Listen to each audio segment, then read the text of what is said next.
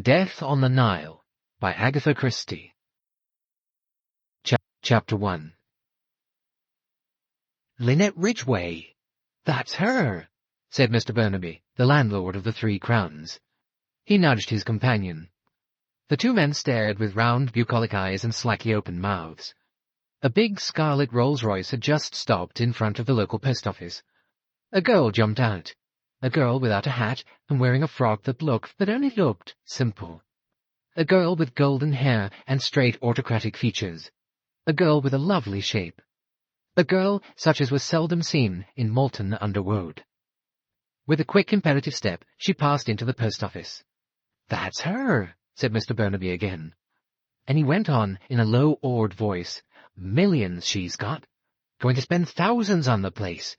Swimming pools there's going to be, and Italian gardens, and a ballroom, and half of the house pulled down and rebuilt." "She'll bring money into the town," said his friend. He was a lean, seedy-looking man. His tone was envious and grudging. Mr. Burnaby agreed.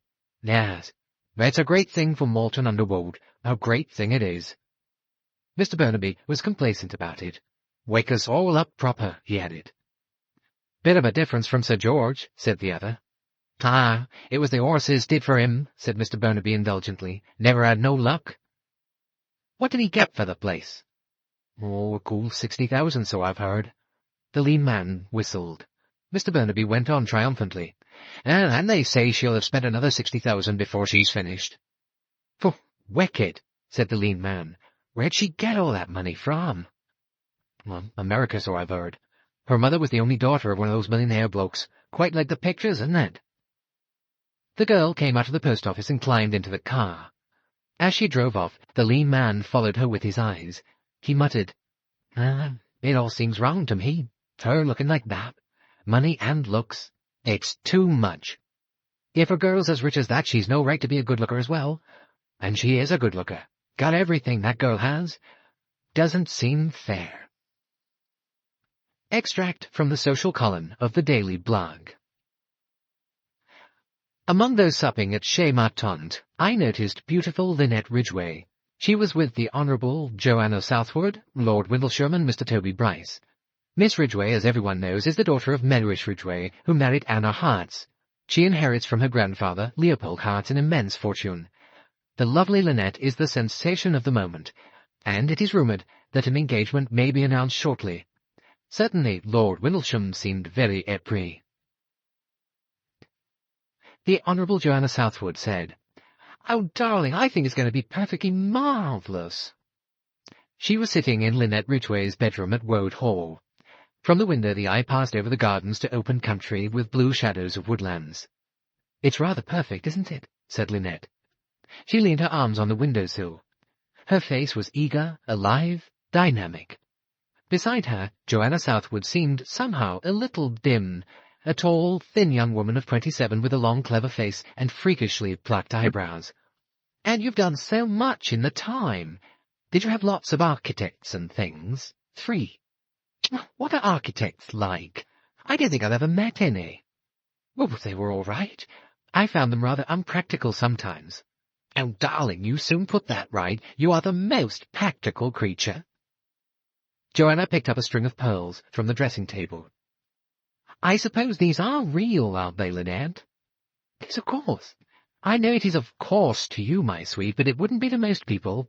Heavily cultured, or even Woolworth. Darling, they really are incredible, so exquisitely matched. They must be worth the most fabulous sum." "Rather vulgar, you think?" "No, not at all. Just pure beauty. What are they worth?" "About 50,000. "What a lovely lot of money. Aren't you afraid of having them stolen?" "No, I always wear them, and anyway they're insured." "Oh, let me wear them till dinner time, will you, darling? It would give me such a thrill." Linnet laughed. "Of course, if you like.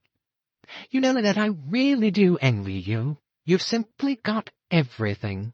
Here you are at 20, your own mistress with any amount of money, looks, superb health. You've even got brains. When are you 21? Next June. I shall have a grand coming-of-age party in London." "And then, are you going to marry Charles Windlesham?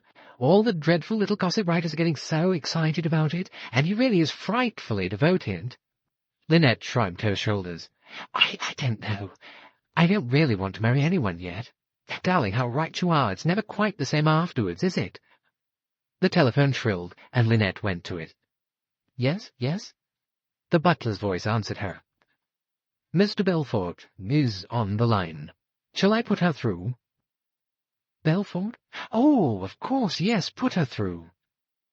A click and a voice, an eager, soft, slightly breathless voice. Hello? Is that Miss Ridgeway? Linnet?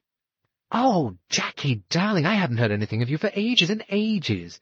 Oh, I know, it's awful. Linnet, I want to see you terribly. But, darling, can't you come down here? My new toy. I'd love to show it to you. Well, that's just what I want to do. Well, jump into a train or a car. Right, I will. A frightfully dilapidated two-seater. I bought it for £15, and some days it goes beautifully, but it has moods. If I haven't arrived by tea-time, you'll know it's had a mood. So long, my sweet. Linnet replaced the receiver. She crossed back to Joanna. That's my oldest friend, Jacqueline de Belfort. We were together at a convent in Paris. She's had the most terribly bad luck. Her father was a French count, her mother was an American, a southerner. The father went off with some woman, and her mother lost all her money in the Wall Street crash. Jackie was left absolutely broke. I don't know how she's managed to get along the last 2 years. Joanna was polishing her deep blood-coloured nails with her friend's nail pad. She leant back with her head on one side, scrutinizing the effect. Darling, she drawled, well, they've been rather tiresome. If any misfortunes happen to my friends, I always drop them at once. It sounds heartless, but it saves a lot of trouble later. They always want to borrow money off you, or else they start a dressmaking business, and you have to get the most terrible clothes from them. Or they paint lampshades, or do batik scarves. So, if I lost all my money, you'd drop me tomorrow? Oh, yes, darling, I would. You can't say I'm not honest about it. I only like successful people. And you'll find that's true of nearly everybody. Only most people won't admit it. They just say that really they can't put up with Mary or Emily or Pamela anymore. Her troubles have made her so bitter and peculiar, poor dear. Oh, how beastly you are, Joanna. Oh, I'm only on the make like everyone else. I'm not on the make. For obvious reasons. You don't have to be sordid when good-looking, middle-aged American trustees pay you over a vast allowance every quarter. You're wrong about Jacqueline, said Linnet. She's not a sponge. I've wanted to help her, but she won't let me. She's as proud as the devil. Well, what's she in such a hurry to see you for? I'll bet she wants something. You just wait and see. But she sounded excited about something, admitted Linnet. Jackie always did get frightfully worked up over things. She once stuck a penknife into someone. Oh, darling, how thrilling! Oh, a boy who was teasing a dog. Jackie tried to get him to stop. He wouldn't. She pulled him and shook him, but he was much stronger than she was, and at last she whipped out a penknife and plunged it right into him. There was the most awful row. I should think so. It sounds most uncomfortable. Linnet's maid entered the room. With a murmured word of apology, she took down a dress from the wardrobe and went out of the room with it. "What's the matter with Marie?" asked Joanna. "She's been crying." Poor thing. You know I told you she wanted to marry a man who has a job in Egypt. Well, she didn't know much about him, so I thought I'd better make sure he was all right. It turned out that he had a wife already, and 3 children. What a lot of enemies you must make, Linnet. Enemies? Linnet looked surprised. Joanna nodded and helped herself to a cigarette. Enemies, my sweet. You're so devastatingly efficient, and you're so frightfully good at doing the right thing. Linnet laughed. Why, I haven't got an enemy in the world. Lord Windlesham sat under the cedar tree. His eyes rested on the graceful proportions of Woad Hall. There was nothing to mar its old-world beauty. The new buildings and additions were out of sight round the corner. It was a fair and peaceful sight, bathed in the autumn sunshine. Nevertheless, as he gazed, it was no longer Woad Hall that Charles Windlesham saw. Instead, he seemed to see a more imposing Elizabethan mansion, a long sweep of park, a bleaker background. It was his own family seat, Charltonbury, and in the foreground stood a figure, a girl's figure, with bright golden hair and an eager, confident face. Linnet as mistress of Charltonbury. He felt very hopeful. That refusal of hers had not been at all a definite refusal. It had been little more than a plea for time. Well, he could afford to wait a little. How amazingly suitable the whole thing was. It was certainly advisable that he should marry money, but not such a matter of necessity that he could regard himself as forced to put his own feelings on one side. And he loved Linnet. He would have wanted to marry her even if she had been practically penniless instead of one of the richest girls in England. Only, fortunately, she was one of the richest girls in England. His mind played with attractive plans for the future. The mastership of the Rochdale, perhaps, the restoration of the West Wing, no need to let the Scotch shooting. Charles Windlesham dreamed in the sun. It was 4 o'clock when the dilapidated little two-seater stopped with a sound of crunching gravel. A girl got out of it, a small, slender creature with a mop of dark hair. She ran up the steps and tugged at the bell. A few minutes later, she was being ushered into the long, stately drawing-room, and an ecclesiastical butler was saying with a proper mournful intonation, "Miss de Belford."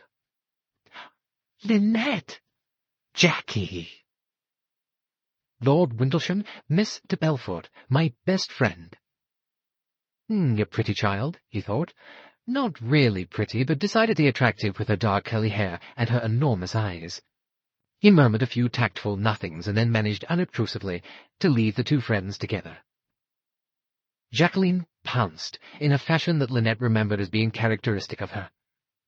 "Windlesham? Windlesham? That's the man the papers always say you're going to marry. Are you, Linnet? Are you?" Linnet murmured, "Perhaps." "Oh, darling, I'm so glad. He looks nice." "Oh, don't make up your mind about it. I haven't made up my own mind yet." "Oh, of course not. Queens always proceed with due deliberation to the choosing of a consort." "Oh, don't be ridiculous, Jackie." "No, but you are a queen, Linnet. You always were. Sa Majesty la Reine Linnet, Linnet la Blonde. And I am the Queen's confidant, the trusted maid of honour." "Oh, what nonsense you talk, Jackie darling. Where have you been all this time? You just disappear and you never write." "Well, I hate writing letters. Where have I been? Oh, about 3 parts submerged, darling. In jobs, you know. Grim jobs with grim women." "Oh, darling, I wish you'd take the Queen's bounty. Well, frankly, darling, that's what I'm here for. No, not to borrow money. It's not got to that yet. But I've come to ask a great, big, important favour." "Go on." "If you're going to marry the Windlesham man, you'll understand, perhaps." Linnet looked puzzled for a minute, then her face cleared. "Jackie, do you mean—" "Yes, darling, I'm engaged." "So that's it. I thought you were looking particularly alive somehow. You always do, of course, but even more than usual." "Well, that's just what I feel like." "Tell me about him." "His name's Simon Doyle. He's big and square and incredibly simple and boyish and utterly adorable. He's poor, well, got no money. He's what you call county, all right, but very impoverished county. A younger son and all that. His people come from Devonshire. He loves country and country things, and for the last 5 years he's been in the city in a stuffy office. And now they're cutting down and he's out of a job. Oh, Linnet, I shall die if I can't marry him. I shall die, I shall die, I shall die." "Oh, don't be ridiculous, Jackie." "No, I shall die, I tell you. I'm crazy about him. He's crazy about me. We can't live without each other." "Darling, you have got it badly." "I know. It's awful, isn't it? Oh, this love business gets hold of you and you can't do anything about it." She paused for a minute. Her dark eyes dilated, looked suddenly tragic. She gave a little shiver. "Oh, it's even frightening sometimes. Simon and I were made for each other. I shall never care for anyone else, and you have got to help us, Linnet. I heard you'd bought this place, and they put an idea into my head. Listen, you'll have to have a land agent, or perhaps 2. I want you to give the job to Simon." "Oh." Linnet was startled. Jacqueline rushed on. "Well, he's got all that sort of thing at his fingertips. He knows all about estates, was brought up on one, and he's got his business training, too. Oh, Linnet, you will give him a job, won't you, for love of me? If he doesn't make good, sack him. But he will.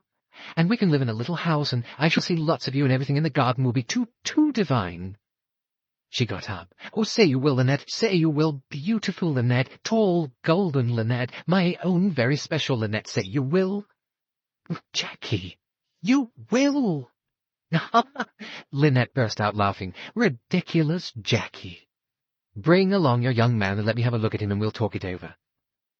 Jackie darted at her, kissing her exuberantly. "Oh, darling Linnet, you're a real friend. I knew you were. You wouldn't let me down, ever. You're just the loveliest thing in the world. Goodbye." "Oh, but Jackie, you're staying." "Me? No, I'm not. I'm going back to London, and tomorrow I'll come back and bring Simon and we'll settle it all up. You'll adore him. He really is a pet." "Yeah, but can't you wait and just have tea?" "No, I can't wait, Linnet. I'm too excited. I must get back and tell Simon. I know I'm mad, darling, but I can't help it. Marriage will cure me, I expect. It always seems to have a very sobering effect on people." She turned at the door, stood a moment, then rushed back for a last quick, bird-like embrace. "Dear Linnet, there's no one like you." Monsieur Gaston Blondin, the proprietor of that modish little restaurant Chez Ma Tante, was not a man who delighted to honour many of his clientele. The rich, the beautiful, the notorious, and the well-born might wait in vain to be signalled out and paid special attention. Only in the rarest cases did Monsieur Blondin, with gracious condescension, greet a guest, accompany him to a privileged table, and exchange with him suitable and apposite remarks. On this particular night, Monsieur Blondin had exercised his royal prerogative 3 times, once for a duchess, once for a famous racing peer, and once for a little man of comical appearance with immense black moustaches, and who a casual onlooker would have thought could bestow no favour on Chez Ma Tante by his presence there. Monsieur Blondin, however, was positively fulsome in his attentions. Though clients had been told for the last half-hour that a table was not to be had, one now mysteriously appeared, placed in a most favourable position. Monsieur Blondin conducted the climb to it with every appearance of empressement. "Oh, but naturally for you there is always a table, Monsieur Poirot. How I wish that you were not as softener." Hercule Poirot smiled, remembering that past incident wherein a dead body, a waiter, Monsieur Blondin, and a very lovely lady had played a part. "Ah, you're too amiable, Monsieur Blondin," he said. "And you are alone, Monsieur Poirot?" "Yes, I am alone." "Oh, well, Jules here will compose for you a little meal that will be a poem, positively a poem. Women, however charming, have this disadvantage. They distract their mind from food. You will enjoy your dinner, Monsieur Poirot, I promise you that. Now, as to wine—" A technical conversation ensued, Jules, the maître d'hôtel, assisting. Before departing, Monsieur Blondin lingered a moment, lowering his voice confidentially. "You have grave affairs on hand?" Poirot shook his head. "I am, alas, a man of leisure," he said sadly. "I have made economies in my time, and have now the means to enjoy life of idleness." "Oh, I envy you." "Oh, no, you would be unwise to do so, I can assure you. It is not so gay as it sounds." He sighed. "How true is the saying that man was forced to invent work in order to escape the strain of having to think." Monsieur Blondin threw up his hands. "Oh, but there is so much. There is travel." "Yes, there is travel. Already I have done not so badly. This winter I shall visit Egypt, I think. The climate, they say, is superb. One will escape from the fogs, the greyness, the monotony of the constantly falling rain." "Ah, Egypt," breathed Monsieur Blondin. "One can even voyage there now, I believe, by train, escaping all sea travel except the Channel." "Ah, the sea. It does not agree with you?" Hercule Poirot shook his head and shuddered slightly. "No, I too," said Monsieur Blondin with sympathy. "Curious the effect it has on the stomach." "No, but only upon certain stomachs. There are people on whom the motion makes no impression whatsoever. They actually enjoy it. An unfairness of the good God," said Monsieur Blondin. He shook his head sadly, and brooding on the impious thought, withdrew. Smooth-footed, deft-handed waiters ministered to the table. Toast Melba, butter, an ice pail, all the adjuncts to a meal of quality. The Negro orchestra broke into an ecstasy of strange discordant noise. London danced. Hercule Poirot looked on, registering impressions in his neat, orderly mind. How bored and weary most of the faces were. Some of those stout men, however, were enjoying themselves, whereas a patient endurance seemed to be the sentiment exhibited on their partners' faces. The fat woman in purple was looking radiant. Undoubtedly the fat had certain compensations in life, a zest, a gusto denied to those of more fashionable contours. A good sprinkling of young people, some vacant-looking, some bored, some definitely unhappy. How absurd to call youth the time of happiness, youth the time of greatest vulnerability. His glance softened as it rested on one particular couple, a well-matched pair, tall, broad-shouldered man, slender, delicate girl, two bodies that moved in a perfect rhythm of happiness. Happiness in the place, the hour, and in each other. The dance stopped abruptly. Hands clapped, and it started again. After a second encore, the couple returned to their table close by Poirot. The girl was flushed, laughing. As she sat, he could study her face as it was lifted, laughing to her companion. There was something else beside laughter in her eyes. Hercule Poirot shook his head doubtfully. She cares too much, the little one, he said to himself. It is not safe. No, it is not safe. And then a word caught his ear. Egypt. Their voices came to him clearly. The girls, young, fresh, arrogant, with just a trace of soft-sounding foreign airs, and the man's pleasant, low-toned, well-bred English. I am not counting my chickens before they're hatched, Simon. I tell you, Linnet won't let us down. I might let her down. Nonsense. It's just the right job for you. As a matter of fact, I think it is. I haven't really any doubts as to my capability. I mean to make good, for your sake. The girl laughed softly, a laugh of pure happiness. We'll wait 3 months to make sure you don't get the sack, and then I'll endow thee with my worldly goods. That's the hang of it, isn't it? And as I say, we'll go to Egypt for our honeymoon. Oh, damn the expense. I've always wanted to go to Egypt all my life. The Nile, and the pyramids, and the sand. He said, with his voice slightly indistinct. We'll see it together, Jackie. Together. Won't it be marvellous? I wonder, will it be as marvellous to you as it is to me? Do you really care? As much as I do? Her voice was suddenly sharp, her eyes dilated, almost with fear. The man's answer came with an equal sharpness. Don't be absurd, Jackie. But the girl repeated, I wonder. Then she shrugged her shoulders. Let's dance. Hercule Poirot murmured to himself, Un qui aime, et un qui se laisse aimer. Yes, I wonder too. Joanna Southwood said, And suppose he's a terrible tough. Linnet shook her head. Oh, he won't be. I can trust Jacqueline's taste. Joanna murmured, but people don't run true to form in lovers' hands. Linnet shook her head impatiently. Then she changed the subject. Oh, I must go and see Mr. Pierce about his plans. Plans? Yes, some dreadful, insanitary old cottages. I'm having them pulled down and the people moved. Now, how sanitary and public-spirited of you, darling.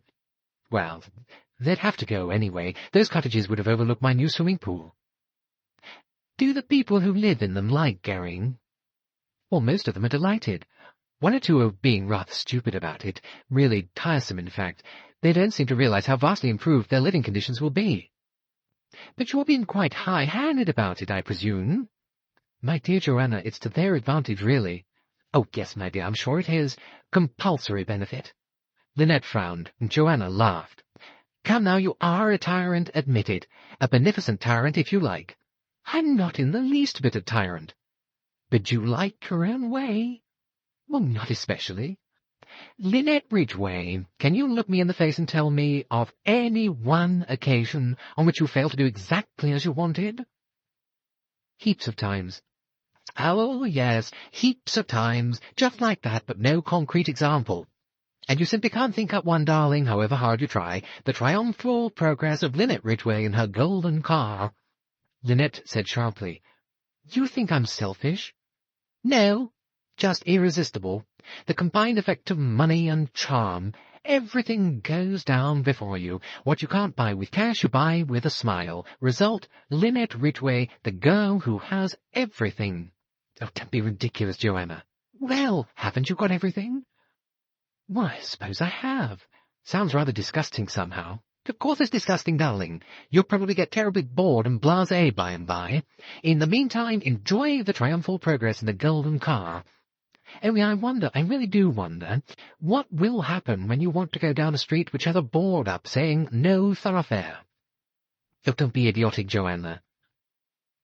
As Lord Windlesham joined them, Linnet said, turning to him, "Joanna is saying the nastiest things to me." "All spite," said Joanna vaguely as she got up from her seat. She made no apology for leaving them. She had caught the glint in Windlesham's eye. He was silent for a minute or two, then he went straight to the point. "Have you come to a decision, Linnet?" Linnet said slowly, "Oh, am I being a brute? I suppose, if I'm not sure, I ought to say no." He interrupted her. "Don't say it. You shall have time, as much time as you want. But I think, we should be happy together." "You see," Linnet's tone was apologetic, almost childish, "I'm enjoying myself so much, especially with all this." She waved a hand. "I wanted to make Woad Hall into my real ideal of a country house, and I do think I've got it nice, don't you?" "It's beautiful. Beautifully planned. Everything perfect. You're very clever, Linnet." He paused a minute and went on. "And you like Charltonbury, don't you? Of course it wants modernising and all that, but you're so clever at that sort of thing. You'd enjoy it." "But why, of course Charltonbury's divine." She spoke with ready enthusiasm, but inwardly she was conscious of a sudden chill. An alien note had sounded, disturbing her complete satisfaction with life. She did not analyze the feeling at the moment, but later, when Windlesham had gone into the house, she tried to probe into the recesses of her mind. Charltonbury. Yes, that was it. She had resented the mention of Charltonbury. But why? Charltonbury was modestly famous. Windlesham's ancestors had held it since the time of Elizabeth. To be mistress of Charltonbury was a position unsurpassed in society. Windlesham was one of the most desirable peers in England. Naturally, he wouldn't take Woad seriously. It was not in any way to be compared with Charltonbury. But Woad was hers. She had seen it, acquired it, rebuilt and redressed it, lavished money on it. It was her own possession, her kingdom. But in a sense, it wouldn't count if she married Windlesham. What would they want with two country places? And of the two, naturally, Woad Hall would be the one to be given up. She, Linnet Ridgeway, wouldn't exist any longer. She would be Countess of Windlesham, bringing a fine dowry to Charltonbury and its master. She would be Queen Consort, not Queen any longer. "I'm being ridiculous," said Linnet to herself. But it was curious how she did hate the idea of abandoning Woad. And wasn't there something else nagging at her? Jackie's voice, with that queer, blurred note in it saying, "If I don't marry him, I'll die. I shall die. I shall die." So positive, so earnest. Did she, Linnet, feel like that about Windlesham? Assuredly she didn't. Perhaps she could never feel like that about anyone. It must be rather wonderful to feel like that. The sound of a car came through the open window. Linnet shook herself impatiently. That must be Jackie and her young man. She'd go out and meet them. She was standing in the open doorway as Jacqueline and Simon Doyle got out of the car. "Linnet!" Jackie ran to her. "This is Simon. Simon, here's Linnet. She's just the most wonderful person in the world." Linnet saw a tall, broad-shouldered young man with very dark blue eyes, crisply curling brown hair, a square chin, and a boyish, appealing, simple smile. She stretched out a hand. The hand that clasped hers was firm and warm. She liked the way he looked at her, the naive, genuine admiration. Jackie had told him she was wonderful, and he clearly thought that she was wonderful. A warm, sweet feeling of intoxication ran through her veins. "Isn't this all lovely?" she said. "Come in, Simon, and let me welcome my new land agent properly." As she turned to lead the way, she thought, "I'm frightfully, frightfully happy. I like Jackie's young man. I like him enormously." And then, with a sudden pang, lucky Jackie. Tim Allerton leant back in his wicker chair and yawned as he looked out over the sea. He shot a quick, sidelong glance at his mother. Mrs. Allerton was a good-looking, white-haired woman of 50. By imparting an expression of pinched severity to her mouth every time she looked at her son, she sought to disguise the fact of her intense affection for him. Even total strangers were seldom deceived by this device, and Tim himself saw through it perfectly. He said, "Do you really like Mallorca, Mother?" "Well," Mrs. Allerton considered, "it's cheap." And cold," said Tim with a slight shiver. He was a tall, thin young man with dark hair and a rather narrow chest. His mouth had a very sweet expression, his eyes were sad, and his chin was indecisive. He had long, delicate hands. Threatened by consumption some years ago, he had never displayed a really robust physique. He was popularly supposed to write, but it was understood among his friends that inquiries as to literary output were not encouraged. "What are you thinking of, Tim?" Mrs. Allerton was alert. Her bright, dark brown eyes looked suspicious. Tim Allerton grinned at her. "I was thinking of Egypt." "Egypt?" Mrs. Allerton sounded doubtful. "Real warmth, darling. Lazy golden sands. The Nile. I'd like to go up the Nile, wouldn't you?" "I'd like it." Her tone was dry. "But Egypt's expensive, my dear. Not for those who have to count the pennies." Tim laughed. He rose, stretched himself. Suddenly he looked alive and eager. There was an excited note in his voice. "The expense will be my affair. Yes, darling. A little flutter on the stock exchange, with thoroughly satisfactory results. I heard this morning." "This morning?" said Mrs. Allerton sharply. "You only had one letter, and that—" She stopped and bit her lip. Tim looked momentarily undecided whether to be amused or annoyed. Amusement gained the day. "And that was from Johanna," he finished coolly. "Quite right, Mother. What a queen of detectives you would make. The famous Hercule Poirot would have to look to his laurels if you were about." Mrs. Allerton looked rather cross. "Well, I just happened to see the handwriting." "And knew it wasn't that of a stockbroker? Quite right. As a matter of fact, it was yesterday I heard from them. Poor Joanna's handwriting is rather noticeable, sprawls all over the envelope like an inebriated spider." "What does Joanna say? Any news?" Mrs. Allerton strove to make her voice sound casual and ordinary. The friendship between her son and his second cousin, Joanna Southwood, always irritated her. Not, as she put it to herself, that there was anything in it. She was quite sure there wasn't. Tim had never manifested a sentimental interest in Joanna, nor she in him. Their mutual attractions seemed to be founded on gossip, and the possession of a large number of friends and acquaintances in common. They both liked people, and discussing people. Joanna had an amusing, if caustic, tongue. It was not because Mrs. Allerton feared that Tim might fall in love with Joanna that she found herself always becoming a little stiff in manner if Joanna were present or when letters from her arrived. It was some other feeling, hard to define. Perhaps an unacknowledged jealousy in the unfeigned pleasure Tim always seemed to take in Joanna's society. He and his mother were such perfect companions that the sight of him absorbed and interested in another woman always startled Mrs. Allerton slightly. She fancied, too, that her own presence on these occasions set some barrier between the two members of the younger generation. Often she had come upon them eagerly absorbed in some conversation, and at the sight of her their talk had wavered. It seemed to include her rather too purposefully, and as if duty-bound. Quite definitely Mrs. Allerton did not like Joanna Southwood. She thought her insincere, affected, and essentially superficial. She found it very hard to prevent herself saying so in unmeasured tones. In answer to her question, Tim pulled the letter out of his pocket and glanced through it. It was quite a long letter, his mother noted. "Nothing much," he said. "The Devonishes are getting a divorce. Old Monty's been had up for being drunk in charge of a car. Windlesham's gone to Canada. Seems he was pretty badly hit when Linnet Ridgeway turned him down. She's definitely going to marry this land agent person." "How extraordinary!" "Is he very dreadful?" No, not at all. He's one of the Devonshire Doyles. No money, of course, and he was actually engaged to one of Lynette's best friends. Pretty thick, that." "I don't think it's at all nice," said Mrs. Allerton, flushing. Tim flashed her a quick, affectionate glance. "I know, darling, you don't approve of snaffling other people's husbands and all that sort of thing." "Well, in my day we had our standards," said Mrs. Allerton. "And a very good thing, too. Nowadays, young people seem to think they can just go about doing anything they choose." Tim smiled. "They don't only think it, they do it. Vide Linnet Ridgeway."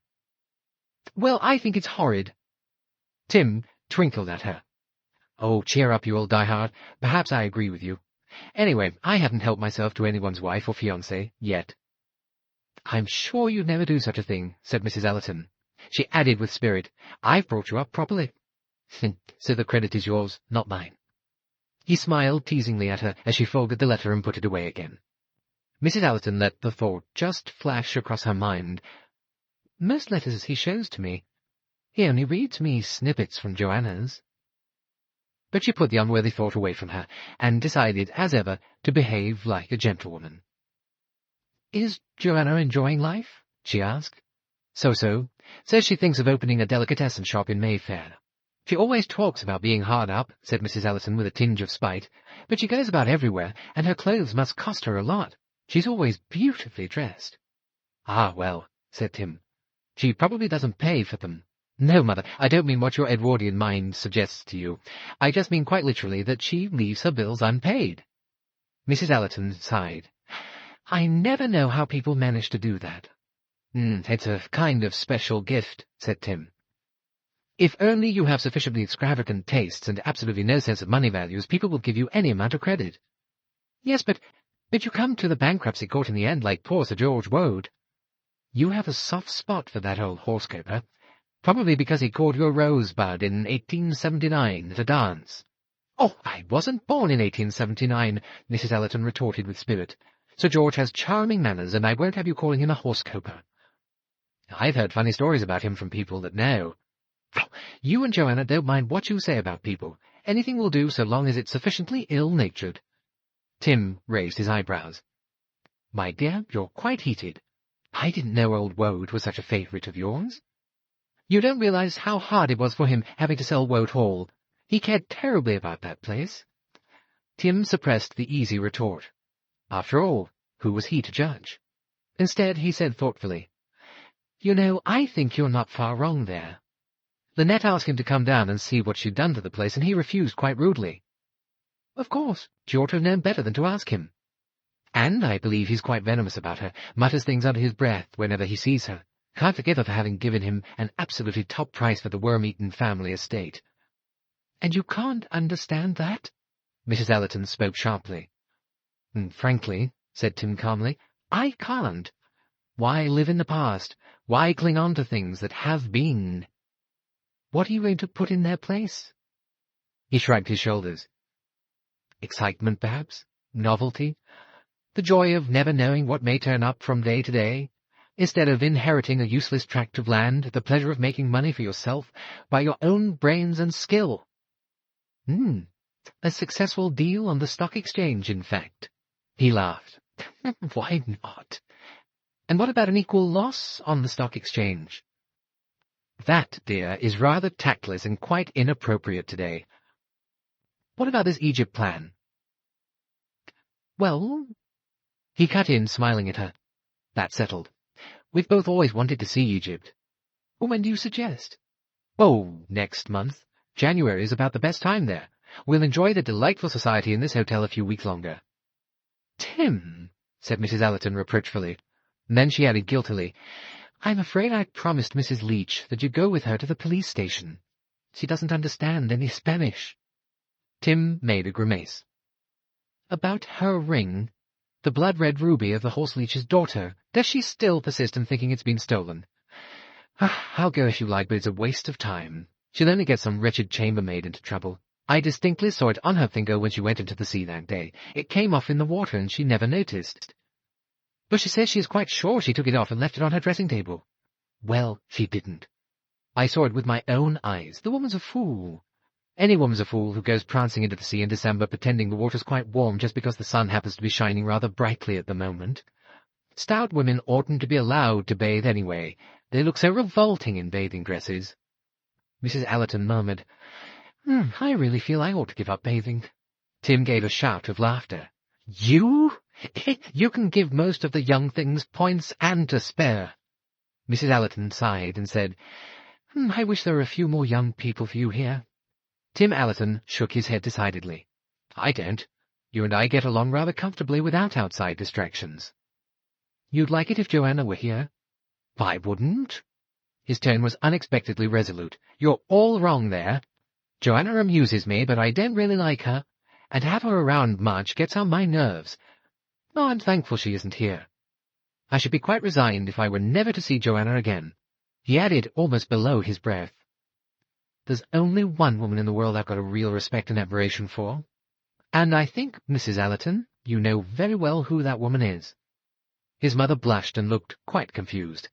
Tim said gravely, "There aren't very many really nice women in the world. You happen to be one of them." In an apartment overlooking Central Park in New York, Mrs. Robson exclaimed, "If that isn't just too lovely! You really are the luckiest girl, Cornelia." Cornelia Robson flushed responsively. She was a big, clumsy-looking girl with brown, dog-like eyes. "Oh, it will be wonderful," she gasped. Old Miss Van Schuyler inclined her head in a satisfied fashion at this correct attitude on the part of poor relations. "I've always dreamed of a trip to Europe," sighed Cornelia, "but I just didn't feel I'd ever get there." "Miss Bowers will come with me as usual, of course," said Miss Van Schuyler. "But as a social companion I find her limited, very limited. There are many little things that Cornelia can do for me." "Oh, I'd just love to, Cousin Marie," said Cornelia eagerly. "Very well, then. That's settled," said Miss Van Schuyler. "Just run and find Miss Bowers, my dear. It's time for my eggnog." Cornelia departed. Her mother said, "Oh, my dear Marie, I really am most grateful to you. You know, I think Cornelia suffers a lot from not being a social success. It makes her feel kind of mortified. If I could afford to take her to places. But you know how it's been since Ned died." "Oh, I'm very glad to take her," said Miss Van Schuyler. "Cornelia has always been a nice, handy girl, willing to run errands, and not so selfish as some of these young people nowadays." Mrs. Robson rose and kissed her rich relative's wrinkled and slightly yellow face. "Oh, I'm just ever so grateful," she declared. On the stairs she met a tall, capable young woman who was carrying a glass containing a yellow, foamy liquid. "Well, Miss Bowers, so you're off to Europe?" "Why, yes, Miss Robson." "What a lovely trip." "Why, yes, I should think it would be very enjoyable." "You've been abroad before?" "Oh, yes, Miss Robson. I went over to Paris with Miss Van Schuyler last fall. But I've never been to Egypt before." Mrs. Robson hesitated. "I do hope there won't be any trouble." She had lowered her voice. Miss Bowers, however, replied in her usual tone. "Oh, no, Miss Robson. I shall take good care of that. I keep a very sharp lookout always." But there was still a faint shadow on Mrs. Robson's face as she slowly continued down the stairs. In his office downtown, Mr. Andrew Pennington was opening his personal mail. Suddenly his fist clenched itself and came down on his desk with a bang. His face crimsoned and two big veins stood out on his forehead. He pressed a buzzer on his desk and a smart-looking stenographer appeared with commendable promptitude. "Tell Mr. Rockford to step in here." "Yes, Mr. Pennington." A few minutes later, Sterndale Rockford, Pennington's partner, entered the office. The two men were not unlike, both tall, spare with grey hair, and clean-shaven, clever faces. "What's up, Pennington?" Pennington looked up from the letter he was rereading. He said, "Linnet's married." "What?" "Well, you heard what I said. Linnet Ridgeway's married." "How? When? Why didn't we hear about it?" Pennington glanced at the calendar on his desk. "She wasn't married when she wrote this letter, but she's married now. Morning of the 4th. That's today." Rockford dropped into a chair. "Whew! No warning? Nothing? Who's the man?" Pennington referred again to the letter. "Doyle. Simon Doyle." "What sort of a fellow is he? Ever heard of him?" "No. She doesn't say much." He scanned the lines of clear, upright handwriting. "Got an idea there's something hole and corner about this business. Well, that doesn't matter. The whole point is she's married." The eyes of the two men met. Rockford nodded. "This needs a bit of thinking out," he said quietly. "What are we going to do about it?" "I'm asking you." The two men sat silent. Then Rockford said, "Got any plan?" Pennington said slowly, "The Normandy sails today. One of us could just make it." "You're crazy. What's the big idea?" Pennington began, "Those British lawyers," and stopped. "Well, what about 'em? Surely you're not going over to tackle 'em. You're mad." Well, I'm not suggesting you or I should go to England. Well, what's the big idea, then? Pennington smoothed out the letter on the table. Linnet's going to Egypt for her honeymoon. Expects to be there a month or more. Egypt, huh? Rockford considered. Then he looked up and met the other's glance. Egypt, he said. That's your idea. Yes, a chance meeting. Over on a trip. Linnet and her husband. Honeymoon atmosphere. It might be done. Rockford said doubtfully. She's sharp, Linnet is, but... Pennington said softly. I think there might be ways of managing it. Again their eyes met. Rockford nodded. All right, big boy. Pennington looked at the clock. I'll have to hustle, whichever of us is going. You go, said Rockford promptly. You always made a hit with Linnet. Uncle Andrew, that's the ticket. Pennington's face had hardened. He said, I hope I can pull it off. His partner said, You've got to pull it off. The situation's critical. William Carmichael said to the thin, weedy youth who opened the door inquiringly, Send Mr. Jim to me, please. Jim Fanthorpe entered the room and looked inquiringly at his uncle. The older man looked up with a nod and a grunt. There you are. You asked for me? Just cast an eye over this. The young man sat down and drew the sheaf of papers towards him. The elder man watched him. Well? The answer came promptly. Looks fishy to me, sir. Again, the senior partner of Carmichael, Grant, and Carmichael uttered his characteristic grunt. Jim Fanthorpe reread the letter which had just arrived by airmail from Egypt. It seems wicked to be writing business letters on such a day. We have spent a week at Mena House and made an expedition to the Fayum. The day after tomorrow we're going up the Nile to Luxor and Aswan by steamer, and perhaps on to Khartoum. When we went into Cook's this morning to see about our tickets, who do you think was the first person I saw? My American trustee, Andrew Pennington. I think you met him 2 years ago when he was over. I had no idea he was in Egypt, and he had no idea that I was, nor that I was married. My letter telling him of my marriage must have just missed him. He's actually going up the Nile on the same trip that we are. Isn't it a coincidence? Thank you so much for all you've done in this busy time. As the young man was about to turn the page, Mr. Carmichael took the letter from him.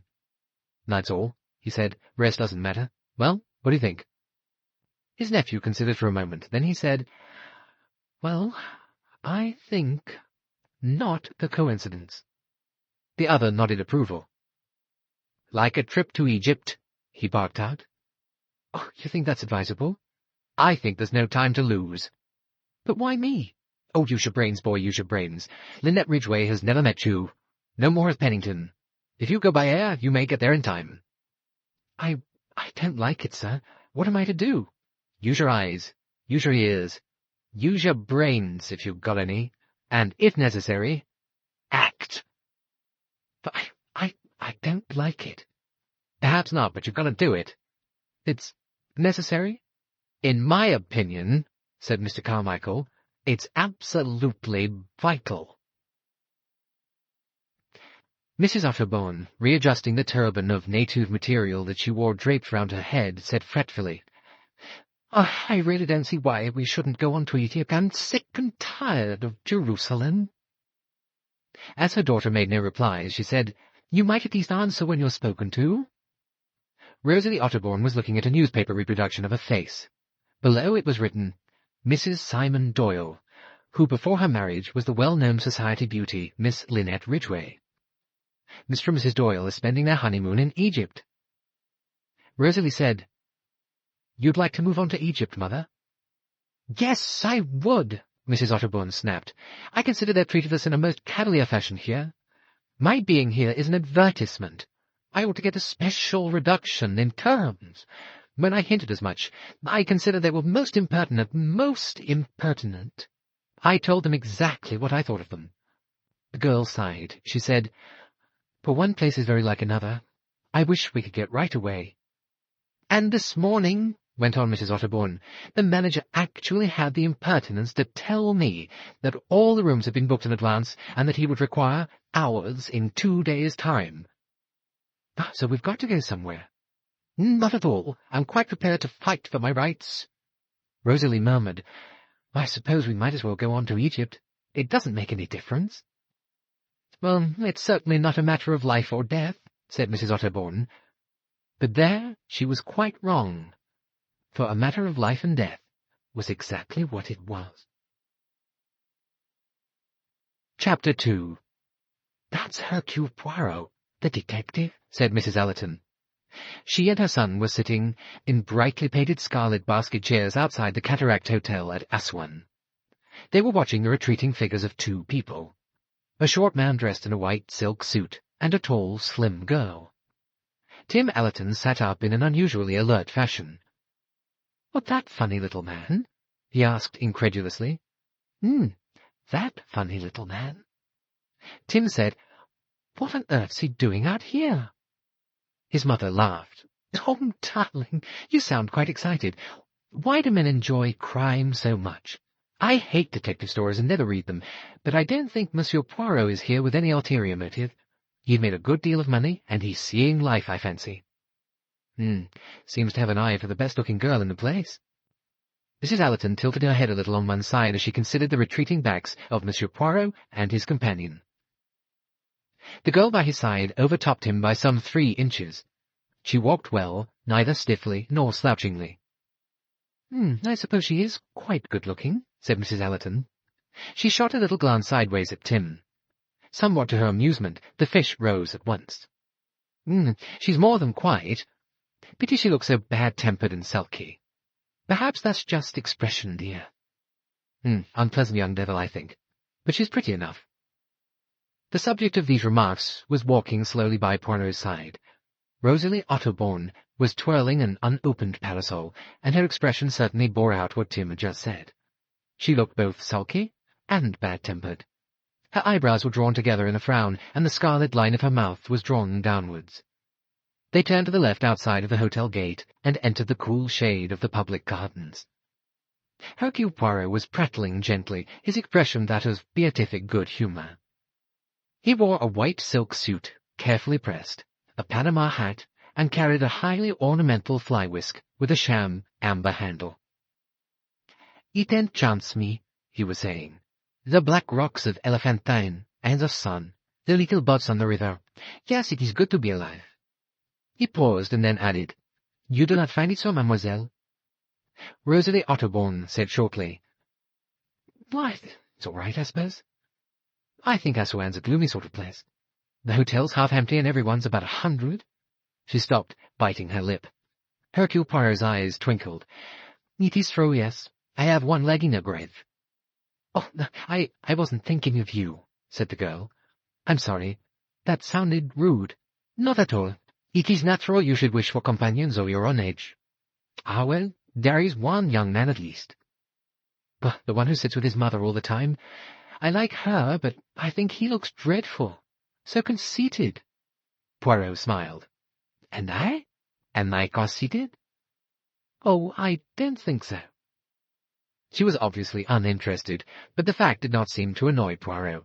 He merely remarked with placid satisfaction, "My best friend says that I am very conceited." "Oh, well," said Rosalie vaguely, "I suppose you have something to be conceited about. Unfortunately, crime doesn't interest me in the least." Poirot said solemnly, "I am delighted to learn that you have no guilty secret to hide." Just for a moment, the sulky mask of her face was transformed as she shot him a swift, questioning glance. Poirot did not seem to notice it as he went on. "Madame, your mother was not at lunch today? She is not indisposed, I trust." "Oh, no, this place doesn't suit her," said Rosalie briefly. "I shall be glad when we leave." "We are fellow passengers, are we not? We both make the excursion up to Wadi Halfa and the second cataract?" "Yes." They came out from the shade of the garden onto a dusty stretch of road bordered by the river. 5 watchful bead-sellers, 2 vendors of postcards, 3 sellers of plaster scarabs, a couple of donkey boys, and some detached but hopeful infantile riffraff closed in upon them. "You want beads, sir? Very good, very cheap. Lady, you want scarab? Look, great queen, very lucky. You look, sir, real lapis, very good, very cheap. You want a right donkey, sir? This very good donkey, this donkey whiskey and soda, sir. You want to go to Granite Quarry, sir?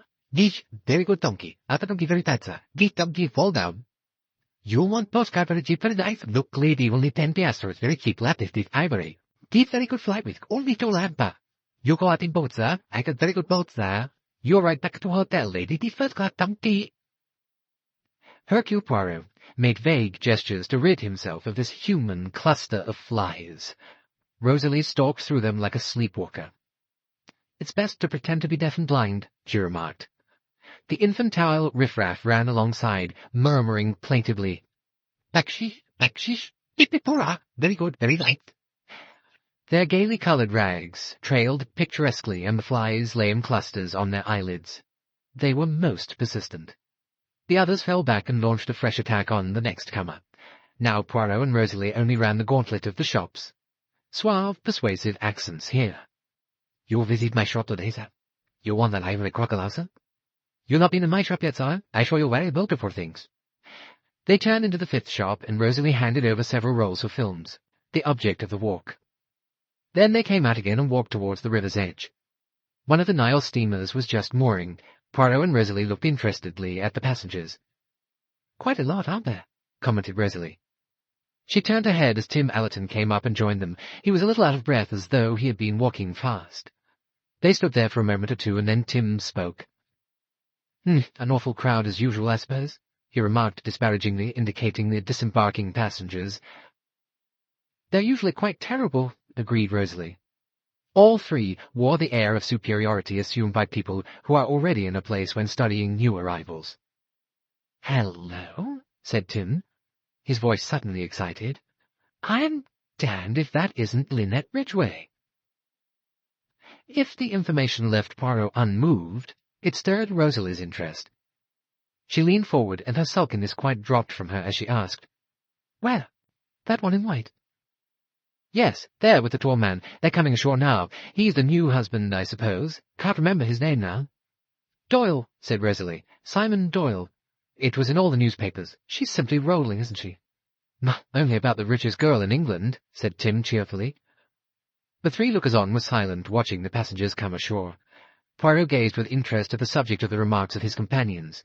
He murmured, She is beautiful. Some people have got everything, said Rosalie bitterly. There was a queer, grudging expression on her face as she watched the other girl coming up the gangplank. Linnet Doyle was looking as perfectly turned out as if she was stepping onto the centre of the stage in a revue. She had something, too, of the assurance of a famous actress. She was used to being looked at, to being admired, to being the centre of the stage wherever she went. She was aware of the keen glances bent upon her, and at the same time almost unaware of them. Such tributes were part of her life.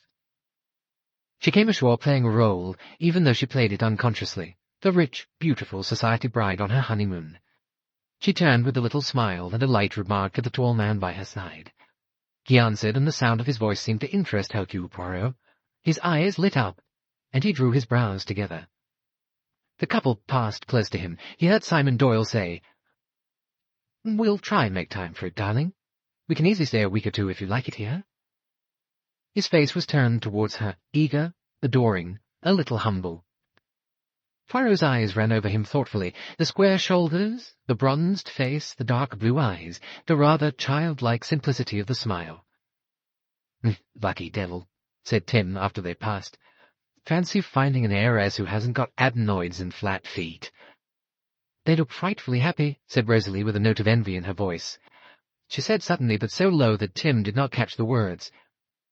"'Tisn't fair." Poirot heard, however. He had been frowning somewhat perplexedly, but now he flashed a quick glance towards her. Tim said, "I must collect some stuff for my mother now." He raised his hat and moved off. Poirot and Rosalie retraced their steps slowly in the direction of the hotel, waving aside fresh proffers of donkeys. "So, it is not fair, mademoiselle?" said Poirot gently. The girl flushed angrily. "I don't know what you mean." "Oh, I am repeating what you said just now under your breath." "Oh, yes, you did." Rosalie Otterbourne shrugged her shoulders. "Well, it really seems a little too much for one person. Money, good looks, marvellous figure, and—" She paused, and Poirot said, "And love, eh?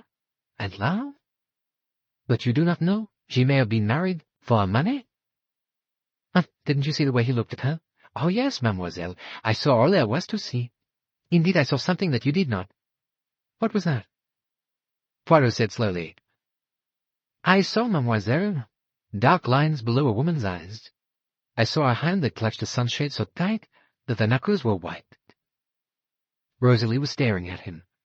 What do you mean? I mean that all is not the gold that glitters. I mean that though this lady is rich and beautiful and beloved, there is all the same something that is not right. And I know something else.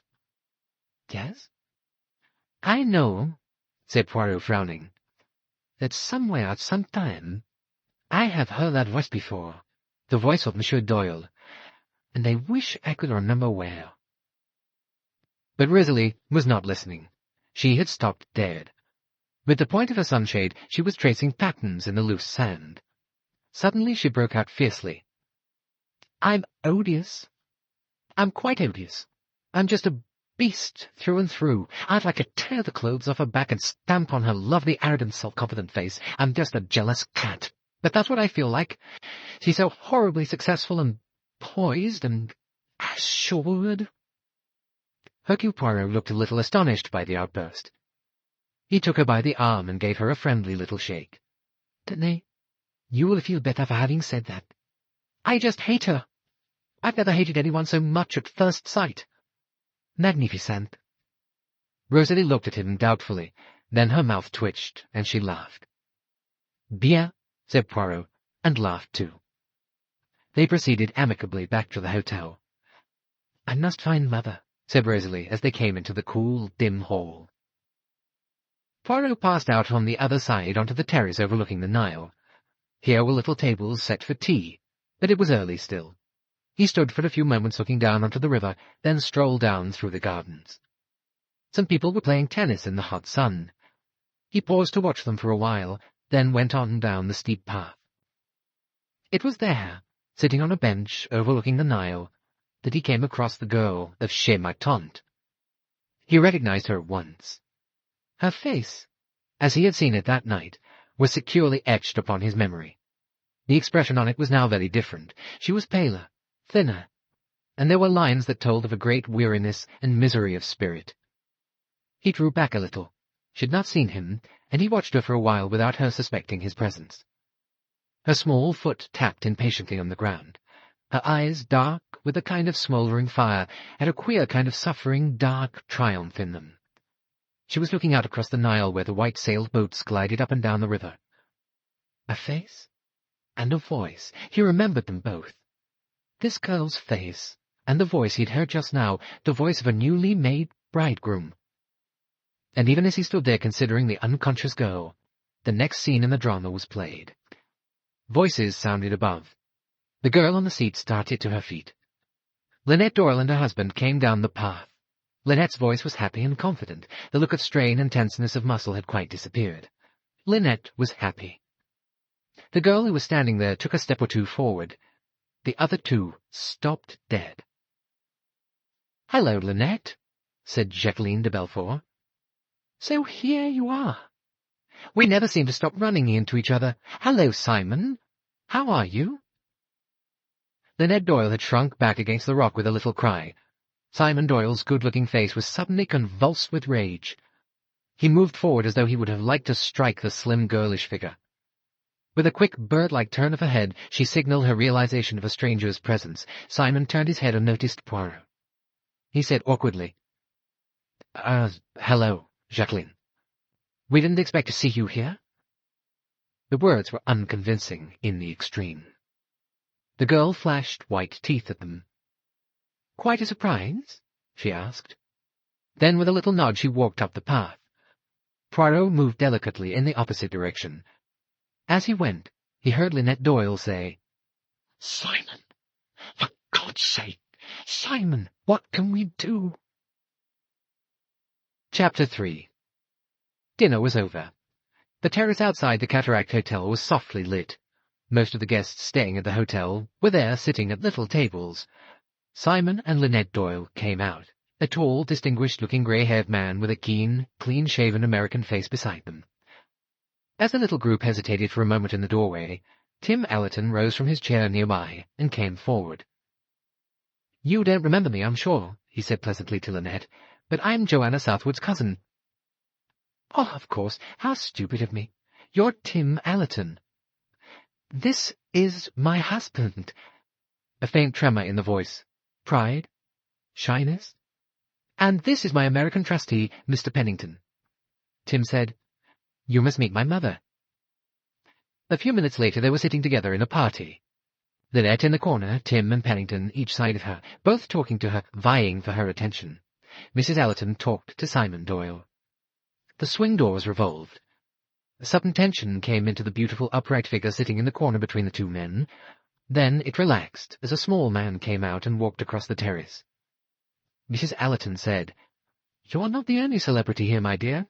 That funny little man is Hercule Poirot."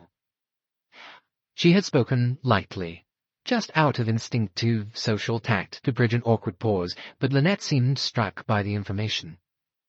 "Hercule Poirot? Of course, I've heard of him." She seemed to sink into a fit of abstraction. The two men on either side of her were momentarily at a loss. Poirot had strolled across to the edge of the terrace, but his attention was immediately solicited. "Sit down, Monsieur Poirot. What a lovely night." He obeyed. "Mais oui, madame, it is indeed beautiful." He smiled politely at Mrs. Otterbourne. What draperies of black ninon, and that ridiculous turban effect. Mrs. Otterbourne went on in her high, complaining voice. "Quite a lot of notabilities here now, aren't there? I expect we shall see a paragraph about it in the paper soon. Society beauties, famous novelists." She paused with a slight mock-modest laugh. Poirot felt, rather than saw, the sulky, frowning girl opposite him flinch, and set her mouth in a sulkier line than before. "You have a novel on the way at present, madame?" he inquired. Mrs. Otterbourne gave her little self-conscious laugh again. "I'm being dreadfully lazy. I really must set to. My public is getting terribly impatient, and my publisher, poor man, appeals by every post, even cables." Again he felt the girl shift in the darkness.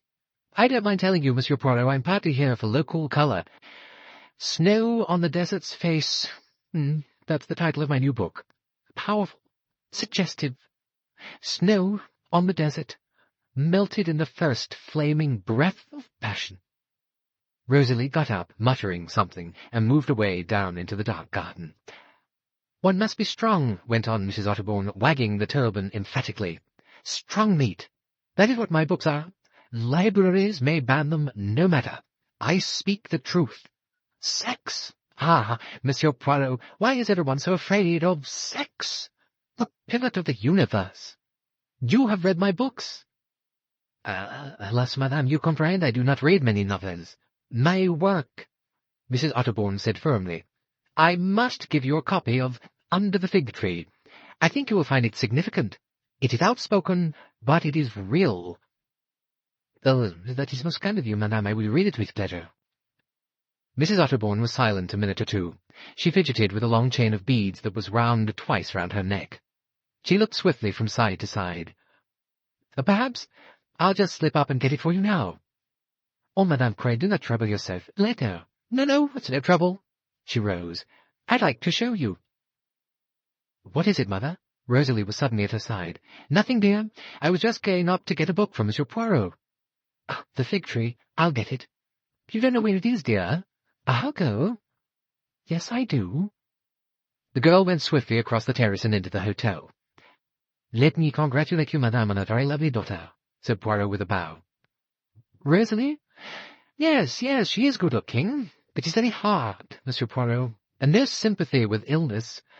She always thinks she knows best. She imagines she knows more about my health than I do myself." Poirot signalled to a passing waiter. "A liqueur, madame? A chartreuse, or a crème de menthe?" Mrs. Otterbourne shook her head vigorously. No, I'm practically a teetotaler. You may have noticed I never drink anything but water, or perhaps lemonade. I cannot bear the taste of spirits." "Then may I order you a lemon squash, madame?" He gave the order, 1 lemon squash and 1 Benedictine. The swing door revolved. Rosalie passed through and came towards them, a book in her hand. "Here you are," she said. Her voice was quite expressionless, almost remarkably so. "Monsieur Poirot has just ordered me a lemon squash," said her mother. "And you, mademoiselle, what will you take?" "Nothing," she added, suddenly conscious of the curtness. "Nothing, thank you." Poirot took the volume which Mrs. Otterbourne held out to him. It still bore its original jacket, a gaily-coloured affair representing a lady with smartly shingled hair and scarlet fingernails sitting on a tiger skin in the traditional costume of Eve. Above her was a tree with the leaves of an oak, bearing large and improbably coloured apples. It was entitled Under the Fig Tree by Salome Otterbourne. On the inside was a publisher's blurb. It spoke enthusiastically of the superb courage and realism of his study of a modern woman's love life. Fearless, unconventional, realistic were the adjectives used. Poirot bowed and murmured, "I am honoured, madame." As he raised his head, his eyes met those of the authoress's daughter. Almost involuntarily, he made a little movement. He was astonished and grieved at the eloquent pain they revealed. It was at that moment that the drinks arrived and created a welcome diversion. Poirot lifted his glass gallantly. "À votre santé, madame, mademoiselle." Mrs. Otterbourne, sipping her lemonade, murmured, "Oh, so refreshing. Delicious." Silence fell on the three of them. They looked down to the shining black rocks on the Nile. There was something fantastic about them in the moonlight. They were like vast prehistoric monsters lying half out of the water.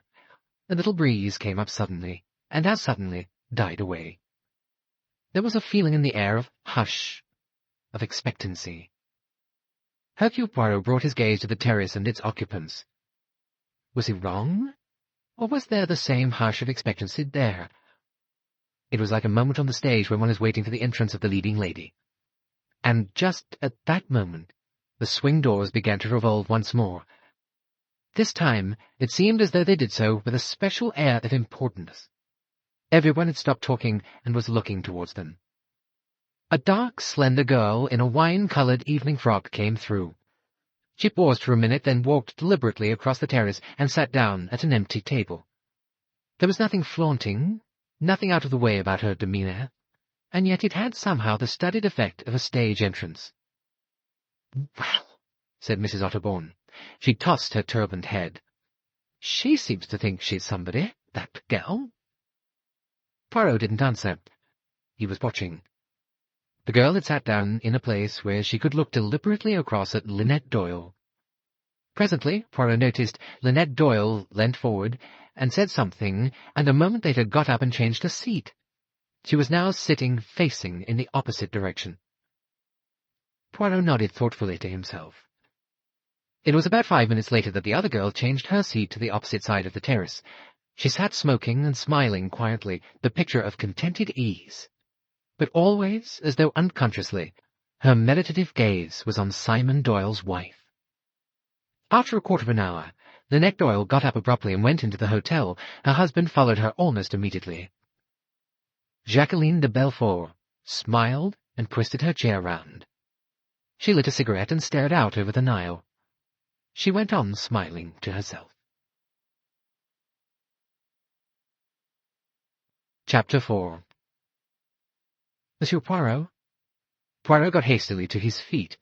He had remained sitting out on the terrace alone after everyone else had left. Lost in meditation, he had been staring at the smooth, shiny black rocks when the sound of his name recalled him to himself. It was a well-bred, assured voice, a charming voice, although perhaps a trifle arrogant. Hercule Poirot, rising quickly, looked into the commanding eyes of Linnet Doyle. She wore a wrap of rich purple velvet over her white satin gown, and she looked more lovely and more regal than Poirot had imagined possible. "You are Monsieur Hercule Poirot?" said Linnet. It was hardly a question. "At your service, madame." "You know who I am, perhaps?" "Yes, madame. I have heard your name. I know exactly who you are." Linnet nodded.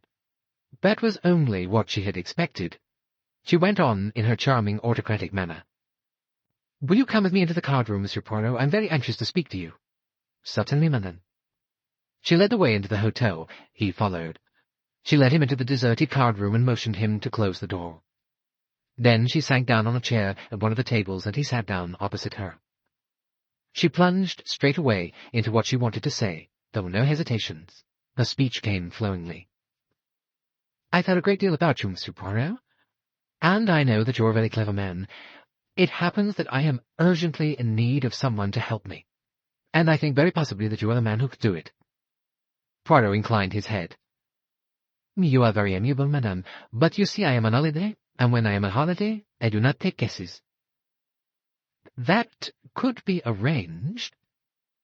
It was not offensively said, only with the quiet confidence of a young woman who had always been able to arrange matters to her satisfaction.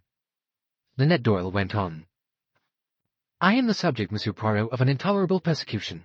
That persecution has got to stop.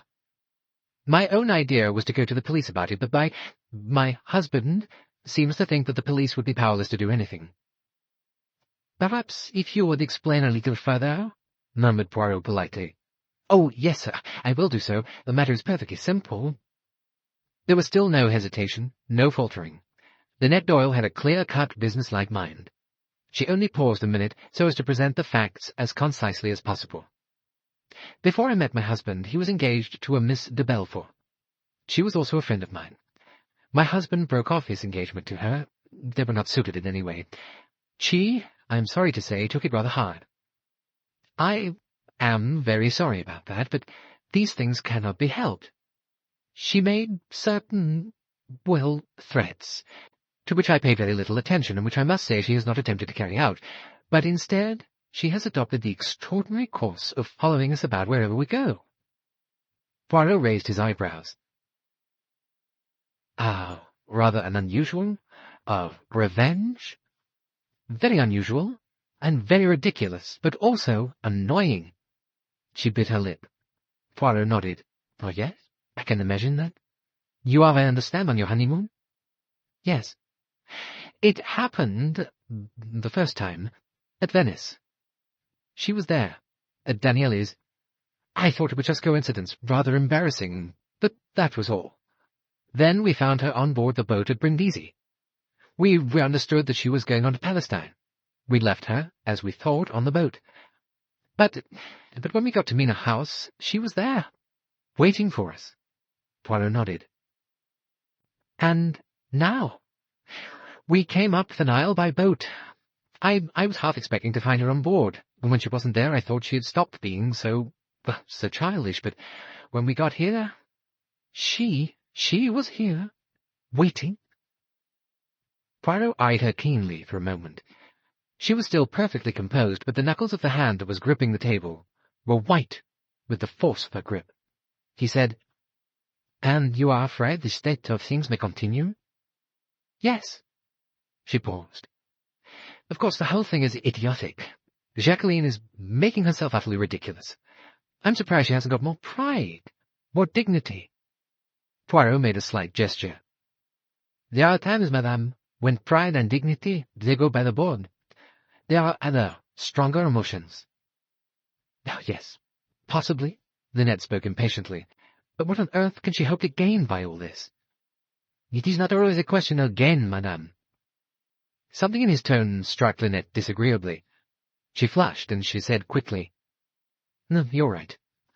The discussion of motives is beside the point. The crux of the matter is that this has got to be stopped." "And how do you propose that should be accomplished, madame?" Poirot asked. "Well, naturally, my husband and I cannot continue being subjected to this annoyance. There must be some kind of legal redress against such a thing." She spoke impatiently. Poirot looked at her thoughtfully as he asked, "Has she threatened you in actual words in public, used insulting language, attempted any bodily harm?" "No." "Then, frankly, madame, I do not see what you can do. If it is a young lady's pleasure to travel in certain places, and those places are the same where you and your husband find yourself, eh bien, what of it? The air is free to all. There is no question of her forcing herself upon your privacy. It is always in public that these encounters take place." "You mean there's nothing that I can do about it?" Linnet sounded incredulous. Poirot said placidly, "Nothing at all as far as I can see. Mademoiselle de Belfort is within our rights." But it's maddening. It is intolerable that I should have to put up with this." Poirot said dryly, "I sympathize with you, madame. especially as I imagine that you have not often had to put up with things." Linnet was frowning. "There must be some way of stopping it," she murmured. Poirot shrugged his shoulders. "You can always leave. Move on somewhere else," he suggested. "But then she will follow." "Very possibly, yes." "It's absurd." "Precisely. Anyway, why should we run away, as though... She stopped. "Exactly, madame. As though. It is all there, is it not?" Linnet lifted her head and stared at him. "What do you mean?" Poirot altered his tone. He leant forward. His voice was confidential, appealing. He said very gently, "Why do you mind so much, madame?" "Why? But it's maddening, irritating to the last degree. I've told you why." Poirot shook his head. "Not altogether." Linnet said again, "What do you mean?" Poirot leant back, folded his arms, and spoke in a detached, impersonal manner. "Écoutez, madame, I will recount to you a little history. It is that one day, a month or two ago, I am dining in a restaurant in London. At the table next to me are two people, a man and a girl. They are very happy, so it seems very much in love. They talk with confidence of the future. It is not that I listen to what is not meant for me. They are quite oblivious of who hears them and who does not. The man's back is to me, but I can watch the girl's face. It is very intense. She is in love, heart, soul, and body, and she is not of those who love lightly and often. With her it is clearly the life and the death. They are engaged to be married, these two, that is what I gather. And they talk of where they shall pass the days of their honeymoon. They plan to go to Egypt." He paused. Linnet said sharply, "Well?" Poirot went on. "That is a month or two ago. Why, the girl's face? I do not forget it. I know that I shall remember her if I see it again. And I remember, too, the man's voice. And I think you can guess, madame, when it is I see the one and hear the other again. It is here in Egypt. The man is on his honeymoon, yes, but he is on his honeymoon with another woman." Linnet said sharply, "What of it? I've already mentioned the facts." "The facts? Yes." "Well, then," Poirot said slowly, "the girl in the restaurant mentioned a friend whom she was very positive would not let her down. That friend, I think, was you, madame." Linnet flashed. "Yes. I told you we'd been friends." "And she trusted you?" "Yes." She hesitated for a moment, biting her lip impatiently. Then, as Poirot did not seem disposed to speak, she broke out. "Of course the whole thing was very unfortunate, but these things happen, Monsieur Poirot." "Ah, yes, they happen, madame." He paused. "You are of the Church of England, I presume?" Yes." Linnet looked slightly bewildered. "Then you have heard portions of the Bible read aloud in church? You have heard of King David, and of the rich man who had many flocks and herds, and the poor man who had one ewe lamb, and of how the rich man took the poor man's one ewe lamb? That was something that happened, madame." Linnet sat up. Her eyes flashed angrily. "I see perfectly what you're driving at, Monsieur Poirot. You think, to put it vulgarly, that I stole my friend's young man. Well, looking at the matter sentimentally, which is, I suppose, the way people of your generation cannot help looking at things, that is possibly true. But the real hard truth is different. I don't deny that Jackie was passionately in love with Simon, but I don't think you take into account that he may not have been equally devoted to her. He was very fond of her, but I think that even before he met me, he was beginning to feel that he had made a mistake. Look at it clearly, Monsieur Poirot. Simon discovers that it is I he loves, not Jackie. What's he to do? Be heroically noble and marry a woman he doesn't care for, and therefore probably ruin 3 lives? For it is doubtful whether he could make Jackie happy under these circumstances. If he were actually married to her, when he met me, I agree that it might be his duty to stick to her, though I'm not really sure of that. If one person is unhappy, the other suffers too. But an engagement is not really binding. If a mistake has been made, then surely it's better to face the fact before it's too late. I admit that it was very hard on Jackie, and I'm terribly sorry about it, but there it is. It was inevitable. I won now." She stared at him. "What do you mean?" Well, it is very sensible, very logical, all that you say, but it does not explain one thing. Well, what is that? Your own attitude, madame.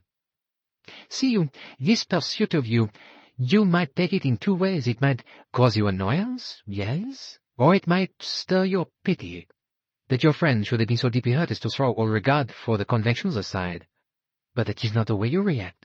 No, to you this persecution is intolerable. And why? It can be for one reason only, that you feel a sense of guilt. Linnet sprang to her feet. How dare you? Really, Monsieur Poirot, this is going too far. But I do dare, madame. I am going to speak to you quite frankly. I suggest to you that although you may have endeavored to gloss over the fact yourself, you deliberately set about taking your husband from your friend. I suggest that you felt strongly attracted to him at once. That I suggest that there was a moment when you hesitated, when you realized that there was a choice, that you could refrain or go on. I suggest that the initiative rested with you, not with Monsieur Doyle. You are beautiful, madame. You are rich, you are clever, intelligent, and you have charm. You could have exercised that charm, or you could have restrained it.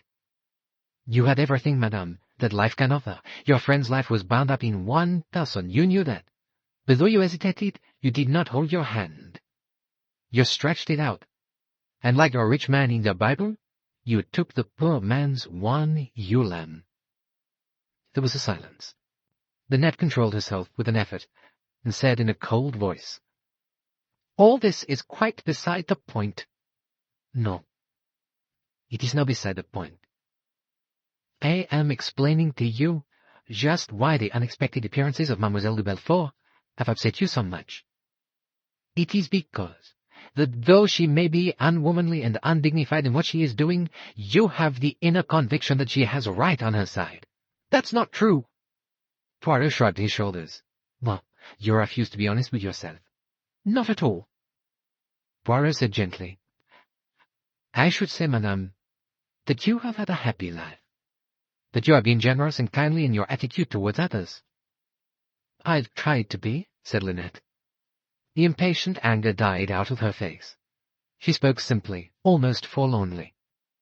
"And that is why the feeling that you have deliberately caused injury to someone upsets you so much, and why you are so reluctant to admit the fact.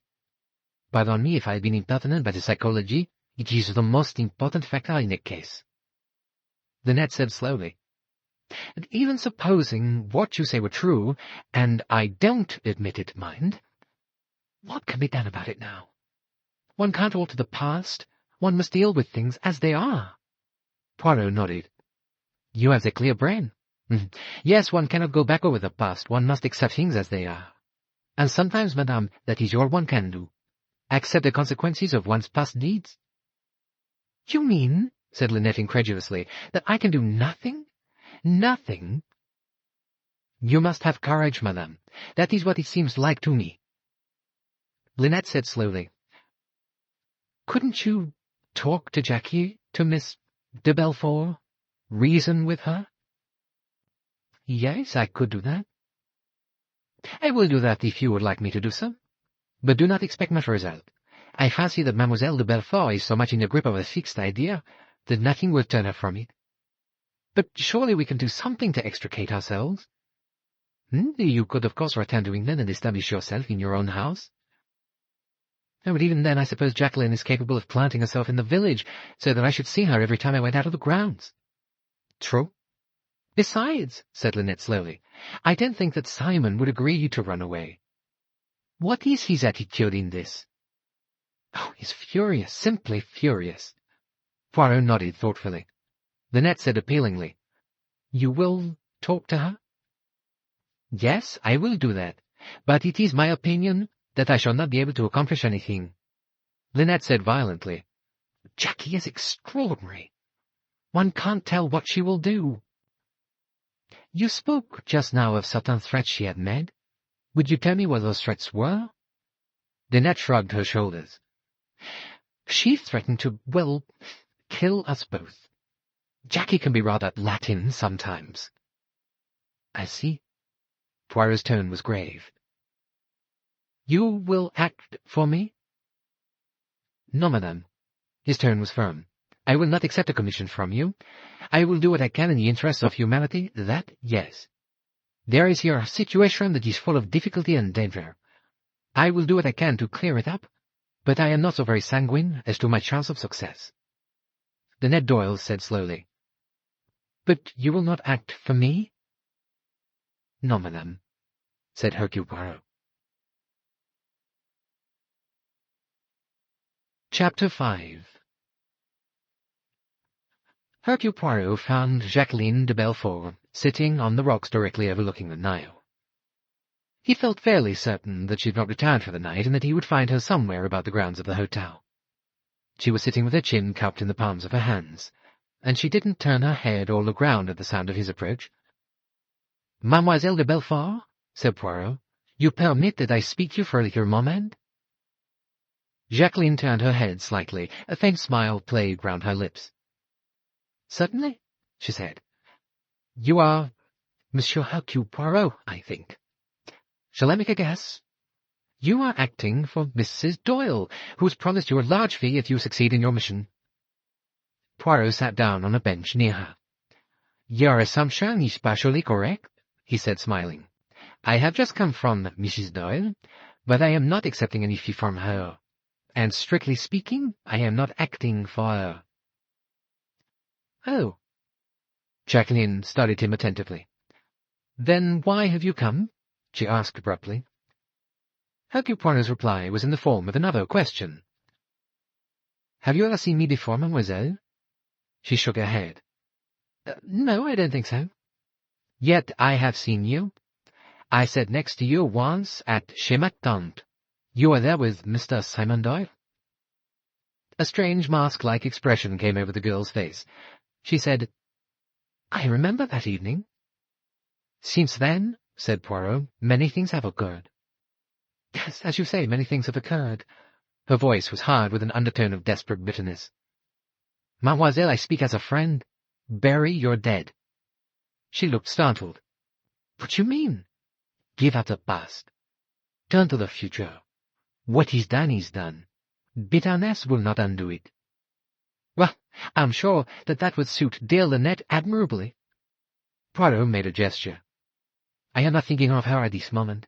I am thinking of you. You have suffered, yes, but what you are doing now will only prolong that suffering." She shook her head. "You're wrong.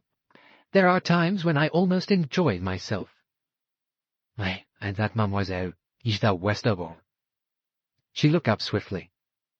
"You're not stupid," she said. She added slowly, "I believe you mean to be kind. Go home, mademoiselle. You are young. You have brains. The world is before you." Jacqueline shook her head slowly. "You don't understand. Or you won't. Simon is my world."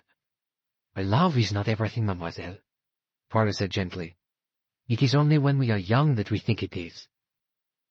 But the girl still shook her head. "You don't understand."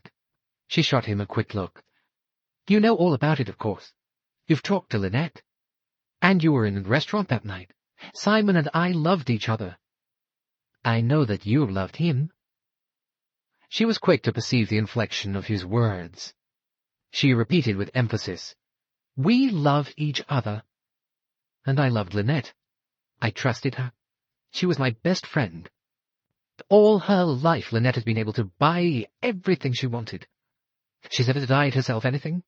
When she saw Simon, she wanted him, and she just took him." "And he allowed himself to be bought?" Jacqueline shook her dark head slowly. "No, it's not quite like that. If it were, I shouldn't be here now. You're suggesting that Simon isn't worth caring for. If he'd married Linnet for her money, that would be true, but he didn't marry her for her money. It's more complicated than that. There's such a thing as glamour, Monsieur Poirot, and money helps that. Linnet had an atmosphere, you see. She was the queen of the kingdom, the young princess, luxurious to her fingertips. It was like a stage setting. She had the world at her feet. One of the richest and most sought-after peers in England wanting to marry her. And she stoops instead to the obscure Simon Doyle. Do you wonder it went to his head? She made a sudden gesture. "Look at the moon up there. You see her very plainly, don't you? She's very real. But if the sun were to shine, you wouldn't be able to see her at all." It was rather like that. I was the moon. When the sun came out, Simon couldn't see me any more. He was dazzled. He couldn't see anything but the sun. Linnet. She paused and then went on. "So you see, it was glamour. She went to his head. And then there's her complete assurance, her habit of command. She's so sure of herself that she makes other people sure. Simon was weak, perhaps, but then he's only a very simple person. He would have loved me, and me only, if Linnet hadn't come along and snatched him up in her golden chariot, and I know perfectly that he wouldn't have ever fallen in love with her if she hadn't made him." "That is what you think, yes." "I know it. He loved me. He will always love me." Poirot said, "Even now?" A quick answer seemed to rise to her lips, then be stifled. She looked at Poirot, and a deep, burning colour spread over her face. She looked away, her head dropped down. She said in a low, stifled voice, "Yes, I know. He hates me now. Yes, hates me. He'd better be careful." With a quick gesture, she fumbled in a little silk bag that lay on the seat. Then she held out her hand. On the palm of it was a small, pearl-handled pistol. A dainty toy it looked. "Nice little thing, isn't it?" she said. "Looks too foolish to be real, but it is real. One of those bullets would kill a man or a woman, and I'm a good shot." She smiled, a far-away, reminiscent smile. "When I went home as a child with my mother to South Carolina, my grandfather taught me to shoot. He was the old-fashioned kind that believes in shooting, especially where honor is concerned. My father, too, he fought several duels as a young man. He was a good swordsman. He killed a man once. That was over a woman. So you see, Monsieur Poirot," she met his eyes squarely, "I've hot blood in me. I bought this when it first happened. I meant to kill one or other of them. The trouble was I couldn't decide which. Both of them would have been unsatisfactory. If I'd thought Linnet would have looked afraid... But she's got plenty of physical courage. She can stand up to physical action. And then I thought I'd wait. That appealed to me more and more. After all, I could do it any time. It would be more fun to wait and think about it. And when this idea came to my mind, to follow them, whenever they arrived at some faraway spot and were together and happy, they should see me. And it worked. It got Linnet badly. In a way nothing else could have done. It got right under her skin. That was when I began to enjoy myself. And there's nothing she can do about it. I'm always perfectly pleasant and polite. There's not a word they can take hold of. It's poisoning everything for them." Her voice rang out, clear and silvery. Poirot grasped her arm. "Be quiet. Quiet, I tell you." Jacqueline looked at him. "Well?" she said. The smile was definitely challenging. "Mademoiselle, I beseech you, do not do what you are doing." "Well, leave dear Linnet alone, you mean?" "No, it is deeper than that. Do not open your heart to evil." Her lips fell apart. A look of bewilderment came into her eyes. Poirot went on gravely. "Because if you do, evil will come. Oh yes, very surely evil will come. It will enter in and make its home within you, and after a little while it will no longer be possible to drive it out." Jacqueline stared at him. Her glance seemed to waver, to flicker uncertainly. She said, "I don't know." Then she cried out defiantly, "You can't stop me." "No," said Hercule Poirot, "I cannot stop you." His voice was sad. "Even if I were to kill her, you couldn't stop me?" "No, not if you are willing to pay the price." Jacqueline de Belfort laughed. "I'm not afraid of death. What have I got to live for, after all? I suppose you believe it's very wrong to kill a person who has injured you, even if they've taken away everything you had in the world." Poirot said steadily, "Yes, mademoiselle, I believe it is the unforgivable offense to kill." Jacqueline laughed again. "Then you ought to approve of my present scheme of revenge, because you see, as long as it works, I shan't use that pistol. Oh, but I'm afraid. Yes, afraid sometimes. It all goes red. I want to hurt her, to stick a knife into her, to put my dear little pistol close against her head, and then just press with my finger." "Oh!" The exclamation startled him. "What is it, mademoiselle?" She turned her head and was staring into the shadows. "Someone standing over there. He's gone now?" Poirot looked round sharply. The place seemed quite deserted. "There seems no one here but ourselves, mademoiselle." He got up. "In any case, I have said all I came to say. I wish you good night." Jacqueline got up too. She said almost pleadingly, "You do understand that I can't do what you asked me to do?" Poirot shook his head. "No, for you could do it. There is always a moment. Your friend Linnet, there was a moment too in which she could have held her hand. She let it pass by, and if one does that, then one is committed to the enterprise, and there comes no second chance." "No second chance," said Jacqueline de Belfort. She stood brooding for a moment, then she lifted her head defiantly. "Good night, Monsieur Poirot." He shook his head sadly, and followed her up the path to the hotel. Chapter 6. On the following morning, Simon Doyle joined Hercule Poirot as the latter was leaving the hotel to walk down to the town. "Morning, Monsieur Poirot." "Ah, good morning, Monsieur Doyle."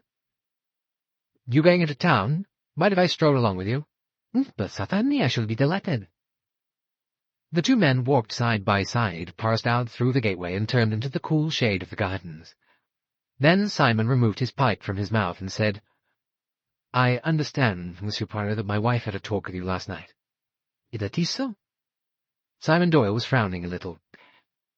He belonged to that type of men of action who find it difficult to put thoughts into words and who have trouble in expressing themselves clearly.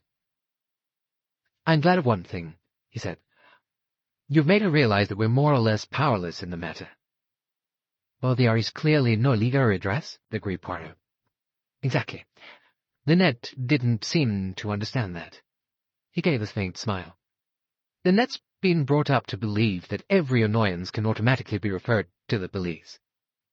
"It would be pleasant if such were the case," said Poirot. There was a pause. Then Simon said suddenly, his face going very red as he spoke, It's infamous that she should be victimized like this. She's done nothing. If anyone likes to say I behaved like a cad, they're welcome to say so. I suppose I did. But I won't have the whole thing visited on Linnet. She had nothing whatever to do with it." Poirot bowed his head gravely, but said nothing. "Did you, have you talked to Jackie, Miss de Belfort?" "Yes, I have spoken with her." "Did you get her to see sense?" "I am afraid not." Simon broke out irritably. "Can't she see what an ass she's making of herself? Doesn't she realize that no decent woman would behave as she is doing? Hasn't she got any pride or self-respect?" Poirot shrugged his shoulders. "She has only a sense of injury, shall we say?" he replied. "Yes, but damn it all, man, decent girls don't behave like this. I admit I was entirely to blame. I treated her damn badly and all that. I should quite understand her being thoroughly fed up with me and never wishing to see me again. But this following me round, it's indecent. Making a show of herself. What the devil does she hope to get out of it? Perhaps revenge? Idiotic. I'd really understand better if she tried to do something melodramatic, like taking a pot shot at me." "You think that would be more like her, yes?" "Well, frankly, I do. She's hot-blooded, and she's got an ungovernable temper. I shouldn't be surprised at her doing anything while she was in a white-hot rage. But this spying business, oh—" He shook his head. "It is more subtle, yes. It is intelligent." Doyle stared at him. "You don't understand. It's playing hell with Linnet's nerves." "And yours?" Simon looked at him with momentary surprise. "Me? I'd like to wring the little devil's neck." "There is nothing, then, of the old feeling left?" "My dear Monsieur Poirot, how can I put it? It's like the moon when the sun comes out. You don't know it's there any more. When once I'd met Linnet, Jackie didn't exist." "Tiens, c'est drôle ça," muttered Poirot. "I beg your pardon?" "Your simile interested me, that is all." Again, flushing, Simon said, "I suppose Jackie told you that I'd only married Linnet for her money. Well, that's a damn lie. I wouldn't marry any woman for money. What Jackie doesn't understand is that it's difficult for a fellow when a woman cares for him as she cared for me." "Ah?" Poirot looked up sharply. Simon blundered on. It sounds a caddish thing to say, but Jackie was too fond of me." "Un qui aime, et un qui se laisse aimer," murmured Poirot. "Eh? What do you say?" "But you see, a man doesn't want to feel that a woman cares more for him than he does for her." His voice grew warm as he went on. "He doesn't want to feel owned, body and soul. It's that damned possessive attitude. This man is mine. He belongs to me. That's the sort of thing I can't stick. No man could stick. He wants to get away, to get free. He wants to own his woman. He doesn't want her to own him." He broke off, and with fingers that trembled slightly, he lit a cigarette. Poirot said, "And it is like that you felt with Mademoiselle Jacqueline?" "Eh?" Simon stared and then admitted, Yes. Well, yes, as a matter of fact, I did. She doesn't realize that, of course, and it's not the sort of thing I could ever tell her. But I was feeling restless. And then I met Linnet, and she just swept me off my feet. I'd never seen anything so lovely. It was all so amazing. Everyone kowtowing to her, and then her singling out a poor chump like me." His tone held boyish awe and astonishment. "I see," said Poirot. He nodded thoughtfully. "Yes, I see." "But why can't Jackie take it like a man?" demanded Simon resentfully. A very faint smile twitched Poirot's upper lip. "Well, you see, Monsieur Doyle, to begin with, she is not a man." No, I meant, take it like a good sport. After all, you've got to take your medicine when it comes to you. The fault's all mine, I admit, but there it is. If you no longer care for a girl, it's simply madness to marry her. And now I see what Jackie's really like and the lengths she's likely to go to. I feel I've had rather a lucky escape." "The length she is likely to go to," Poirot repeated thoughtfully. "Have you any idea, Monsieur Doyle, what those lengths are?" Simon looked at him, rather startled. "No. Well, at least, what do you mean?" "You know she carries a pistol about with her?" Simon frowned, then shook his head. "Oh, I don't believe she'll use that now. She might have done earlier on, but I believe it's got past that. No, she's just spiteful now, trying to take it out of us both." Poirot shrugged his shoulders. "It may be so," he said doubtfully. "Now it's Linnet I'm worrying about," said Simon somewhat unnecessarily.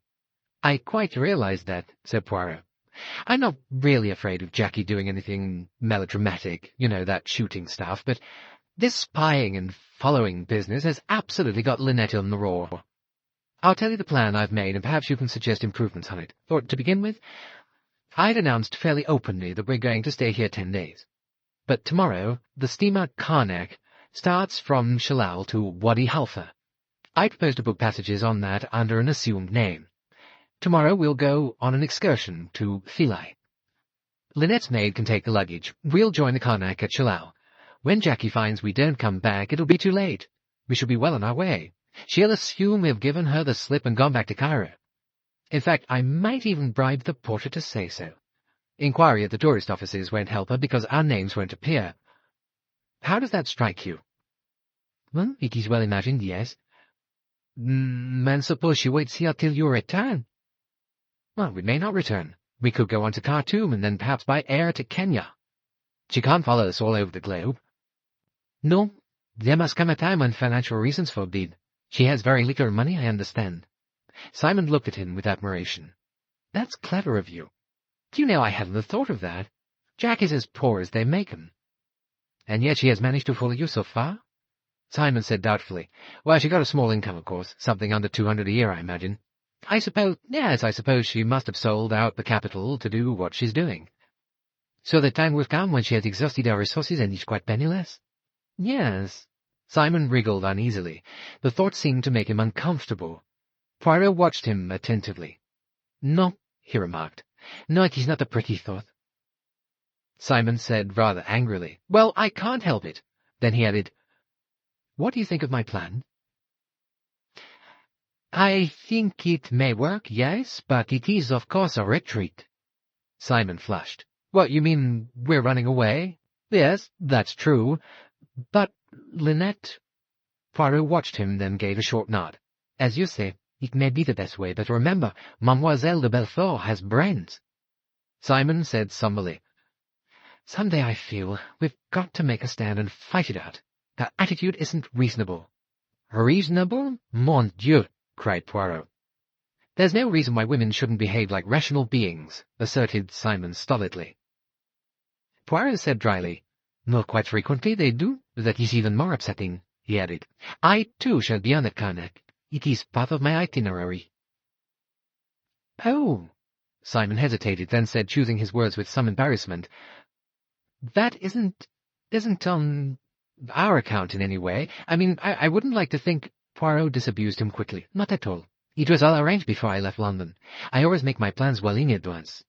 Why, you then just move on from place to place as the fancy takes you. Isn't the latter really pleasanter?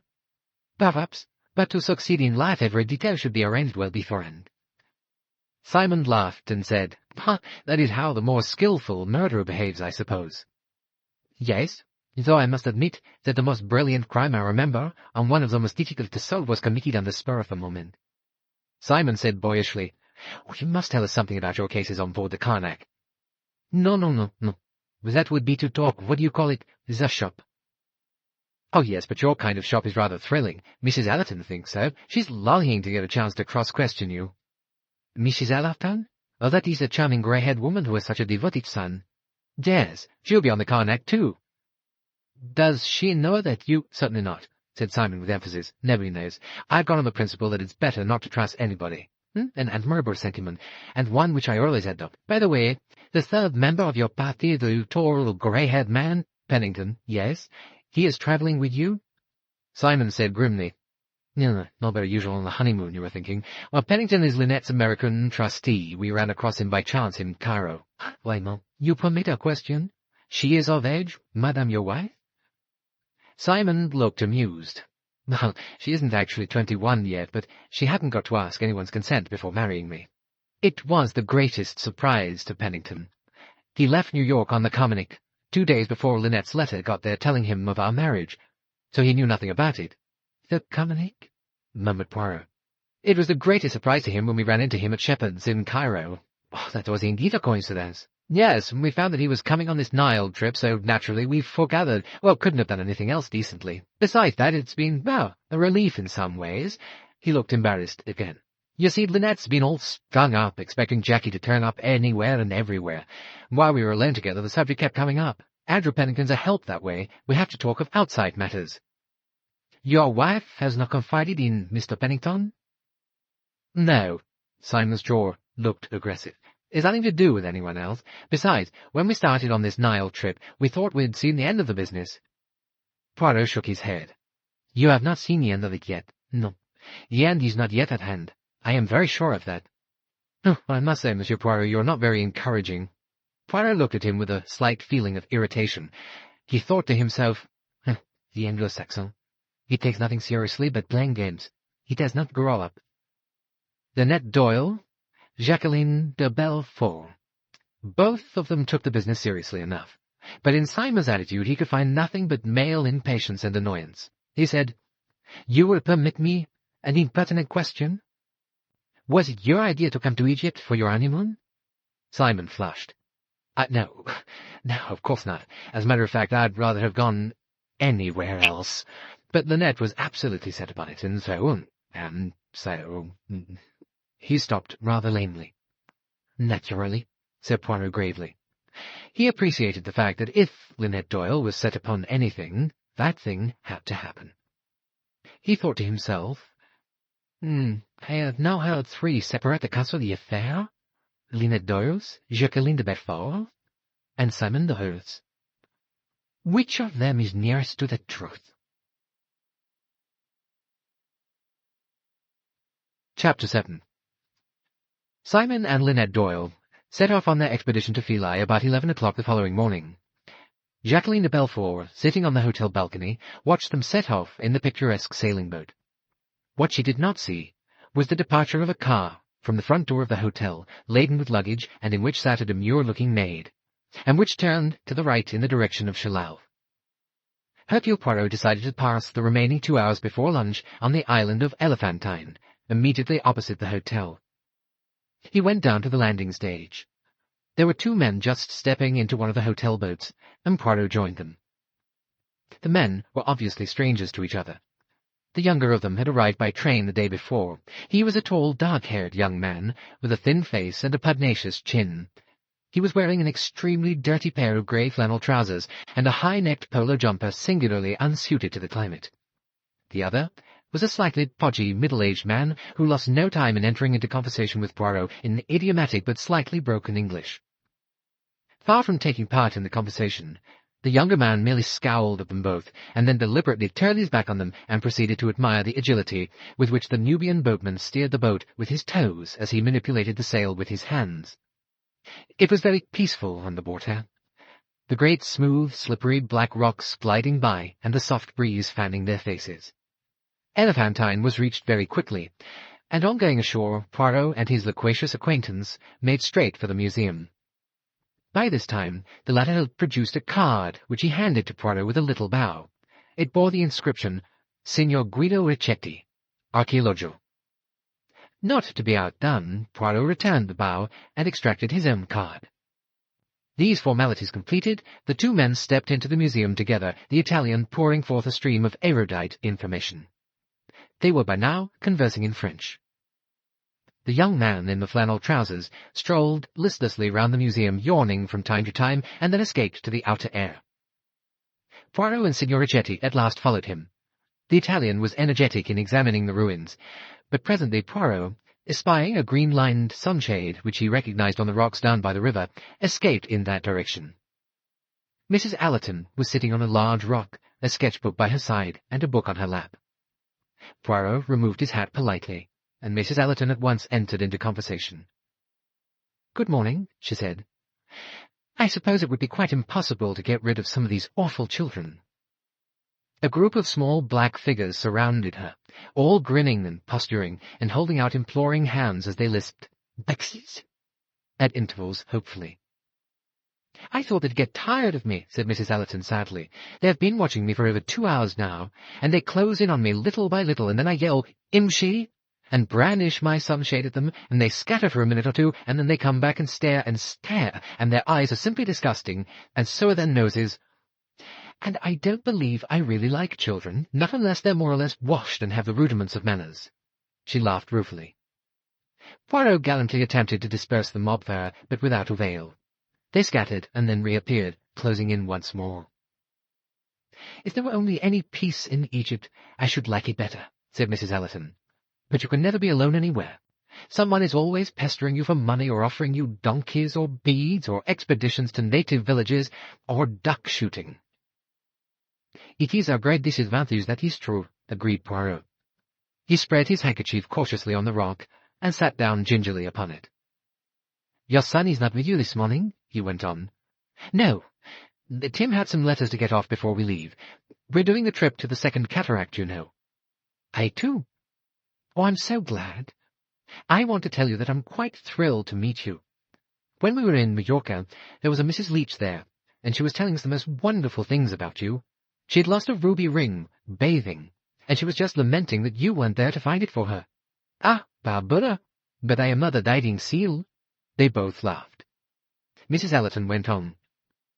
"I saw you from my window walking down the drive with Simon Doyle this morning. Oh, do tell me what you make of him. We're all so excited about him."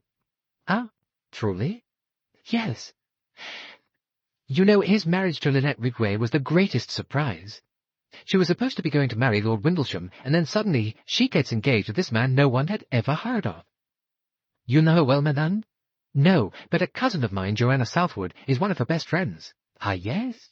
I have read that name in the papers." He was silent a moment or 2, and then went on. "She is a young lady very much in the news, Mademoiselle Joanna Southwood." "Oh, she knows how to advertise herself all right," snapped Mrs. Allerton. "You do not like her, madame?" "Oh, that was a nasty remark of mine." Mrs. Allerton looked penitent. "You see, I'm old-fashioned. I don't like her much. Tim and she are the greatest friends, though." "I see," said Poirot. His companion shot a quick look at him. She changed the subject. "How very few young people there are out here. That pretty girl with the chestnut hair and the appalling mother in the turban is almost the only young creature in the place. You've talked to her a great deal, I notice. She interests me, that child." "Why is that, madame?" "I feel sorry for her. You can suffer so much when you're young and sensitive. I think she is suffering. Yes, she is not happy, poor little one. Tim and I call her the sulky girl. I've tried to talk to her once or twice, but she's snubbed me on each occasion. However, I believe she's going on this Nile trip too, and I expect we'll have to be more or less all matey together, shan't we?" "It is a possible contingency, madame. I'm very matey, really. People interest me enormously. All the different types." She paused, and then said, "Tim tells me that that dark girl, her name is de Belfort, is the girl who was engaged to Simon Doyle. It's rather awkward for them, meeting like this." "It is awkward, yes," agreed Poirot. Mrs. Ellerton shot a quick glance at him. "You know, it may sound foolish, but she almost frightened me. She looked so intense." Poirot nodded his head slowly. "You are not far wrong, madame. A great force of emotion is always frightening." "Do people interest you too, Monsieur Poirot, or do you reserve your interest for potential criminals?" "Madame, that category would not leave many people outside it." Mrs. Ellerton looked a trifle startled. "Did you really mean that?" "Well, given the particular incentive, that is to say," Poirot added. "Which would differ, or naturally?" Mrs. Ellerton hesitated, a little smile on her lips. "Even I, perhaps?" "Mothers, madame, are particularly ruthless when their children are in danger." She said gravely, "I think that's true. Yes, you're quite right." She was silent a minute or two. Then she said, smiling, "I'm trying to imagine motives for crime suitable for everyone in the hotel. It's quite entertaining. Simon Doyle, for instance." Poirot said, smiling, "A very simple crime. A direct shortcut to his objective. No subtlety about it." "And therefore very easily detected?" "Yes. He would not be ingenious." "And Linnet?" That would be like a queen in your Alice in Wonderland. Off with her head." "Oh, of course, the divine right of monarchy. Just a little bit of the Naboth's vineyard touch." "And the dangerous girl, Jacqueline de Belfort, could she do a murder?" Poirot hesitated for a minute or two. Then he said doubtfully, "Yes, I think she could." "But you're not sure?" "No. She puzzles me, that little one." "I don't think Mr. Pennington could do one, do you? He looks so desiccated and dyspeptic, with no red blood in him." "But possibly a strong sense of self-preservation." "Yes, I suppose so. And poor Mrs. Otterbourne in her turban? Well, there is always vanity." "Well, as a motive for murder?" Mrs. Ellerton asked doubtfully. "Motives for murder are sometimes very trivial, madame." "What are the most usual motives, Monsieur Poirot?" "Most frequent? Money. That is to say, gain, in its various ramifications. Then there is revenge, and love, and fear, and pure hate, and beneficence." "Monsieur Poirot!" "Oh, yes, madame. I have known of, shall we say, A, being removed by B, solely in order to benefit C. Political murders often come under that heading. Someone is considered to be harmful to civilization and is removed on that account. Such people forget that life and death are the affair of the good God." He spoke gravely. Mrs. Ellerton said quickly, "I'm glad to hear you say that. All the same, God chooses his instruments." "There is a danger in thinking like that, madame." She adopted a lighter tone. "After this conversation, Monsieur Poirot, I shall wonder that there is anyone left alive." She got up. "We must be getting back. We have to start immediately after lunch." When they reached the landing stage, they found the young man in the polo jumper just taking his place in the boat. The Italian was already waiting. As the Nubian boatman cast the sail loose, and they started, Poirot addressed a polite remark to the stranger. "There are very wonderful things to be seen in Egypt, are there not?" The young man was now smoking a somewhat noisome pipe. He removed it from his mouth and remarked briefly and emphatically, in astonishingly well-bred accents, "They make me sick." Mrs. Ellerton put on her pince-nez and surveyed him with pleasurable interest. Poirot said, "Indeed? And why is that?" "Take the pyramids. Great blocks of useless masonry. put up to minister to the egoism of the despotic bloated king. Think of the sweated masses who toiled to build them and died doing it. It makes me sick to think of the suffering and torture they represent. Mrs. Allerton said cheerfully, "You'd rather have no pyramids, no Parthenon, no beautiful tombs or temples? Just the solid satisfaction of knowing that people got 3 meals a day and died in their beds?" The young man directed his scowl in her direction. "I think human beings matter more than stones." "But they do not endure as well," remarked Hercule Poirot. "And I'd rather see a well-fed worker than any so-called work of art. What matters is the future, not the past." But this was too much for Signor Ricchetti, who burst into a torrent of impassioned speech not easy to follow. The young man retorted by telling everybody exactly what he thought of the capitalist system. He spoke with the utmost venom. When the tirade was over, they had arrived at the hotel landing stage. Mrs. Allerton murmured cheerfully, "Well, well," and stepped ashore. The young man directed a baleful glance after her. In the hall of the hotel, Poirot encountered Jacqueline de Belfort. She was dressed in riding clothes. She gave him an ironical little bow. "I'm going donkey riding. Do you recommend the native villages, Monsieur Poirot?" "Is that your excursion today, mademoiselle? Eh bien, they are picturesque, but do not spend large sums on native curios." "Well, which are shipped here from Europe?" "No, I'm not so easy to deceive as that." With a little nod, she passed out into the brilliant sunshine. Poirot completed his packing. A very simple affair, since his possessions were always in the most meticulous order. Then he repaired to the dining-room and ate an early lunch. After lunch, the hotel bus took the passengers for the Second Cataract to the station where they were to catch the daily express from Cairo on to Chalal, a 10-minute run. The Allertons, Poirot, the young man in the dirty flannel trousers, and the Italian were the passengers. Mrs. Otterbourne and her daughter had made the expedition to the Diamant of Philae and would join the steamer at Chalal. The train from Cairo and Luxor was about 20 minutes late. However, it arrived at last, and the usual scenes of wild activity occurred. Native porters taking suitcases out of the train collided with other porters putting them in. Finally, somewhat breathless, Poirot found himself with an assortment of his own, the Allertons and some totally unknown luggage, in one compartment while Tim and his mother were elsewhere with the remains of the assorted baggage. The compartment in which Poirot found himself was occupied by an elderly lady with a very wrinkled face, a stiff white stock, a good many diamonds, and an expression of reptilian contempt for the majority of mankind. She treated Poirot to an aristocratic glare and retired behind the pages of an American magazine. A big, rather clumsy young woman of under 30 was sitting opposite her. She had eager brown eyes, rather like a dog's, untidy hair, and a terrific air of willingness to please. At intervals, the old lady looked over the top of her magazine and snapped out an order. "Cornelia, collect the rugs. When we arrive, look after my dressing case. On no account let anyone else handle it, and don't forget my paper cutter." The train run was brief. In 10 minutes' time they came to rest on the jetty where the SS Karnak was awaiting them. The Otterbournes were already on board. The Karnak was a smaller steamer than the Papyrus and the Lotus, the first cataract steamers which are too large to pass through the locks of the Aswan Dam. The passengers went on board and were shown their accommodation. Since the boat was not full, most of the passengers had cabins on the promenade deck.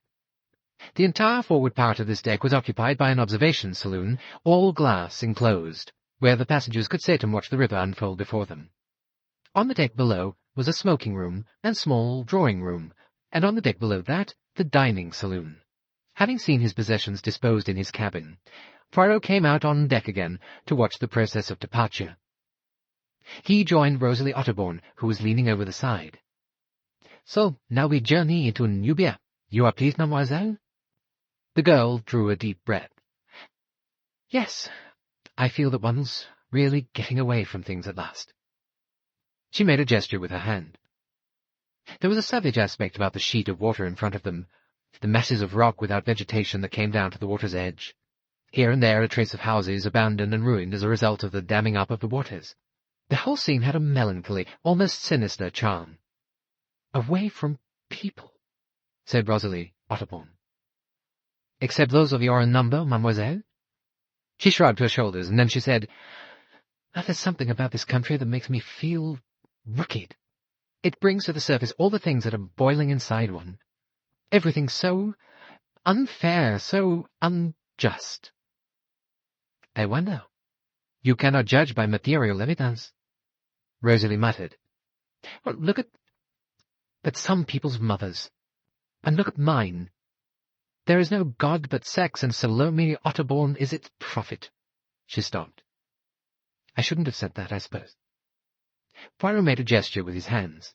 Why not say it to me? I am one of those who hear many things. If, as you say, you boil inside, like the jam, eh bien, let the scum come to the surface, and then one can take it off with a spoon, so. He made the gesture of dropping something into the Nile. There, it has gone. Rosalie said, What an extraordinary man you are. Her sulky mouth twisted into a smile. Then she suddenly stiffened as she exclaimed, Why, here are Mrs. Doyle and her husband. I'd no idea they were coming on this trip. Linnet had just emerged from a cabin halfway along the deck. Simon was behind her. Poirot was almost startled by the look of her, so radiant, so assured. She looked positively arrogant with happiness. Simon Doyle, too, was a transformed being. He was grinning from ear to ear and looking like a happy schoolboy. Ah, this is grand, he said, as he too leaned on the rail. I'm really looking forward to this trip, aren't you, Linnet? It feels somehow so much less touristy, as though we were really going into the heart of Egypt. His wife responded quickly. I know. It's so much wilder, somehow. Her hand slipped through his arm. He pressed it close to his side. We're off, Lynn, he murmured. The steamer was drawing away from the jetty. They had started on their 7 days' journey to the second cataract and back. Behind them, a light silvery laugh rang out. Linnet whipped round. Jacqueline de Belfort was standing there. She seemed amused. Hello, Linnet. I didn't expect to find you here. I thought you said you were staying at Aswan another 10 days. This is a surprise. You didn't? Linnet's tongue stammered. She forced a ghastly conventional smile. I didn't expect to see you either. No? Jacqueline moved away to the other side of the boat. Linnet's grasp on her husband's arm tightened. Simon! Simon! All Doyle's good-natured pleasure had gone. He looked furious. His hands clenched themselves in spite of his effort at self-control. The two of them moved a little away. Without turning his head, Poirot caught scraps of disjointed words. Turn back? Impossible. Oh, we could. And then slightly louder, Doyle's voice, despairing but grim. We can't run away forever, Lynn. We've got to go through with it now. It was some hours later. Daylight was just fading. Poirot stood in the glass-enclosed saloon looking straight ahead. The Karnak was going through a narrow gorge. The rocks came down with a kind of sheer ferocity to the river flowing deep and swift between them. They were in Nubia now. He heard a movement, and Linnet Doyle stood by his side. Her fingers twisted and untwisted themselves. She looked as he had never yet seen her look. There was about her the air of a bewildered child. She said, Monsieur Poirot, I'm afraid of everything. I've never felt like this before. All these wild rocks, and the awful grimness and starkness. Where are we going? What's going to happen? I'm afraid, I tell you. Everyone hates me. I've never felt like that before. I've always been nice to people. I've done things for them, and they hate me. Lots of people hate me.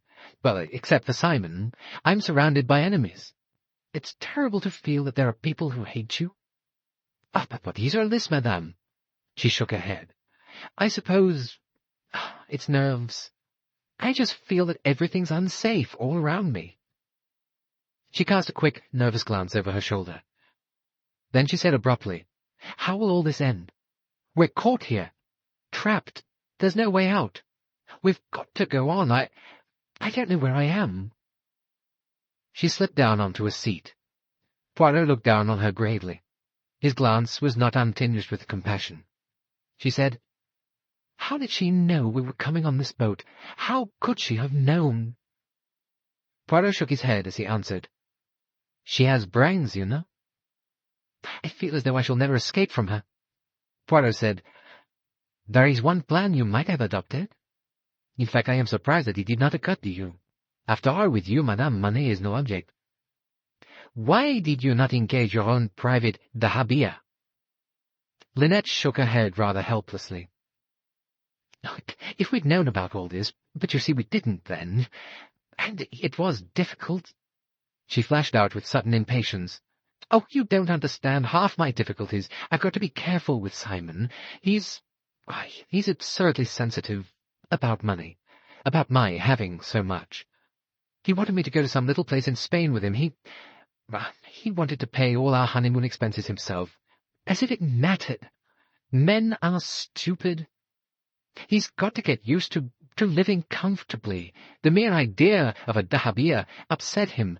The needless expense. I've got to educate him gradually. She looked up, bit her lip vexedly, as though feeling that she had been led into discussing her difficulties rather too unguardedly. She got up. I must change. I am sorry, Monsieur Poirot, I'm afraid I've been talking a lot of foolish nonsense.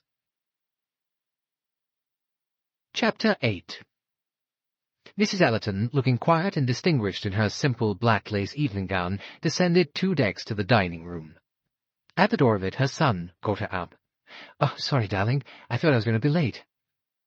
"I wonder where we sit." The saloon was dotted with little tables. Mrs. Ellerton paused till the steward, who was busy seating a party of people, could attend to them. "Oh, by the way," she added, "I asked little Hercule Poirot to sit at our table." "Mother, you didn't." Tim sounded really taken aback and annoyed. His mother stared at him in surprise. Tim was usually so easy-going. "My dear, do you mind?" "Yes, I do. He's an unmitigated little bounder." "Oh, no, Tim. I don't agree with you. Anyway, what do we want to get mixed up with an outsider for? Cooped up like this on a small boat, that sort of thing, is always a bore. He'll be with us morning, noon, and night." "I'm sorry, dear." Mrs. Ellerton looked distressed. "I thought really it would amuse you. After all, he must have had a varied experience, and you love detective stories." Tim grunted. "I wish you wouldn't have these bright ideas, Mother." "Well, we can't get out of it now, I suppose." "Well, really, Tim, I don't see how we can." "Oh, well, we shall have to put up with it, I suppose." The steward came to them at this minute and led them to a table. Mrs. Allerton's face wore rather a puzzled expression as she followed him. Tim was usually so easy-going and good-tempered. This outburst was quite unlike him. It wasn't as though he had the ordinary Britishers' dislike and mistrust of foreigners.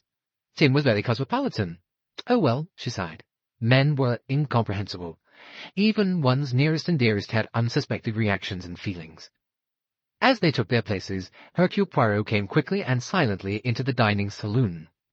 He paused with his hand on the back of the 3rd chair. "You really permit, madame, that I avail myself of your kind suggestion?" "Of course. Sit down, Monsieur Poirot." "You are most amiable." She was uneasily conscious that, as he seated himself, he shot a swift glance at Tim, and that Tim had not quite succeeded in masking a somewhat sullen expression. Mrs. Ellerton set herself to produce a pleasant atmosphere. As they drank their soup, she picked up the passenger list, which had been placed beside her plate. "Let's try and identify everybody," she said cheerfully. "I always think that's rather fun." She began reading. "Mrs. Ellerton and Mr. T. Ellerton. That's easy enough. Miss de Belfort. Now they've put her at the same table as the Otterbournes, I see. I wonder what she and Rosalie will make of each other. Well, who comes next? Dr. Bessner.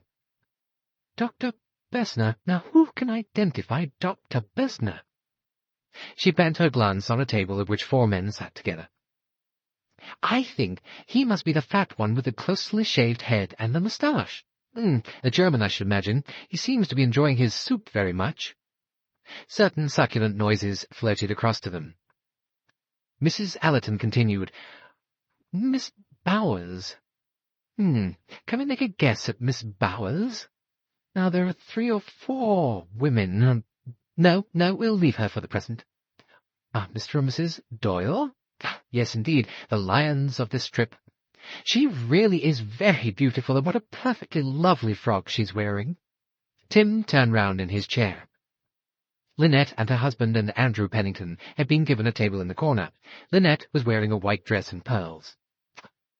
"It looks frightfully simple to me," said Tim. Just a length of stuff with a kind of cord round the middle. Yes, darling, said his mother. A very nice manly description of an 80-guinea model. Tim said, I can't think why women pay so much for their clothes. It seems absurd to me. Mrs. Allerton proceeded with her study of her fellow passengers. Mr. Fanthorpe must be the intensely quiet young man who never speaks, at the same table as the German. Rather a nice face, cautious, but intelligent. Poirot agreed. He is intelligent, yes. He does not talk, but he listens very attentively, and he also watches. Yes. He makes good use of his eyes. Not quite the type you'd expect to find travelling for pleasure in this part of the world. I wonder what he is doing here. Mr. Ferguson, read Mrs. Allerton. I feel that Ferguson must be our anti-capitalist friend. Mrs. Otterbourne, Miss Otterbourne. Well, we know all about them. Mr. Pennington, alias Uncle Andrew. He's a good-looking man, I think. No, Mother, said Tim. Oh, I think he's very good-looking in a dry sort of way, said Mrs. Allerton. Rather a ruthless jaw. Probably the kind of man one reads about in the paper who operates on Wall Street. Or is it in Wall Street? I'm sure he must be extremely rich. Next? Monsieur Hercule Poirot, whose talents are really being wasted. Can't you get up a crime for Monsieur Poirot, Tim? But her well-meant banter only seemed to annoy her son anew. He scowled, and Mrs. Allerton hurried on. Mr. Ricchetti, our Italian archaeological friend, then Miss Robson, and last of all, Miss Van Schuyler. Oh, the last's easy. The very outly old American lady who obviously feels herself the queen of the boat and who is clearly going to be very exclusive and speak to nobody who doesn't come up to the most exacting standards. She's rather marvellous, isn't she, really? A kind of period piece. Now, the two women with her must be Miss Bowes and Miss Robson, or perhaps a secretary, the thin one with pince-nez, and a poor relation. The rather pathetic young woman who's obviously enjoying herself in spite of being treated like a black slave. I think Robson's the secretary woman, and Bowers is the poor relation. Wrong, Mother, said Tim, grinning. He had suddenly recovered his good humour. How do you know? Because I was in the lounge before dinner, and the old bean said to the companion woman, Where's Miss Bowers? Fetch her at once, Cornelia. And away trotted Cornelia like an obedient dog. I shall have to talk to Miss Van Schuyler, mused Mrs. Allerton. Tim grinned again. Oh, she'll snub you, Mother. Not at all. I shall pave the way by sitting near her and conversing in low, but penetrating, well-bred tones about any titled relations and friends I can remember. I think a casual mention of your second cousin once removed, the Duke of Glasgow, would probably do the trick. How unscrupulous you are, Mother. Events after dinner were not without their amusing side to a student of human nature. The socialist young man, who turned out to be Mr. Ferguson as deduced, retired to the smoking-room, scorning the assemblage of passengers in the observation saloon on the top deck. Miss Van Schuyler duly secured the best and most undrafty position there by advancing firmly on a table at which Mrs. Otterbourne was sitting, and saying, You'll excuse me, I'm sure, but I think my knitting with left hair. Fixed by a hypnotic eye, the turban rose and gave ground. Miss Van Schuyler established herself and her suite.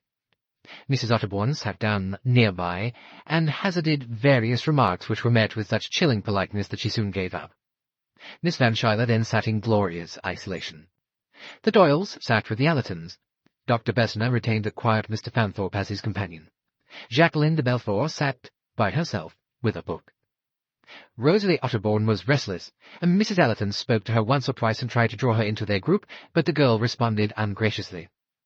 Monsieur Hercule Poirot spent his evening listening to an account of Mrs. Otterbourne's mission as a writer. On his way to his cabin that night, he encountered Jacqueline de Belfort. She was leaning over the rail, and as she turned her head, he was struck by the look of acute misery on her face.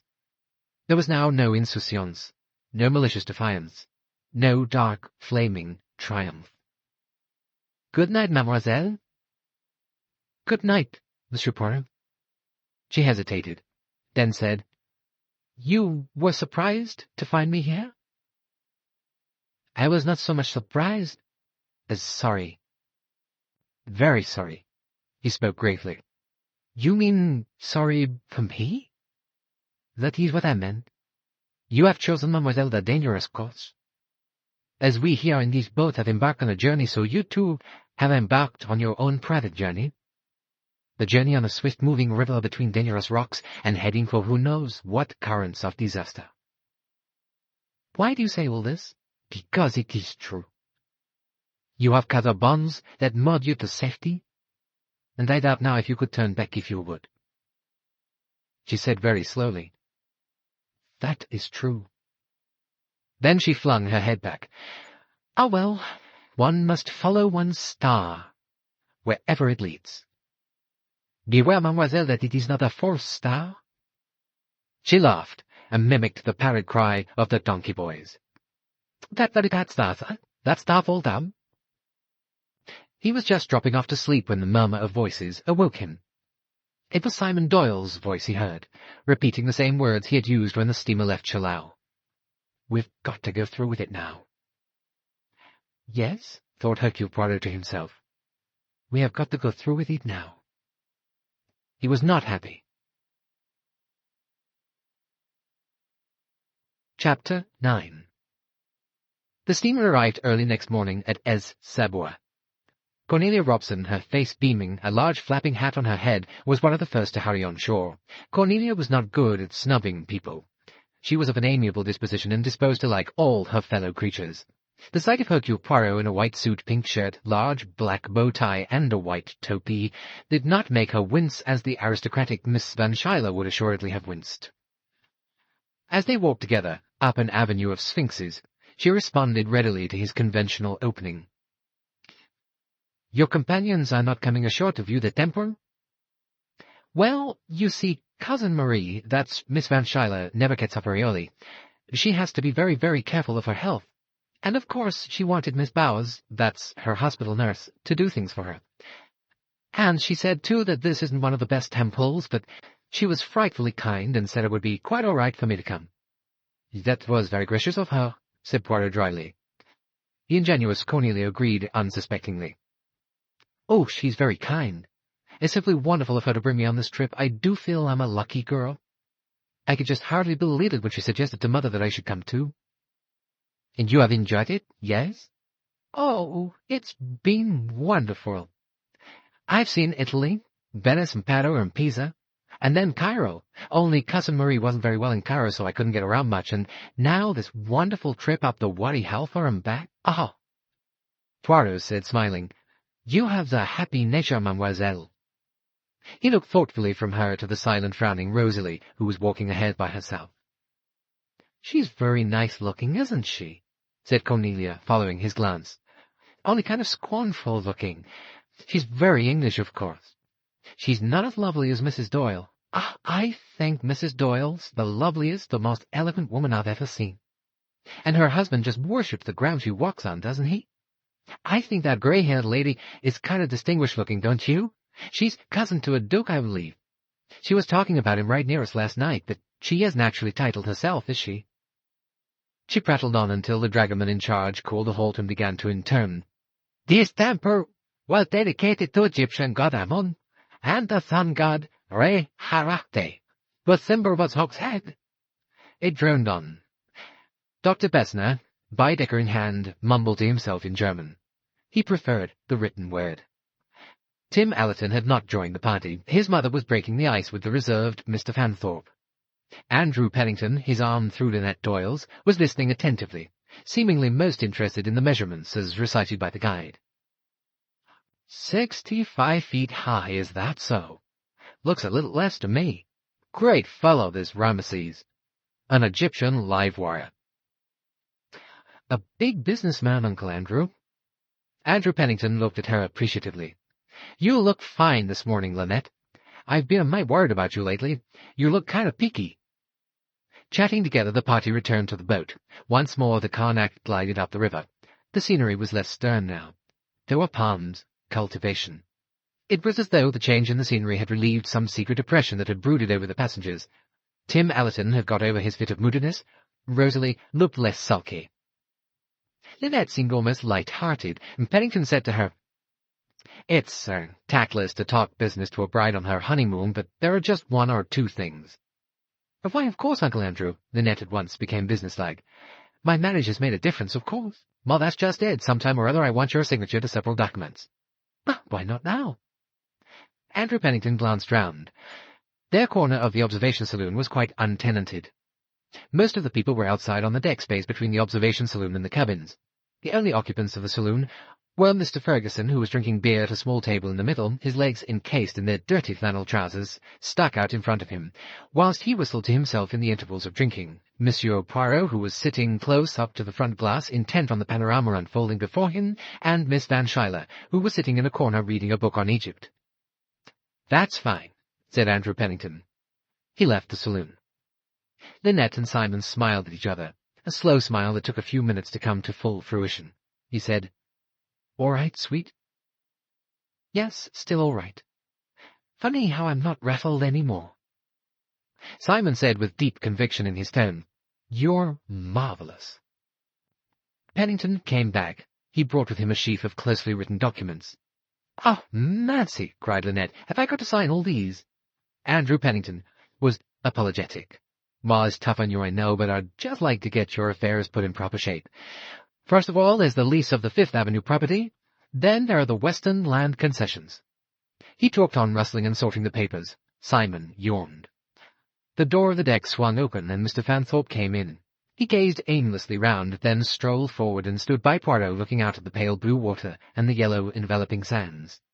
"You sign just there," concluded Pennington, spreading a paper before Linnet and indicating a space. Linnet picked up the document and glanced through it. She turned back once to the first page, then taking up the fountain pen Pennington had laid beside her, she signed her name, Linnet Doyle. Pennington took away the paper and spread out another. Fanthorpe wandered over in their direction. He peered out through the side window at something that seemed to interest him on the bank they were passing.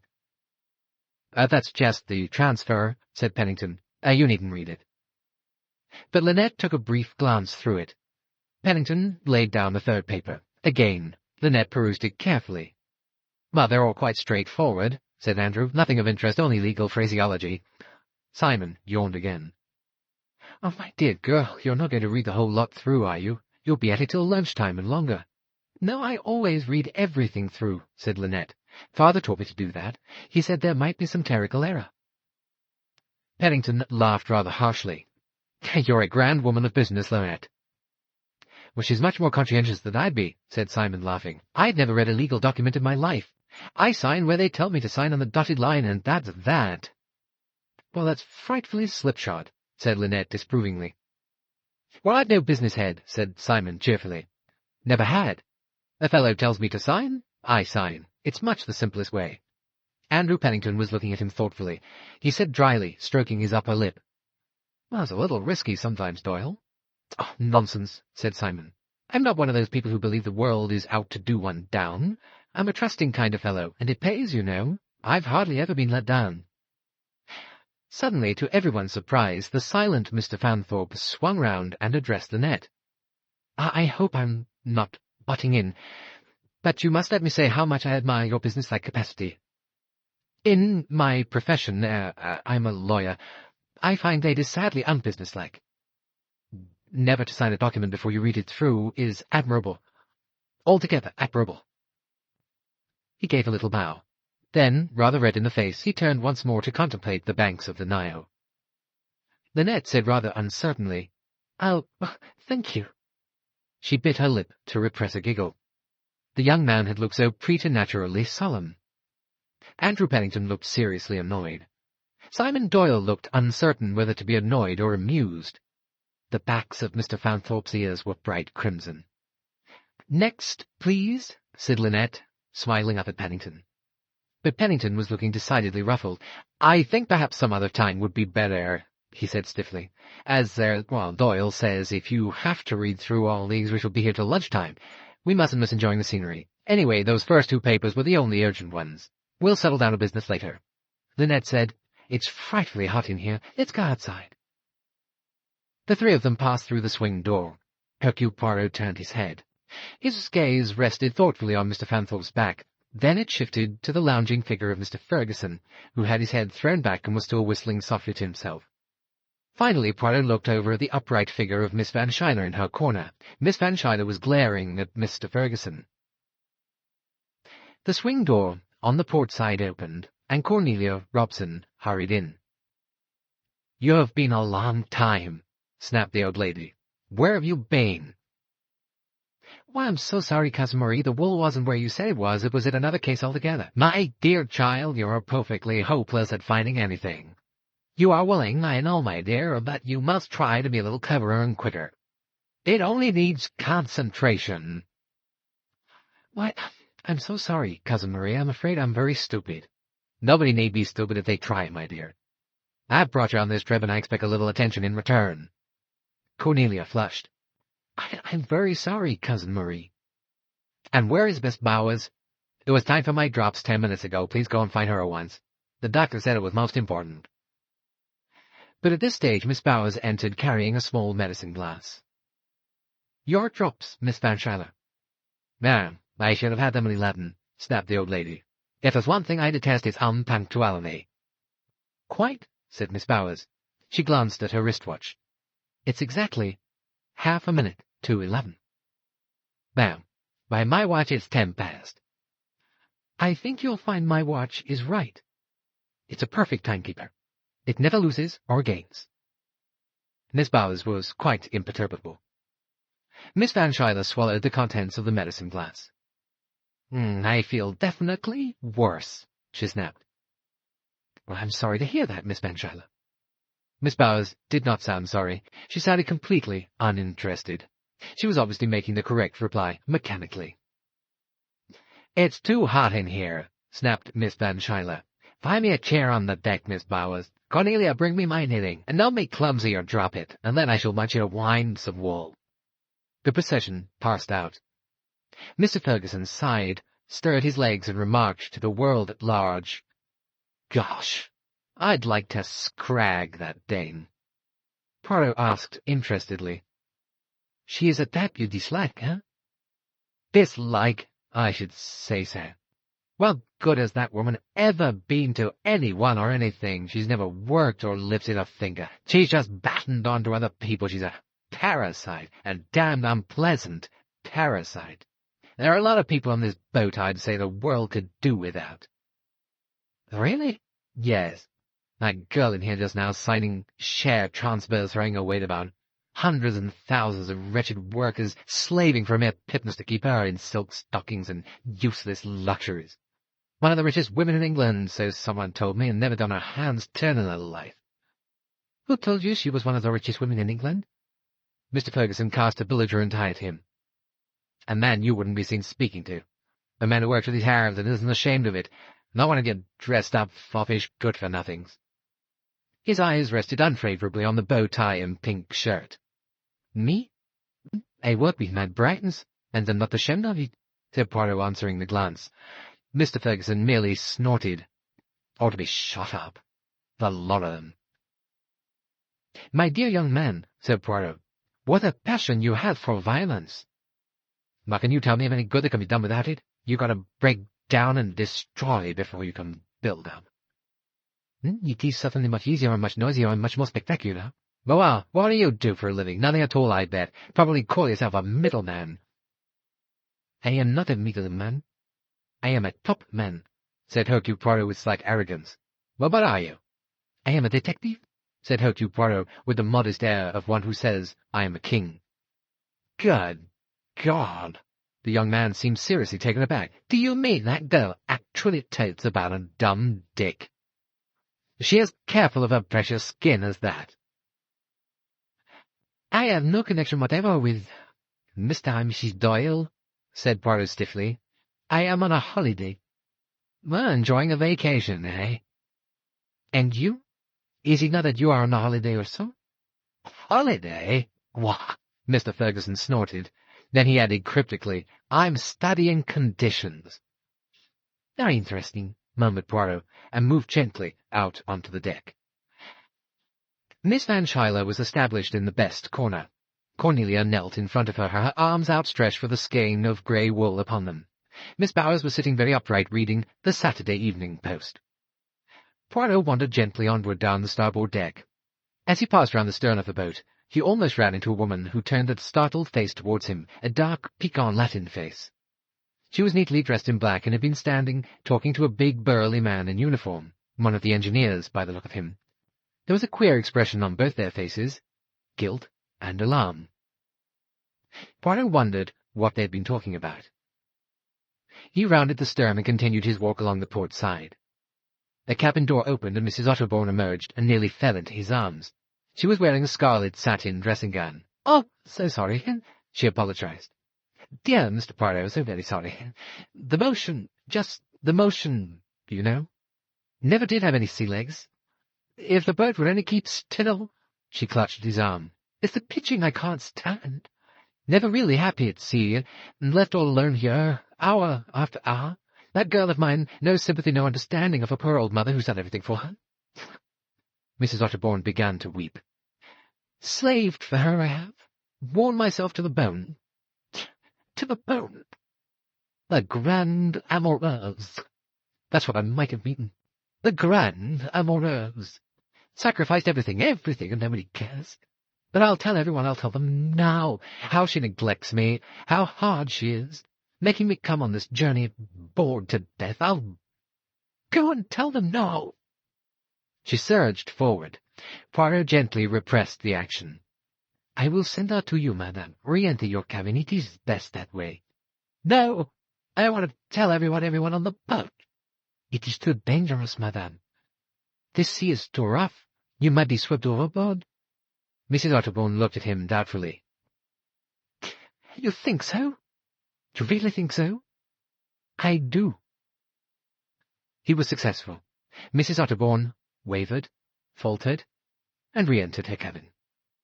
Poirot's nostrils twitched once or twice. Then he nodded and walked on to where Rosalie Otterbourne was sitting between Mrs. Ellison and Tim. "Your mother wants you, mademoiselle." She had been laughing quite happily. Now her face clouded over. She shot a quick, suspicious look at him and hurried along the deck. "I can't make that child out," said Mrs. Ellison. "She varies so. One day she's friendly, the next day she's positively rude." Thoroughly spoilt and bad-tempered," said Tim. Mrs. Ellison shook her head. "No, I don't think it's that. I think she's unhappy." Tim shrugged his shoulders. "Oh, well, I suppose we've all got our private troubles." His voice sounded hard and curt. A booming noise was heard. "Lunch!" cried Mrs. Ellison delightedly. "I'm starving." That evening Poirot noticed that Mrs. Ellison was sitting talking to Miss Van Schuyler. As he passed, Mrs. Ellison closed one eye and opened it again. She was saying, "Yes, of course, at Calfrey's Castle, the dear Duke—" Cornelia, released from her attendance, was out on the deck. She was listening to Dr. Bessner, who was instructing her somewhat ponderously in Egyptology, as culled from the pages of Baedeker. Cornelia listened with rapt attention. Leaning over the rail, Tim Allerton was saying, "Anyhow, it's a rotten world." And Rosalie Otterbourne answered, "It's unfair. Some people have everything." Poirot sighed. He was glad that he was no longer young. Chapter 10. On the Monday morning, various expressions of delight and appreciation were heard on the deck of the Karnak. The steamer was moored to the bank, and a few hundred yards away, the morning sun just striking it, was a great temple carved out of the face of the rock. 4 colossal figures, hewn out of the cliff, looked out eternally over the Nile and faced the rising sun. Cornelia Robson said incoherently, "Oh, Monsieur Poirot, isn't it wonderful? I mean, they're so big and so peaceful, and looking at them makes one feel that one's so small and rather like an insect, and that nothing matters very much really, does it?" Mr. Fanthorpe, who was standing nearby, murmured, "Very impressive." "Grand, isn't it?" said Simon Doyle, strolling up. He went on confidentially to Poirot, "You know, I'm not much of a fellow for temples and sightseeing and all that, but a place like this sort of gets you, if you know what I mean. Those old pharaohs must have been wonderful fellows." The others had drifted away. Simon lowered his voice. "I'm no end glad we came on this trip. It's cleared things up. Amazing why it should, but there it is. Linnet's got her nerve back. She says it because she's actually faced the business at last. I think that is very probable, said Poirot. She says that when she actually saw Jackie on the boat, she felt terrible, and then suddenly it didn't matter any more. We both agreed that we won't try and dodge her any more. We'll just meet her on her own ground and show her that this ridiculous stunt of hers doesn't worry us a bit. It's just damned bad form, that's all. She thought she'd get us badly rattled, but now, well, we just aren't rattled any more, and that ought to show her. Yes, said Poirot thoughtfully. So that's splendid, isn't it? Oh, yes? Yes? Linnet came along the deck. She was dressed in a soft shade of apricot linen. She was smiling. She greeted Poirot with no particular enthusiasm, just gave him a cool nod and then drew her husband away. Poirot realized with a momentary flicker of amusement that he had not made himself popular by his critical attitude. Linnet was used to unqualified admiration of all she was or did. Hercule Poirot had sinned noticeably against this creed. Mrs. Ellerton, joining him, murmured, "What a difference in that girl! She looked worried and not very happy, that's one. Today she looked so happy that one might almost be afraid she was fey." Before Poirot could respond, as he meant, the party was called to order. The official dragoman took charge, and the party was led ashore to visit Abu Simbel. Poirot himself fell into step with Andrew Pennington. "It is your first visit to Egypt, yes?" he asked. "Oh, I know. I was here in 1923. That is to say, I was in Cairo. I've never been this trip up the Nile before." "You came over from the Carmanique, I believe. At least so Mrs. Doyle was telling me." Pennington shot a shrewd glance in his direction. "Oh, why, yes, that's so," he admitted. "I wondered if you happened to come across some friends of mine who were on board. The Rushington Smiths." "I can't recall anyone of that name, no. The boat was full, and we had bad weather. A lot of passengers hardly appeared, and in any case the voyage is so short one doesn't get to know who's on board and who isn't." "Oh, yes, that is very true." "What a pleasant surprise you're running into Mrs. Dunn and her husband, eh? You had no idea they were married?" "Oh, no, Mrs. Doyle had written to me, but the letter was forwarded on, and I only received it some days after our unexpected meeting here in Cairo." "You have known her for many years, I understand?" "Why, I should say I have, Monsieur Poirot. I'd known Linnet Ridgeway since she was just a cute little thing, so high." He made an illustrating gesture. "Her father and I were lifelong friends, although he was a very remarkable man, Alois Ridgeway, and a very successful one. His daughter comes into a considerable fortune, I understand. Oh, pardon, perhaps it is not delicate what I say there." Andrew Pennington seemed slightly amused. "Oh, no, that's pretty common knowledge. Yes, Linnet's a wealthy woman." "I suppose, though, that the recent slump is bound to affect any stock, however sound it may be?" Pennington took a moment or two to answer. He said at last, "Yeah, that of course is true to a certain extent. The position is very difficult in these days." Poirot murmured, "I should imagine, however, that Mrs. Doyle has a keen business head." "Oh, that is so, yes. Linnet is a clever, practical girl." They came to a halt. The guide proceeded to instruct them on the subject of the temple built by the great Ramesses. The 4 colossi of Ramesses himself, one pair on each side of the entrance, hewn out of the living rock, looked down on the straggling little party of tourists. Signor Ricchetti, disdaining the remarks of the dragoman, was busy examining the reliefs of Negro and Syrian captives on the bases of the colossi on either side of the entrance. When the party entered the temple, a sense of dimness and peace came over them. The still, vividly colored reliefs on some of the inner walls were pointed out, but the party tended to break up into groups. Dr. Bessner read sonorously in German from a Baedeker, pausing every now and then to translate for the benefit of Cornelia, who walked in the docile manner beside him. This was not to continue, however. Miss Van Schuyler, entering on the arm of the phlegmatic Miss Bowers, uttered a commanding, "Cornelia, come here," and the instruction had perforce to cease. Dr. Bessner beamed after her vaguely through his thick lenses. "A very nice maiden, that," he announced to Poirot. "She does not look so starved as some of these young women. No, she has the nice curves. She listens, too, very intelligently. It is a pleasure to instruct her." It fleeted across Poirot's mind that it seemed to be Cornelia's fate either to be bullied or instructed. In any case, she was always the listener, never the talker. Miss Bowers, momentarily released by the peremptory summons of Cornelia, was standing in the middle of the temple looking about her with her cool, incurious gaze. Her reaction to the wonders of the past was succinct. The guide says the name of one of these gods or goddesses was Mutt. Can you beat it? There was an inner sanctuary where sat 4 figures eternally presiding, strangely dignified in their dim aloofness. Before them stood Linnet and her husband. Her arm was in his, her face lifted, a typical face of the new civilization, intelligent, curious, untouched by the past. Simon said suddenly, "Let's get out of here. I don't like these 4 fellows, especially the one in the high hat." "That's Ammon, I suppose. And that one is Ramesses. Why don't you like them? I think they're very impressive." "They're a damn sight too impressive. There's something uncanny about them. Come out into the sunlight." Linnet laughed, but yielded. They came out of the temple into the sunshine with the sand yellow and warm about their feet. Linnet began to laugh. At their feet, in a row, presenting a momentarily gruesome appearance as though sawn from their bodies, were the heads of 6 Nubian boys. Their eyes rolled. The heads moved rhythmically from side to side. The lips chanted a new invocation. "Ip, ip, hooray! Kip, ip, hooray! Very good, very nice, thank you very much."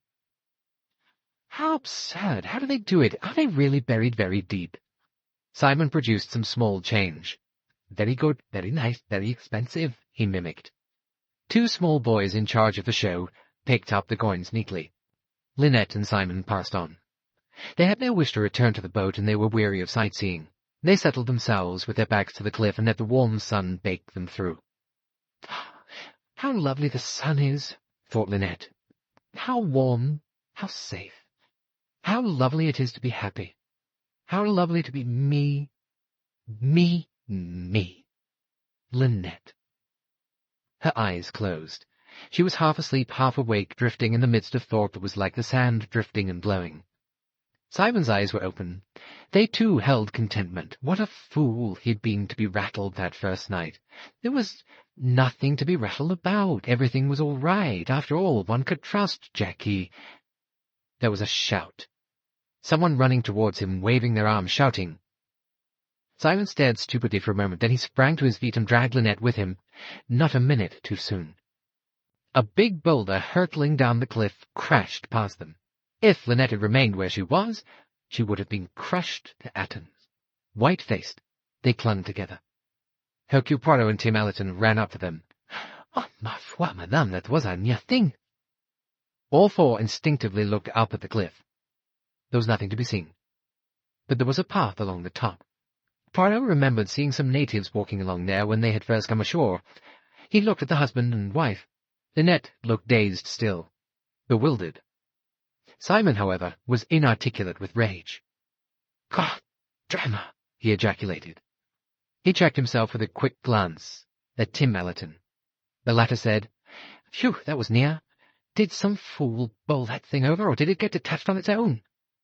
Linnet was very pale. She said with difficulty, "I think some fool must have done it." "Oh, might have crushed you like an eggshell.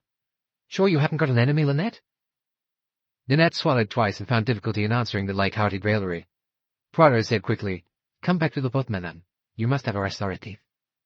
They walked there silently, Simon still full of pent-up rage, Tim trying to talk cheerfully and distract Linet's mind from the danger she had run, Poirot with a grave face.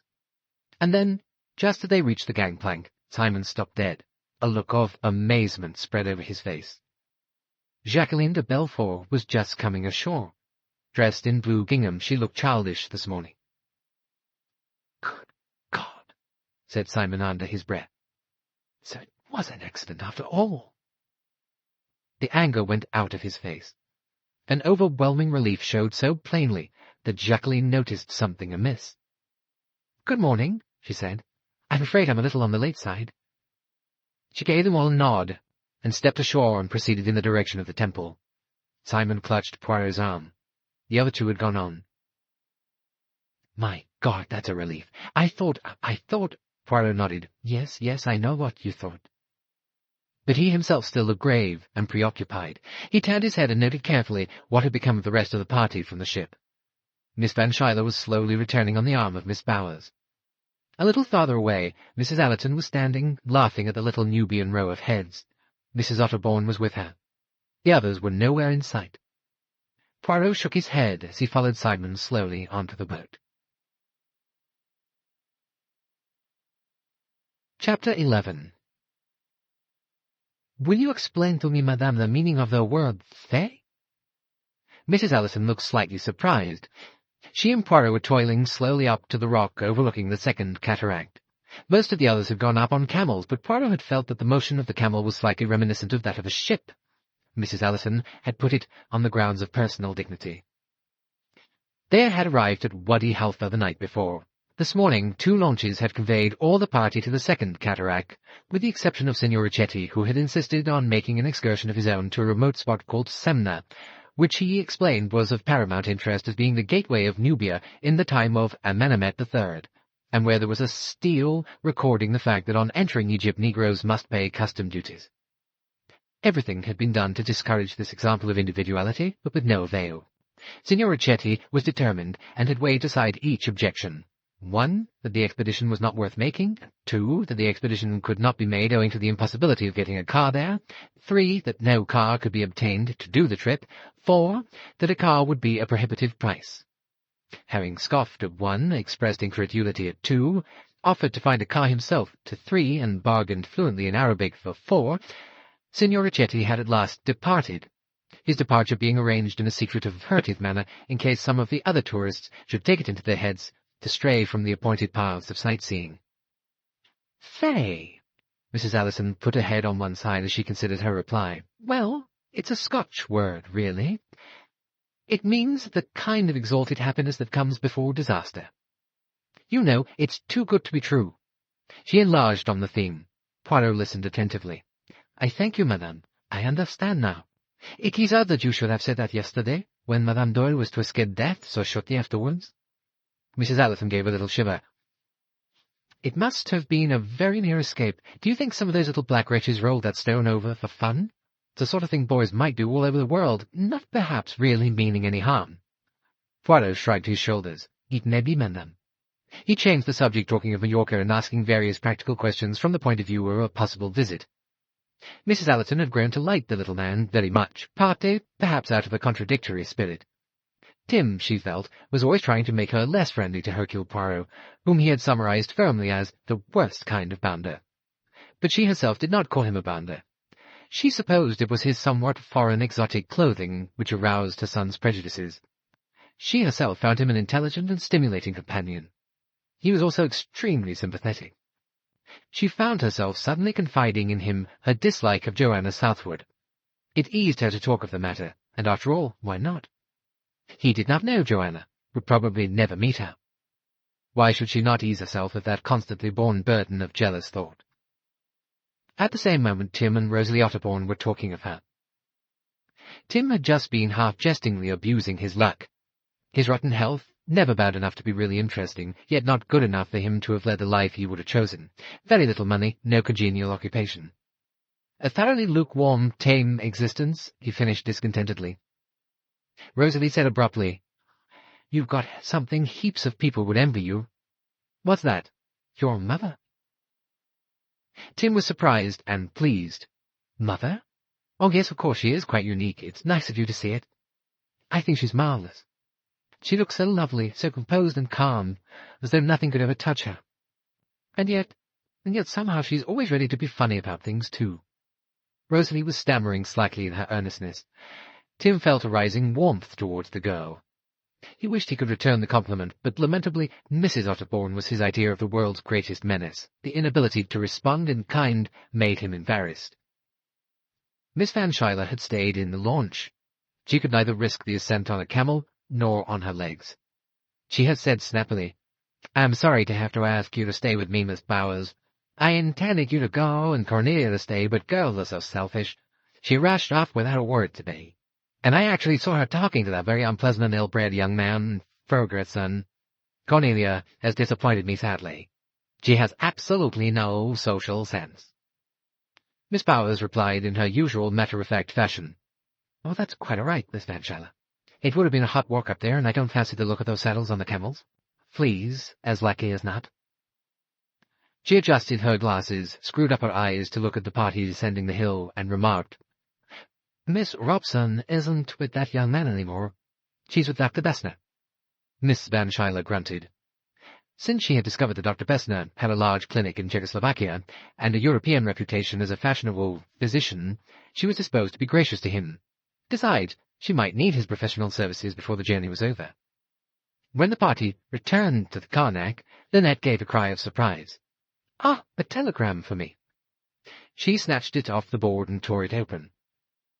"Why, I don't understand. Potatoes? Beetroots? What does it mean, Simon?"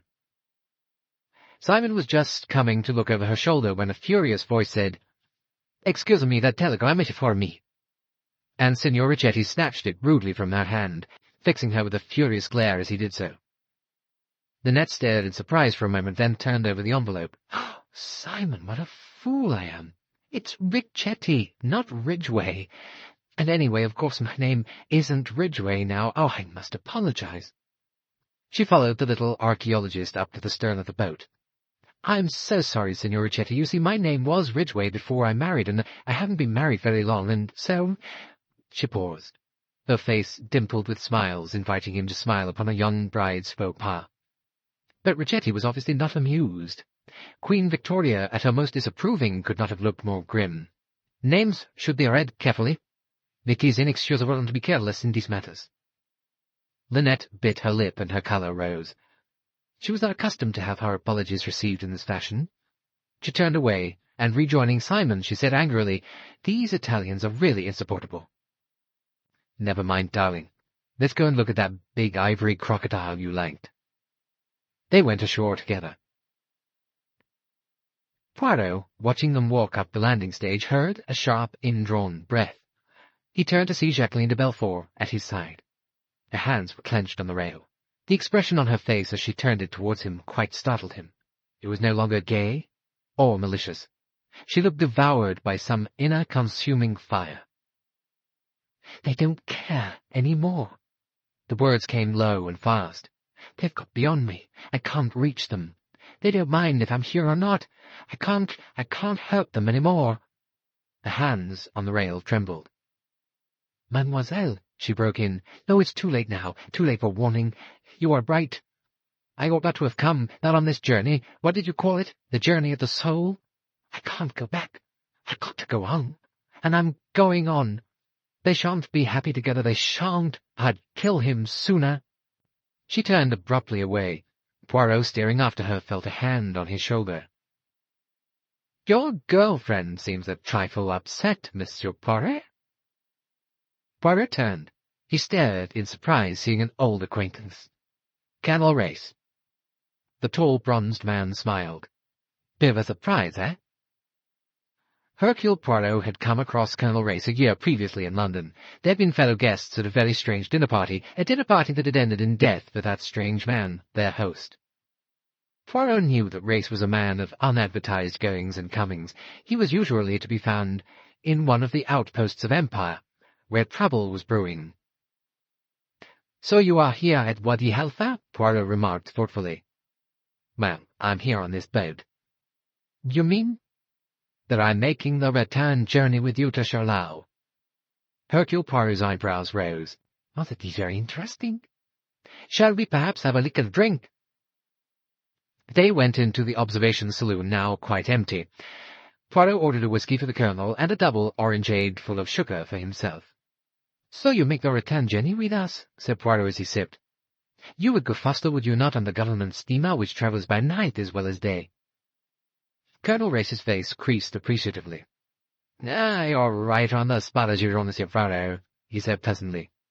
"It is, then, the passengers?" "One of the passengers." Now which one, I wonder?" Hercule Poirot asked of the ornate ceiling. "Unfortunately, I don't know him myself," said Race ruefully. Poirot looked interested. Race said, well, there's no need to be mysterious to you. We've had a good deal of trouble out here, one way and another. It isn't the people who ostensibly lead the rioters that we're after. It's the men who very cleverly put some match to the gunpowder. There were 3 of them. One's dead, one's in prison. I want the 3rd man, a man with 5 or 6 cold-blooded murders to his credit. He's one of the cleverest paid agitators that ever existed. He's on this boat. I know that from a passage in a letter that passed through our hands. Decoded, it said, X will be on the Karnak trip, February the 7th to the 13th. I didn't say under what name X would be passing. Have you any description of him? No, American, Irish, and French descent. Bit of a mongrel. That doesn't help us much. Have you got any ideas? An idea. It is all very well, said Poirot meditatively. Such was the understanding between them that Race pressed him no further. He knew that Hercule Poirot did not ever speak unless he was sure. Poirot rubbed his nose and said unhappily, There passes yourself something on this boat that causes me much inquietude. Race looked at him inquiringly. Think out to yourself, said Poirot. A person A who has grievously wronged the person B. The person B desires the revenge. The person B makes a threat. A and B both being on this boat? Poirot nodded. Precisely. And B, Agatha, being a woman? Exactly. Race lit a cigarette. Oh, I shouldn't worry. People who go about talking of what they're going to do don't usually do it. And particularly, is that the case with les femmes, you would say, huh? Yes, that is true. But he still did not look happy. Anything else? Asked Race. Yes, there is something. Yesterday the person A had a very near escape from death. The kind of death that might very conveniently be called an accident. Engineered by B? No, that is just the point. B could have had nothing to do with it. Then it was an accident. I suppose so, but I do not like such accidents. Now you're quite sure B could have had no hand in it? Absolutely. Oh well, coincidences do happen. Who is they, by the way? A particularly disagreeable person? On the contrary, A is a charming, rich, and beautiful young lady. Race grinned. Sounds quite like a novelette. Peut-être. But I tell you I'm not happy, my friend. If I am right, and after all I am constantly in the habit of being right. Race smiled into his moustache at this typical utterance. Then there is a matter for grave inquietude. And now, you come to add yet another complication. You tell me that there is a man on the Karnak who kills. Now, he doesn't usually kill charming young ladies. Poirot shook his head in a dissatisfied manner. I am afraid, my friend, he said. I am afraid. Today I advised this lady, Mrs. Doyle, to go with her husband to Khartoum, not to return on this boat. But they would not agree. I pray to heaven that we may arrive at Shalal without catastrophe. Aren't you taking rather a gloomy view? Poirot shook his head. I am afraid, he said simply. Yes, I, Hercule Poirot, am afraid. Chapter 12. Cornelia Robson stood inside the temple of Abu Simbel. It was the evening of the following day, a hot, still evening. The Karnak was anchored once more at Abu Simbel to permit a second visit to be made to the temple, this time by artificial light. The difference this made was considerable, and Cornelia commented wonderingly on the fact to Mr. Fergusson, who was standing by her side. "Why, you see it ever so much better now," she exclaimed. "All those enemies having their heads cut off by the king, they just stand right out. That's a cute kind of castle there that I never noticed before. I wish Dr. Bessner was here. He'd tell me what it was." "How you could stand that old fool beats me," said Fergusson gloomily. "Why, he's one of the kindest men I've ever met." "Pompous old bore." "I don't think you ought to speak that way." The young man gripped her suddenly by the arm. They were just emerging from the temple into the moonlight. "Why do you stick being bored by fat old men, and bullied and snubbed by a vicious old harridan?" "Why, Mr. Fergusson, haven't you got any spirit? Don't you know you're just as good as she is?" "No, but I'm not." Cornelia spoke with honest conviction. You're not as rich, that's all you mean." "No, it isn't. Cousin Marie's very, very cultured and—" "Cultured?" The young man let go of her arm as suddenly as he had taken it. "That word makes me sick." Cornelia looked at him in alarm. "She doesn't like you talking to me, does she?" said the young man. Cornelia blushed and looked embarrassed. "And why? Because she thinks I'm not her social equal. Ah! Doesn't that make you see red?" Cornelia faltered out. I wish you wouldn't get so mad about things. Why, don't you realize, and you, an American, that everyone is born free and equal?" "They're not," said Cornelia with calm certainty. "My good girl is part of your constitution." "Cousin Marie says politicians aren't gentlemen," said Cornelia. "And of course people aren't equal. It doesn't make sense. Look, I know I'm kind of homely looking, and I used to feel mortified about it sometimes, but I got over that. I'd like to have been born elegant and beautiful like Mrs. Doyle, but I wasn't. So I guess it's no use worrying." "Mrs. Doyle?" said Ferguson with deep contempt. "She's the sort of woman who ought to be shot as an example." Cornelia looked at him anxiously. "I believe it's your digestion," she said kindly. "I've got a special kind of pepsin that Cousin Marie tried once. Would you like to try it?" Mr. Ferguson said, "You're impossible." He turned and strode away. Cornelia went on towards the boat. Just as she was crossing onto the gangway, he caught her up once more. "You're the nicest person on the boat," he said, "and mind you remember it." Blushing with pleasure, Cornelia repaired to the observation saloon. Miss Van Schuyler was conversing with Dr. Bessner, an agreeable conversation dealing with certain royal patients of his. Cornelia said guiltily, "I do hope I haven't been a long time, Cousin Marie." Glancing at her watch, the old lady snapped, "You haven't exactly hurried, my dear. And what have you done with my velvet stole?" Cornelia looked round. "Oh, but shall I see if it's in the cabin, Cousin Marie?" "Of course it isn't. I had it just after dinner in here, and I haven't moved out of the place. It was on that chair." Cornelia made a desultory search. I can't see it anywhere, Cousin Marie." "Nonsense," said Miss Van Schuyler. "Look about." It was an order such as one might give to a dog, and in her dog-like fashion, Cornelia obeyed. The quiet Mr. Fanthorpe, who was sitting at a table nearby, rose and assisted her. But the stole could not be found. The day had been such an unusually hot and sultry one that most people had retired early after getting ashore to view the temple. The Doyles were playing bridge with Pennington and Race at a table in a corner. The only other occupant of the saloon was Hercule Poirot, who was yawning his head off at a small table near the door. Miss Van Schuyler, making a royal progress bedwards, with Cornelia and Miss Bowers in attendance, paused by his chair, and he sprang politely to his feet, stifling a yawn of gargantuan dimensions. Miss Van Schuyler said, "I've only just realized who you are, Monsieur Poirot. I may tell you that I've heard of you from my old friend Rufus Van Alden. You must tell me about your cases sometime." With a kindly but condescending nod, she passed on. Poirot, his eyes twinkling a little through their sleepiness, bowed in an exaggerated manner. Then he yawned once more. He felt heavy and stupid with sleep and could hardly keep his eyes open.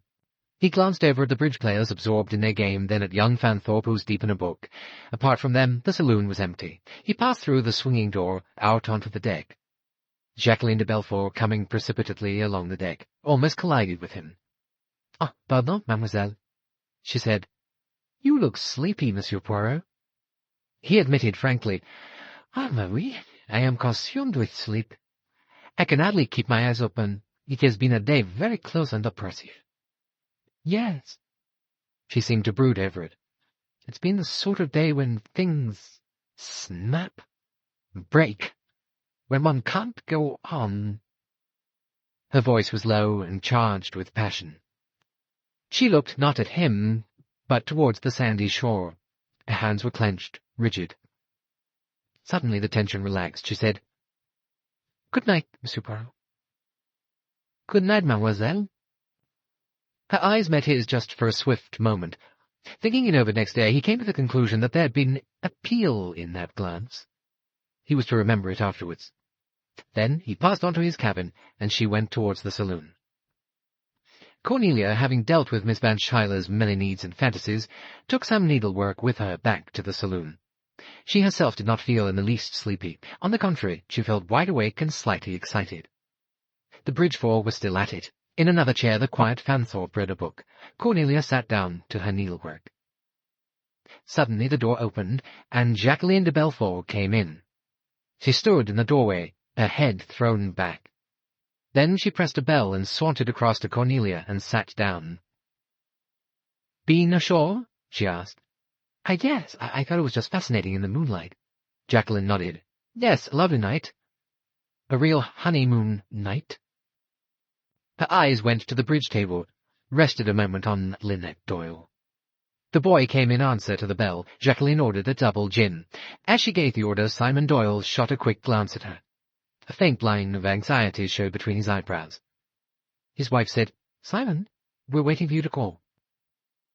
Jacqueline hummed a little tune to herself. When the drink came, she picked it up, said, "Well, here's to crime," drank it off, and ordered another. Again Simon looked across from the bridge table. His calls became slightly absent-minded. His partner Pennington took him to task. Jacqueline began to hum again, at first under her breath, then louder. "He was her man, and he did her wrong." Sorry," said Simon to Pennington. "Stupid of me not to return your lead. That gives them rubber." Linnet rose to her feet. "I'm sleepy. I think I'll go to bed." "It's about time to turn in," said Colonel Race. "I'm with you," agreed Pennington. "Coming, Simon?" Doyle said slowly, "Not just yet. I think I'll have a drink first." Linnet nodded and went out. Race followed her. Pennington finished his drink and then followed suit. Cornelia began to gather up her embroidery. "Don't go to bed, Miss Robson," said Jacqueline. "Please don't. I feel like making a night of it. Don't desert me." Cornelia sat down again. "We girls must stick together," said Jacqueline. She threw her head back and laughed, a shrill laugh, without merriment. The second drink came. "Have something," said Jacqueline. No, thank you very much," said Cornelia. Jacqueline tilted back her chair. She hummed now loudly. "He was her man, and he did her wrong." Mr. Fanthorpe turned a page of Europe from Within. Simon Doyle picked up a magazine. I think I'll go to bed," said Cornelia. "It's getting very late." "You can't go to bed yet," said Jacqueline. "I forbid you to. Tell me all about yourself." "Well, I don't know that there isn't much to tell," Cornelia faltered. "I've just lived at home and I haven't been around much. This is my first trip to Europe.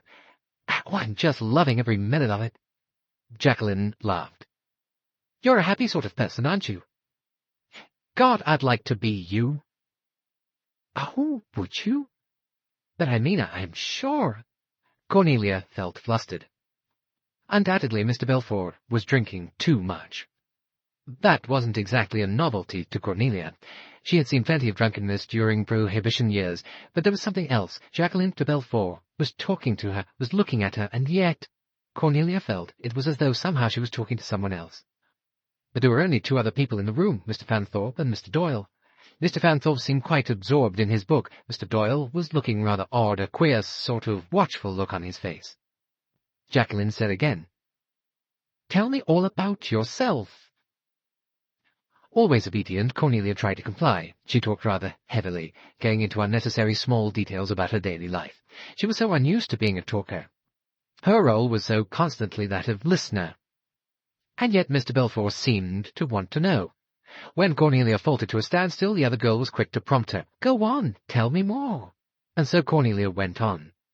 "Of course, Mother's very delicate, and sometimes, some days, she touches nothing but cereals." Unhappily conscious that all she said was supremely uninteresting, yet flattered by the other girl's seeming interest. But was she interested? Wasn't she somehow listening to something else, or perhaps for something else? She was looking at Cornelia, yes, but wasn't there really someone else sitting in the room? "And of course we get very good art classes, and last winter I had a course of—" How late was it? Surely very late. She'd been talking and talking. If only something definite would happen. And immediately, as though in answer to the wish, something did happen. Only at that moment it seemed very natural. Jacqueline turned her head and spoke to Simon Doyle. "Ring the bell, Simon. I want another drink." Simon Doyle looked up from his magazine and said quietly, "The stewards have gone to bed. It's after midnight." "I tell you I want another drink." Simon said, "You've had quite enough drinks, Jackie." She swung round at him. "What damned business is it of yours?" He shrugged his shoulders. "None."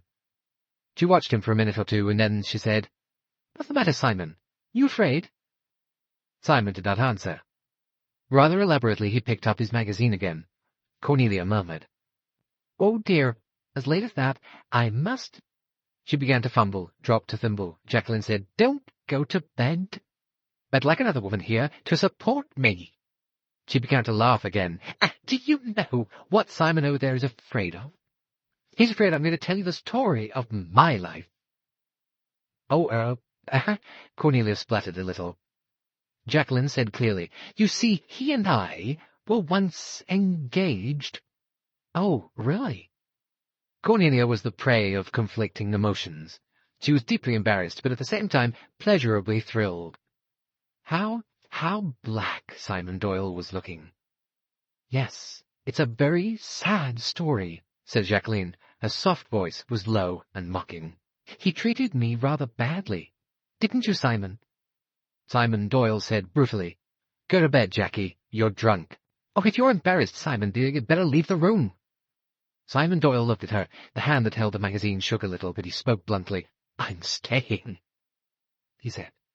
Cornelia muttered for the third time, "I really must, but it's so late." "You're not to go," said Jacqueline. A hand shot out and held the other girl in her chair. "You're to stay and hear what I've got to say." "Jackie," said Simon sharply, "you're making a fool of yourself. For God's sake, go to bed." Jacqueline sat up suddenly in her chair. Words poured from her in a soft hissing stream. "You're afraid of a scene, aren't you? That's because you're so English, so reticent. You want me to behave decently, don't you? But I don't care whether I behave decently or not. You'd better get out of here quickly, because I'm going to talk a lot." Jim Fanthorpe carefully shut his book, yawned, glanced at his watch, got up and strolled out. It was a very British and utterly unconvincing performance. Jacqueline swung round in her chair and glared at Simon. "You damned fool," she said thickly. "Do you think you can treat me as you have done and get away with it?" Simon Doyle opened his lips, then shut them again. He sat quite still, as though he were hoping that her outburst would exhaust itself, if he said nothing to provoke it further. Jacqueline's voice came thick and blurred. It fascinated Cornelia, totally unused to naked emotions of any kind. "I told you," said Jacqueline, "that I'd kill you sooner than see you go to another woman. You don't think I mean that, huh? You're wrong. I've only been waiting. You're my man, do you hear? You belong to me." Still Simon did not speak. Jacqueline's hand fumbled a moment or two on her lap. She leant forward. "I told you I'd kill you, and I meant it." Her hand came up suddenly, with something in it that gleamed. "I'll shoot you like a dog, like the dirty dog you are." Now at last Simon acted. He sprang to his feet, but at the same moment she pulled the trigger. Simon, half-twisted, fell across a chair. Cornelia screamed and rushed to the door. Jim Fanthorpe was on the deck, leaning over the rail. She called to him. "Mr. Fanthorpe! Mr. Fanthorpe!" He ran to her. She clutched at him incoherently. "She shot him! Oh, she shot him!" Simon Doyle still lay as he had fallen half into and across a chair. Jacqueline stood as though paralyzed.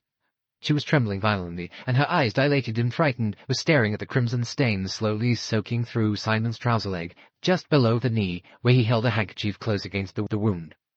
She stammered out, I didn't mean... Oh, my God, I didn't really mean..." The pistol dropped from her nervous fingers with a clatter on the floor. She kicked it away with her foot. It slid under one of the settees. Simon, his voice faint, murmured, "Fanthorpe, for heaven's sake, there's someone coming.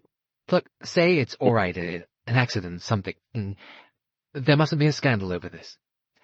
Fanthorpe nodded in quick comprehension. He wheeled round to the door where a startled Nubian face showed. He said, "It's all right. All right, it's just fun." The black face looked doubtful, puzzled, then reassured. The teeth showed in a wide grin. The boy nodded and went off. Fanthorpe turned back. "That's all right. I don't think anybody else had. Only sounded like a cork, you know. Now, the next thing—" He was startled. Jacqueline suddenly began to weep hysterically. "Oh, God, I wish I would... I'd kill myself. I'd be better dead. Oh, what have I done? What have I done?" Cornelia hurried to her. "Hush, dear, hush." Simon, his brow wet, his face twisted with pain, said urgently, Get her away. For God's sake, get her out of here. Get her to her cabin, Fanthorpe. Look here, Miss Robson, get that hospital nurse of yours. He looked appealingly from one to the other of them. Don't leave her. And make sure she's safe, with the nurse looking after her. Then get hold of old Bessner and bring him here. And for God's sake, don't let any news of this get to my wife. Jim Fanthorpe nodded comprehendingly. The quiet young man was cool and competent in an emergency. Between them, he and Cornelia got the weeping, struggling girl out of the saloon and along the deck to her cabin. There they had more trouble with her. She fought to free herself. Her sobs redoubled. I'll drown myself. I'm not fit to live. Oh, Simon, Simon. Fanthorpe said to Cornelia, Better get hold of Miss Bowers. I'll stay while you get her. Cornelia nodded and hurried out. As soon as she left, Jacqueline clutched Fanthorpe. His leg. It's bleeding. Broken, he may bleed to death. I must go to him. Oh, Simon, Simon, how could I? Her voice rose. Fanthorpe said urgently, Now quietly, he'll be all right. She began to struggle again. Let me go. Let me throw myself overboard. Let me kill myself. Fanthorpe, holding her by the shoulders, forced her back onto the bed. You must stay here. Now, don't make a fuss. Pull yourself together. It's all right, I tell you. To his relief, the distraught girl did manage to control herself a little, but he was thankful when the curtains were pushed aside, and the efficient Miss Bowers, neatly dressed in a hideous kimono, entered, accompanied by Cornelia. Now then, said Miss Bowers briskly, what's all this? She took charge without any sign of surprise and alarm. Fanthorpe thankfully left the overwrought girl in her capable hands and hurried along to the cabin occupied by Dr. Bessner. He knocked and entered on top of the knock. Dr. Bessner? A terrific snore resolved itself, and a startled voice said, Thorpe? What is it? By this time Fanthorpe had switched the light on. The doctor blinked up at him, looking rather like a large owl. It's Doyle. He's been shot. Mr. Belfort shot him. He's in the saloon. Can you come? The stout doctor reacted promptly. He asked a few curt questions, pulled on his bedroom slippers and a dressing-gown, picked up a little case of necessaries, and accompanied Fanthorpe to the lounge. Simon had managed to get the window beside him open. He was leaning against it, inhaling the air. His face was a ghastly colour. Dr. Bessner came over to him. So? What have we here? A handkerchief sodden with blood lay on the carpet, and on the carpet itself was a dark stain. The doctor's examination was punctuated with Teutonic grunts and exclamations. It is bad, this. The bone, fractured. A big loss of blood. Here, Fanthorpe, you and I must get him to my cabin, so, like this. He cannot walk. We must carry him thus. As they lifted him, Cornelia appeared in the doorway. Catching sight of her, the doctor uttered a grunt of satisfaction. It is you. Good. Come with us. I have need of assistance. You will be better than my friend here. He looks a little pale already. Fanthorpe emitted a rather sickly smile. Shall I get Miss Bowers? He asked. Dr. Bessner threw a considering glance over Cornelia. You will do very well, young lady, he announced. You will not faint or be foolish, huh? Oh, I can do what you tell me, said Cornelia eagerly. Bessner nodded in a satisfied fashion. The procession passed along the deck.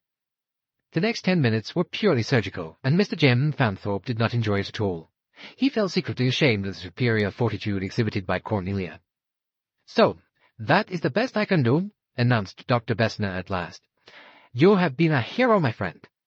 He patted Simon approvingly on the shoulder. Then he rolled up his sleeve and produced a hypodermic needle. And now, I will give you something to make you sleep. Now your wife, what about her? Simon said weakly. She needn't know till the morning. He went on. No, you mustn't blame Jackie. It's been all my fault. I treated her disgracefully. Poor kid. She didn't know what she was doing. Dr. Bessner nodded comprehendingly. Does I understand? Oh, it's my fault, Simon urged. His eyes went to Cornelia. Someone ought to stay with her. She might hurt herself. Dr. Bessner injected the needle. Cornelia said with quiet competence, It's all right, Mr. Doyle. Miss Bowers is going to stay with her all night. A grateful look flashed over Simon's face. His body relaxed, his eyes closed. Suddenly, he jerked them open. Fanthorpe? Yes, Doyle. The pistol. Ought not to leave it lying about. The boys will find it in the morning. Fanthorpe nodded. Oh, quite right. I'll go and get hold of it now. He went out of the cabin and along the deck. Miss Bowers appeared at the door of Jacqueline's cabin. She'll be all right now, she announced. I've given her a morphine injection. But you'll stay with her? Oh, yes. Morphia excites some people. I shall stay all night. Fanthorpe went on to the lounge. Some 3 minutes later there was a tap on Bessner's cabin door. Dr. Bessner? Yes, the stout man appeared. Fanthorpe beckoned him out on the deck. Look here, I can't find that pistol. What is that? The pistol, it dropped out of the girl's hand. She kicked it away, and it went under the settee. But it isn't under that settee now. They stared at each other. But who can have taken it? Fanthorpe shrugged his shoulders. Bessner said, It is curious, that. But I do not see what we can do about it. Puzzled and vaguely alarmed, the two men separated. Chapter 13. Hercule Poirot was just wiping the lather from his freshly shaved face when there was a quick tap on the door, and hard on top of it Colonel Race entered unceremoniously. He closed the door behind him. He said, Your instinct was quite correct. It's happened. Poirot straightened up and asked sharply, What has happened? Linnet Doyle's dead. Shot through the head last night. Poirot was silent for a minute. Two memories vividly before him. A girl in a garden at Assuan saying in a hard, breathless voice, I'd like to put my dear little pistol against her head and just press the trigger. And another, more recent memory, the same voice saying, One feels one can't go on. The kind of day when something breaks. And that strange, momentary flash of appeal in her eyes. What had been the matter with him not to respond to that appeal? He had been blind, deaf, stupid with his need for sleep. Race went on. I've got some slight official standing. They sent for me. They put it in my hands. The bed's due to start in half an hour, but it will be delayed until I give the word. There's a possibility, of course, that the murderer came from the shore. Poirot shook his head. Race acquiesced in the gesture. I agree. Well, I can pretty well rule that out. Well, man, it's up to you. This is your show. Poirot had been attiring himself with a neat-fingered celerity. He said now, I am at your disposal. The two men stepped out on the deck. Race said, Bessner should be there by now. I sent a steward for him. There were 4 cabins deluxe with bathrooms on the boat. Of the 2 on the port side, one was occupied by Dr. Bessner, the other by Andrew Pennington. On the starboard side, the first was occupied by Miss Van Schuyler, and the one next to it by Linnet Doyle.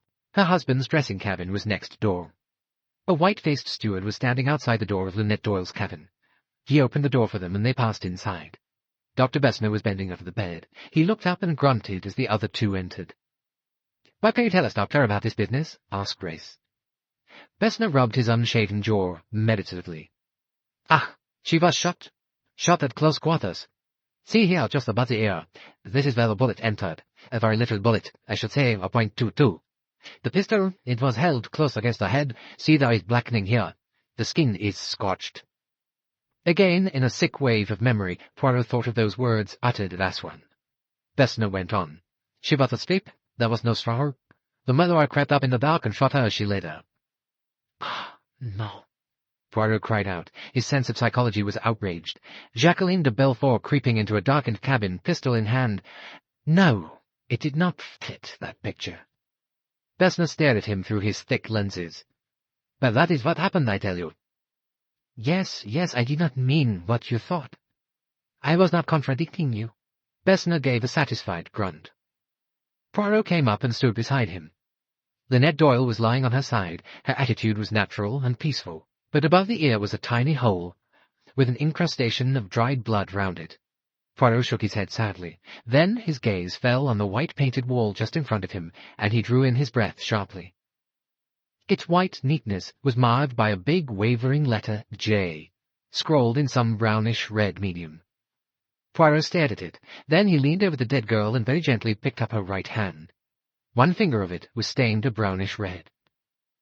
Nom de nom, ejaculated Poirot. Eh?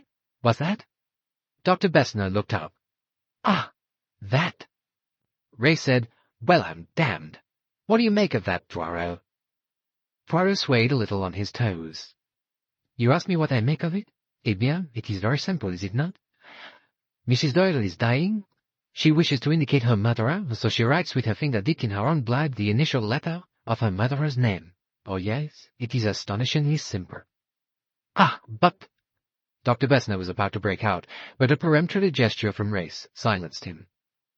Say it strikes you like that, huh? He said slowly. Poirot turned round on him, nodding his head. Yes, yes, it is, as I say, of an astonishing simplicity. It is so familiar, is it not? It has been done so often, in the pages of the romance of crime. It is now indeed a little vieux. It leads one to suspect that our murderer is old-fashioned. Race drew a long breath. I see, he said. I thought at first... He stopped. Poirot said with a very faint smile that I believed in all the old clichés of melodrama. But pardon, Dr. Bessner. You are about to say? Bessner broke out gutturally. What I say? Pah, I say it is absurd. It is a nonsense. The poor lady, she died instantaneously, to dip a finger in the blood. As you see, there is hardly any blood, and write a letter J upon the mole. Bah!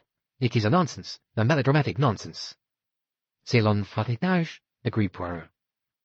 But it was done with a purpose, suggested Race. Oh, that, naturally, said Poirot, and his face was grave. Race said, What does J stand for?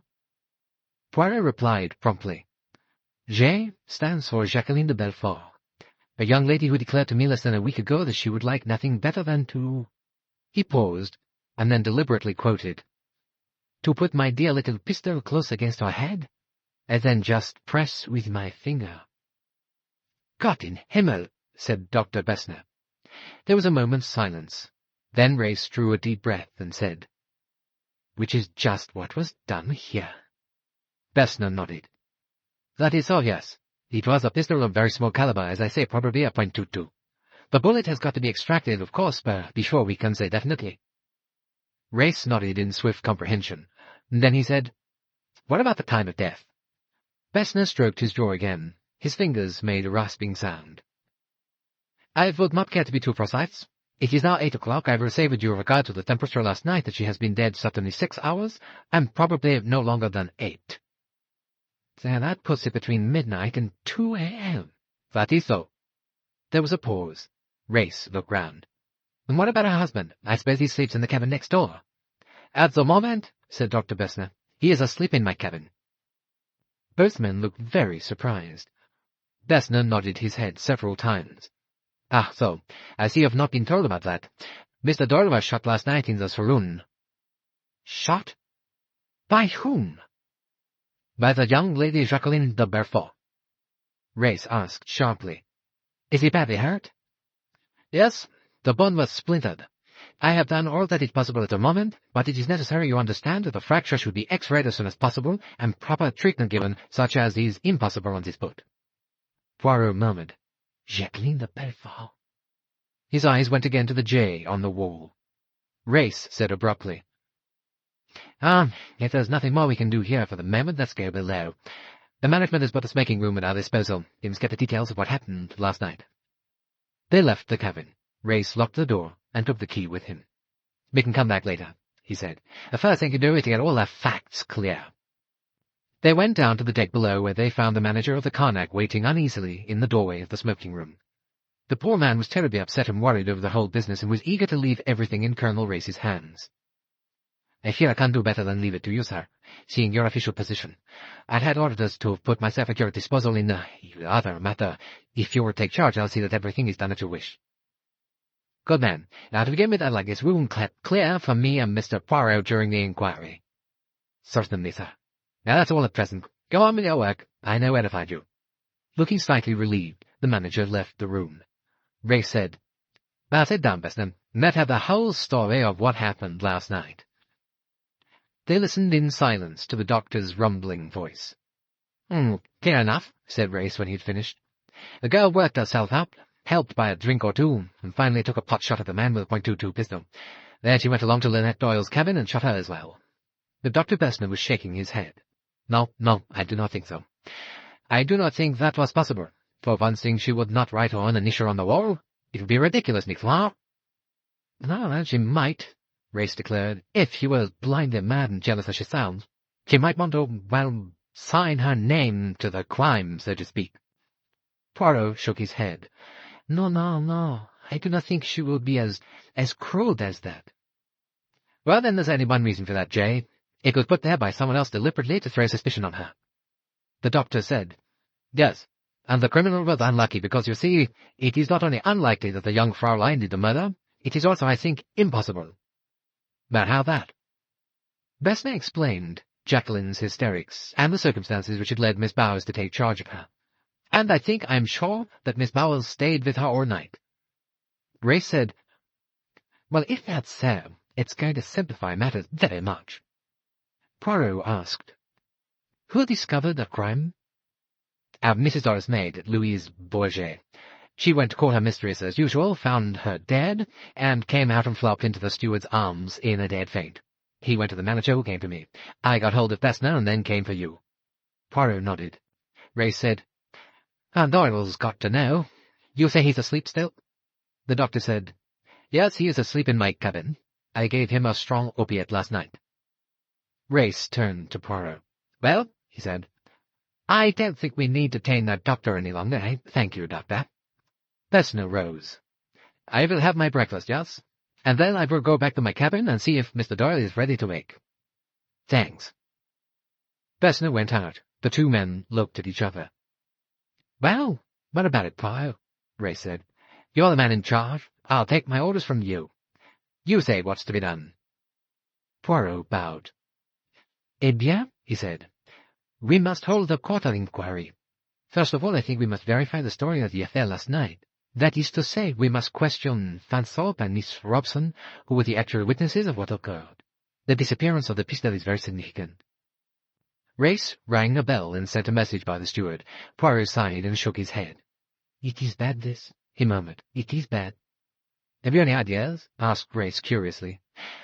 My ideas conflict. They are not well arranged. They are not orderly. There is, you see, the big fact that this girl hated Linnet Doyle and wanted to kill her. You think she's capable of it? I think so, yes. Poirot sounded doubtful.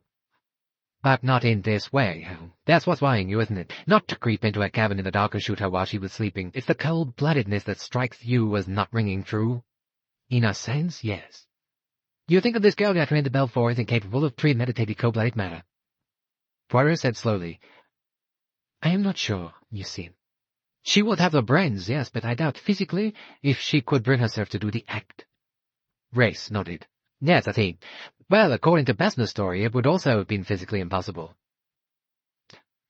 If that is true, it clears the ground considerably. Let us hope it is true. He paused and then added simply, I shall be glad if it is so, for I have for that little one much sympathy. The door opened and Fanthorpe and Cornelia came in. Bessner followed them. Cornelia gasped out, Isn't this just awful? Poor Mrs. Doyle. And she was so lovely, too. It must have been a real fiend who could hurt her. And poor Mr. Doyle, he'll just go half crazy when he knows. Why, even last night he was so frightfully worried lest she should hear about his accident. Yes, well, that's just what we want you to tell us about, Miss Robson, said Race. We want to know exactly what happened last night. Cornelia began a little confusedly, but a question or two from Poirot helped matters. Ah, yes, I understand. After the bridge, Madame Doyle went to her cabin. Did she really go to her cabin, I wonder? She did, said Race. I actually saw her. I said good night to her at the door. And the time?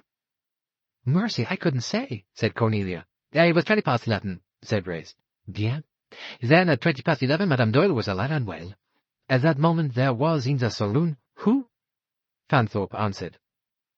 Doyle was there, and Mr. Belfort, myself, and Miss Robson. That's so, agreed Cornelia. Mr. Pennington had a drink and then went off to bed. And that was how much later? Oh, about 3 or 4 minutes. Before 11:30, then? Oh, yes.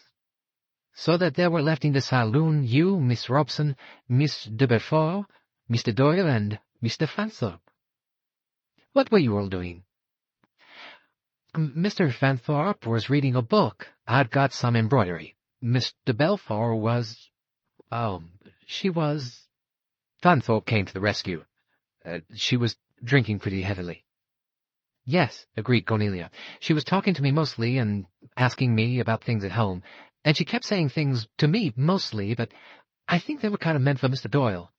He was getting kind of mad at her, but he didn't say anything. I think he thought if he kept quiet, she might simmer down. That she didn't? Cornelia shook her head. I tried to go, once or twice, but she made me stop, and I was getting very, very uncomfortable. And then Mr. Fanthorpe got up and went out.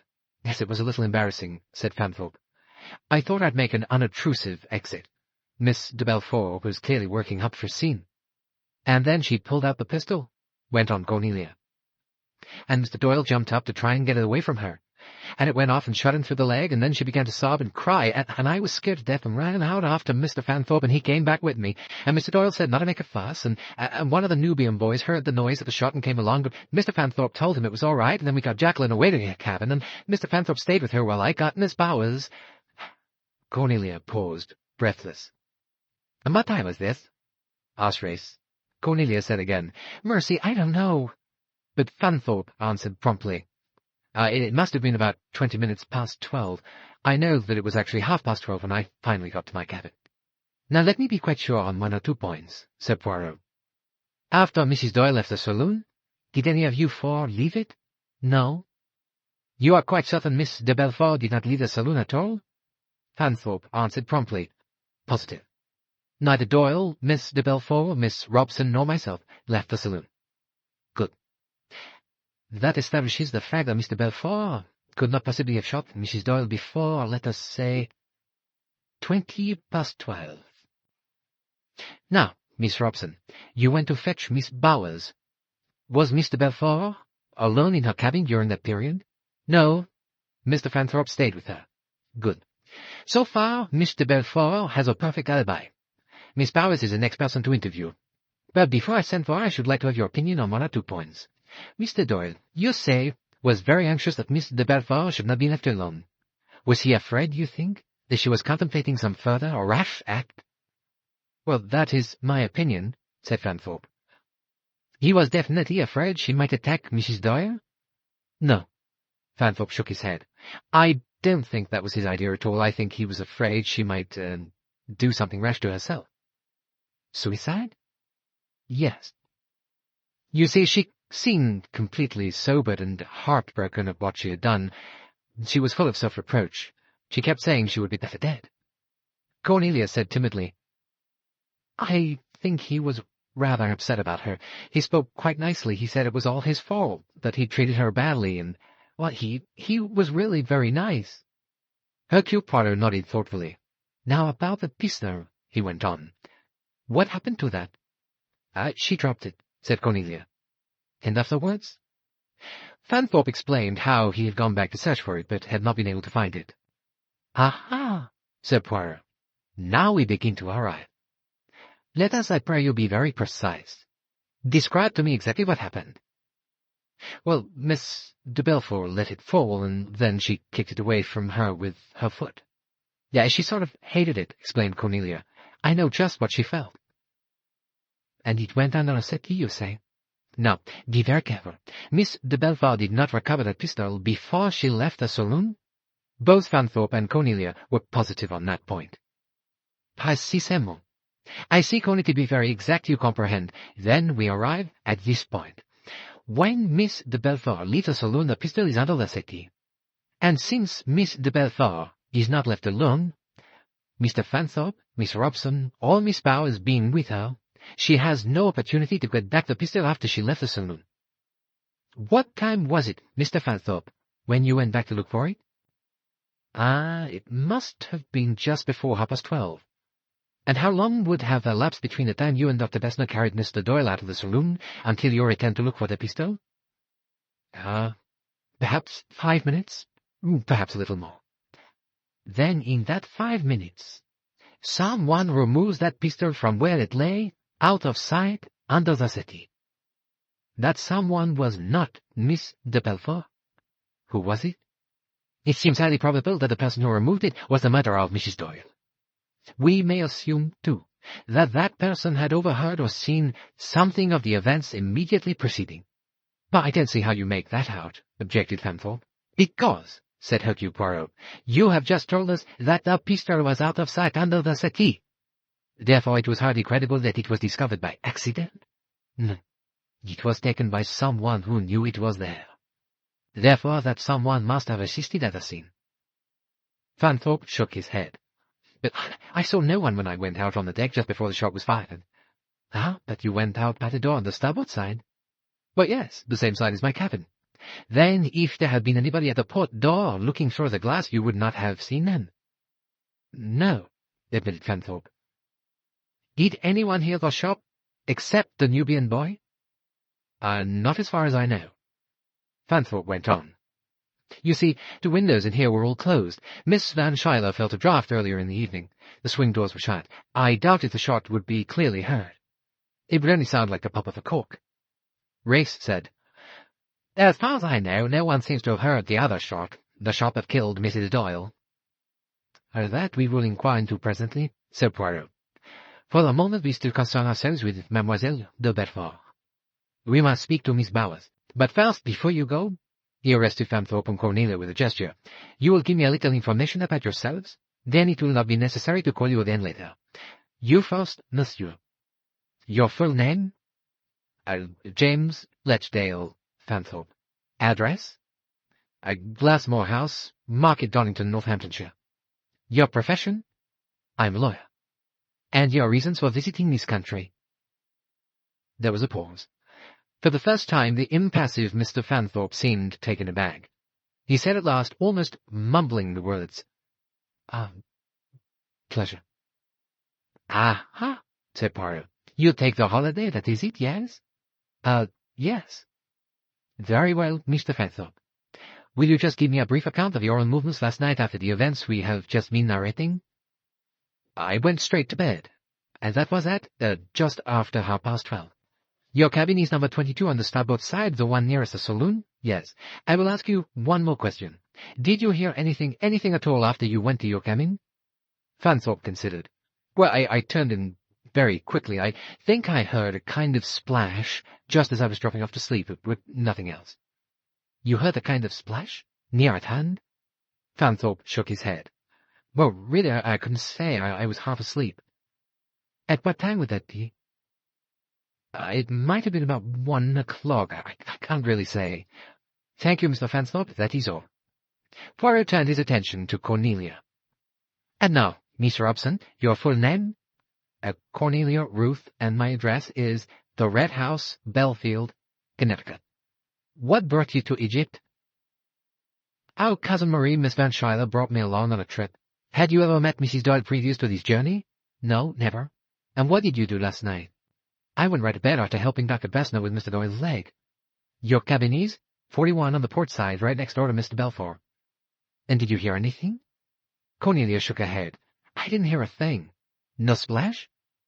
No, but then I wouldn't because the boat's against the bank on my side. Poirot nodded. Thank you, Miss Robson. Now perhaps you will be so kind as to ask Miss Bowers to come here. Fanthorpe and Cornelia went out.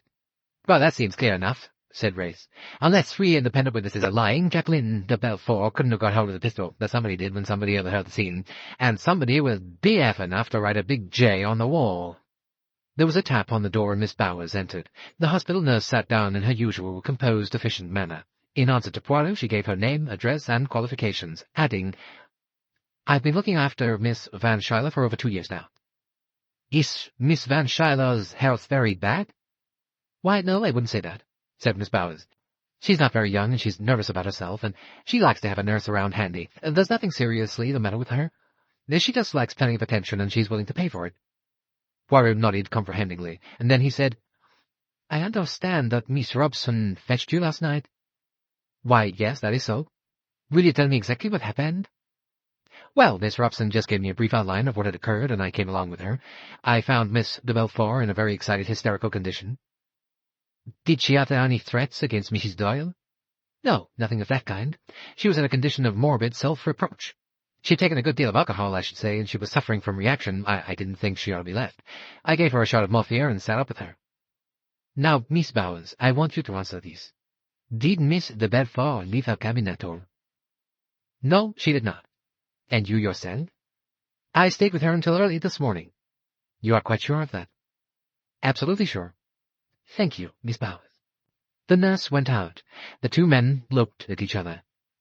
Jacqueline de Belfort was definitely cleared of the crime. Who, then, had shot Linnet Doyle? Chapter 14. Race said, Someone pinched the pistol. It wasn't Jacqueline de Belfort. Someone knew enough to feel certain that his crime would be attributed to her. But that someone did not know that a hospital nurse was going to give her morphia and sit up with her all night. Add one thing more. Someone had already attempted to kill Linnet Doyle by rolling a boulder over a cliff. Now that someone was not Jacqueline de Belfort. Who was it? Poirot said, It will be simpler to say who it could not have been. Neither Mr. Doyle, Mrs. Allerton, Mr. Tim Allerton, Miss Van Schuyler, nor Miss Bowers could have had anything to do with it. They were all within my sight. Said Race. That needs rather a large field. What about motive? And that is where I hope Mr. Doyle may be able to help us. There have been several incidents. The door opened, and Jacqueline de Belfort entered. She was very pale, and she stumbled a little as she walked. I didn't do it, she said. Her voice was that of a frightened child. I didn't do it, oh, please believe me. Everyone will think I did, but I didn't. It's awful. I wish it hadn't happened. I might have killed Simon last night. I was mad, I think, but I didn't do the other. She sat down and burst into tears. Poirot patted her on the shoulder. There. We know that you did not kill Mrs. Doyle. It is proved. Yes, proved, mon enfant. It was not you. Jackie sat up suddenly, her wet handkerchief clasped in her hand. But who did? That, said Poirot, is just the question we were asking ourselves. You cannot help us there, my child? Jacqueline shook her head. I don't know. I can't imagine. No, I haven't the faintest idea. She frowned deeply. No, she said at last. I can't think of anyone who wanted her dead. Her voice faltered a little. Except me. Ray said, Excuse me a minute, I just thought of something. He hurried out of the room. Jacqueline de Belfort sat with her head downcast, nervously twisting her fingers. She broke out suddenly. That's horrible. Horrible. I hate the thought of it. Poirot said, Yes, it is not pleasant to think, is it, that now at this very moment someone is rejoicing at the successful carrying out of his or her plan? Don't, cried Jackie. It sounds horrible the way you put it. Poirot shrugged his shoulders. It is true. Jackie said in a low voice, I wanted her dead. And she is dead. And what is worse, she died, just like I said. Yes, mademoiselle. She was shot through the head. She cried out, Then I was right, that night, at the Cataract Hotel. There was someone listening. Ah, Poirot nodded his head. I wondered if you would remember that. Yes, it is all too much of a coincidence that Madame Doyle should be killed in just the way you described. Jackie shuddered. That man, that night, who can he have been? Poirot was silent for a minute or two, then he said in quite a different tone of voice, You are sure it was a man, mademoiselle? Jackie looked at him in surprise. Well, yes, of course. At least... Well, mademoiselle? She frowned, half closing her eyes in an effort to remember. She said slowly, I thought it was a man. But now you are not so sure? Jackie said slowly, Well, no, I can't be certain. I just assumed it was a man, but it was really just a figure, a shadow. She paused, and then, as Poirot did not speak, she asked, You think it must have been a woman? But surely none of the women on this boat can have wanted to kill Linnet? Poirot merely moved his head from side to side. The door opened, and Bessner appeared. Will you come and speak with Mr. Doyle, please, Mr. Poirot? He would like to see you. Jackie sprang up. She caught Bessner by the arm. How is he? Is he all right? Naturally he's not all right, said Bessner reproachfully. The bone is fractured, you understand. But he's not going to die, cried Jackie. Ah, Who said anything about dying? We will get into civilization, and then we will have an X-ray and proper treatment. Oh! The girl's hands came together in convulsive pressure. She sank down again on a chair. Poirot stepped out onto the deck with the doctor, and at that moment Race joined them. They went up to the promenade deck and along to Bessner's cabin. Simon Doyle was lying propped, with cushions and pillows, an improvised cage over his leg. His face was ghastly in colour, the ravages of pain with shark on top of it. But the predominant expression on his face was bewilderment, the sick bewilderment of a child. He muttered, "Oh, please, come in. The doctors told me about Linnet. I can't believe it. I simply can't believe it's true." "I know. It's a bad knock," said Race. Simon stammered. "You know, Jackie didn't do it. I'm certain Jackie didn't do it. It looks black against her, I dare say, but she didn't do it. She was a bit tight last night and all worked up, and that's why she went for me, but she wouldn't do murder. Not cold-blooded murder." Poirot said gently, "Do not distress yourself, Mr. Doyle. Whoever shot your wife, it was not Miss de Belfort." Simon looked at him doubtfully. "Is that on the level?" "But since it was not Miss de Belfort," continued Poirot, "can you give us any idea of who it might have been?" Simon shook his head. The look of bewilderment increased. "It's crazy. Impossible. Apart from Jackie, nobody could have wanted to do her in." "Reflect, Mr. Doyle. Has she no enemies? Is there no one who has a grudge against her?" Again Simon shook his head with the same hopeless gesture. "It sounds absolutely fantastic. There's Windlesham, of course. She more or less trapped him to marry me, but I can't see a polite stick like Windlesham committing murder, and anyway, he's miles away. Same thing with old Sir George Woad. He's got her down on Linnet over the house, disliked the way she was pulling it about, but he's miles away in London. And anyway, to think of murder in such a connection would be fantastic. Listen, Mr. Doyle." Poirot spoke very earnestly. "On the first day we came on board the Carnac, I was impressed by a little conversation which I had with Madame, your wife. She was very upset, very distraught. She said, and mark this well, that everybody hated her. She said she felt afraid, unsafe, as though every one around her were an enemy." "Well, she was pretty upset at finding Jackie aboard. It was so high," said Simon. "That is true. But it does not quite explain those words. When she said she was surrounded by enemies, she was almost certainly exaggerating, but all the same, she did mean more than one person." "Yes, we may be right there," admitted Simon. "I think I can explain that.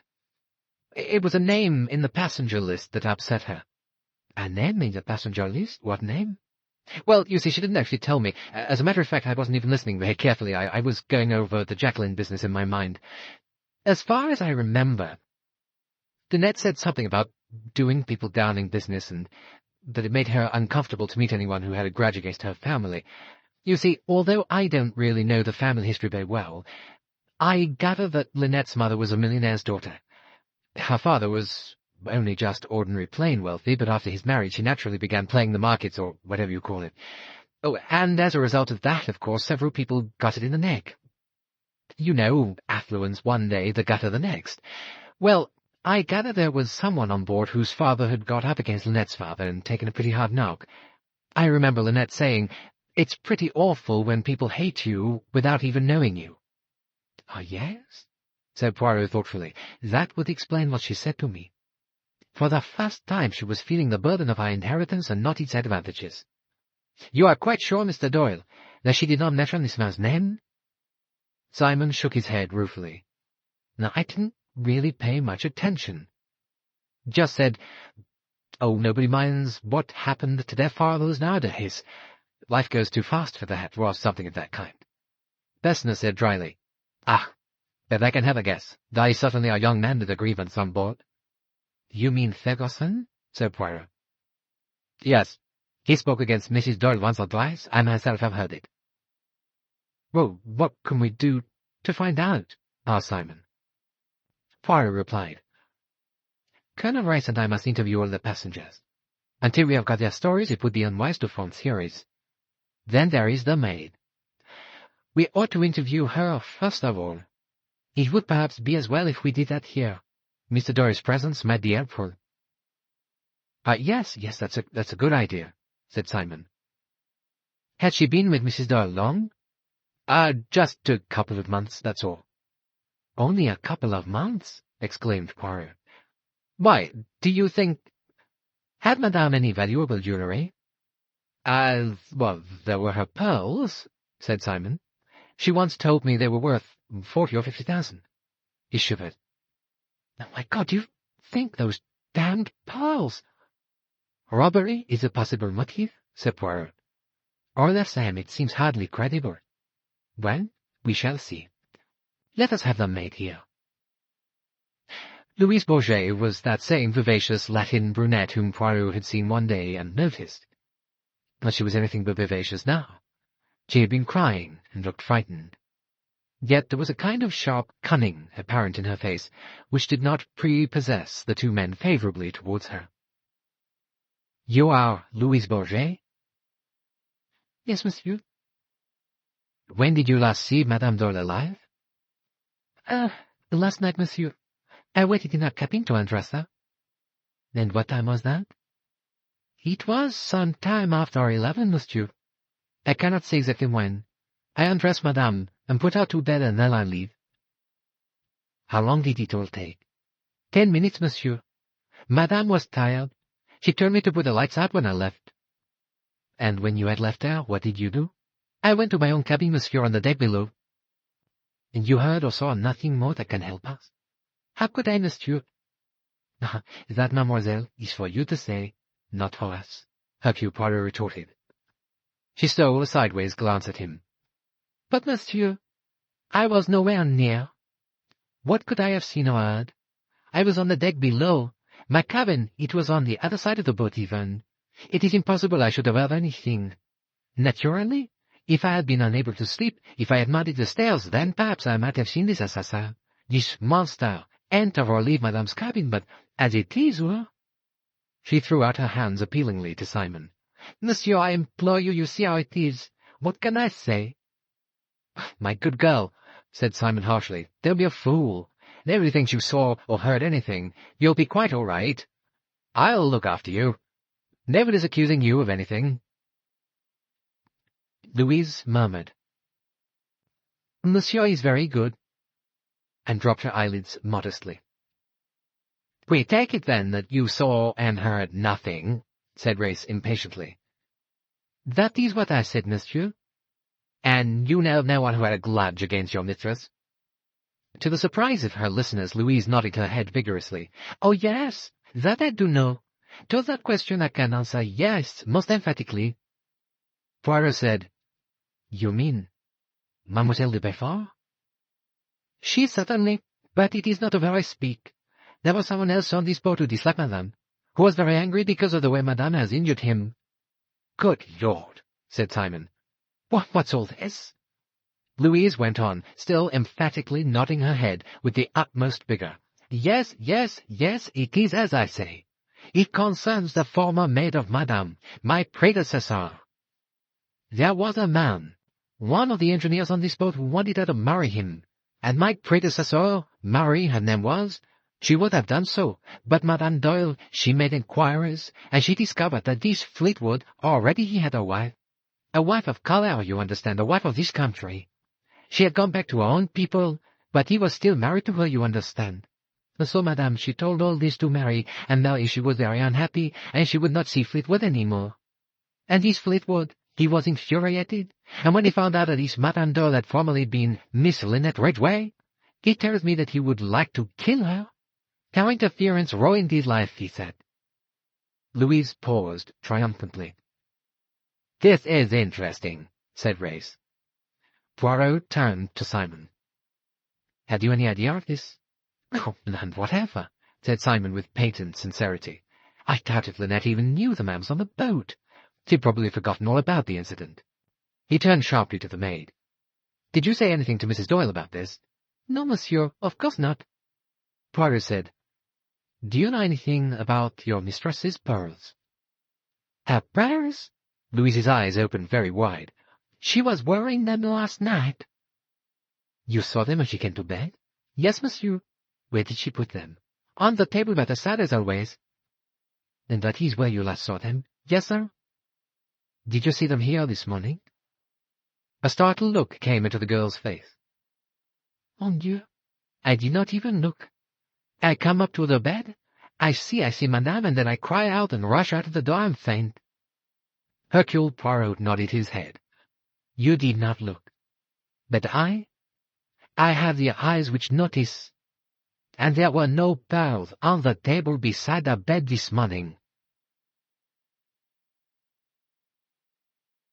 Chapter 15. Hercule Poirot's observation had not been at fault. There were no pearls on the table by Linnet Doyle's bed.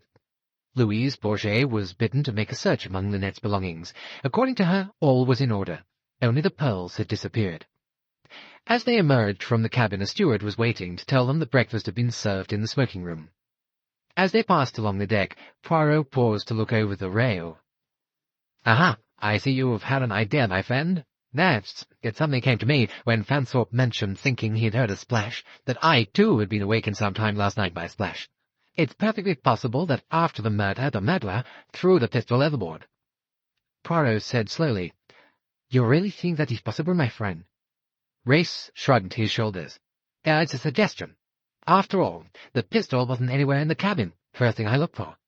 All the same, said Poirot, it is incredible that it should have been thrown overboard. Race said, Where is it, then? Poirot said thoughtfully, If it is not in Mrs. Doyle's cabin, there is logically only one other place where it could be. Where's that? In Mademoiselle de Belfort's cabin. Yes. I see. He stopped suddenly. Look, she's out of her cabin. Shall we go and have a look now? Poirot shook his head. No, my friend, that would be precipitate. It may not yet have been put there.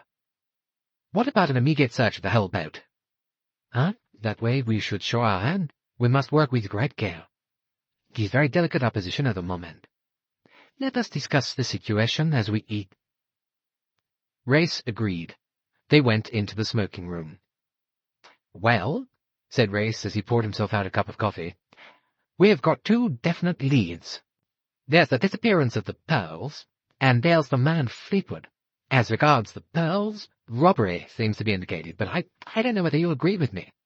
Poirot said quickly, It was an odd moment to choose? Yes, exactly. To steal the pearls on a voyage such as this invites a close search of everybody on board. How then could the thief hope to get away with his booty? He might have gone ashore and dumped it.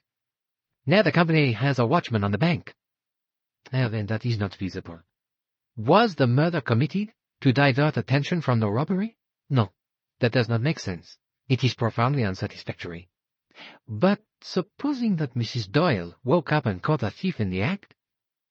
Well, and therefore the thief shot her? But she was shot whilst she slept. So that too does not make sense. You know, I have a little idea about those pearls, and yet, no, it is impossible, because if my idea was right, the pearls would not have disappeared. Tell me, what did you think of the maid? I wondered, Ray said slowly, if she knew more than she said. Ah, you too have that impression? Definitely not a nice girl, said Race. Hercule Poirot nodded. Yes, I would not trust her, that one. You think she has something to do with the murder? No, I would not say that. With the theft of the pearls, then, that is more probable. She had only been with Mrs. Doyle for a short time. She may be a member of a gang that specializes in jewel robberies. In such a case, there is often a maid with excellent references. Unfortunately, we are not in a position to seek information on these points. And yet, that explanation does not quite satisfy me. Those pearls. Sacre, my little idea ought to be right. And yet, nobody would be so imbecile. He broke off. What about the man, Fleetwood? Well, we must question him. It may be that we have there the solution. If Louise Bourget's story is true, he had a definite motive for revenge. He could have overheard the scene between Jacqueline and Mr. Doyle, and when they have left the saloon, he could have darted in and secured the gun. Yes, it is quite possible. And that letter J, scrawled in blood? That too with a god with a simple, rather crude nature. In fact, he's just the person they're looking for. Yes, only... Poirot rubbed his nose. He said with a slight grimace, "See you, I recognize my own weaknesses. It has been said of me that I like to make a case difficult, but the solution that you put to me it is too simple, too easy. I cannot feel that it really happened, and yet that may be sheer prejudice on my part. Well, we'd better have the fellow here." Race rang the bell and gave the order. Then he said, "Any other possibilities?" "Oh, plenty, my friend. There is, for example, the American trustee. But Pennington, yes, Pennington. There was a curious little scene in here the other day."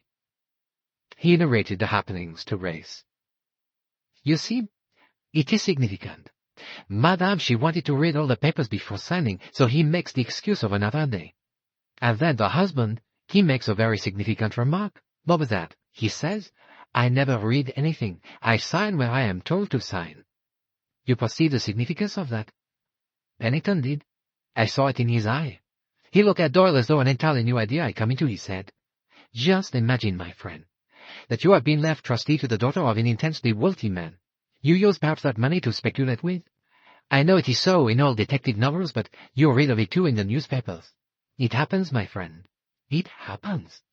"I don't dispute it," said Race. "There is perhaps still time to make good by speculating wildly. Your ward is not yet of age, And then she marries. The control passes from your hands into hers at a moment's notice. Bah, a disaster. But there is still a chance. She is on a honeymoon. She will perhaps be careless about business. A casual paper slipped in among others signed without reading. But Linnet Doyle was not like that. Honeymoon or no honeymoon, she was a businesswoman. And then her husband makes a remark, and a new idea comes to that desperate man who is seeking a way out from ruin. If Linnet Doyle were to die, her fortune would pass to her husband. And he would be easy to deal with. He would be a child in the hands of an astute man like Andrew Pennington, mon cher Connor. I tell you, I saw the thought pass through Andrew Pennington's head. If only it were Doyle I had got to deal with. That is what he was thinking." "It's quite possible, I dare say," said Race dryly. "But you've no evidence." "Alas, no." "Well, then there's young Ferguson," said Race. "He talks bitterly enough. No, not that I get why he talks. Still, he might be the fellow whose father was ruined by old Ridgeway. It's a little far-fetched, but it's possible. People do brood over bygone wrongs sometimes." He paused a minute and then said, "And there's my fellow." "Yes, there is your fellow, as you call him." "He's a killer," said Race. "We know that. On the other hand, I can't see any way in which he could have come up against Linnet Doyle. Their orbits don't touch." Poirot said slowly, "Unless accidentally she had become possessed of evidence showing his identity." Yes, that's possible, but it seems highly unlikely. There was a knock at the door. Here's our would-be bigamist. Fleetwood was a big, truculent-looking man. He looked suspiciously from one to the other of them as he entered the room. Poirot recognized him as the man he had seen talking to Louise Bourget. Fleetwood said suspiciously, "You wanted to see me?" "Yeah, we did," said Race. "You probably know that a murder was committed on this boat last night." Fleetwood nodded. "And I believe it is true that you have reason to feel anger against the woman who was killed." A look of alarm sprang up in Fleetwood's eyes. "Who told you that?" "You consider that Mrs. Doyle had interfered between you and a young woman." "I know who told you that. That lying French hussy. She's a liar through and through, that girl. But this particular story happens to be true. It's a dirty lie. You say that, although you don't know what it is yet." The shot told. The man flushed and gulped. "It is true, is it not, that you were going to marry the girl Marie, and that she broke it off when she discovered that you were a married man already?" "But what business was it of hers?" "Do you mean what business was it of Mrs. Doyle's? Well, you know, bigamy is bigamy. It wasn't like that. I married one of the locals out here." I didn't answer. Just she went back to her people. I've not seen her for half a dozen years. Still, you were married to her? The man was silent. Race went on. Mrs. Doyle, or Miss Ridgeway, as she then was, found out all this, eh? Yeah, she did. Curse her. Nosing about when no one ever asked her to. I'd have treated Marie right. I'd have done anything for her. She'd never have known about the other, if it hadn't been for that meddlesome young lady of hers. Oh, yes, I'll say it, I did have a grudge against the lady, and I felt bitter about it when I saw her on this boat, all dressed up in pearls and diamonds, and lording it all over the place, would never have thought that she'd broken up a man's life for him. I felt bitter, all right. But if you think I'm a dirty murderer, if you think I went and shot her with a gun, well, that's a damn lie. I never touched her, and that's God's truth. He stopped, the sweat rolling down his face. Where were you last night between the hours of 12 and 2? In my bunk, asleep. And my mate will tell you so. Ah, we shall see, said Race. He dismissed him with a curt nod. That'll do. Eh bien, said Poirot, as the door closed behind Fleetwood. Race shrugged his shoulders. He tells quite a straight story. He's nervous, of course, but not unduly so. They'll have to investigate his alibi, though I don't suppose it will be decisive. His mate was probably asleep, and this fellow could have slipped in and out if he wanted to. It depends whether anyone else saw him. I guess one must inquire as to that. The next thing, I think, said Race, is whether anyone had anything which might give us a clue to the time of the crime. Bessner places it as having occurred between 12 and 2. It seems reasonable to hope that someone among the passengers may have heard the shot, even if they didn't recognize it for what it was. I didn't hear anything of the kind myself. What about you? Poirot shook his head. Me? No. I slept absolutely like the log. I heard nothing, but nothing at all. I might have been drugged, I slept so soundly. Pity, said Race. Well, let's hope we have a bit of luck with the people who have cabins on the starboard side. Fansthorpe is done. Now the Allertons come next. I'll send a steward to fetch them. Mrs. Ellison came in briskly. She was wearing a soft grey-striped silk dress. Her face looked distressed. Oh, it's too horrible, she said as she accepted the chair that Poirot placed for her. I can hardly believe it, that lovely creature with everything to live for, dead. I almost feel I can't believe it. I know how you feel, madame, said Poirot sympathetically. Oh, I'm glad you're on board, said Mrs. Allerton simply. You'll be able to find out who did it. I'm so glad it isn't that poor tragic girl. You mean Mademoiselle de Belfort? Who told you she did not do it? Cornelia Robson, said Mrs. Allerton with a faint smile. You know, she's simply thrilled by it all. It's probably the only exciting thing that's ever happened to her, and probably the only exciting thing that ever will happen to her. But she's so nice that she's terribly ashamed of enjoying it. She thinks it's awful of her. Mrs. Allison gave a look at Poirot and then added, but I mustn't chatter. You want to ask me questions. If you please. You went to bed at what time, madame? Just after 10:30. And you went to sleep at once? Yes, I was sleepy. And did you hear anything at all during the night? Mrs. Allerton wrinkled her brows. Yes, I think I heard a splash, and someone running. Or was it the other way about? I'm rather hazy. I just had a vague idea that someone had fallen overboard at sea. A green, you know. And then I woke up and listened, but it was all quite quiet. Do you know what time that was? No, I'm afraid I don't. But I don't think it was very long after I went to sleep. I mean, it was within the first hour or so. Alas, madame, that is not very definite. No, I know it isn't, but it's no good my trying to guess, is it, when I hadn't really the vaguest idea. And that is all you can tell us, madame? I'm afraid so. Had you ever actually met Mrs. Doyle before? No, Tim had met her, and I'd heard a good deal about her through a cousin of ours, Joanna Southwood, but I'd never spoken to her till we met at Aswan. I have one other question, madame, if you'll pardon me for asking.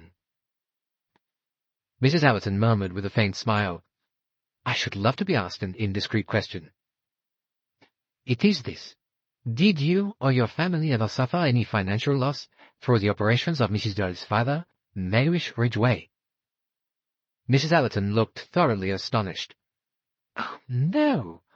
The family finances has never suffered except by dwindling. You know, everything paying less interest than it used to. There's never been anything melodramatic about our poverty. My husband left very little money, but what he left I still have, though it doesn't yield as much as it used to yield. I thank you, madame. Perhaps you will ask your son to come to us? Tim said lightly when his mother came to him. "Ordeal over? My turn now. What sort of things do they ask you?" "Only whether I heard anything last night," said Mrs. Ellison, "and unluckily I didn't hear anything at all. I can't think why not. After all, Linnet's cabin is only one away from mine. I should think I'd have been bound to hear the shot. Go along, Tim. They're waiting for you." To Tim Allerton, Poirot repeated his previous question. Tim answered, "I went to bed early. About 10:30 or so I read for a bit. Put out my light just after 11. Did you hear anything after that?" "I heard a man's voice saying good night, I think, not far away." "That was me saying good night to Mrs. Doyle," said Race. "Yes. Well, after that I went to sleep, and then later I heard a kind of hullabaloo going on, somebody calling Fanthorpe, I remember. Miss Robson, when she ran out from the observation saloon." "Oh, yes, I suppose that was it. And then a lot of different voices, and then somebody running along the deck, and then a splash. Yeah, and then I heard old Bessner booming out something about, 'Careful now, and not too quick.'" "You heard a splash?" "Well, something of that kind." "You are sure it was not a shot you heard?" Yes, I suppose it might have been. I did hear a cork pop. Perhaps that was the shot. I may have imagined the splash from connecting the idea of the cork with liquid pouring into a glass. I know my foggy idea was that there was some kind of party going on, and I wished they'd all go to bed and shut up." "Anything more after that?" Tim thought. "Only Fanthorpe barging round in his cabin next door. I thought he'd never get to bed. And after that?" Tim shrugged his shoulders. "And after that, oblivion." "You have nothing more?" "No, nothing whatever." "Thank you, Mr. Allerton." Tim got up and left the cabin. Chapter 16. Race pored thoughtfully over a plan of the promenade deck of the Carnac. Fanthorpe, young Allerton, Mrs. Allerton, then an empty cabin, Simon Doyle's. Now who's on the other side of Mrs. Doyle's? The old American dame. If anyone heard anything, she should have done. Is she that, we better have her along. Miss Van Schuyler entered the room. She looked even older and yellower than usual this morning. Her small dark eyes had an air of venomous displeasure in them. Race rose and bowed. "I'll be very sorry to trouble you, Miss Van Schuyler. It's very good of you. Please, sit down." Miss Van Schuyler said sharply, "I dislike being mixed up in this. I resent it very much. I do not wish to be associated in any way with this, very unpleasant affair." "Oh, quite. I was just saying to Monsieur Poirot that the sooner we took your statement, the better, as then you need have no further trouble." Miss Van Schuyler looked at Poirot with something approaching favour. "Well, I'm glad you both realize my feelings. I'm not accustomed to anything of this kind." Poirot said soothingly, "Precisely, mademoiselle. That is why we wish to free you from unpleasantness as quickly as possible. Now, you went to bed last night at what time?" 10 o'clock is my usual time. Last night I was rather later, as Cornelia Robson very inconsiderately kept me waiting." "Très bien, mademoiselle. Now, what did you hear after you had retired?" Miss Van Schuyler said, "I sleep very lightly." "Ah, merveille. That is very fortunate for us." "I was awoken by that rather flashy young woman, Mrs. Doyle's maid, who said, 'Bonne nuit, madame,' in what I cannot but think an unnecessarily loud voice." "And after that?" "I went to sleep again. I woke up thinking someone was in my cabin, but I realized it was someone in the cabin next door." "In Mrs. Doyle's cabin?" "Yes. And then I heard someone outside on the deck, and then a splash." "You have no idea what time this was?" "I can tell you the time exactly. Minutes past 1. "You are sure of that?" "Yes. I looked at my little clock that stands by my bed." "You did not hear a shot?" "No, nothing of the kind." "Shot that awakened you?" Miss Van Schuyler considered the question, her toad-like head on one side. "Well, it might," she admitted rather grudgingly. "And you have no idea what caused the splash you heard?" "Not at all. I know perfectly." Colonel Race sat up alertly. "You know?" "Certainly. I did not like the sound of prowling around. I got up and went to the door of my cabin. Miss Otterborn was leaning over the side. She had dropped something into the water." "Miss Otterborn?" Race sounded really surprised. Yes. You're quite sure it was Miss Otterborn? I saw her face distinctly. She did not see you? I do not think so. Poirot leant forward. And what did her face look like, mademoiselle? But she was in a condition of considerable emotion. Race and Poirot exchanged a quick glance. And then, Race prompted, Miss Otterborn went around the stern of the boat and I returned to bed. There was a knock at the door and the manager entered. He carried in his hand a dripping bundle. We've got it, Colonel. Race took the package. He unwrapped fold after fold of satin velvet. Out of it fell a coarse handkerchief faintly stained with pink, wrapped round a small, pearl-handled pistol. Race gave Poirot a glance of slightly malicious triumph. You see, he said, my idea was right. It was thrown overboard. He held the pistol out on the palm of his hand. What do you say, Monsieur Poirot? Is this the pistol you saw at the Cataract Hotel that night? Poirot examined it carefully. Then he said quietly, Yes, that is it. There is the ornamental work on it, and the initials Z.D. It is an article de luxe, a very feminine production. But it is nonetheless a lethal weapon. .22, murmured Race. He took out the clip. 2 bullets fired. Yes, doesn't seem much doubt about it. Miss Van Schuyler coughed significantly. And what about my stole? She demanded. Your stole, mademoiselle? Yes, that is my velvet stole you have there. Race picked up the dripping folds of material. This is yours, Miss Van Schuyler? Certainly it's mine, the old lady snapped. I missed it last night. I was asking everyone if they'd seen it. Poirot questioned Race with a glance, and the latter gave a slight nod of assent. Where did you see it last, Miss Van Schuyler? I had it in the saloon yesterday evening when I came to go to bed. I couldn't find it anywhere.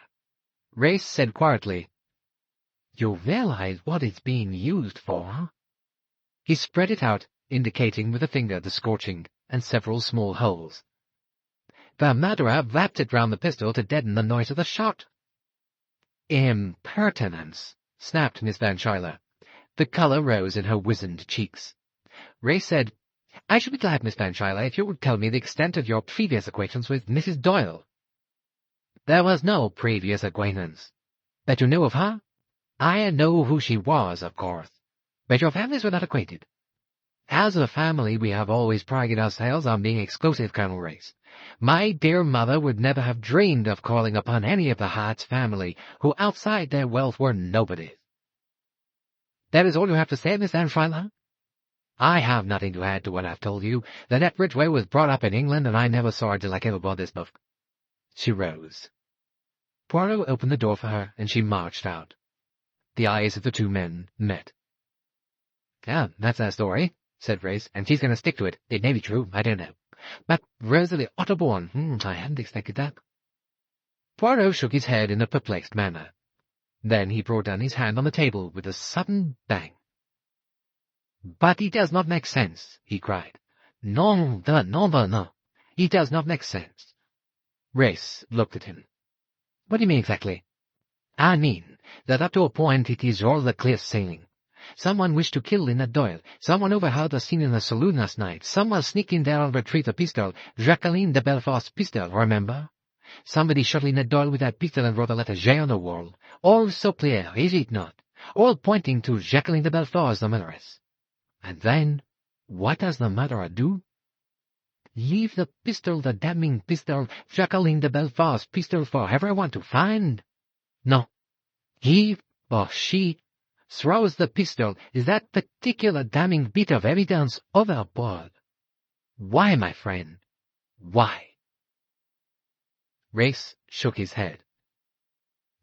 It's odd. It is more than odd. It is impossible. But it's not impossible since it happened. No, I do not mean that. I mean that the sequence of events is impossible. Something is wrong. Chapter 17. Colonel Race glanced curiously at his colleague. He respected, he had reason to respect, the brain of Hercule Poirot. Yet, for the moment, he did not follow the other's process of thought. He asked no question, however. He seldom did ask questions. He proceeded straightforwardly with the matter in hand. "That was the next thing to be done. Question the Otterbourne gal?" "Oh, yes, that maid was a silly girl." Rosalie Otterbourne entered ungraciously. She did not look nervous or frightened in any way, merely unwilling and sulky. "Well," she said, "what is it?" Race was the spokesman. "We're investigating Mrs. Doyle's death," he explained. Rosalie nodded. "Will you tell me what you did last night?" Rosalie reflected a minute. Mother and I went to bed early before 11. We didn't hear anything in particular except a bit of fuss outside Dr. Bessner's cabin. I heard the old man's German voice booming away. Of course I didn't know what it was all about until this morning." "You didn't hear a shot?" "No." "Did you leave your cabin at all last night?" "No." "You're quite sure of that?" Rosalie stared at him. "Well, what do you mean?" "Of course I'm sure of it. You did not, for instance, get round the starboard side of the bed and throw something overboard?" The colour rose in her face. "Is there any rule against throwing things overboard?" "No, of course not." "Then you did." "No, I didn't." "I never left my cabin, I tell you." "Then if anyone says that they saw you—" She interrupted him. "Who says they saw me?" "Miss Van Schuyler." "Miss Van Schuyler?" She sounded genuinely astonished. "Yes, Miss Van Schuyler says she looked out of her cabin and saw you throw something over the side." Rosalie said clearly, "But that's a damn lie."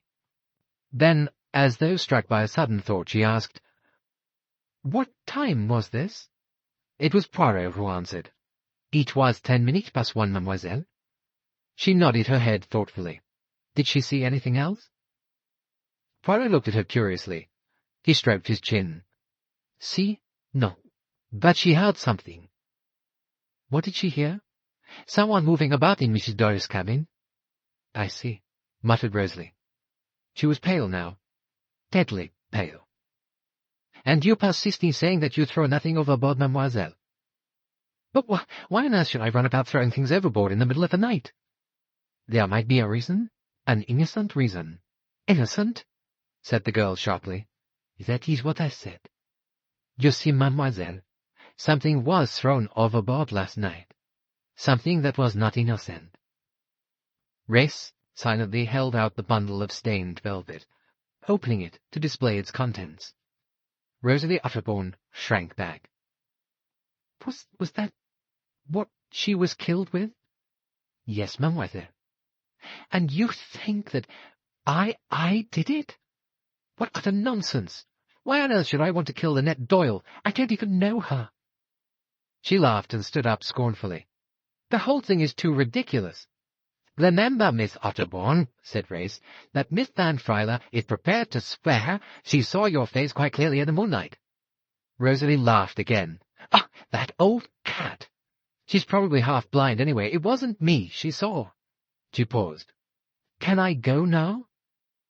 Race nodded, and Rosalie Otterbourne left the room. The eyes of the two men met. Race lighted a cigarette. "Well, that's that, flat contradiction. Which of them do we believe?"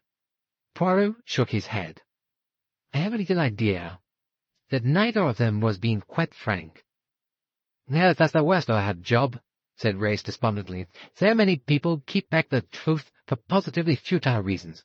That was our next move. Get on with the questioning of the passengers?" "Well, I think so. It is always well to proceed with order and method." Race nodded. Mrs. Otterbourne, dressed in floating batik material, succeeded her daughter. She corroborated Rosalie's statement that they had both gone to bed before 11 o'clock. She herself had heard nothing of interest during the night. She could not say whether Rosalie had left their cabin or not. On the subject of the crime, she was inclined to hold forth. "Ah, the crime passionnel," she exclaimed, "the primitive instinct to kill, so closely allied to the sex instinct. That girl, Jacqueline half-Latin, hot-blooded, obeying the deepest instincts of her being, stealing forth, revolver in hand."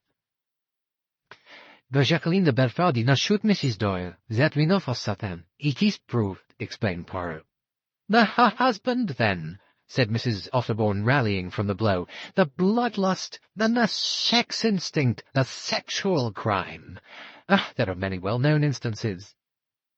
Mr. Doyle was shot through the leg, and he was quite unable to move. The bone was fractured, explained Colonel Race. He spent the night with Dr. Bester. Mrs. Otterbourne was even more disappointed. She searched her mind hopefully. Of course, she said. How foolish of me. Miss Bowers.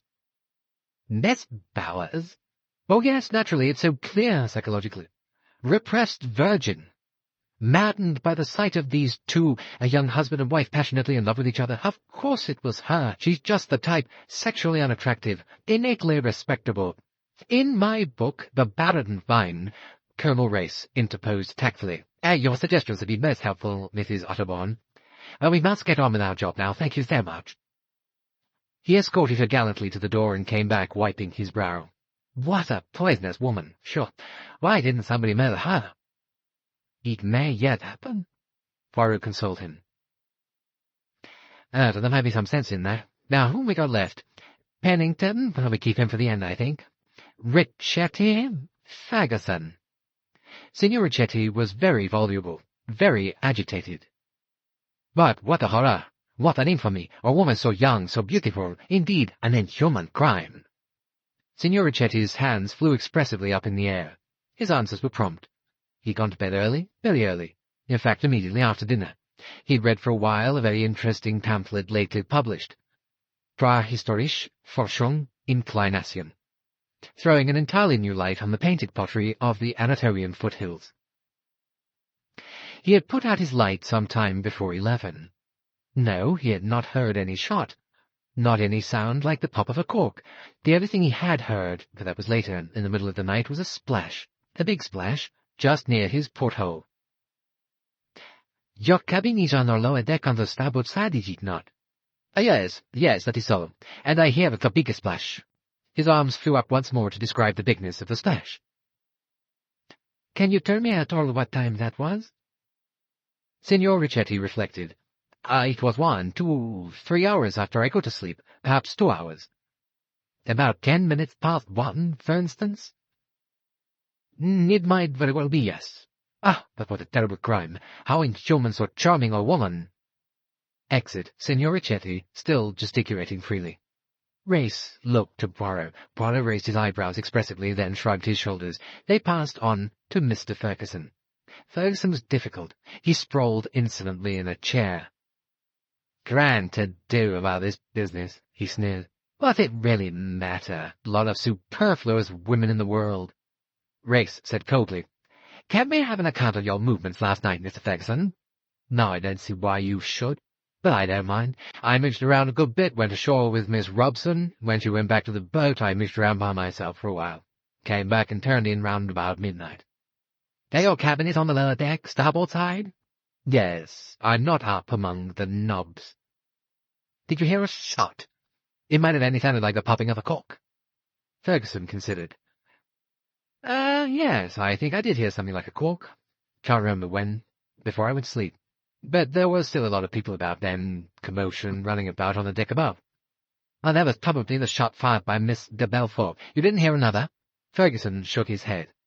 Not a splash? A splash.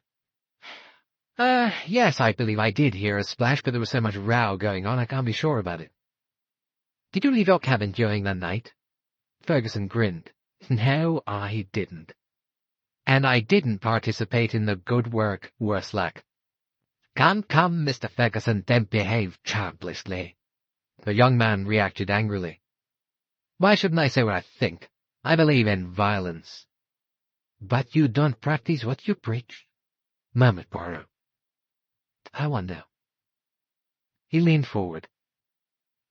It was the man, Fleetwood, was it not, who told you that Linnet Ridgeway was one of the richest women in England?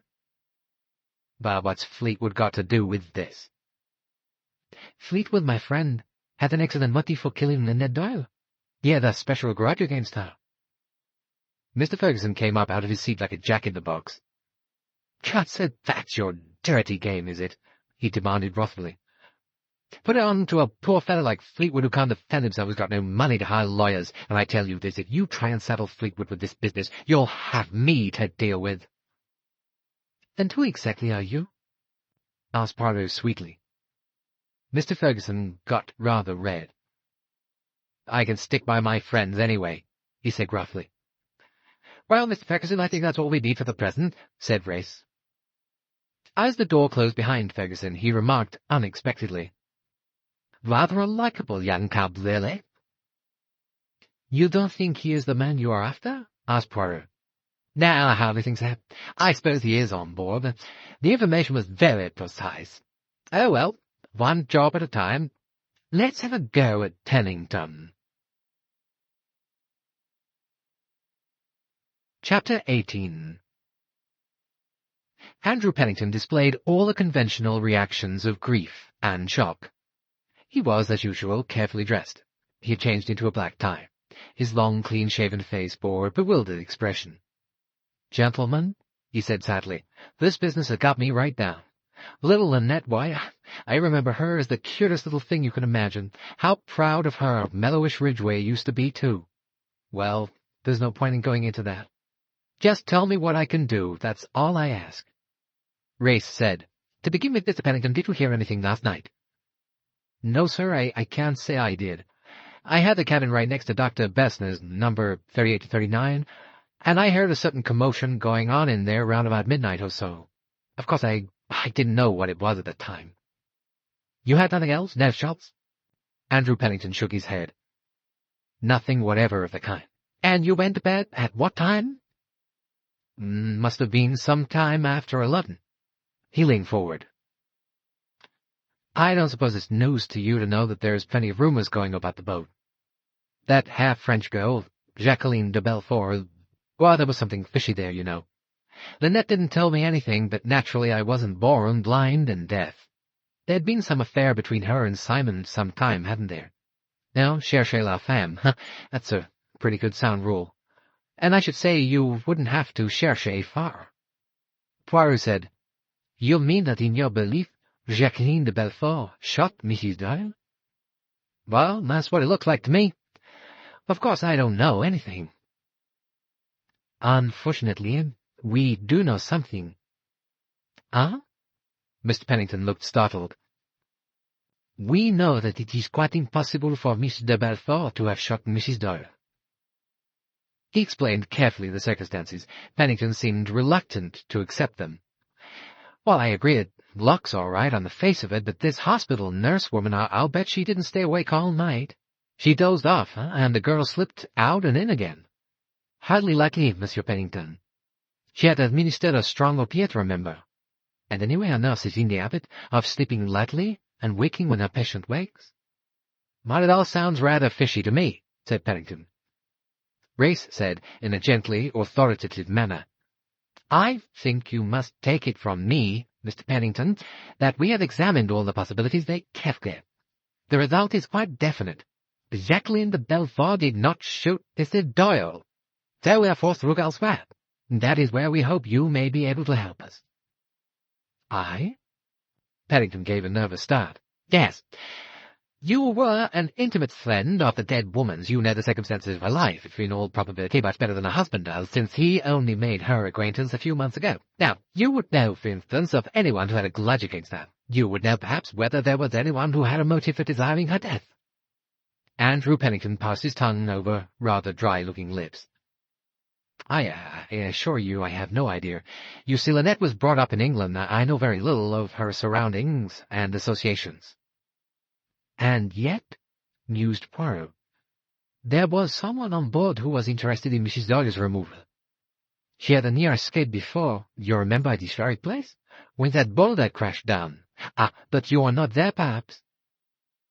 No, I was inside the temple at the time. I heard about it afterwards, of course, a very near escape, but possibly an accident, don't you think?"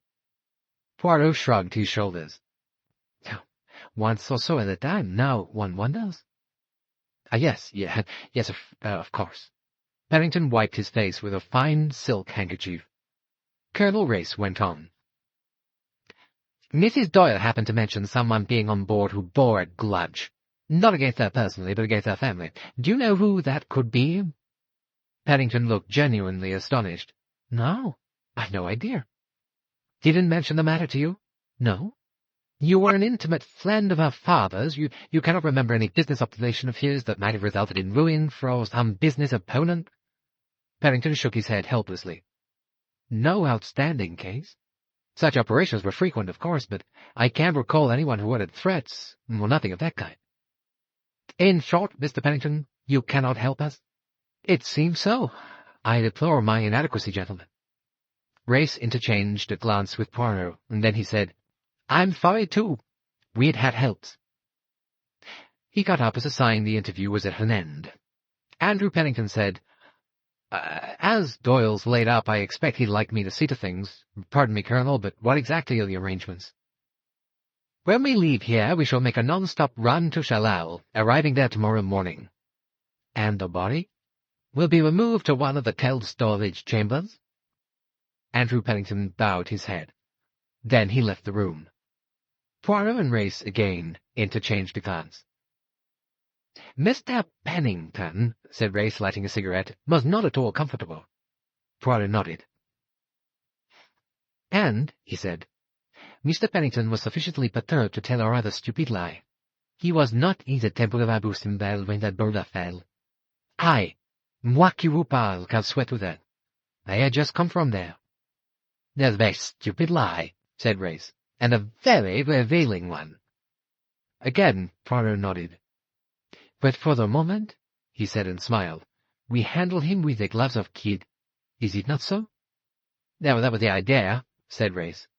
My friend, you and I understand each other to a marvel. There was a faint, grinding noise, a stir beneath their feet. The Connacht had started on her homeward journey to Chalal. The pearls, said Race. That's the next thing to be cleared up. You have a plan? Yes. He glanced at his watch. It'll be lunchtime in half an hour. At the end of the meal I propose to make an announcement. Just state the fact that the pearls have been stolen and that I must request everyone to stay in the dining saloon while a search is conducted. Poirot nodded approvingly. Ah, well, it is well imagined. Whoever took the pearls still has them. By giving no warning beforehand, there will be no chance of their being thrown overboard in a panic. Race drew some sheets of paper towards him. He murmured apologetically, I like to make a brief précis of the facts as I go along. It keeps one's mind free of confusion. Ah, well, you do well. Method and order. They are everything, replied Poirot. Race wrote for some minutes in his small, neat script. Finally, he pushed the result of his labours towards Poirot. Anything you don't agree with there? Poirot took up the sheets. They were headed, Murder of Mrs. Linnet Doyle. Mrs. Doyle was last seen alive by her maid Louise Bourget. Time 11:30. Approximately. From 11:30 to 12:20, following have alibis. Cornelia Robson, James Fanthorpe, Simon Doyle, Jacqueline de Belfort, nobody else. But crime almost certainly committed after that time. Since it is practically certain that pistol used was Jacqueline de Belfort's, which was then in a handbag. That her pistol was used is not absolutely certain until after post-mortem and expert evidence re-bullet. But it may be taken as overwhelmingly probable.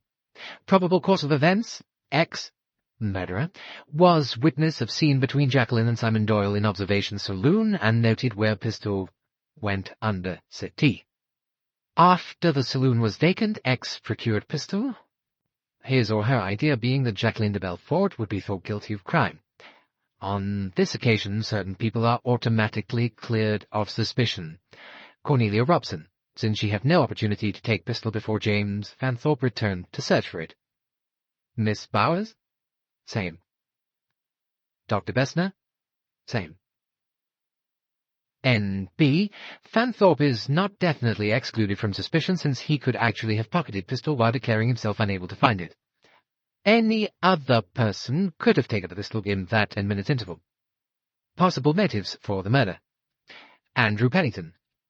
This is on the assumption that he has been guilty of fraudulent practices. There is a certain amount of evidence in favor of that assumption, but not enough to justify making out a case against him. If it was he who rolled down the boulder, he is a man who can seize a chance when it presents itself. The crime clearly was not premeditated except in a general way. Last night's shooting scene was an ideal opportunity. Objections to the theory of Pennington's guilt? Why did he throw the pistol overboard since it constituted a valuable clue against J.B.? Fleetwood. Motive? Revenge. Fleetwood considered himself injured by Linnet Doyle. Might have overheard, seen, and noted position of pistol. He may have taken pistol because it was a handy weapon, rather than with the idea of throwing guilt on Jacqueline. This would fit in with throwing it overboard. But if that were the case, why did he write J in blood on the wall? N.B. Cheap handkerchief found with pistol, more likely to have belonged to a man like Fleetwood than to one of the well-to-do passengers. Rosalie Otterbourne. Are we to accept Miss Van Schuyler's evidence or Rosalie's denial? Something was thrown overboard at that time, and that something was presumably the pistol wrapped up in the velvet stole. Points to be noted. Had Rosalie any motive? She may have disliked Linnet Doyle and even been envious of her, but as a motive for murder that seems grossly inadequate. The evidence against her can only be convincing if we discover an adequate motive. As far as we know, there is no previous knowledge or link between Rosalie Otterbourne and Linnet Doyle. Miss Van Schuyler. The velvet stole in which pistol was wrapped belongs to Miss Van Schuyler. According to her own statement, she last saw it in the observation saloon. She drew attention to its loss during the evening, and a search was made for it without success.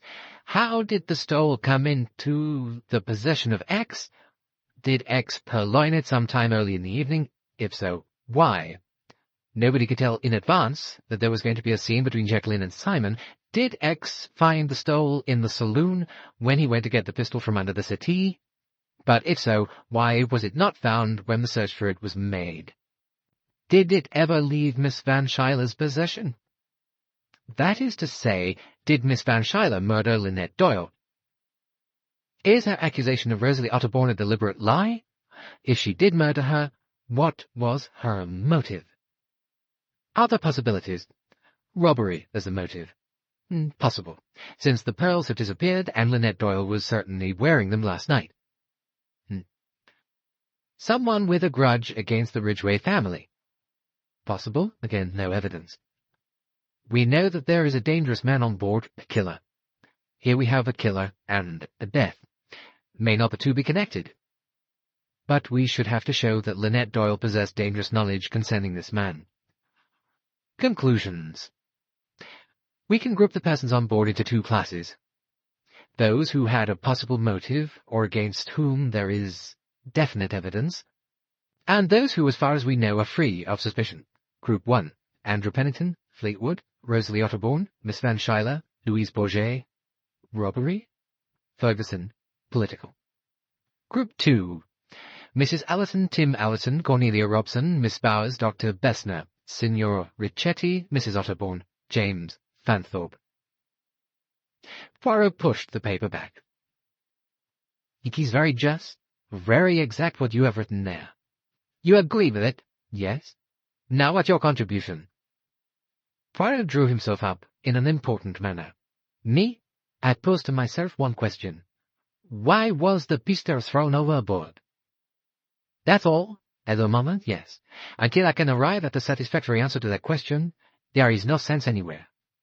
That must be the starting point. You will notice, my friend, that in your summary of where we stand, you have not attempted to answer that point. Race shrugged his shoulders. Panic. Poirot shook his head perplexedly. He picked up the sodden velvet wrap and smoothed it out wet and limp on the table. His finger traced the scorched marks and the burnt holes. Tell me, my friend, he said suddenly, you are more conversant with firearms than I am. Will such a thing as this wrapped around the pistol make much difference in muffling the sound? No, it wouldn't. Not like a silencer, for instance. Poirot nodded. He went on. A man, or certainly a man who had had much handling of firearms, would know that.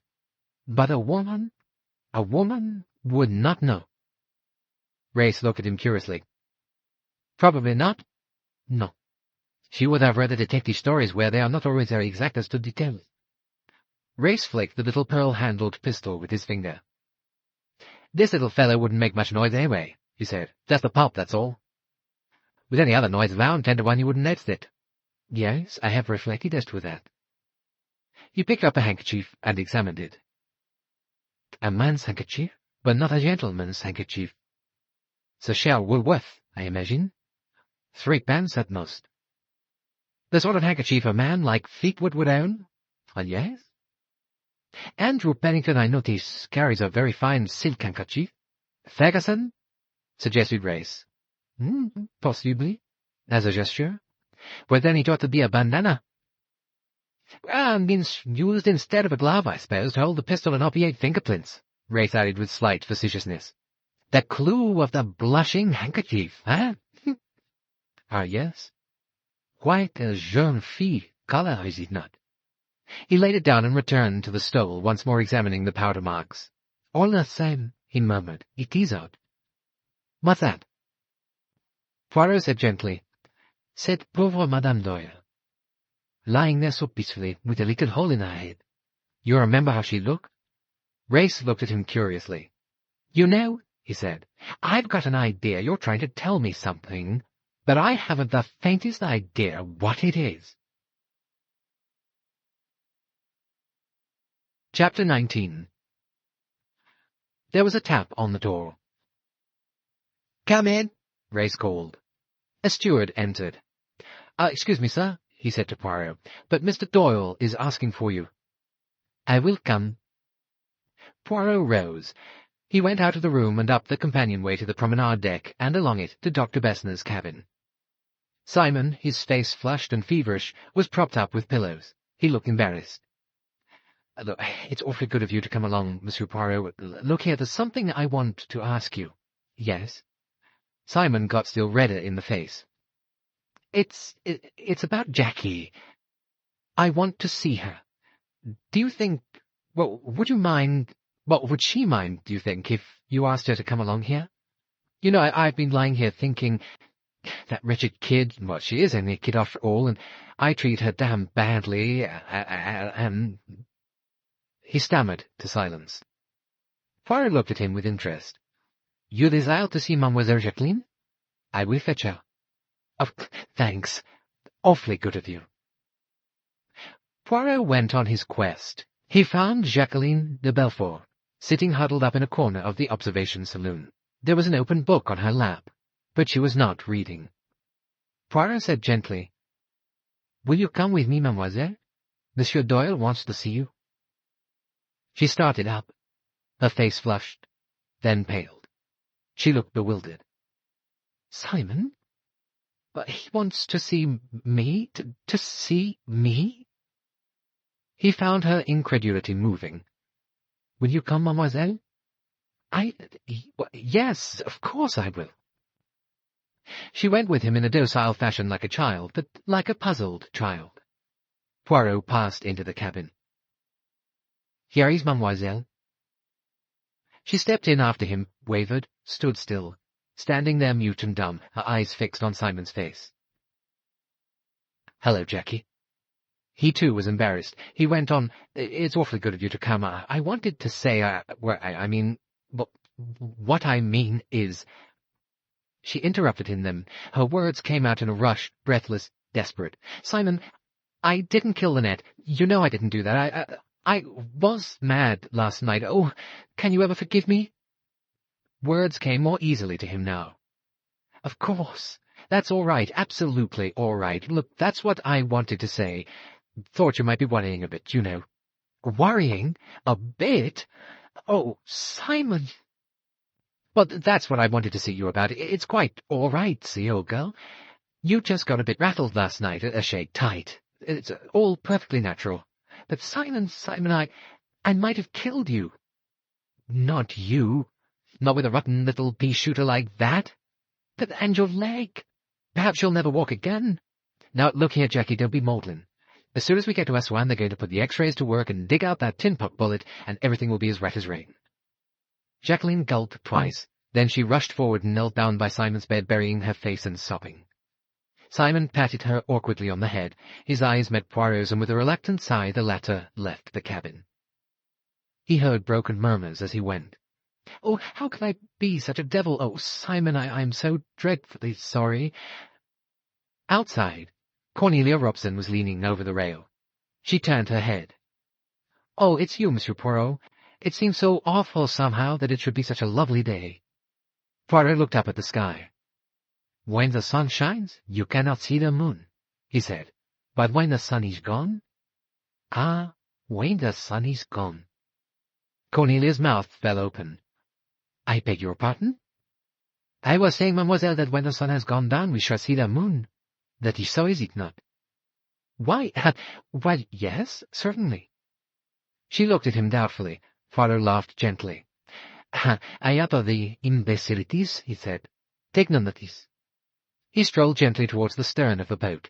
As he passed the next cabin, he paused for a minute. He caught fragments of speech from within. Utterly ungrateful. After all I've done for you, no consideration for your wretched mother, no idea of what I suffer. Poirot's lips stiffened as he pressed them together. He raised a hand, and knocked. There was a startled silence, and Mrs. Otterbourne's voice called out. Who that? Is Mademoiselle Rosalie there? Rosalie appeared in the doorway. Poirot was shocked at her appearance. There were dark circles under her eyes and drawn lines around her mouth. What's the matter? She said ungraciously. What do you want? The pleasure of a few minutes' conversation with you, mademoiselle. Will you come? Her mouth went sulky at once. She shot him a suspicious look. Why should I? I entreat you, mademoiselle. Oh, I suppose. She stepped out on the deck, closing the door behind her. Well?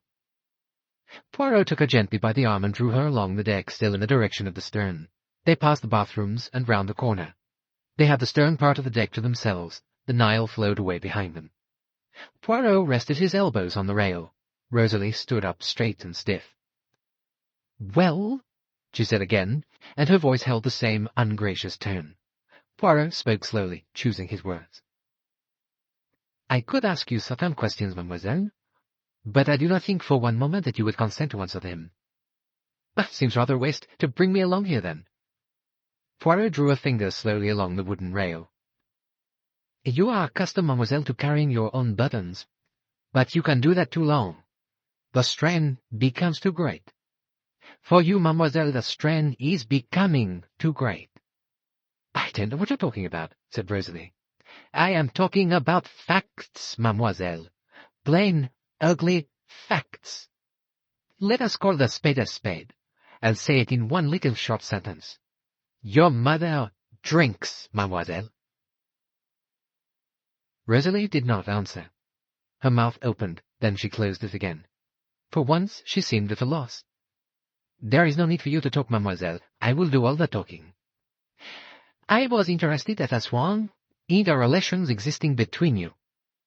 I saw at once that in spite of your carefully studied unfilial remarks, you were in reality passionately protecting her from something. I very soon knew what that something was. I knew it long before I encountered your mother one morning in an unmistakable state of intoxication. Moreover, her case, I could see, was one of secret bouts of drinking, by far the most difficult kind of case with which to deal. You were coping with it manfully. Nevertheless, she had all the secret drunkard's cunning. She managed to get hold of a secret supply of spirits and to keep it successfully hidden from you. I should not be surprised if you discovered its hiding place only yesterday. Accordingly, last night, as soon as your mother was really soundly asleep, you stole out with the contents of the cash, went round to the other side of the boat, since your own side was up against the bank, and cast it overboard into the Nile. He paused. I am right, am I not? Yes, you're quite right, Rosalie spoke with sudden passion. I was a fool not to say so, I suppose, but I didn't want everyone to know. It would go all over the boat, and it seemed so silly. I mean that I... Poirot finished the sentence for her. So silly that you should be suspected of committing a murder? Rosalie nodded. Then she burst out again. Oh, I've tried so hard to keep everyone from knowing. It isn't really her fault. She got discouraged. Her books didn't sell any more. People are tired of all that cheap sex stuff. It hurt her dreadfully, and so she began to drink.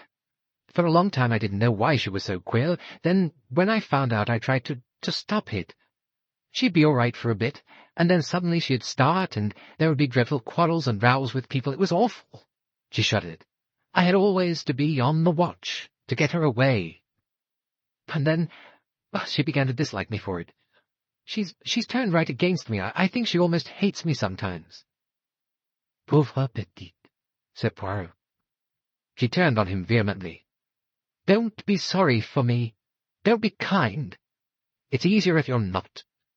She sighed, a long, heart-rending sigh. "I'm so tired. I'm so deadly, deadly tired." "I know," said Poirot. "People think I'm awful, stuck up and cross and bad-tempered. I can't help it. I've forgotten how to be nice." "That is what I said to you. You have carried your burden by yourself too long." Rosalie said slowly, "It is a relief to talk about it. You've always been kind to me, Monsieur Poirot. I'm afraid I've been rude to you often." "Oh, la politesse, it is not necessary between friends." The suspicion came back to her face suddenly. Are you going to tell everyone? I suppose you must because of those damned bottles I threw overboard." "No. No. It is not necessary. Just tell me what I want to know. At what time was this? 10 minutes past 1? About that, I should think. I don't remember exactly." "Now tell me, mademoiselle, Miss Van Schuyler saw you? Did you see her?" Rosalie shook her head. "No, I didn't. She says that she looked out of the door of her cabin." "I don't think I should have seen her. I just looked along the deck and then out to the river." Poirot nodded. "And did you see anyone at all when you looked down the deck?" There was a pause, quite a long pause. Rosalie was frowning. She seemed to be thinking earnestly. At last, she shook her head quite decisively. "No," she said. "I saw nobody." Hercule Poirot slowly nodded his head, but his eyes were grave. Chapter 20. People crept into the dining saloon by ones and twos in a very subdued manner. There seemed a general feeling that to sit down eagerly to food displayed an unfortunate heartlessness. It was with an almost apologetic air that one passenger after another came and sat down at their table.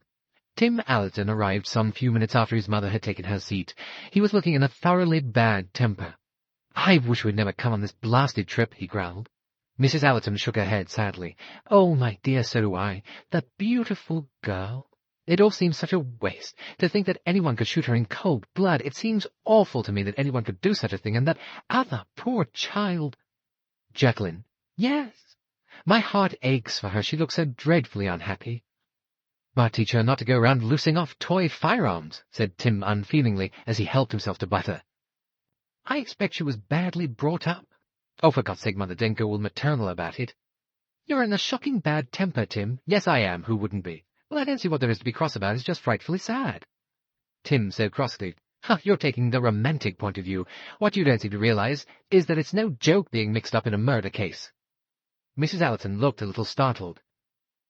"But surely—" "No, that's just it. There's no but surely about it. Everyone on this damn boat is under suspicion. You and I, as well as the rest of them." Mrs. Allerton demurred. "Well, technically we are, I suppose, but actually it's ridiculous. Now there's nothing ridiculous where murder's concerned. You may sit there, darling, just exuding virtue and conscious rectitude, but a lot of unpleasant policemen at Shalal or Aswan won't take you at your face value." "Well, perhaps the truth will be known before then." "Why should it be?" "Well, Monsieur Poirot may find out." "That old mountebank, he won't find out anything. He's all talk and moustaches."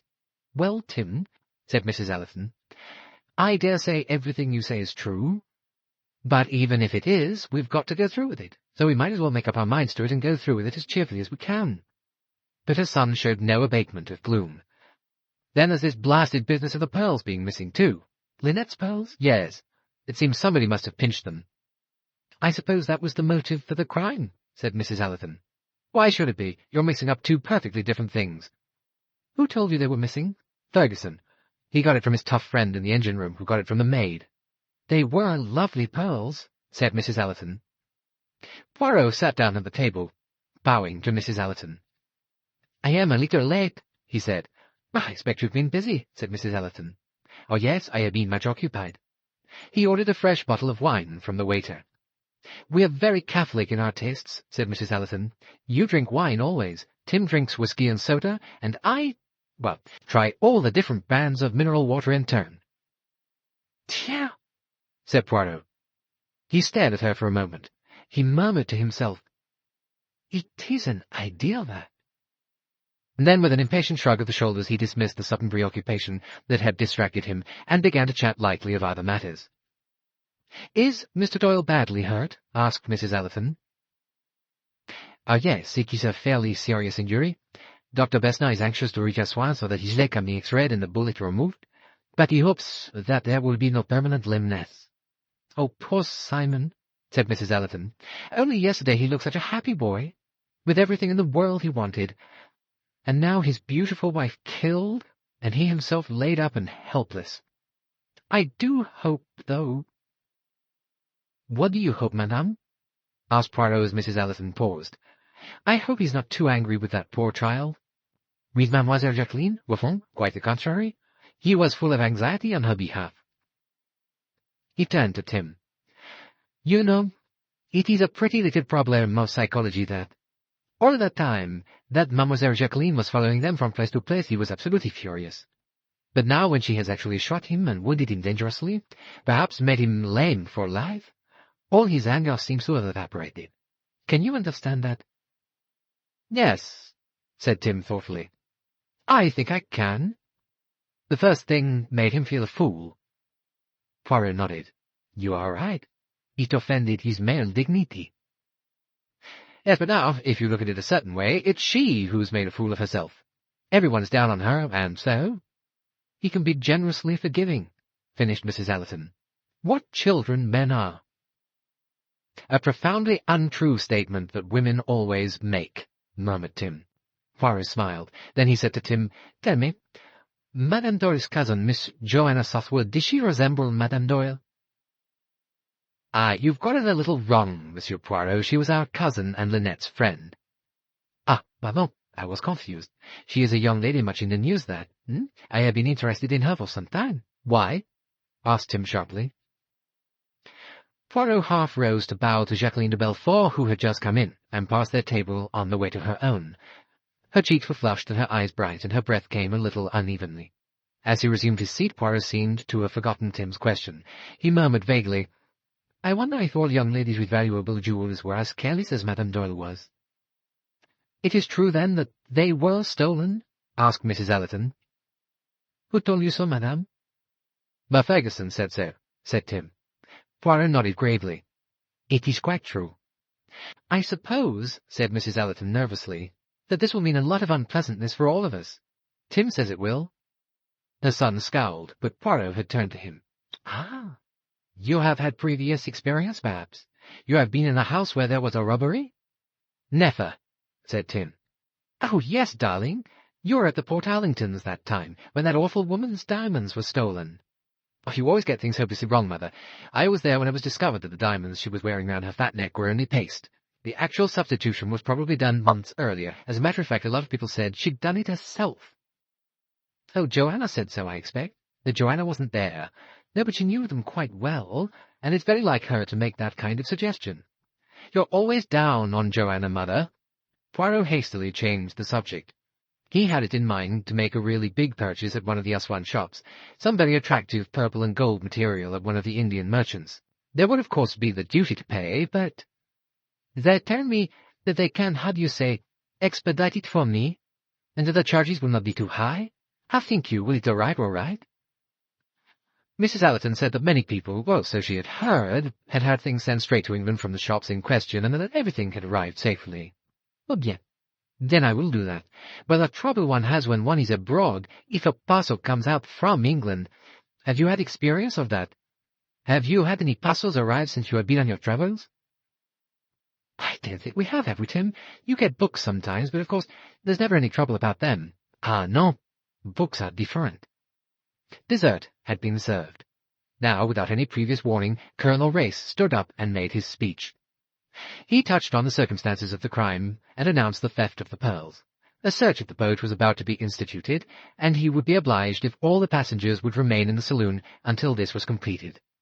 Then, after that, if the passengers agreed, as he was sure they would, they themselves would be kind enough to submit to a search. Poirot slipped nimbly along to his side. There was a little buzz and hum all round them. Voices, doubtful, indignant, excited. Poirot reached Race's side and murmured something in his ear just as the latter was about to leave the dining saloon. Race listened, nodded assent, and beckoned a steward. He said a few brief words to him, and then, together with Poirot, he passed out onto the deck, closing the door behind him. They stood for a minute or two by the rail. Race lit a cigarette. "Not a bad idea of yours," he said. "We'll soon see if there's anything in it. I'll give them 3 minutes." The door of the dining saloon opened, and the same steward to whom they had spoken came out. He saluted Race, and said, "Quite right, sir. There's a lady who says it's urgent she should speak to you at once, without any delay." "Ah!" Race's face showed his satisfaction. "Who is it?" "Miss Bowers, sir, the hospital nurse lady." A slight shade of surprise showed on Race's face. He said, "Bring her to the smoking room. Don't let anyone else leave." "No, sir. The other steward will attend to that."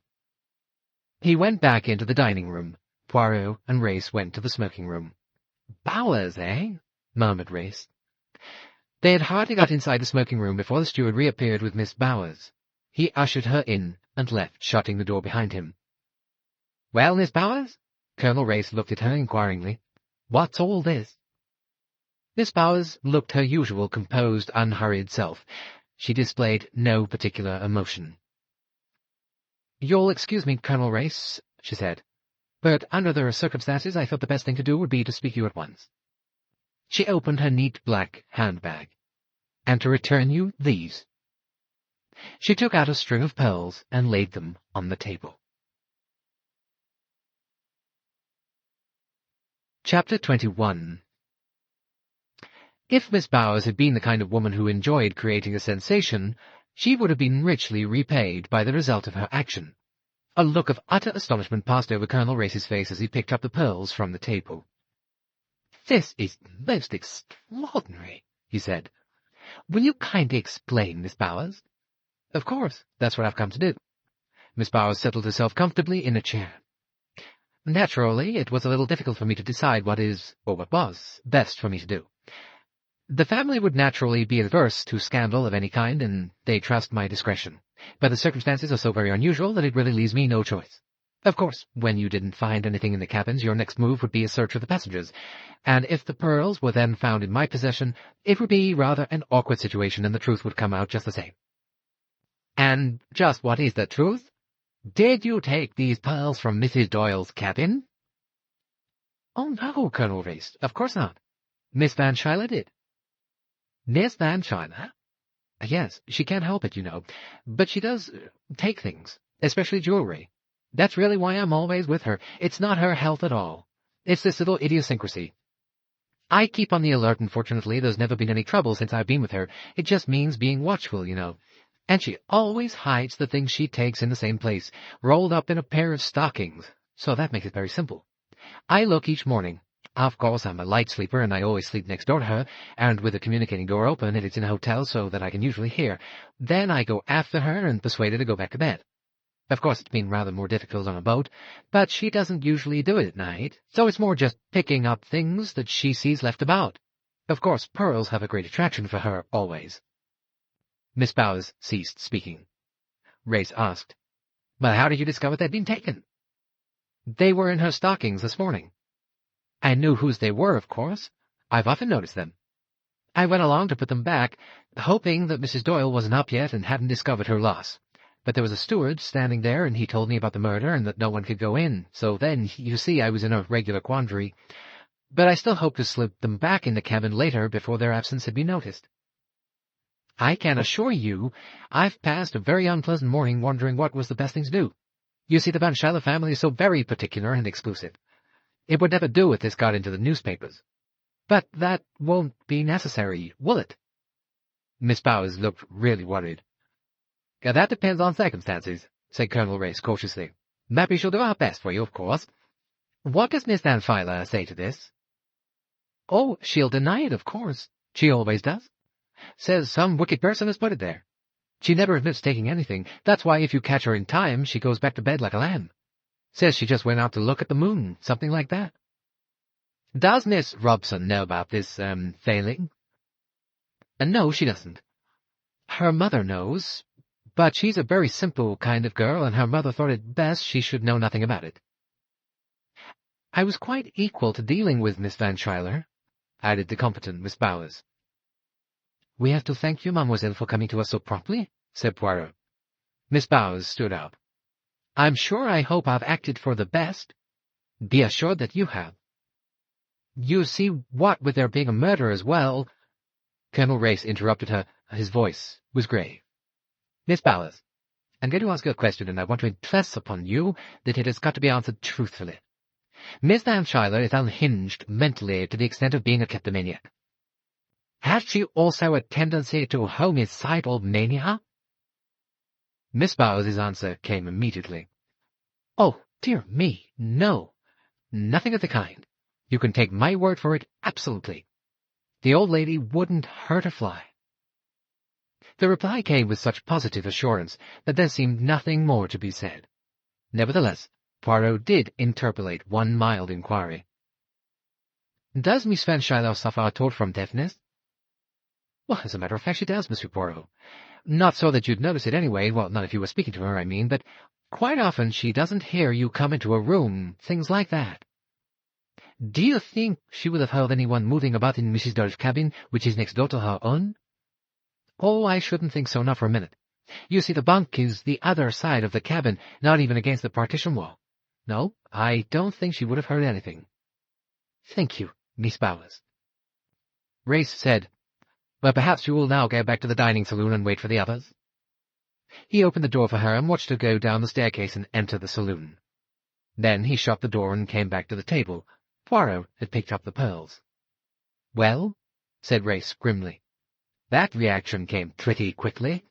That's a very cool-headed and astute young woman, perfectly capable of holding out on us still further if she thinks it suits her book. Well, what about Miss Van Schuyler now?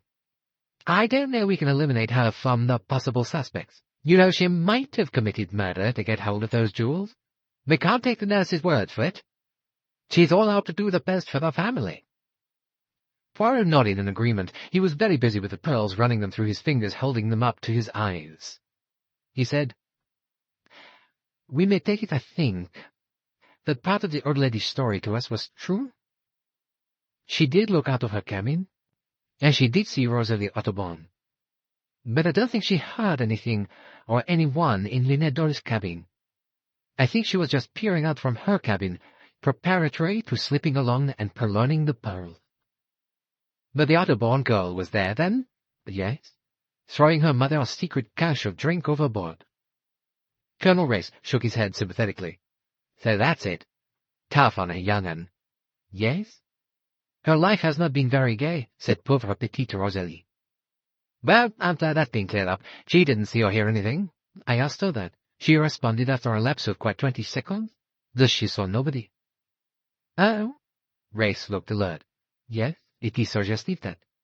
Race said slowly, If Linnet Doyle was shot round about 10 minutes past 1, or indeed any time after the boat had quieted down, it has seemed amazing to me that no one heard the shot. I grant you that a little pistol like that wouldn't make a noise, but all the same the boat would be deadly quiet, and any noise, even a gentle pop, should have been heard. But I begin to understand better now. The cabin on the forward side of hers was unoccupied, since her husband was in Dr. Bessner's cabin. The one aft was occupied by the Van Schuyler woman who was deaf. That leaves only— He paused, and looked expectantly at Poirot, who nodded. The cabin next to hers on the other side of the boat. In other words, Pennington. We always seem to come back to Pennington. We will come back clean presently with the kid gloves removed. Yes, I am promising myself that pleasure. In the meantime, we'd better get on with our search of the boat. The pearls still make a convenient excuse, even though they have been returned, but Miss Bowers is not likely to advertise that fact.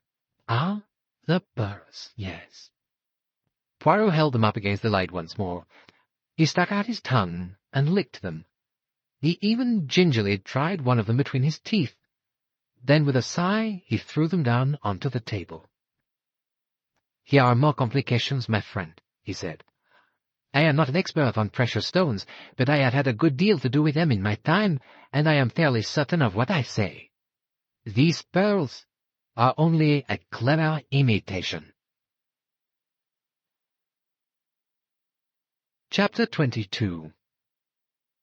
Colonel Race swore lustily. "This damned case gets more and more involved." He picked up the pearls. "I suppose you've not made a mistake. They look all right to me." "Oh, they are a very good imitation, yes." "Now, where does that lead us? I suppose Linnet Doyle didn't deliberately have an imitation made and bring it aboard with her for safety. Well, many women do." "No, I think if that was so, her husband would know about it." "He may not have told him." Poirot shook his head in a dissatisfied manner. "No, I do not think that is so. I was admiring Mrs. Doyle's pearls the first evening on the boat. Their wonderful sheen and luster. I am sure that she was wearing the genuine ones then." "Well, that brings us up against two possibilities. First, that Miss Van Schuyler only stole the imitation string after the real ones had been stolen by someone else. Second, that the whole kleptomaniac story is a fabrication.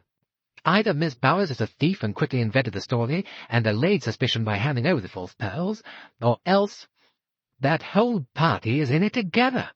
That's to say, they're a gang of clever jewel thieves masquerading as an exclusive American family." "Yes," Poirot murmured, "it is difficult to say. But I will point out to you one thing. To make a perfect and exact copy of the pearls clasp and all good enough to stand the chance of deceiving Mrs. Doyle is a highly skilled technical performance. It could not be done in a hurry. Whoever copied those pearls must have had a good opportunity of studying the original." Race rose to his feet. "Now, it's useless to speculate about it any further now. Let's get on with the job. We've got to find the real pearls. And, at the same time, we'll keep our eyes open." They disposed first of the cabins occupied on the lower deck. That of Signor Ricchetti contained various archaeological works in different languages, a varied assortment of clothing, hair lotions of a highly scented kind, and 2 personal letters. One from an archaeological expedition in Syria, and one from apparently a sister in Rome. His handkerchiefs were all of coloured silk. They passed on to Ferguson's cabin. There was a sprinkling of communist literature, a good many snapshots, Samuel Butler's Erewhon, and a cheap edition of Pepys' Diary. His personal possessions were not many. Most of what outer clothing there was torn and dirty, and the underclothing, on the other hand, was of really good quality. The handkerchiefs were expensive linen ones. "Some interesting discrepancies," murmured Poirot. Race nodded. "Yes, rather odd that there are absolutely no personal papers, letters, etc." "Yes, that gives one to think. An odd young man, Monsieur Ferguson." He looked thoughtfully at a signet ring he held in his hand before replacing it in the drawer where he had found it. They went along to the cabin occupied by Louise Bourget. The maid had her meals after the other passengers, but Race had sent word that she was to be taken to join the others. A cabin steward met them. "Oh, I'm sorry, sir," he apologized, "but I've not been able to find the young woman anywhere. I can't think where she could have got to." Race glanced inside the cabin. It was empty. They went up to the promenade deck and started on the starboard side. The first cabin was that occupied by James Fanthorpe. Here all was in meticulous order. Mr. Fanthorpe travelled light, but all that he had was of good quality. "No letters," said Poirot thoughtfully. "He is careful, our Monsieur Fanthorpe, to destroy his correspondence." They passed on to Tim Allerton's cabin next door. There were evidences here of an Anglo-Catholic turn of mind. An exquisite little triptych, and a big rosary of intricately carved wood. Besides personal clothing, there was a half-completed manuscript, a good deal annotated and scribbled over, and a good collection of books, most of them recently published. There were also a quantity of letters thrown carelessly into a drawer. Poirot, never in the least scrupulous about reading other people's correspondence, glanced through them. He noted that amongst them there were no letters from Joanna Southwood. He picked up a tube of seccotine, fingered it absently for a minute or two, and then said, "Let us pass on." "No Woolworth handkerchiefs," said Race, rapidly replacing the contents of a drawer. Mrs. Allerton's cabin was the next. It was exquisitely neat, and a faint old-fashioned smell of lavender hung about it. The 2 men's search was soon over. Race remarked as they left it, "Nice woman, that." The next cabin was that which had been used as a dressing-room by Simon Doyle. His immediate necessities, pyjamas, toilet things, etc., had been moved to Bessner's cabin, but the remainder of his possessions was still there. 2 good-sized leather suitcases and a kit-pack. There were also some clothes in the wardrobe, "We will look carefully here, my friend," said Poirot, "for it is very possible that the thief hid the pearls here." "You think it's likely?" "Oh, but indeed, yes. Consider.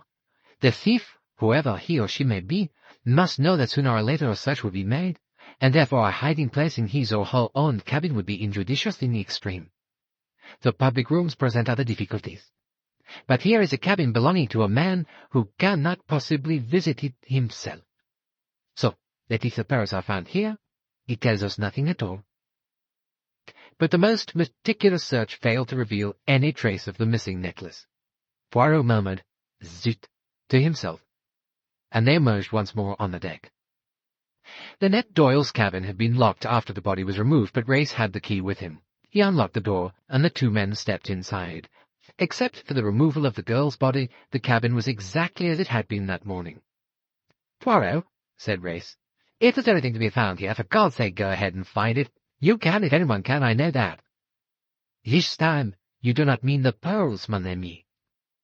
"No, the murder's the main thing. There may be something I overlooked this morning." Quietly, deftly, Poirot went about his search.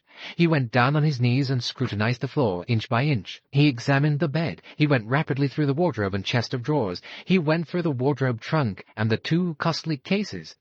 He looked through the expensive gold-fitted dressing case. Finally, he turned his attention to the washstand. There were various creams, powders, face lotions, but the only thing that seemed to interest Poirot were two little bottles labeled Nailex.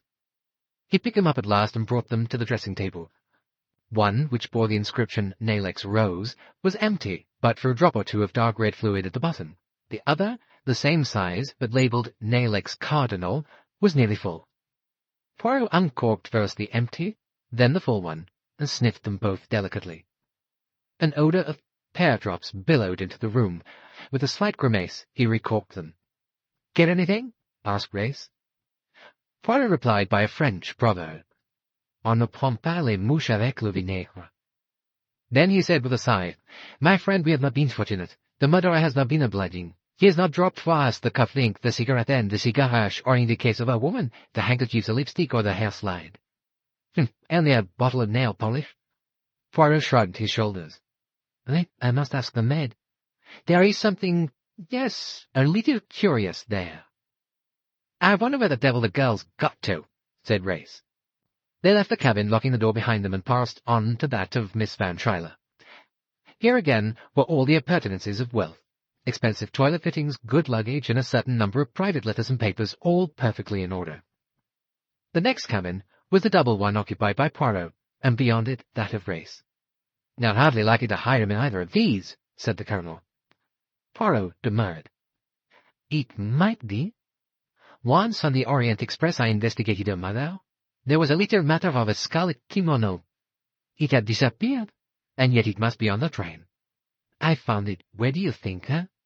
In my own locked suitcase. It was an impertinence, that." "Well, let's see if anybody has been impertinent with you or me this time."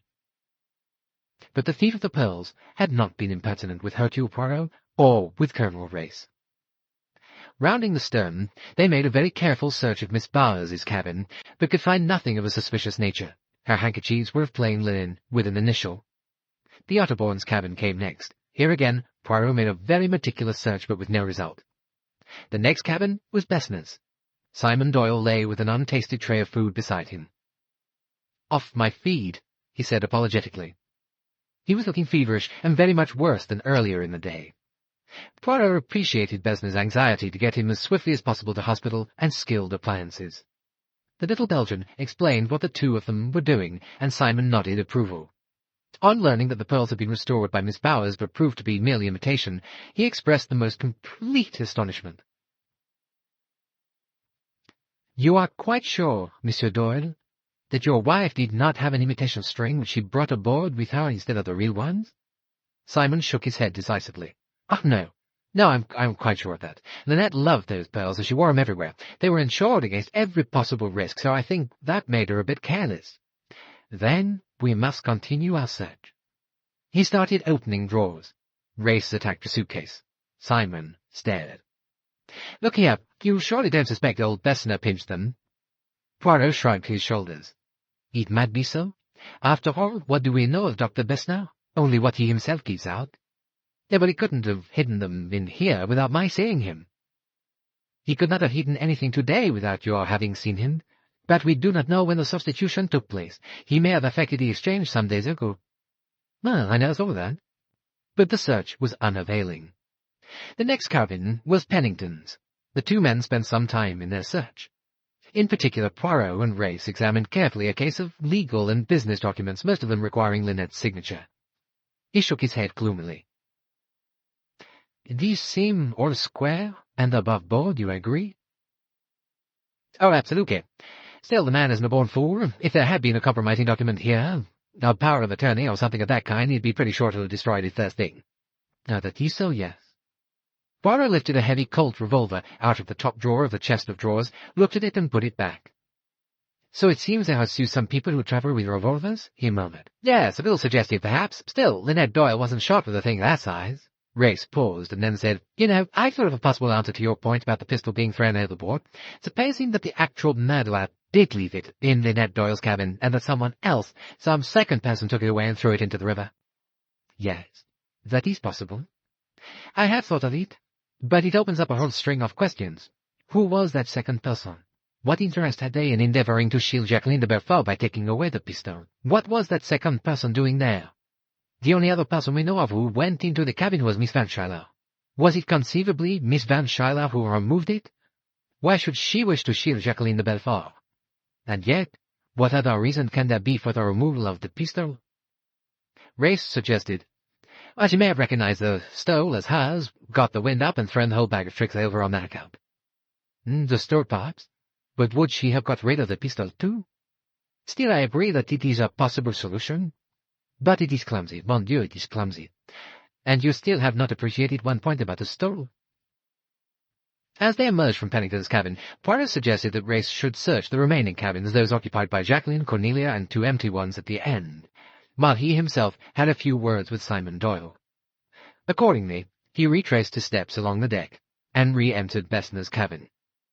Simon said, Look here, I've been thinking. I'm perfectly sure that these pearls were all right yesterday. Why is that, Monsieur Doyle?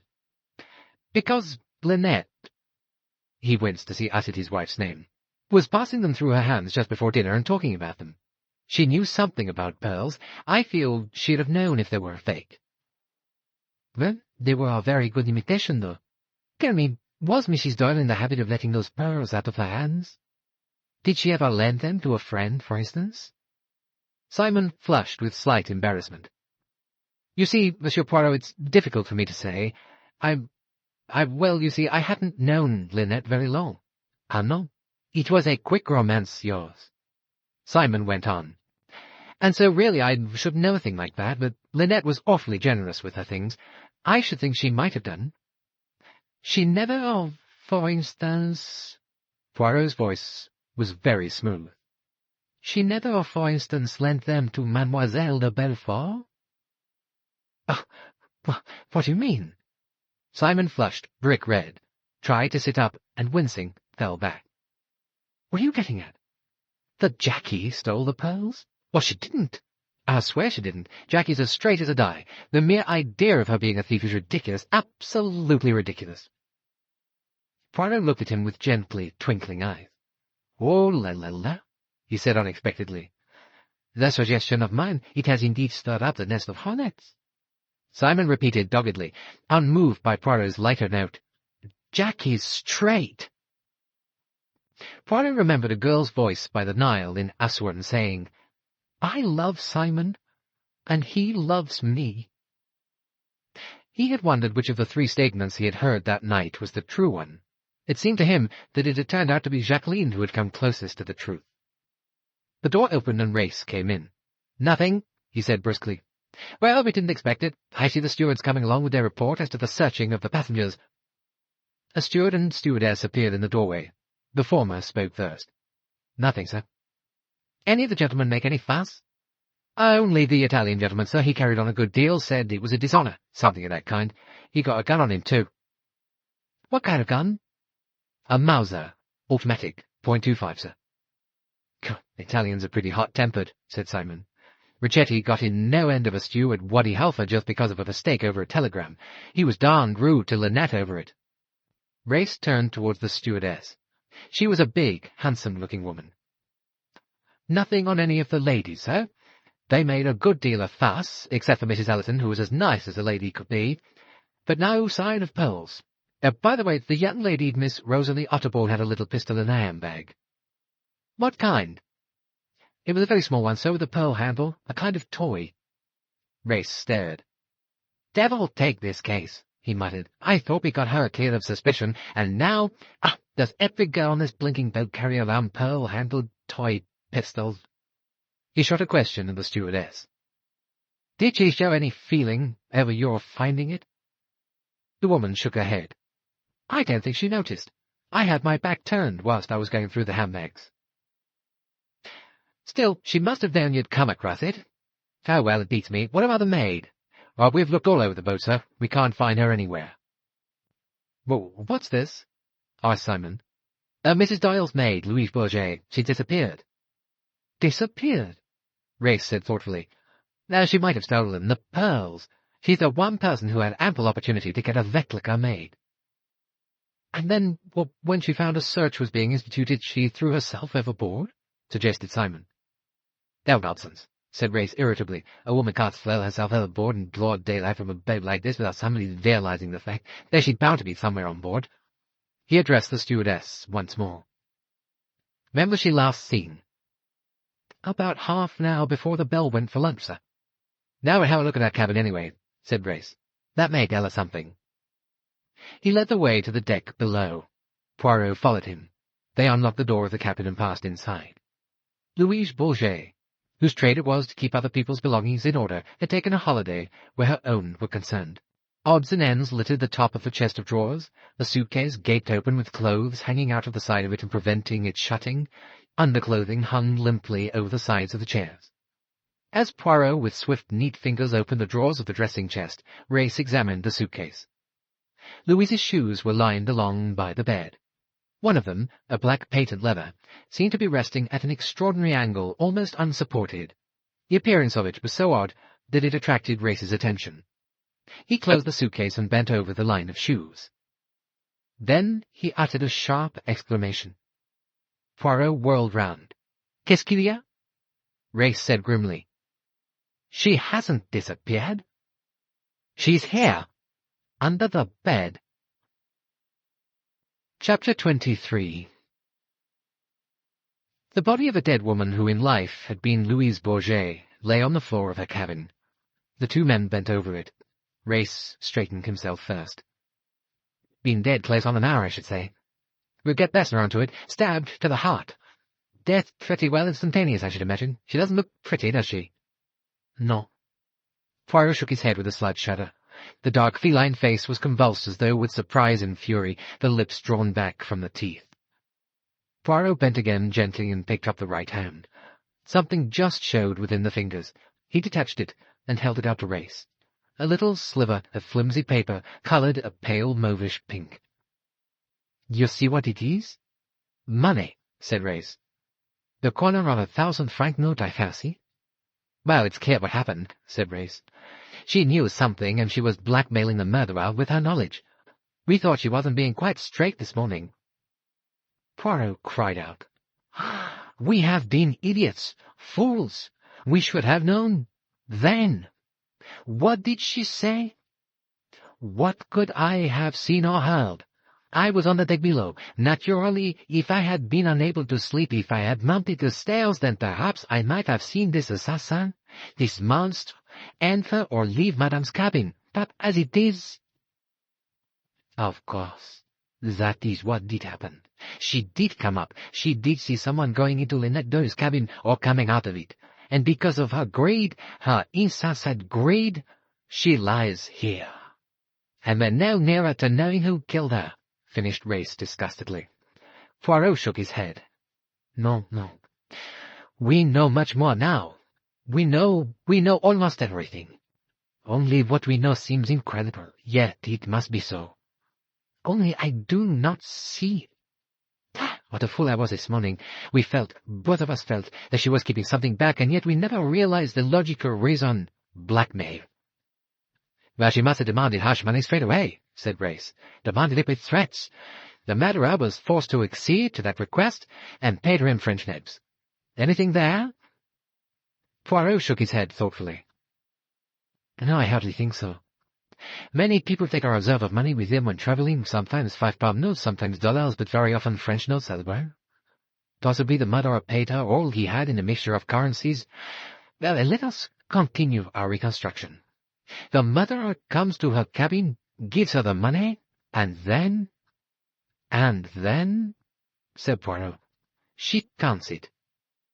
Ah, yes, I know that class. She would count her money, and while she counted it, she was completely off her guard. The murderer struck.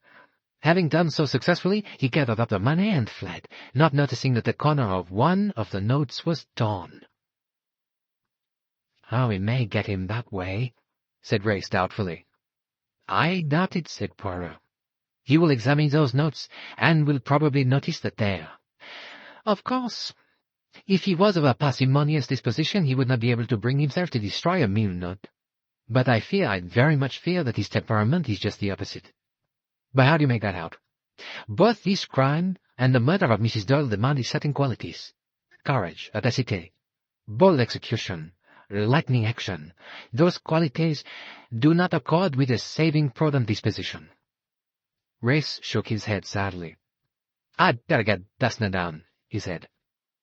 The stout's doctor examination did not take long. Accompanied by a good many achs and so's, he went to work. She has been dead not more than an hour, he announced. Death was very quick, at once. And what weapon do you think was used? Ah, it is interesting that. It was something very sharp, very thin, very delicate. I could show you the kind of thing. Back again in his cabin, he opened a case and extracted a long, delicate surgical knife. It was something like that, my friend. It was not a common table knife. I suppose, said Race smoothly, that none of your own knives are missing, Doctor. Dessner stared at him. Then his face grew red with indignation. What is that you say? Do you think I, Carl Dessner, who so well known is all over Austria, I with my clinics, my highly born patient, I have killed a miserable little femme de chambre? But it is ridiculous. Absurd. What do you say? None of my knives are missing, not one. I tell you, they are all here, correct, in their places. You can see for yourself, and this insult to my profession I will not forget. Dr. Dessner closed his case with a snap, flung it down, and stamped out onto the deck. Phew, said Simon. You've put the old boys back up. Poirot shrugged his shoulders.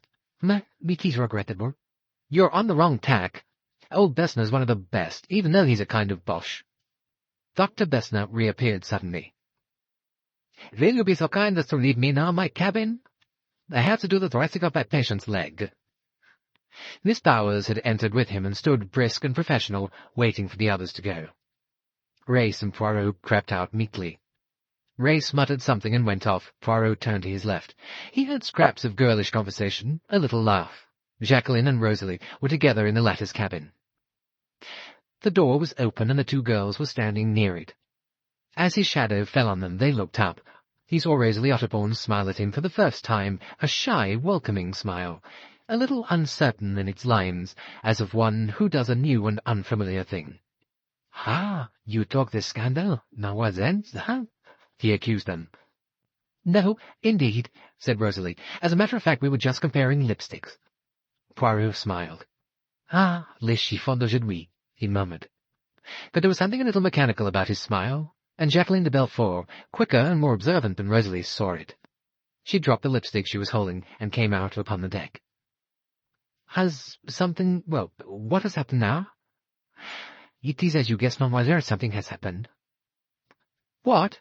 Rosalie came out too. "Another death," said Poirot. Rosalie caught her breath sharply. Poirot was watching her narrowly. He saw alarm and something more, consternation, show for a minute or two in her eyes. "Mrs. Doyle's maid has been killed," he said bluntly. "Killed?" cried Jacqueline. "Killed, do you say?" "Yes, that is what I said." Though his answer was nominally to her, it was Rosalie whom he watched. It was Rosalie to whom he spoke as he went on. "You see, this maid, she saw something she was not intended to see, and so she was silenced in case she should not hold her tongue."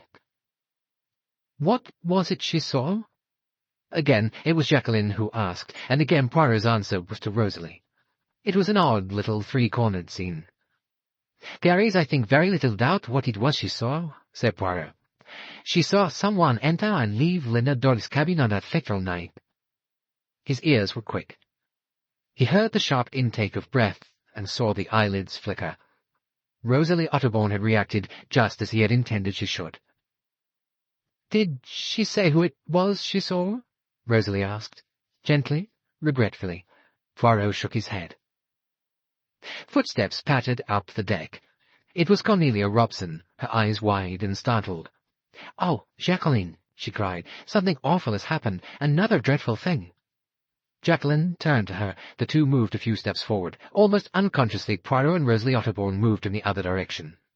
Rosalie said sharply, "Why do you look at me? What have you got in your mind?" "That is 2 questions you ask me. I will ask you only one in return. Why do you not tell me all the truth, mademoiselle?" "I can't know what you mean. I told you everything this morning." "No. There were things you did not tell me. You did not tell me that you carry about in your handbag a small caliber pistol with a pearl handle. You did not tell me all that you saw last night." She flushed. Then she said sharply, "It's quite untrue. I haven't got a revolver." "I did not say a revolver. I said a small pistol that you carry about in your handbag." She wheeled round, darted into her cabin, and out again, and thrust her grey leather handbag into his hands. "You're talking nonsense. Look for yourself if you like." Poirot opened the bag. There was no pistol inside. He handed the bag back to her, meeting her scornful, triumphant glance. "No," he said pleasantly, "it is not there. You see, you're not always right, Monsieur Poirot, and you're wrong about that other ridiculous thing you said." No, I do not think so." "Oh, you're infuriating." She stamped an angry foot. "You get an idea into your head, and you go on and on and on about it, because I want you to tell me the truth." "What is the truth? You seem to know it better than I do."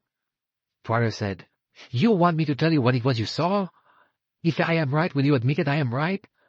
I will tell you my little idea. I think that when you came around the stern of the boat, you stopped involuntarily because you saw a man come out of a cabin about halfway down the deck. Linnet Ridgeway's cabin, as you realized next day. You saw him come out, close the door behind him, and walk away from you down the deck and perhaps enter one of the 2 end cabins. Now then, am I right, mademoiselle?" She did not answer. Poirot said, "Perhaps you think it wiser not to speak. Perhaps you are afraid that if you do, you too will be killed." For a moment he thought she had risen to the easy bait, that the accusation against her courage would succeed where more subtle arguments would have failed. Her lips opened, trembled, and then— "I saw no one," said Rosalie Otterbourne. Chapter 24. Miss Bowers came out of Dr. Besmer's cabin smoothing her cuffs over her wrists. Jacqueline left Cornelia abruptly and accosted the hospital nurse. "How is he?" she demanded. Poirot came up in time to hear the answer. Miss Bowers was looking rather worried. "Things aren't going too badly," she said. Jacqueline cried, "You mean he's worse?" "Well, I must say I shall be relieved when we get in and can get a proper X-ray done and the whole thing cleaned up under an anesthetic. When do you think we shall get to Chalel, Monsieur Poirot?" "Tomorrow morning." Miss Bowers pursed her lips and shook her head. "It's very unfortunate. We're doing all we can, but there's always such a danger of septicemia." Jacqueline caught Miss Bowers' arm and shook it. "Is he going to die? Is he going to die?" "Oh, dear me, no, Mr. Belfort. That is, I hope not, I am sure. The wound in itself isn't dangerous, but there's no doubt it ought to be X-rayed as soon as possible.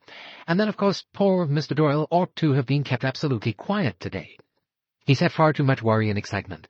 No wonder his temperature is rising, what with the shock of his wife's death and one thing and another." Jacqueline relinquished her grasp of the nurse's arm and turned away. She stood leaning over the side, her back to the other two.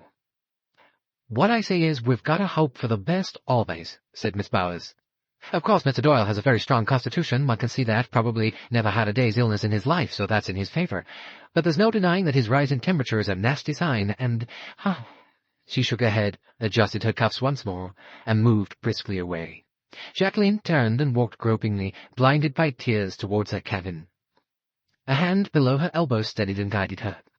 She looked up through the tears to find Poirot by her side. She leaned on him a little, and he guided her through the cabin door. She sank down on the bed, and the tears came more freely, punctuated by great shuddering sobs. "He'll die. He'll die. I know he'll die. And I shall have killed him, yes, I shall have killed him." Poirot shrugged his shoulders. He shook his head a little sadly. "Mademoiselle, what is done. One cannot take back the accomplished action. It is too late to regret."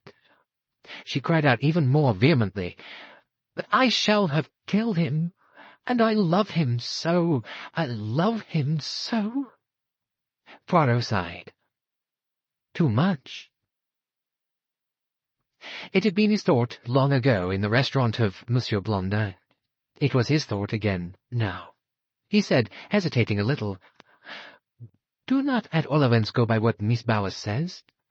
Hospital nurses, me, I find them always gloomy. The night nurse, always she is astonished to find a patient alive in the evening. The day nurse, always she is surprised to find him alive in the morning.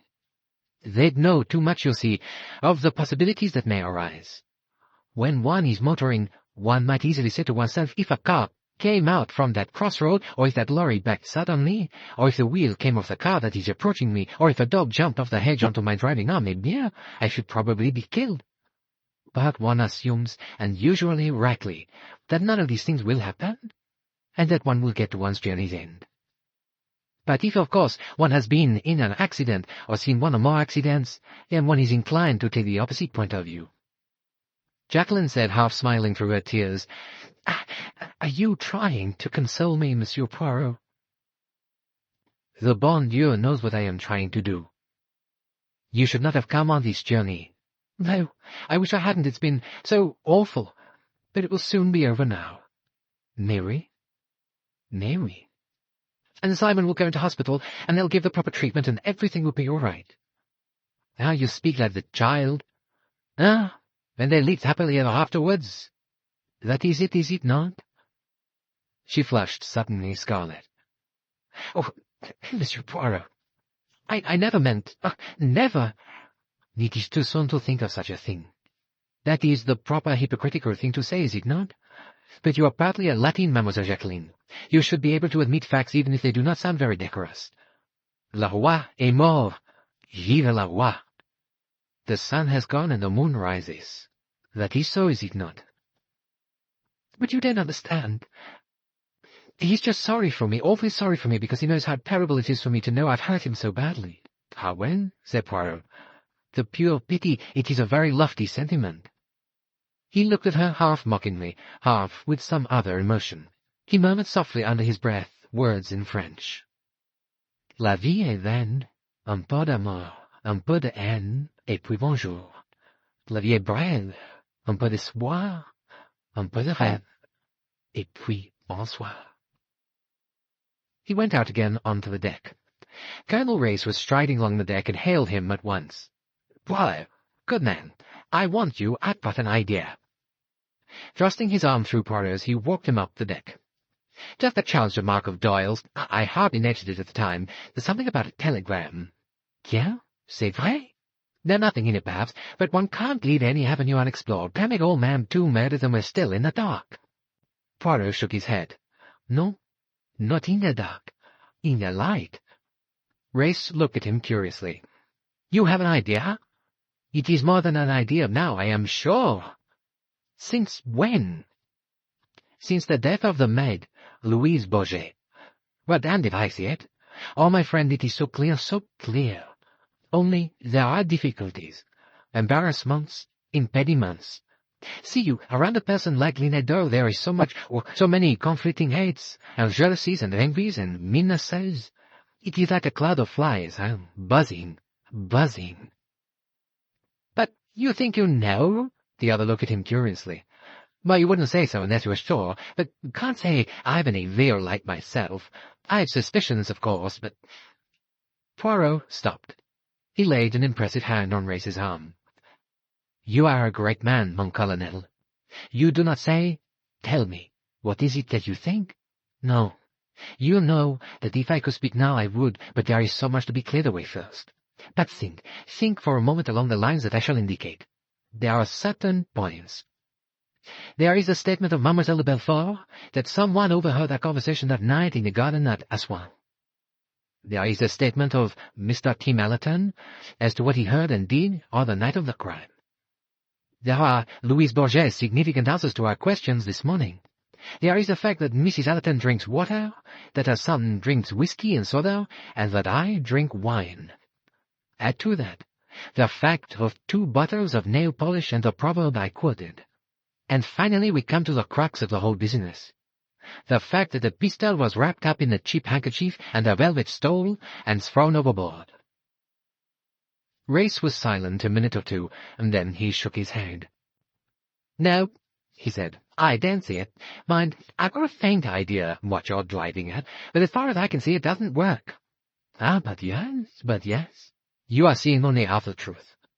And remember this, we must start again from the beginning, since our first conception was entirely wrong." Race made a slight grimace. "Well, I'm used to that. It often seems to me that's all detective work is, wiping out your false starts and beginning again. Ah, yes, it is very true that. And it is just what some people will not do. They conceive a certain theory, and everything has to fit into that theory. If one little fact will not fit, they throw it aside. But it is always the facts that will not fit in, that are significant. All along I have realized the significance of that pistol being removed from the scene of the crime. I knew that it meant something. But what that something was I only realized one little half-hour ago. Well, I still don't see it. But you will. Only reflect along the lines I indicated, And now let us clear up this matter of a telegram. That is, if the Herr Doctor will admit us." Dr. Bessner was still in a very bad humour. In answer to their knock, he disclosed a scowling face. "What is it? Once more you wish to see my patient? But I tell you it is not wise. He has fever. He has more than enough excitement today." "But just one question," said Race. "Nothing more, I assure you." With an unwilling grunt, the doctor moved aside, and the 2 men entered the cabin. Dr. Bessner, growling to himself, pushed past them. "I return in 3 minutes," he said. "And then, positively, you go." They heard him stumping down the deck. Simon Doyle looked from one to the other of them inquiringly. Yes," he said. "What is it?" "It's a very little thing," said Race. "Just now, when the stewards were reporting to me, they mentioned that Signor Richetti had been particularly troublesome. You said that he didn't surprise you, as you knew he had a bad temper, but that he had been rude to your wife over some matter of a telegram. Now, can you tell me about that incident?" "Yeah, easily. It was at Wadi Halfa. We'd just come back from the second cataract. Linnet thought she saw a telegram for her sticking up on the board, and she'd forgotten, you see, that she wasn't called Ridgeway any longer, and Richetti and Ridgeway do look rather alike when written in an atrocious handwriting. So she tore it open, couldn't make head or tail of it, and was puzzling over it when this fellow Richetti came along, fairly tore it out of her hand and gibbered with rage. She went after him to apologize, and he was frightfully rude to her about it." Race drew a deep breath. "And do you know at all, Mr. Doyle, what was in that telegram?" "Yes." Linnet read part of it aloud. "It said—" He paused. There was a commotion outside. A high-pitched voice was rapidly approaching. "Where are Monsieur Poirot and Colonel Race? I must see them immediately. It is most important. I have vital information. Are they with Mr. Doyle?" Bessner had not closed the door. Only the curtain hung across the open doorway. Mrs. Otterbourne swept it to one side and entered like a tornado. Her face was suffused with colour, her gait slightly unsteady, her command of words not quite under her control. "Mr. Doyle," she said dramatically, "I know who killed your wife." "What?" Simon stared at her. So did the other 2. Mrs. Otterbourne swept all three of them with a triumphant glance. She was happy, superbly happy. "Yes," she said. "My theories are completely vindicated. The deep primordial urges. It may appear impossible, fantastic, but it is the truth." Race said sharply, "Do I understand that you have evidence in your possession to show who killed Mrs. Doyle?" Mrs. Otterbourne sat down in a chair and leaned forward, nodding her head vigorously. "Certainly I have. You will agree, will you not, that whoever killed Louise Bourget also killed Linnet Doyle, that the two crimes were committed by one and the same hand?" "But yes," said Simon impatiently. "Of course that stands to reason. Go on." "Then my assertion holds. I know who killed Louise Bourget, therefore I know who killed Linnet Doyle." "You mean you have a theory as to who killed Louise Bourget?" suggested Ray skeptically. Mrs. Otterbourne turned on him like a tiger. "No, I have exact knowledge. I saw the person with my own eyes." Simon, fevered, shouted out, "But for God's sake, start at the beginning. You know the person who killed Louise Bourget, you say?" Mrs. Otterbourne nodded. "I will tell you exactly what occurred." Oh, yes, she was very happy. No doubt about it. This was her moment, her triumph. But of it, if her books were failing to sell, if the stupid public of once had bought them and devoured them voraciously, now turned to newer favourites. Salome Otterbourne would once again be notorious. Her name would be in all the papers. She would be principal witness to the prosecution of the trial. She took a deep breath and opened her mouth. "It was when I went down to lunch. I hardly felt like eating, all the horror of the recent tragedy, but I needn't go into that. Halfway down, I remember that I'd left something in my cabin. I told Rosalie to go on without me, and she did." Mrs. Otterbourne paused a minute. The curtain across the door moved slightly, as though lifted by the wind, but none of the three men noticed it.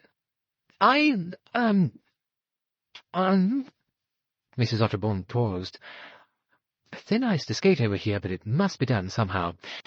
I had an arrangement with one of the personnel of the ship. He was to get me something I needed, but I did not wish my daughter to know of it, as she's inclined to be tiresome in certain ways." Not too good, this, but she could think of something that sounded better before it came to telling the story in court. Race's eyebrows lifted as his eyes asked a question of Poirot. Poirot gave an infinitesimal nod. His lips formed the word, "drink." The curtain across the door moved again. Between it and the door itself, something showed with a faint steel-blue gleam. Mrs. Otterbourne continued. "The arrangement was that I should go around to the stern on the deck below this, and there I should find the man waiting for me. And, well, as I went along the deck, our cabin door opened and somebody looked out. It was this girl, Louise Bourget, or whatever her name is. Anyway, she seemed to be expecting someone. And when she saw it was me, she looked disappointed and went abruptly inside again. But I didn't think anything of it, of course.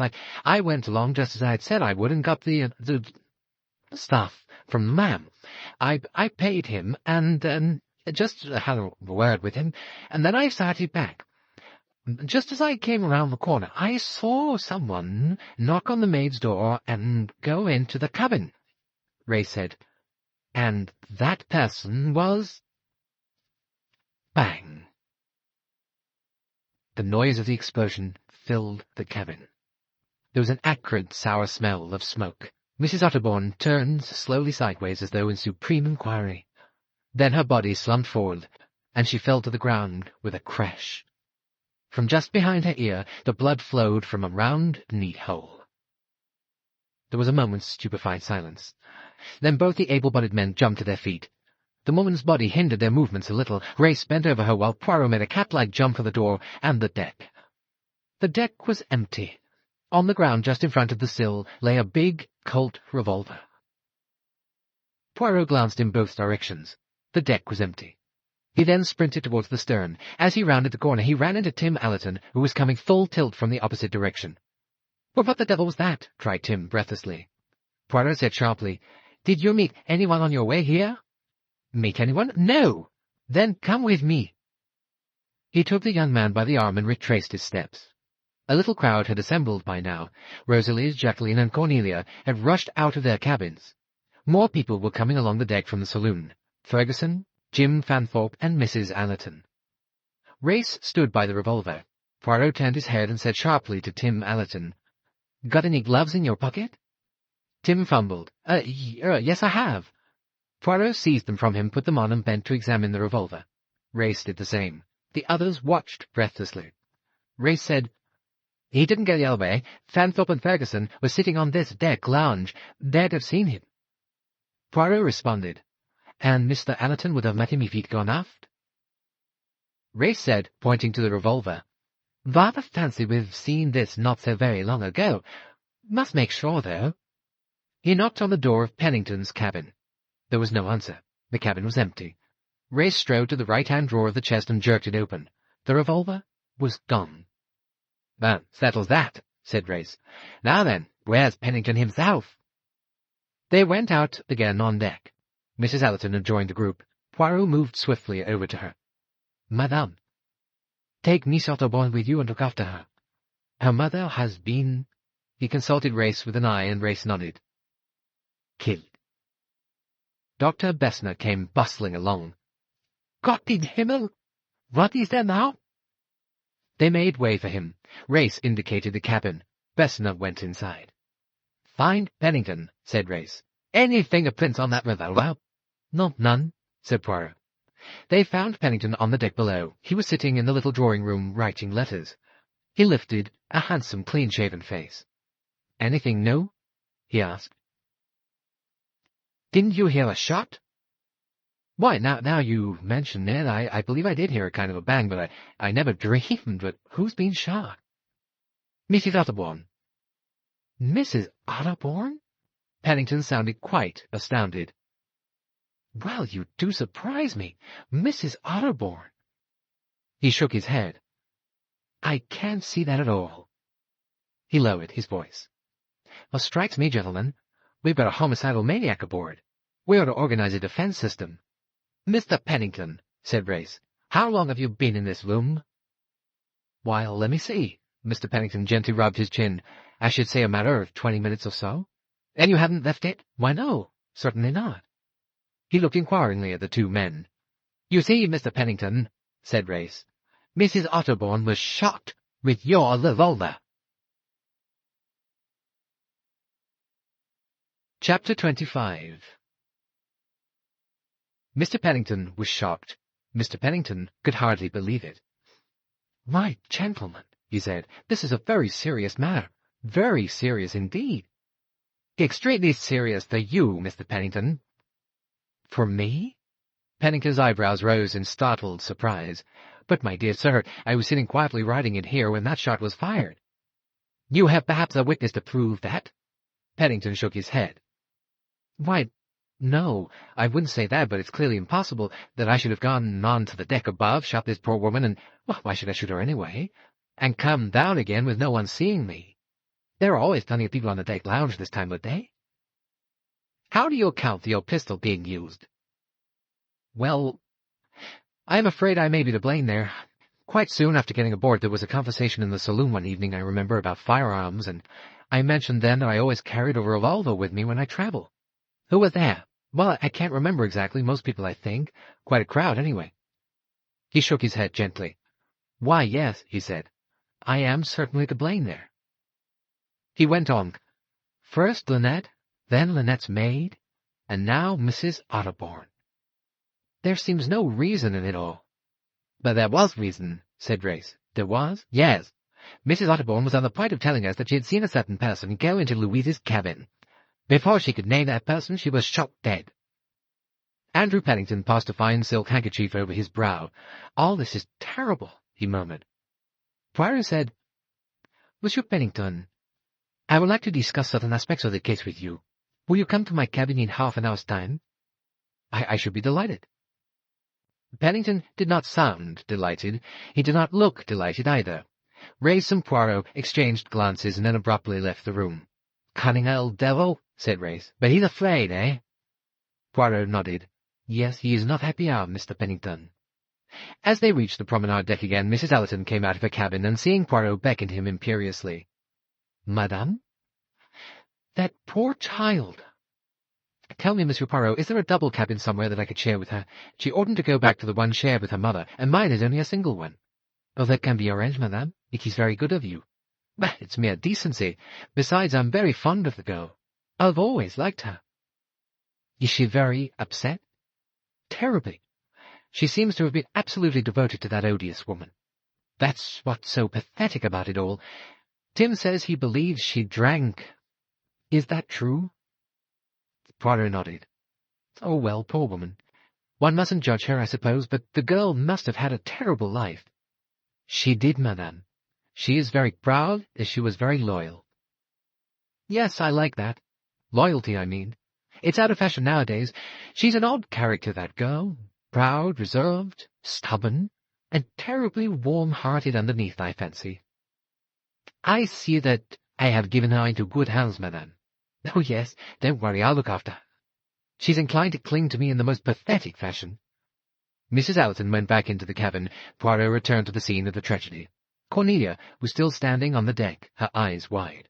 She said, "I don't understand, Monsieur Poirot. How did the person who shot her get away without our seeing him?" "Yes, how?" echoed Jacqueline. "Ah," said Poirot, "it was not quite such a disappearing trick as you think, mademoiselle. There were 3 distinct ways the murderer might have gone." Jacqueline looked puzzled. She said, 3? "Well, he might have gone to the right, or he might have gone to the left, but I don't see any other way," puzzled Cornelia. Jacqueline, too, frowned. Then her brow cleared.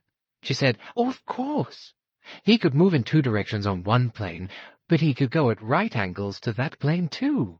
That is, he couldn't go up very well, but he could go down." Poirot smiled. "You have brains, mademoiselle." Cornelia said, "I know I'm just a plain mutt, but I still don't see." Jacqueline said, "Monsieur Poirot means, darling, that he could swing himself over the rail and down onto the deck below." "My!" gasped Cornelia. "I never thought of that.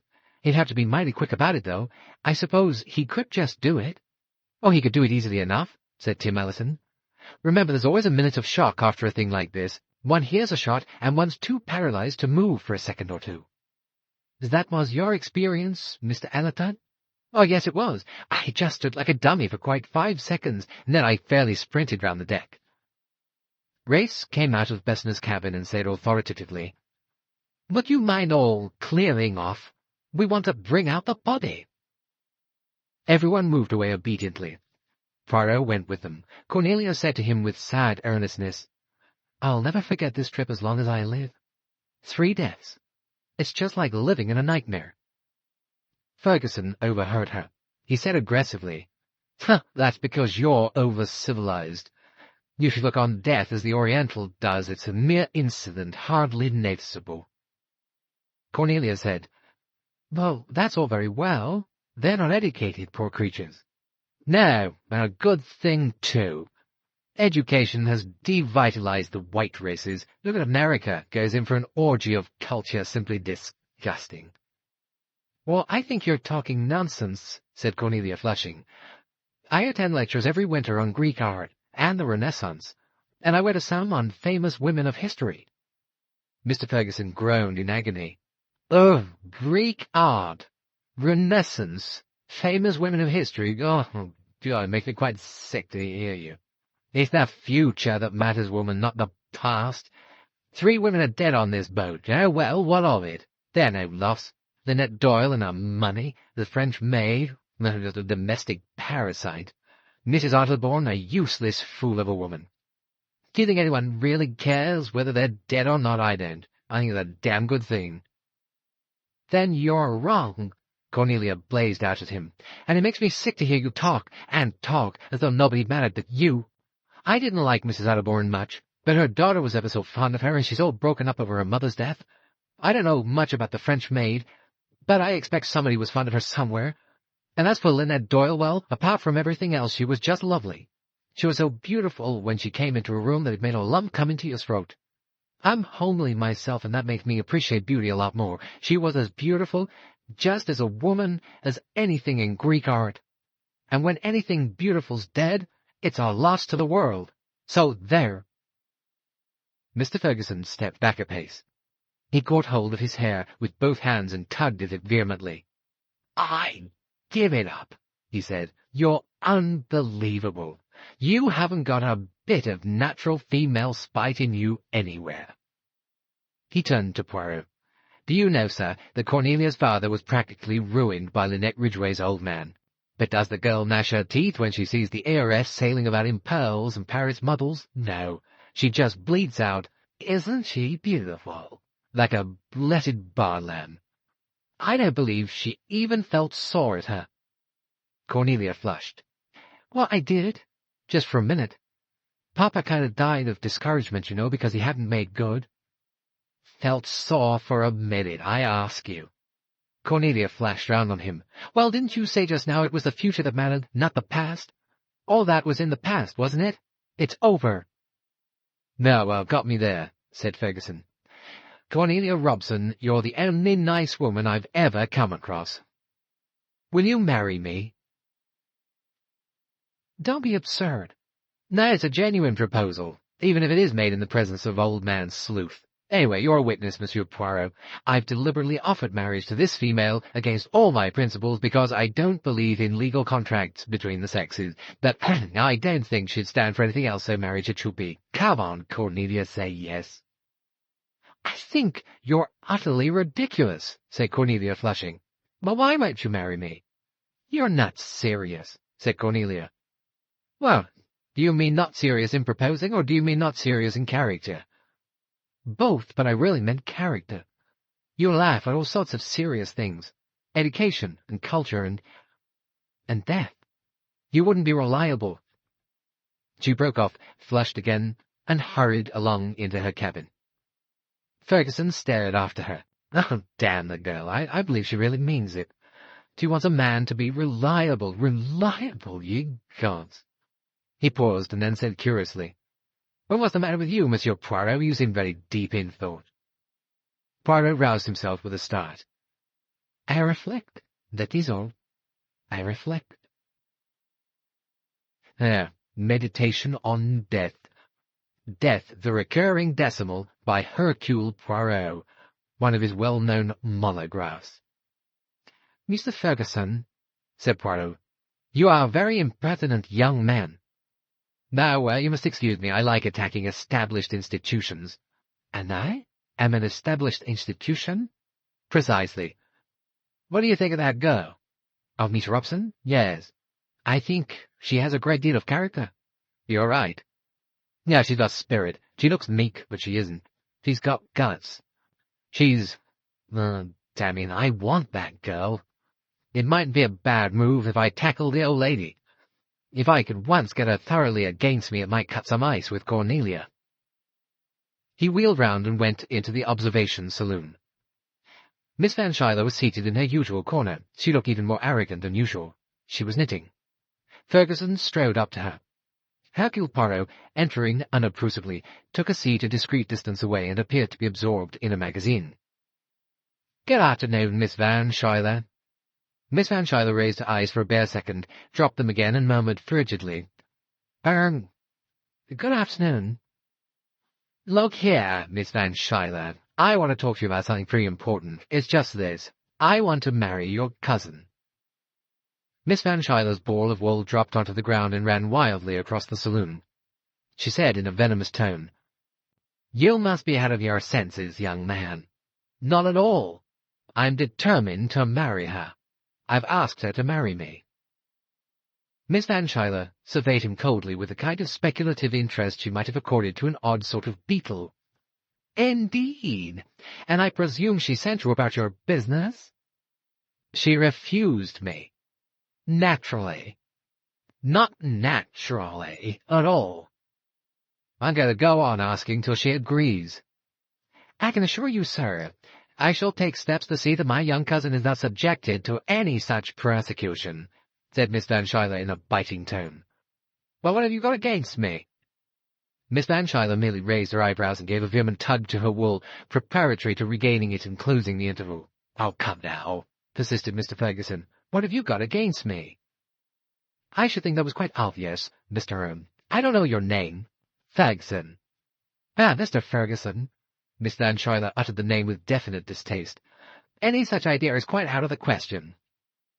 "You mean," said Ferguson, "that I'm not good enough for her?" "I should think that would have been obvious to you." "But in what way am I not good enough?" Miss Van Schuyler again did not answer. "I've got 2 legs, 2 arms, good health, and quite reasonable brains. What's wrong with that?" "There is such a thing as social position, Mr. Ferguson." "Ah, social position is bunk." The door swung open and Cornelia came in. She stopped dead on seeing her redoubtable cousin Marie in conversation with her would-be suitor. The outrageous Mr. Ferguson turned his head, grinned broadly, and called out, "Come on, Cornelia. I'm asking for your hand in marriage in the best conventional manner." "Cornelia," said Miss Van Schuyler, and her voice was truly awful in quality, "have you encouraged this young man?" "I? No, of course not. At least, well, not exactly. I mean—" "What do you mean?" "Oh, she hasn't encouraged me," said Mr. Ferguson helpfully. "I've done it all. She hasn't actually pushed me in the face because she's got too kind a heart. Cornelia, your cousin says I'm not good enough for you. That, of course, is true, but not in the way she means it. My moral nature certainly doesn't equal yours. But her point is that I'm hopelessly below you socially." "Well, that, I think, is equally obvious to Cornelia," said Miss Van Schuyler.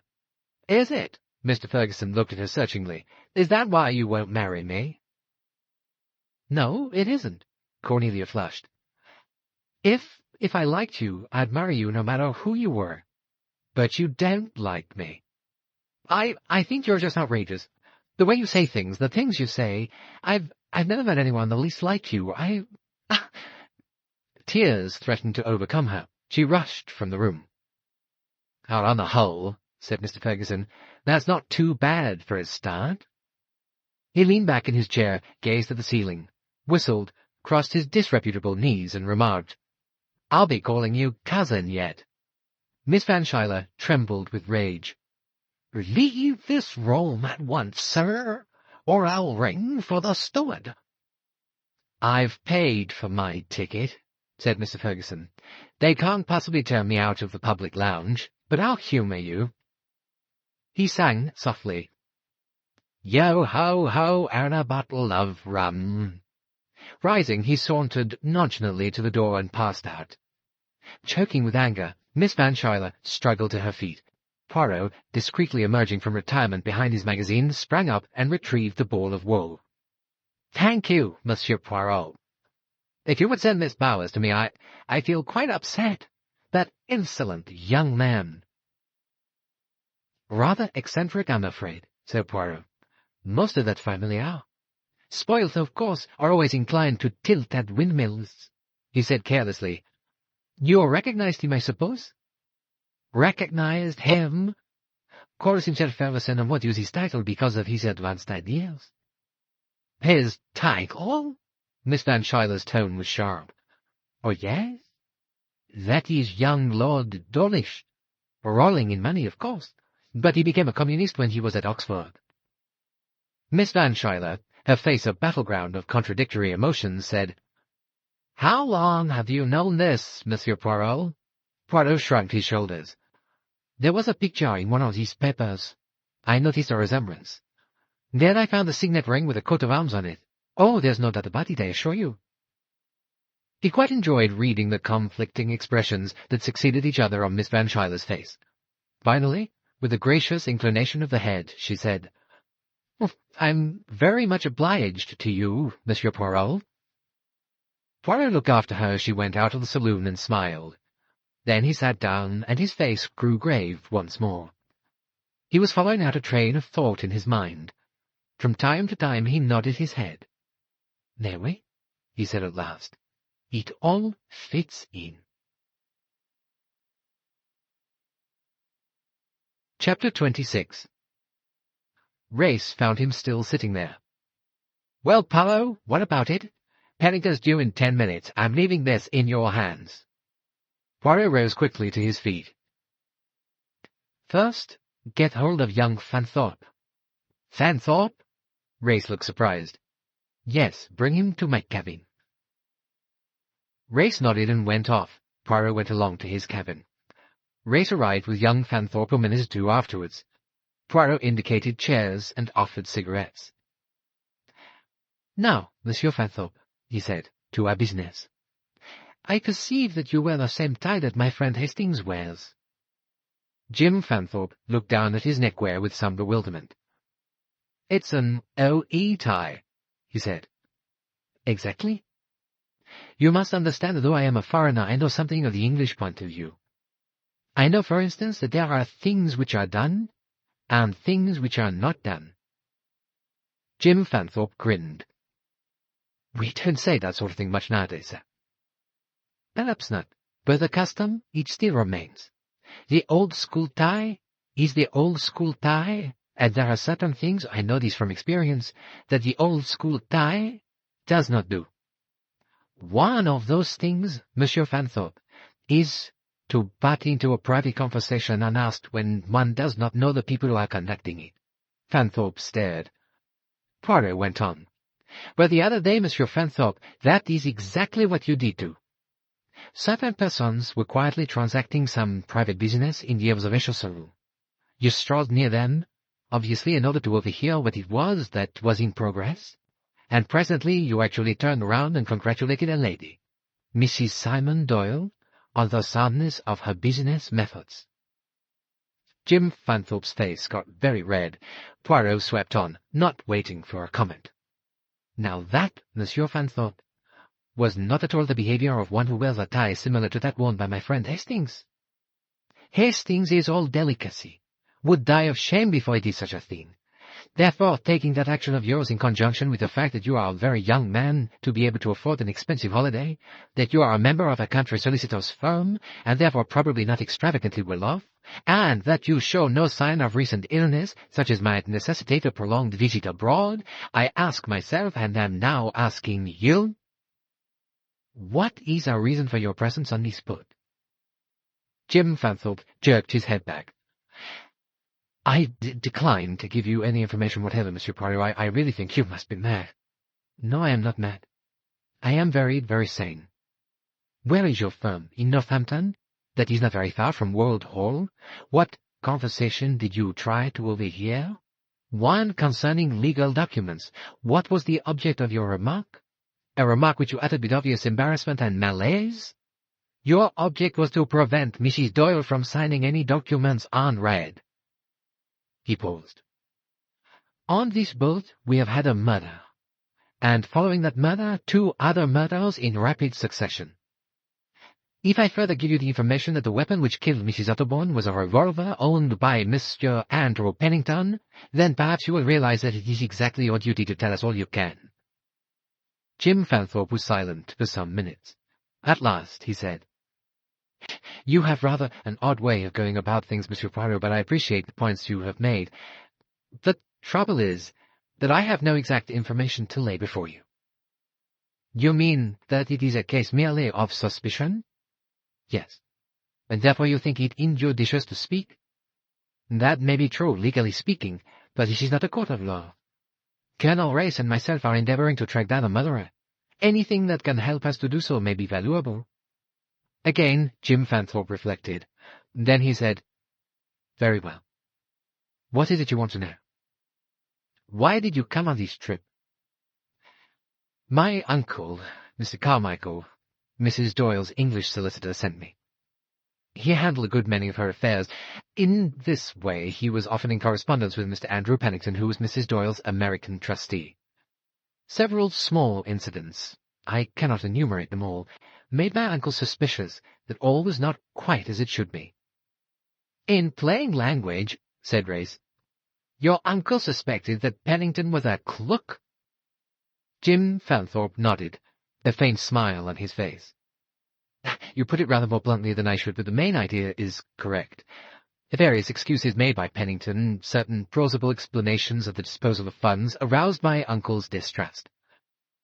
While these suspicions of his were still nebulous, Miss Ridgeway married unexpectedly, and went off on her honeymoon to Egypt.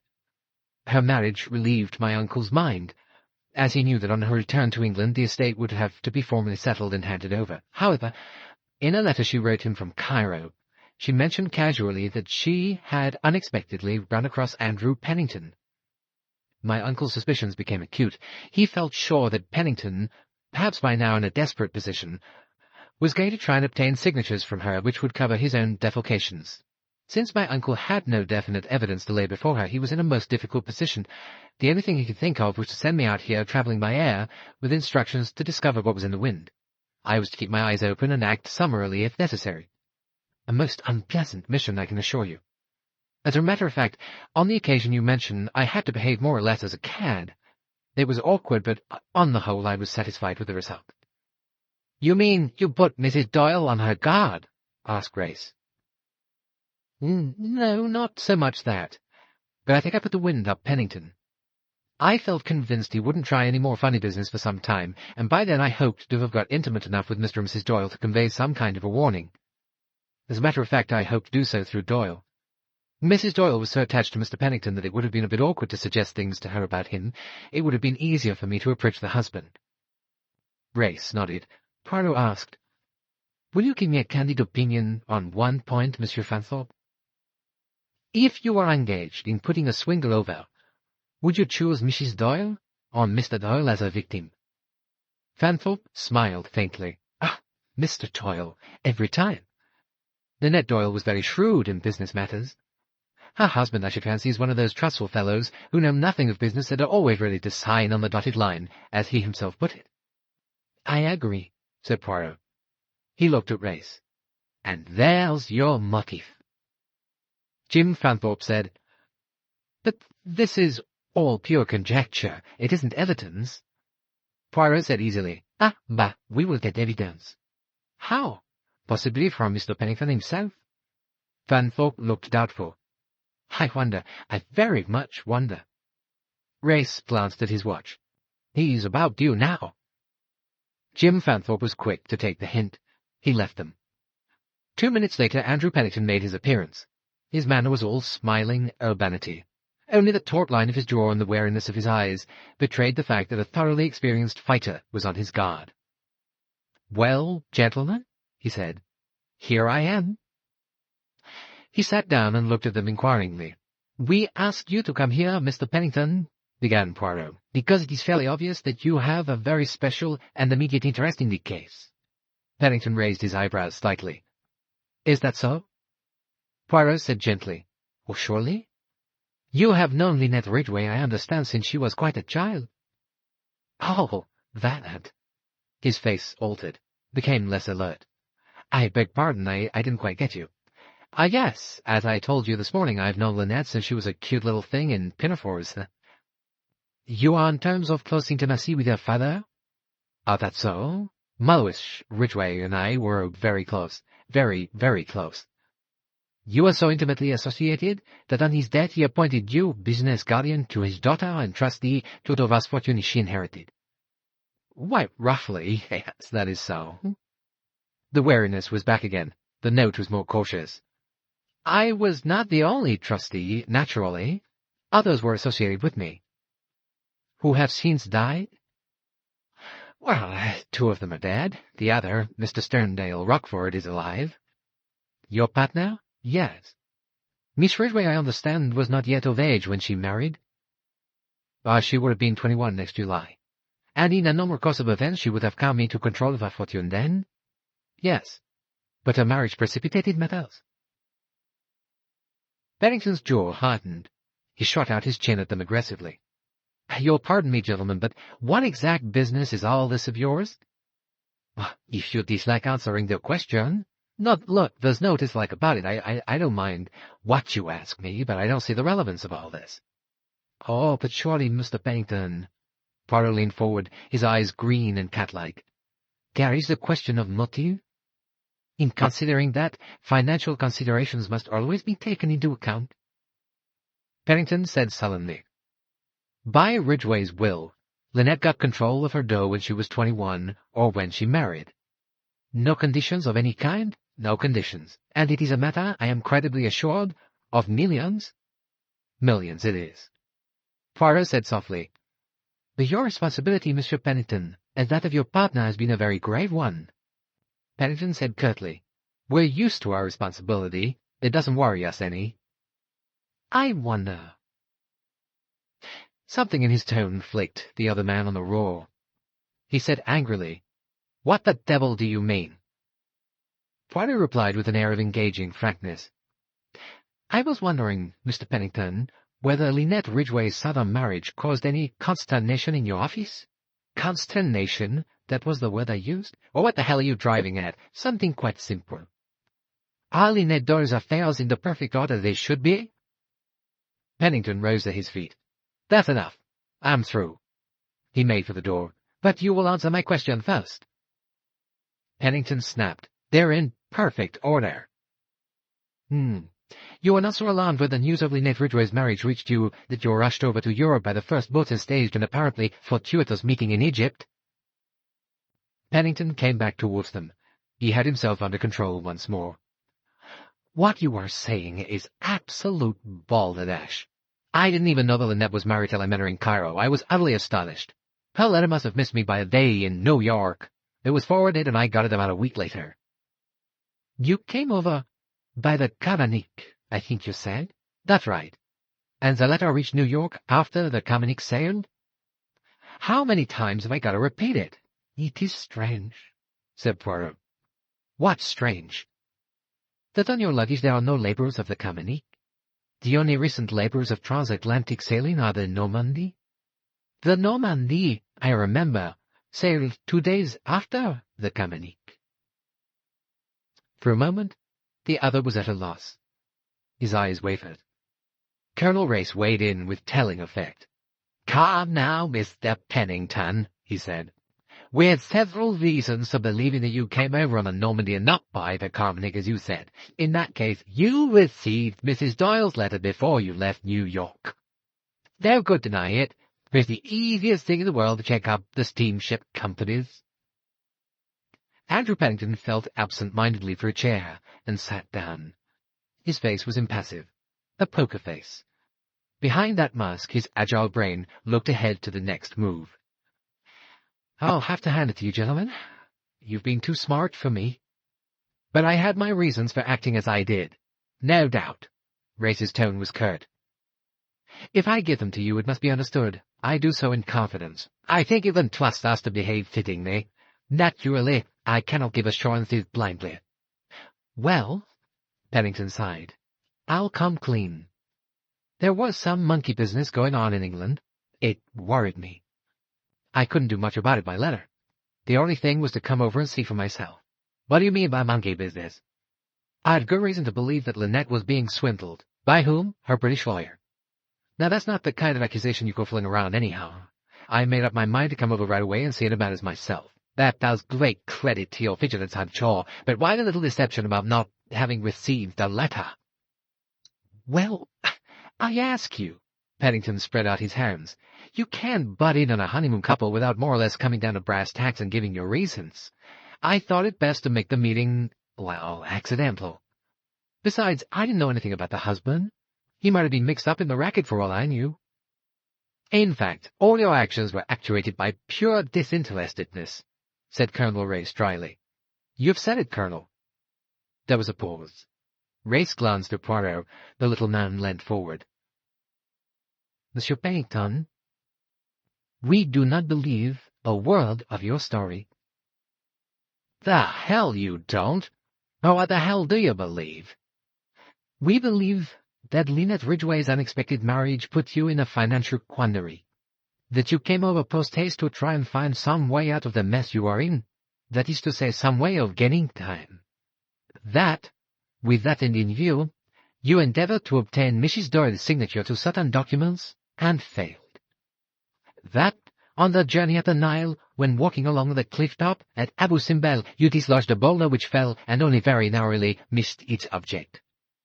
"You're crazy." "We believe that the same kind of circumstances occurred on the return journey. That is to say, an opportunity presented itself for putting Mrs. Doyle out of the way at the moment when her death would be almost certainly ascribed to the action of another person. We not only believe, but know, that it was your revolver which killed a woman who was about to reveal to us the name of the person whom she had reason to believe killed both Linnet Doyle and the maid Louise. Hell! The forced ejaculation broke forth and interrupted Poirot's stream of eloquence. What are you getting at? Are you crazy? What motive had I to kill Linnet? I wouldn't get her money.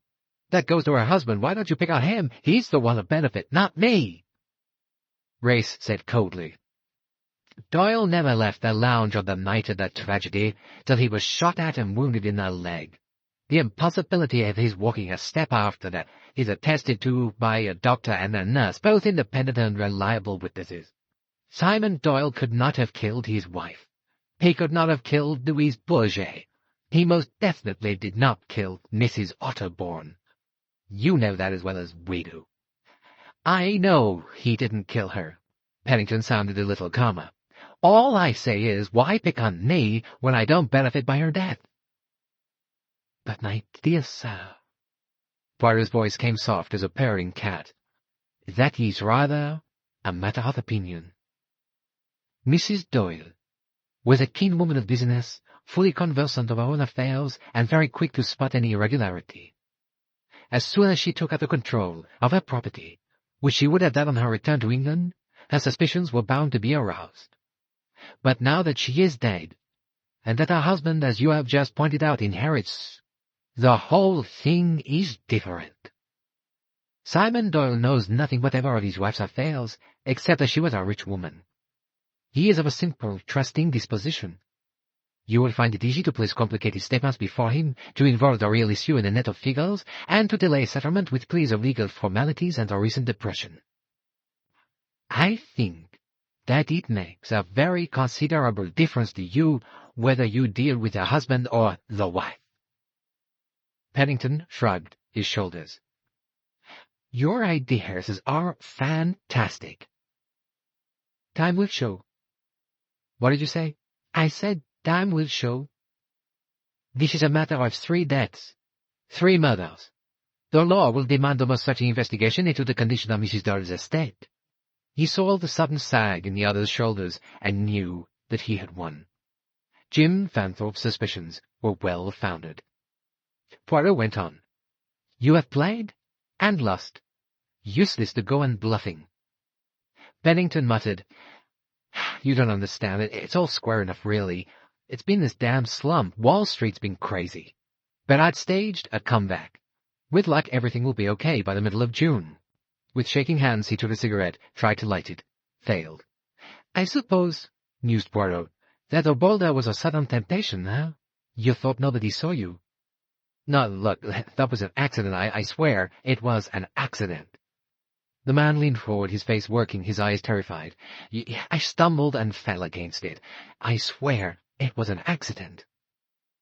The 2 men said nothing. Pennington suddenly pulled himself together. He was still a wreck of a man, but his fighting spirit had returned in a certain measure.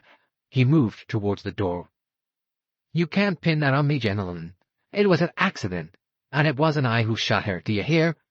You can't pin that on me either, and you never will. He went out.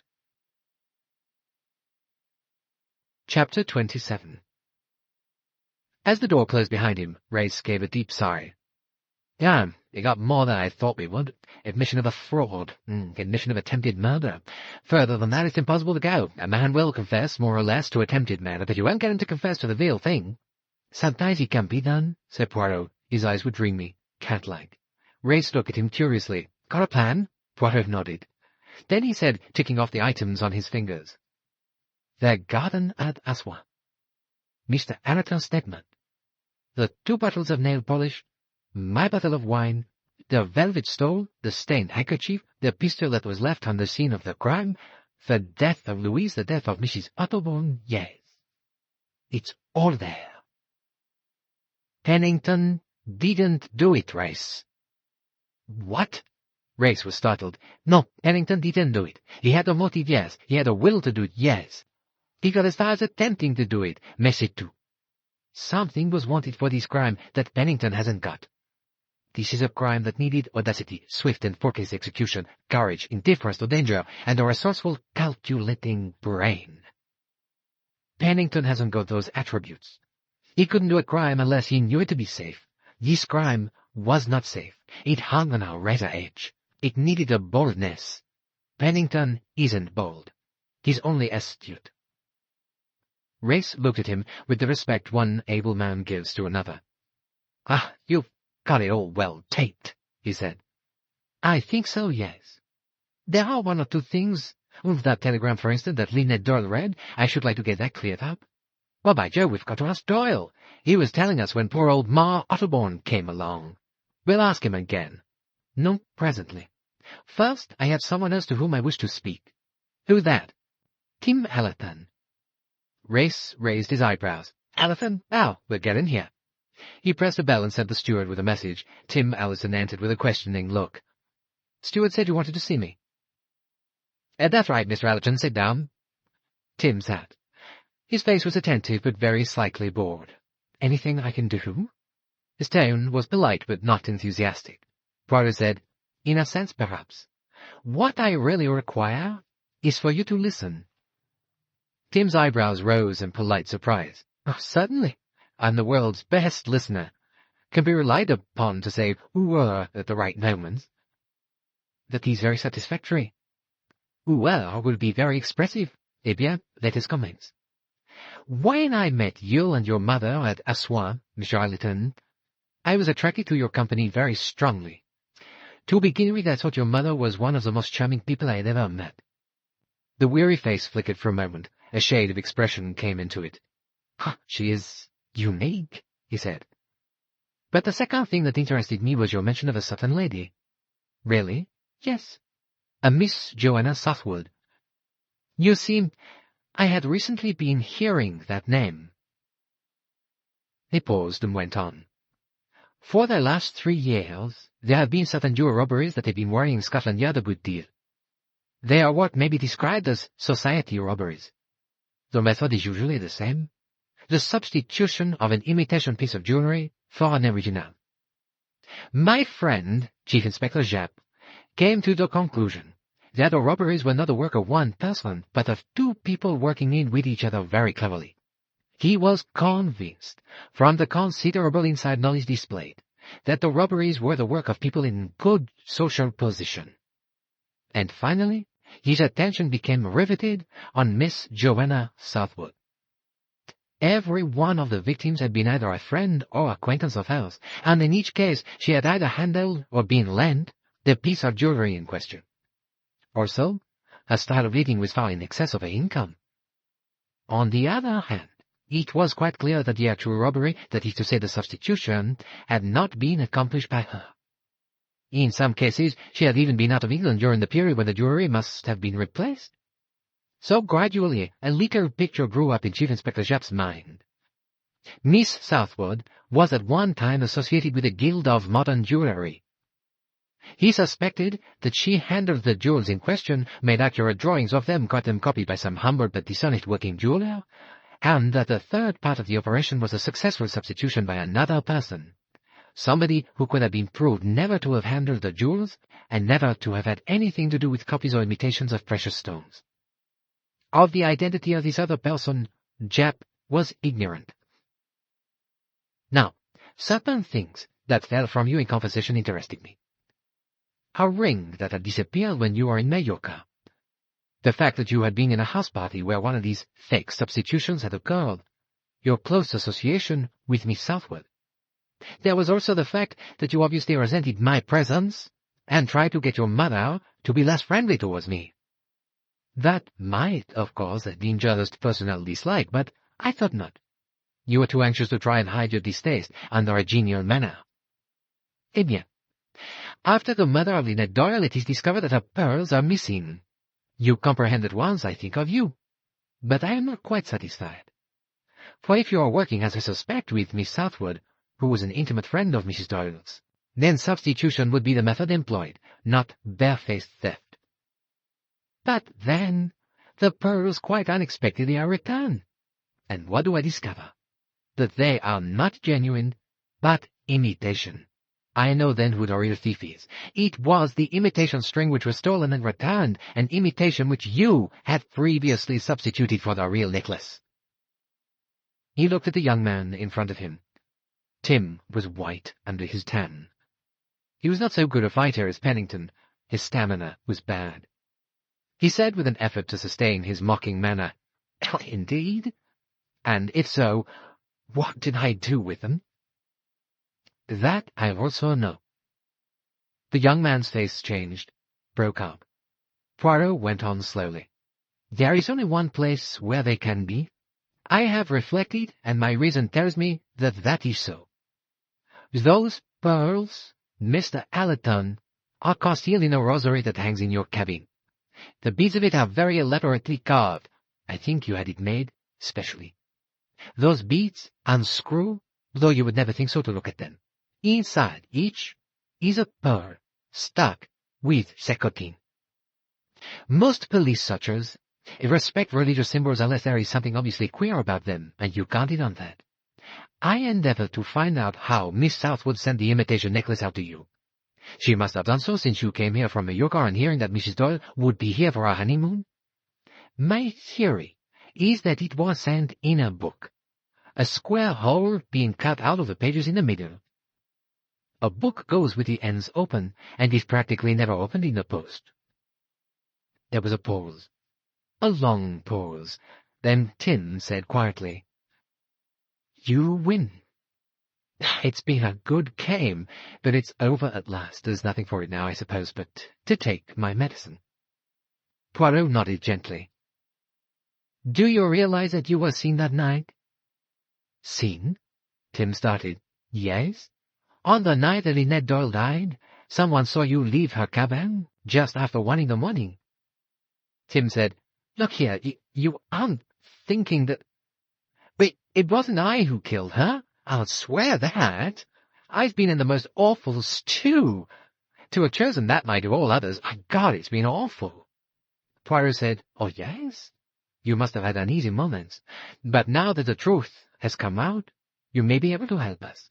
Was Mrs. Doyle alive or dead when you stole the pearls?" Tim said hoarsely, I don't know. Honest to God, Mr. Poirot, I don't know. I'd found out where she put them at night, on the little table by the bed. I crept in, felt very softly on the table, grabbed them, put down the others, and crept out again. I assumed, of course, that she was asleep. Did you hear her breathing? Surely you would have listened for that." Tim thought earnestly. "Now it was very still indeed. No, I can't remember actually hearing her breathe." "Was there any smell of smoke lingering in the air, as there would have been if a firearm had been discharged recently?" "I don't think so. I don't remember it." Poirot sighed. Then we are no further." Tim asked curiously, "Who was it saw me?" "Rosalie Otterborn. She came around from the other side of the boat and saw you leave Linnet Doyle's cabin and go to your own.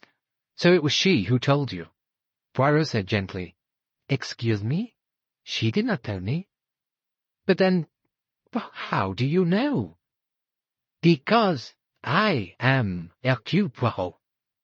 I do not need to be told. When I taxed her with it, you know what she said? She said, 'I saw nobody.' And she lied." "But why?" Poirot said in a detached voice, "Perhaps because she thought that the man she saw was the murderer. It looked like that, you know." "Well, that seems to me all the more reason for telling you." Poirot shrugged his shoulders. "She did not think so, it seems." Tim said, a queer note in his voice, "She's an extraordinary sort of girl. She must have been through a pretty rough time with that mother of hers. Oh, yes, life has not been easy for her. Poor kid," Tim muttered. Then he looked towards Race. "Well, sir, where do we go from here? I admit taking the pearls from the Net's cabin, and you'll find them just where you say they are. I'm guilty, all right, but as far as Miss Southwood is concerned, I'm not admitting anything. You've no evidence whatever against her. How I got hold of the fake necklace is my own business." Poirot murmured, "A very correct attitude." Tim said with a flash of humour, "Always the gentleman." He added, "Perhaps you can imagine how annoying it was to me to find my mother cottoning on to you. I'm not a sufficiently hardened criminal to enjoy sitting cheek by jowl with a successful detective just before bringing off a rather risky coup. Some people might get a kick out of it. I didn't. Frankly, it gave me cold feet." But it did not deter you from making your attempt. Tim shrugged his shoulders. Why, I couldn't funk it to that extent.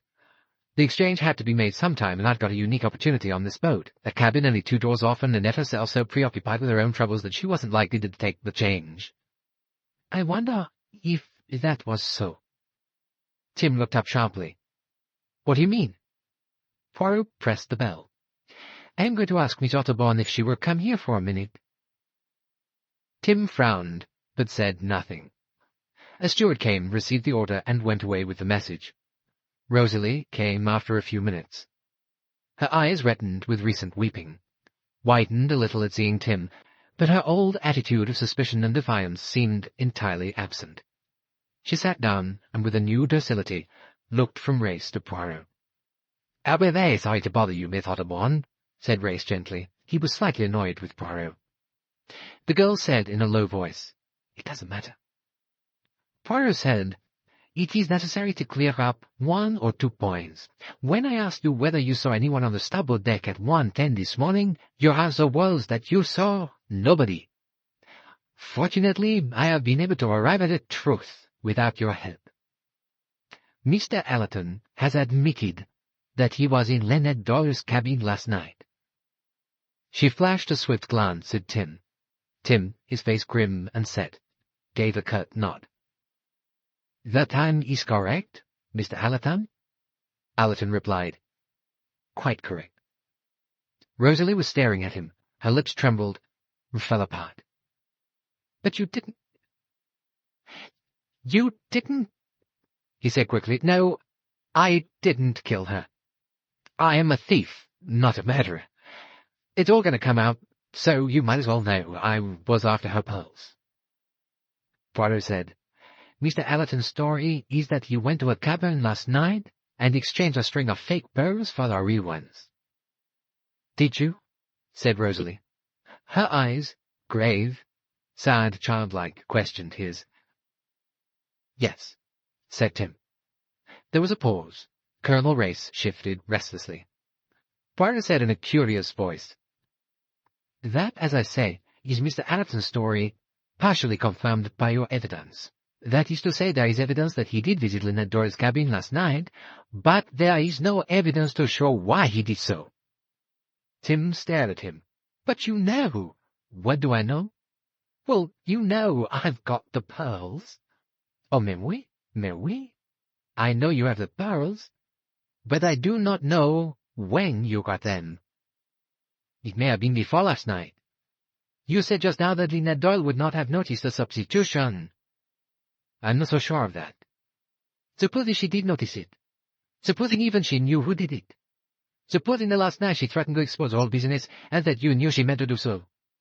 And supposing that you overheard the scene in the saloon between Jacqueline de Belfort and Simon Doyle, and as soon as the saloon was empty, you slipped in and secured the pistol, and then an hour later, when the boat had quieted down, you crept along to Linnet Doyle's cabin and made quite sure that no exposure would come." "My God," said Tim. Out of his ashen face, 2 tortured, agonized eyes gazed dumbly at Hercule Poirot. The latter went on, "But somebody else saw you. The girl, Louise. The next day she came to you and blackmailed you. You must pay her handsomely, or she would tell what she knew. You realized that to submit to blackmail would be the beginning of the end. You pretended to agree, made an appointment to come to her cabin just before lunch with your money. Then, when she was counting the notes, you stabbed her. But again, luck was against you. Somebody saw you go to her cabin." He half turned to Rosalie. "Your mother." "So once again you had to act, dangerously, foolhardily, but it was the only chance. You heard Pennington talk about his revolver. You rushed into his cabin. You got hold of it, listened outside Dr. Besnard's cabin door, and shot Mrs. Otterbourne before she could reveal your name." "No!" cried Rosalie. He didn't. And after that, you did the only thing you could do, rushed around the stern, and when I rushed after you, you had turned and pretended to be coming in the opposite direction. You had handled the revolver in gloves. Those gloves were in your pocket when I asked for them." Tim said, "Before God, I swear it isn't true, not a word of it." But his voice, ill-assured and trembling, failed to convince. It was then that Rosalie Otterbourne surprised them. "Of course it isn't true." And Monsieur Poirot knows it isn't. He's saying it for some reason of his own. Poirot looked at her. A faint smile came to his lips. He spread out his hands in token of surrender. "Oh, mademoiselle is too clever. But you agree it was a good case." "What the devil?" Tim began with rising anger, but Poirot held up a hand. "There is a very good case against you, Mr. Hallaton. I wanted you to realize that. But now I will tell you something more pleasant. I have not yet examined that rosary in your cabin. It may be that when I do I shall find nothing there. And then, since Mademoiselle Otterborn sticks to it that she saw no one on the deck last night, eh bien, there is no case against you at all. The pearls were taken by a kleptomaniac, who has since returned them.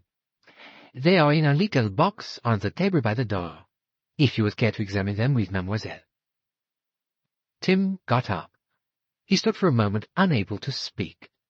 When he did, his words seemed inadequate, but it is possible that they satisfied his listeners. "Thanks," he said. "You won't have to give me another chance."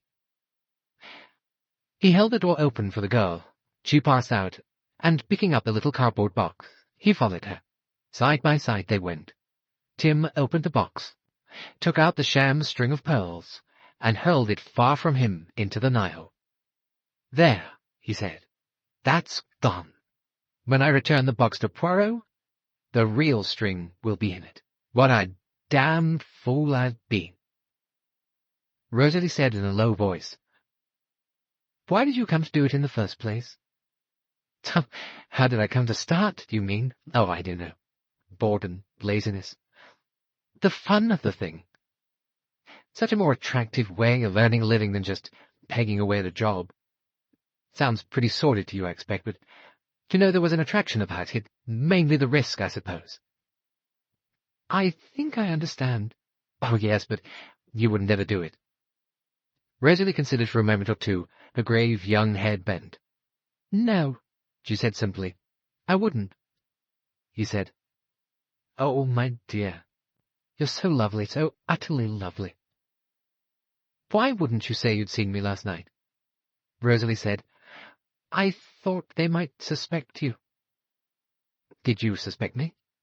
"No. I couldn't believe that you'd kill anyone.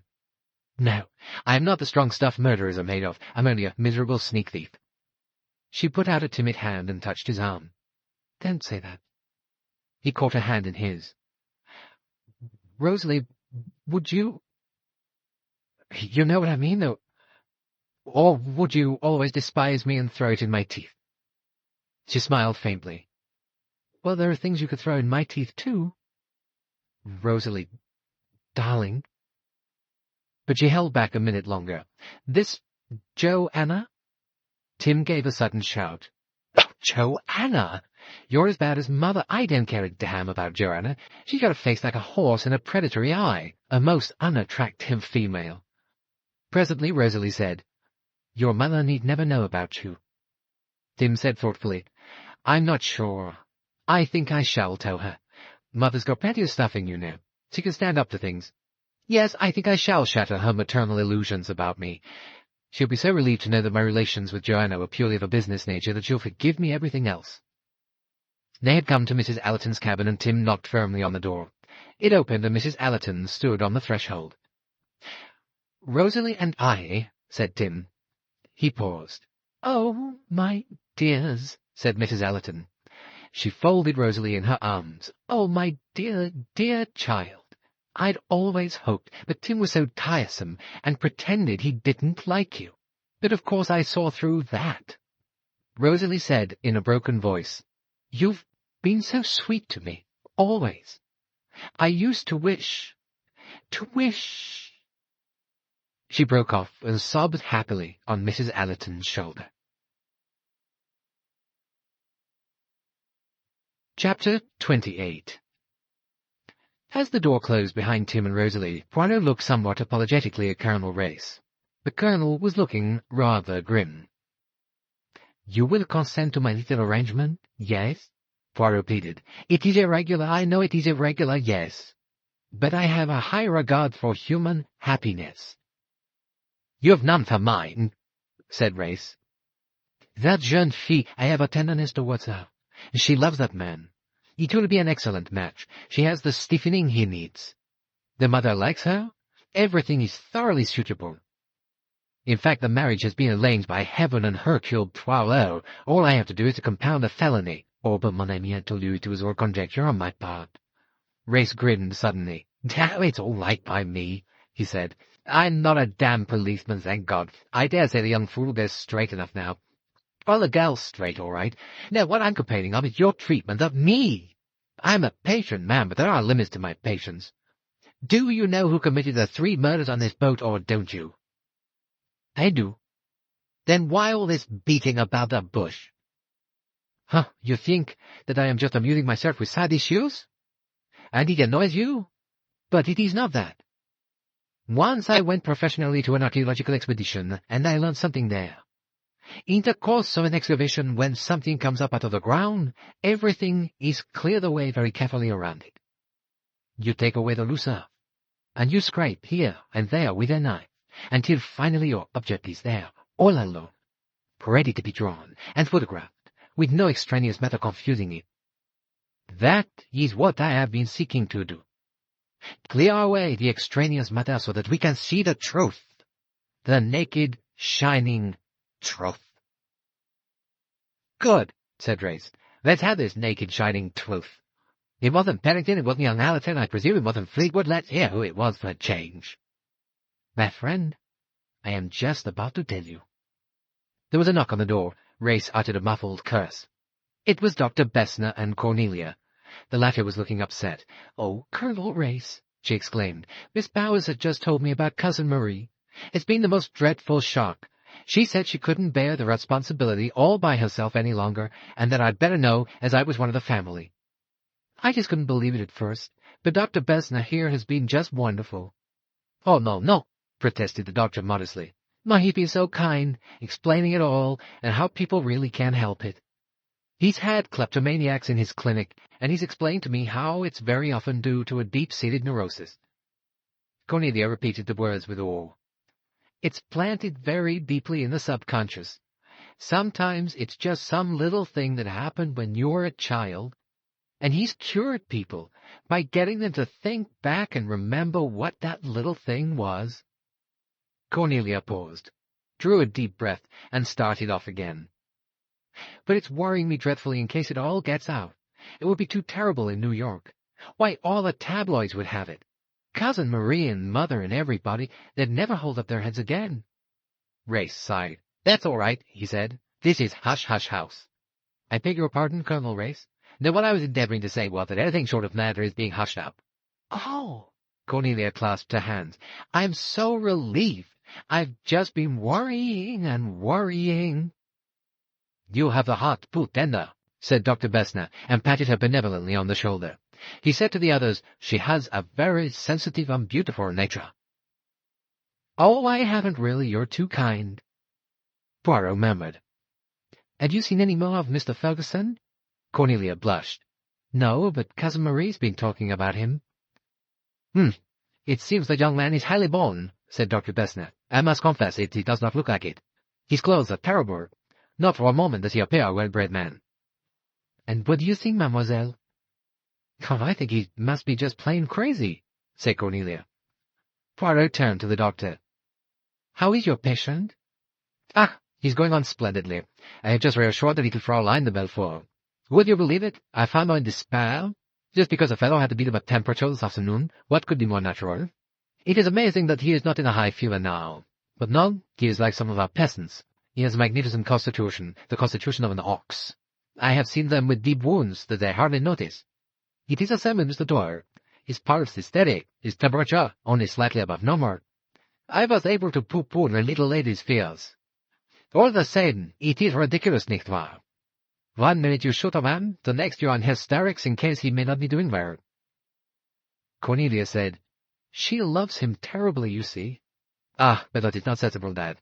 If you loved a man, would you try to shoot him, eh? No, you are sensible." "I don't like things that go off with bangs, anyway," said Cornelia. Naturally, you do not. You are very feminine. Race interrupted this scene of heavy approval. This Doyle is all right. There's no reason I shouldn't come along and resume our talk of this afternoon. He was just telling me about a telegram. Dr. Bessener's bulk moved up and down appreciatively. It was very funny that. Doyle, he tells me about it, Bill.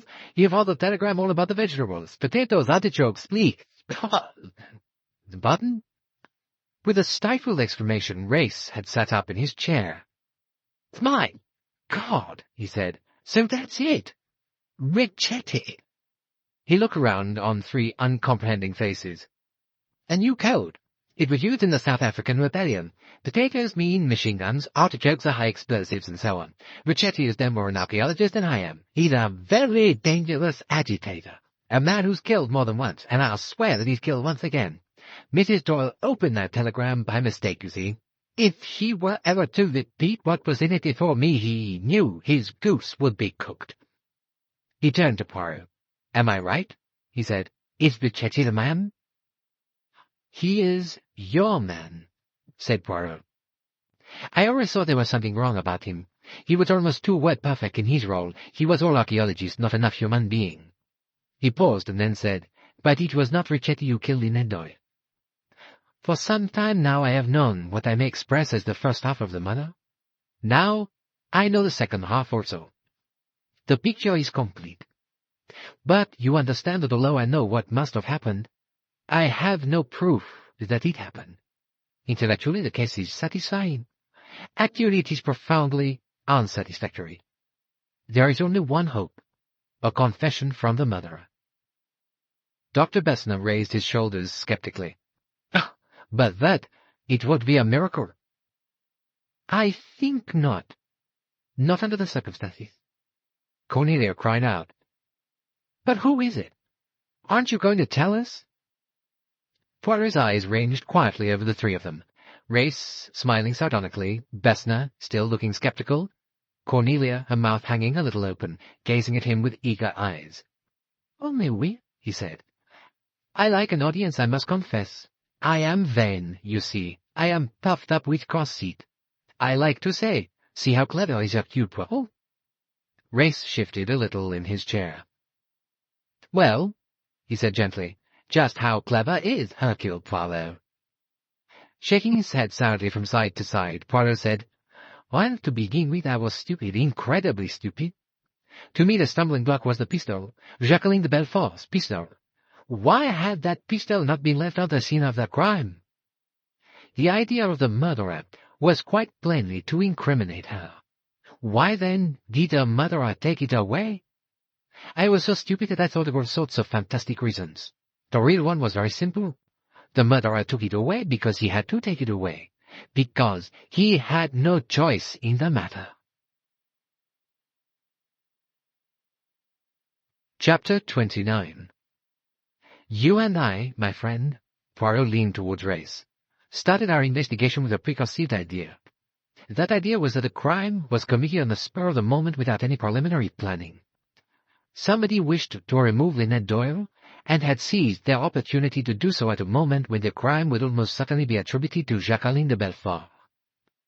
It therefore followed that the person in question had overheard the scene between Jacqueline and Simon Doyle, and had obtained possession of the pistol after the others had left the saloon. But, my friends, if that preconceived idea was wrong, the whole aspect of the case altered. And it was wrong. This was no spontaneous crime committed on the spur of the moment. It was, on the contrary, very carefully planned and accurately timed, with all the details meticulously worked out beforehand, even to the dragging of Hercule Poirot's bottle of wine on the night in question. Oh yes, that is so. I was put to sleep so that there should be no possibility of my participating in the events of the night. It did just occur to me as a possibility. I drink wine. My two companions at table drink whiskey and mineral water, respectively. Nothing easier than to slip a dose of harmless narcotic into my bottle of wine. The bottle stand on the tables all day. But I dismissed the thought. It had been a hot day. I had been unusually tired.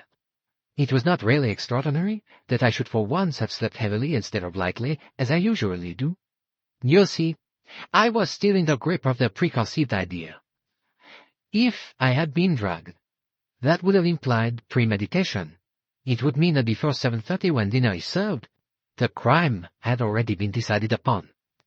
And that, always from the point of view of the preconceived idea, was absurd.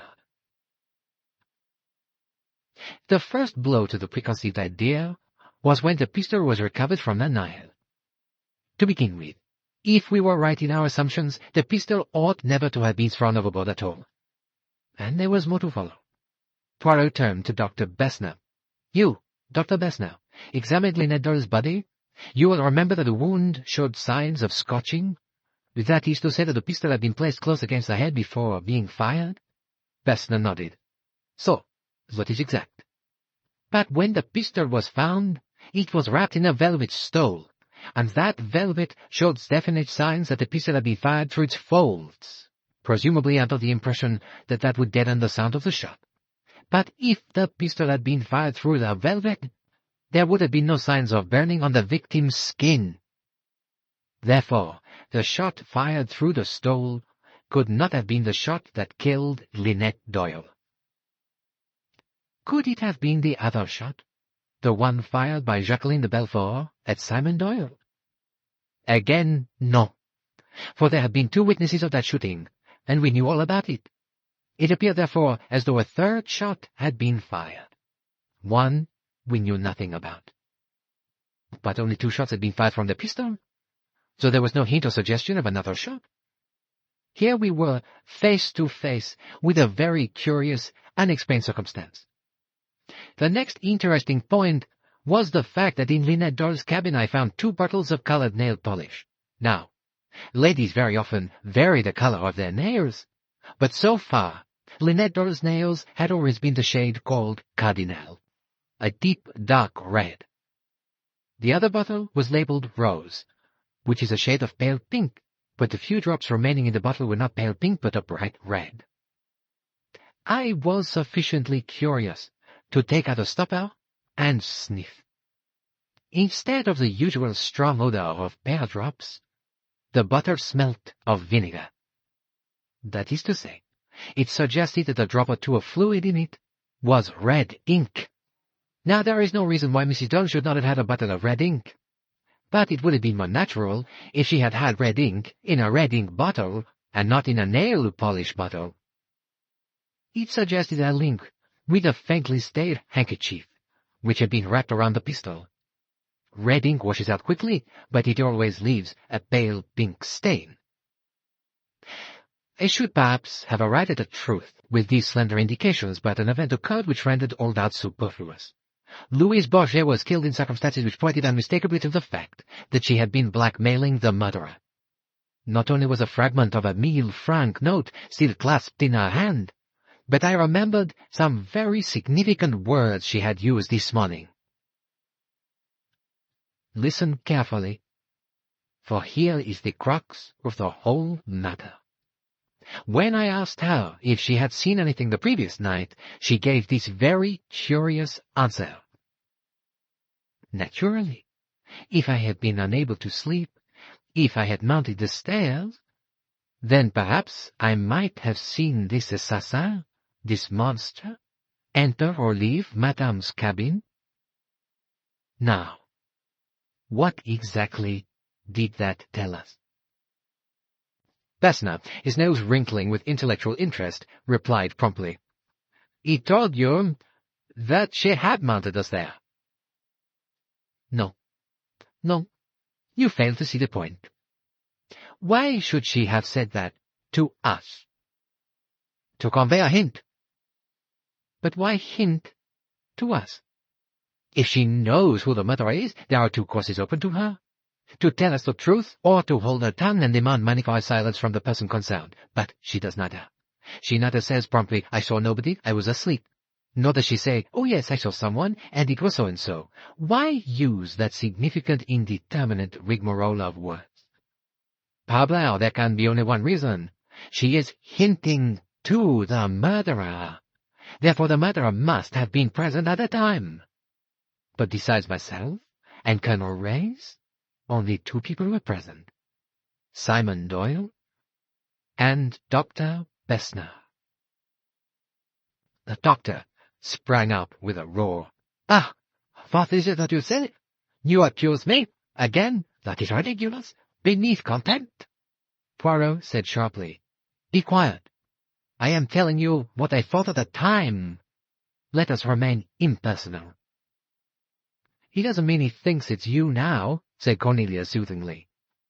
Poirot went on quickly. "So it lay there, between Simon Doyle and Dr. Bessner. But what reason had Bessner to kill Linnet Doyle? None, so far as I know.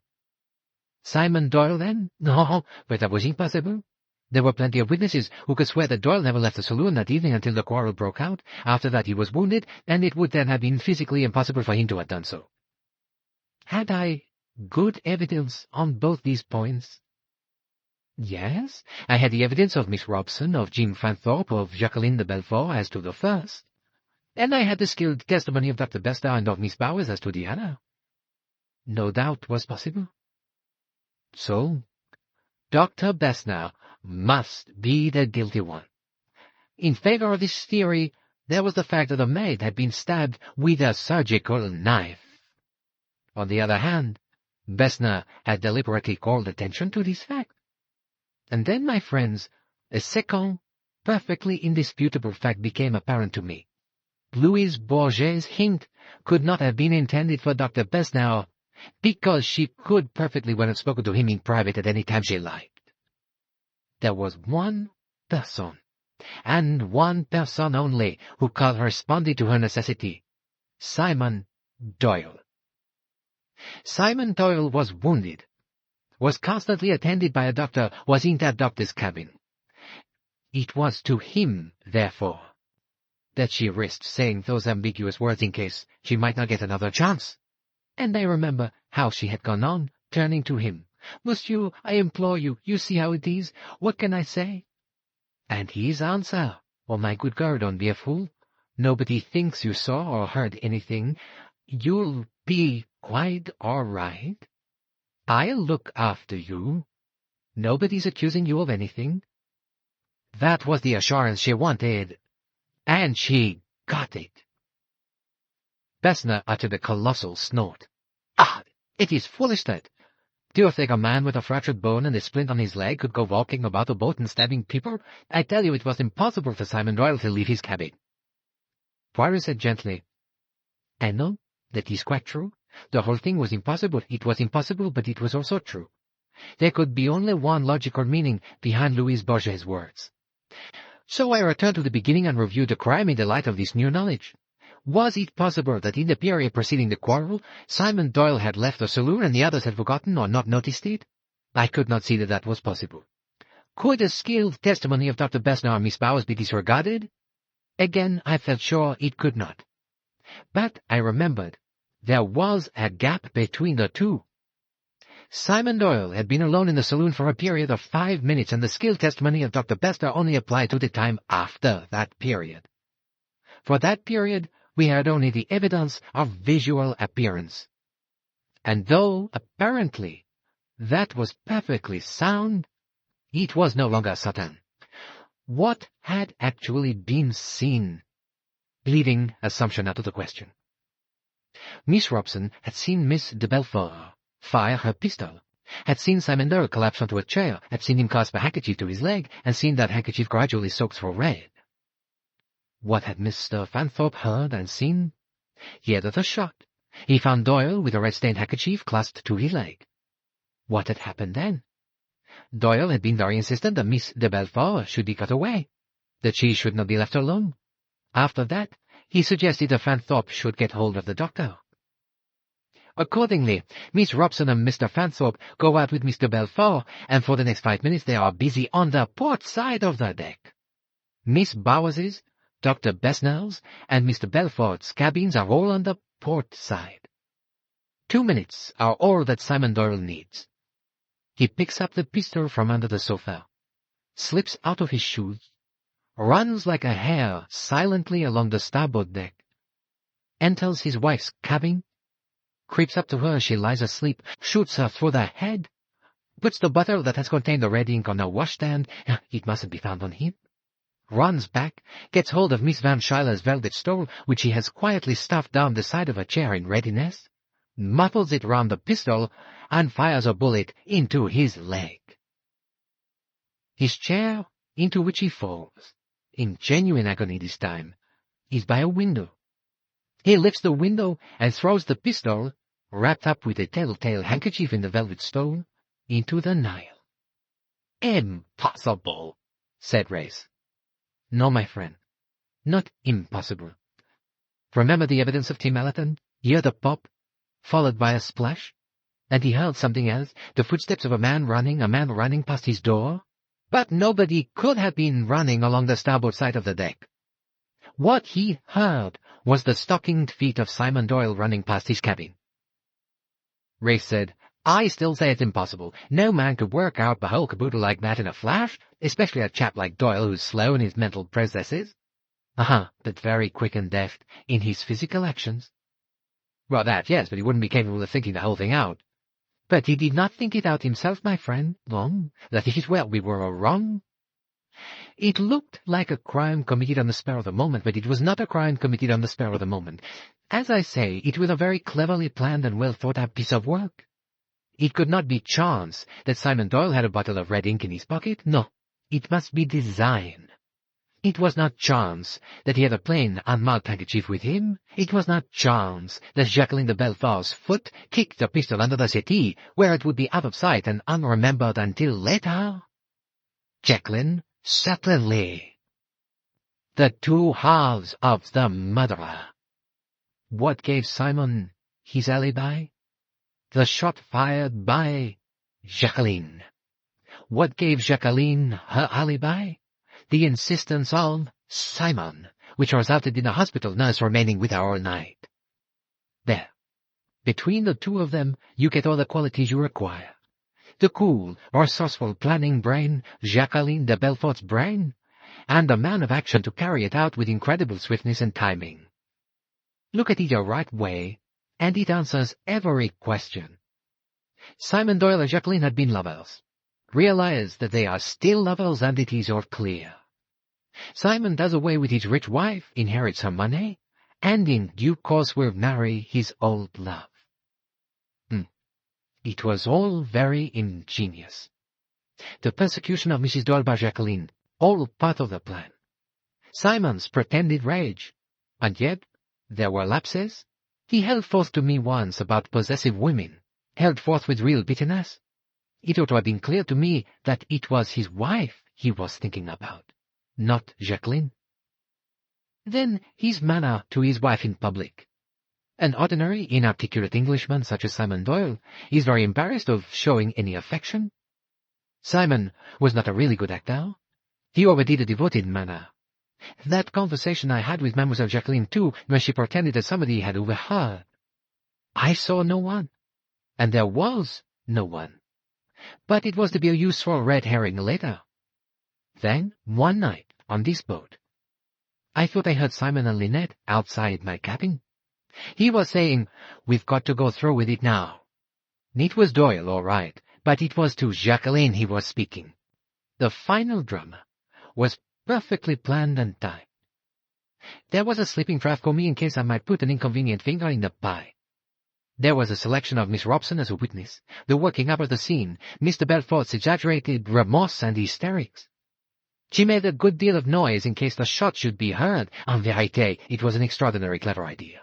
Jacqueline says she has shot Doyle, Miss Robson says so, Falstaff says so, and when Simon's leg is examined he has been shot. It looks unanswerable. For both of them there is a perfect alibi. At the cost, it is true, of a certain amount of pain and risk to Simon Doyle, but it is necessary that his wound should definitely disable him. And then the plan goes wrong? Louise Bourget has been wakeful. She has come out the stairway. She has seen Simon Doyle run along to his wife's cabin and come back. Easy enough to piece together what has happened the following day. And so she makes her greedy bid for hush money, and in so doing signs her death warrant. But Mr. Doyle couldn't have killed her, Cornelia objected. No. The other partner did that murder. As soon as he could, Simon Doyle asks to see Jacqueline. He even asks me to leave them alone together. He tells her then of the new danger. They must act at once. He knows where Besna's scalpels are kept. After the crime, the scalpel is wiped and returned, and then, very late, and rather out of breath, Jacqueline de Belfort hurries into lunch. And still all is not well. For Mrs. Otterborn has seen Jacqueline go into Louise Bourget's cabin, and she comes hot-foot to tell Simon about it. Jacqueline is the motheress. Do you remember how Simon shouted at the poor woman? Nerves, we thought, huh? But the door was open, and he was trying to convey the danger to his accomplice. She heard, and she acted like lightning. She remembered Pennington had talked about a revolver. She got hold of it, crept up outside the door, listened, and at a critical moment, fired. She boasted once that she was a good shot, and her boast was not an idle one. I remarked, after that third crime, that there were 3 ways the murderer could have gone, huh? I meant that he could have gone aft, in which case Tim Allerton was the criminal. He could have gone over the side, very improbable, or he could have gone into a cabin. Jacqueline's cabin was just 2 away from Dr. Besna's. She had only to throw down the revolver, bolt into the cabin, ruffle her hair, and fling herself down on the bunk. It was risky, but it was the only possible chance. There was a silence. Then Race asked, "What happened to the first bullet fired at Doyle by the girl?" "I think it went into the table. There is a recently made hole there. I think Doyle had time to dig it out with a penknife and fling it through the window. He had, of course, a spare cartridge, so that it would appear that only 2 shots had been fired." Cornelia sighed. "They thought of everything," she said. "It's horrible." Poirot was silent, but it was not a modest silence. His eyes seemed to be saying, "You are wrong. They didn't allow for Hercule Poirot."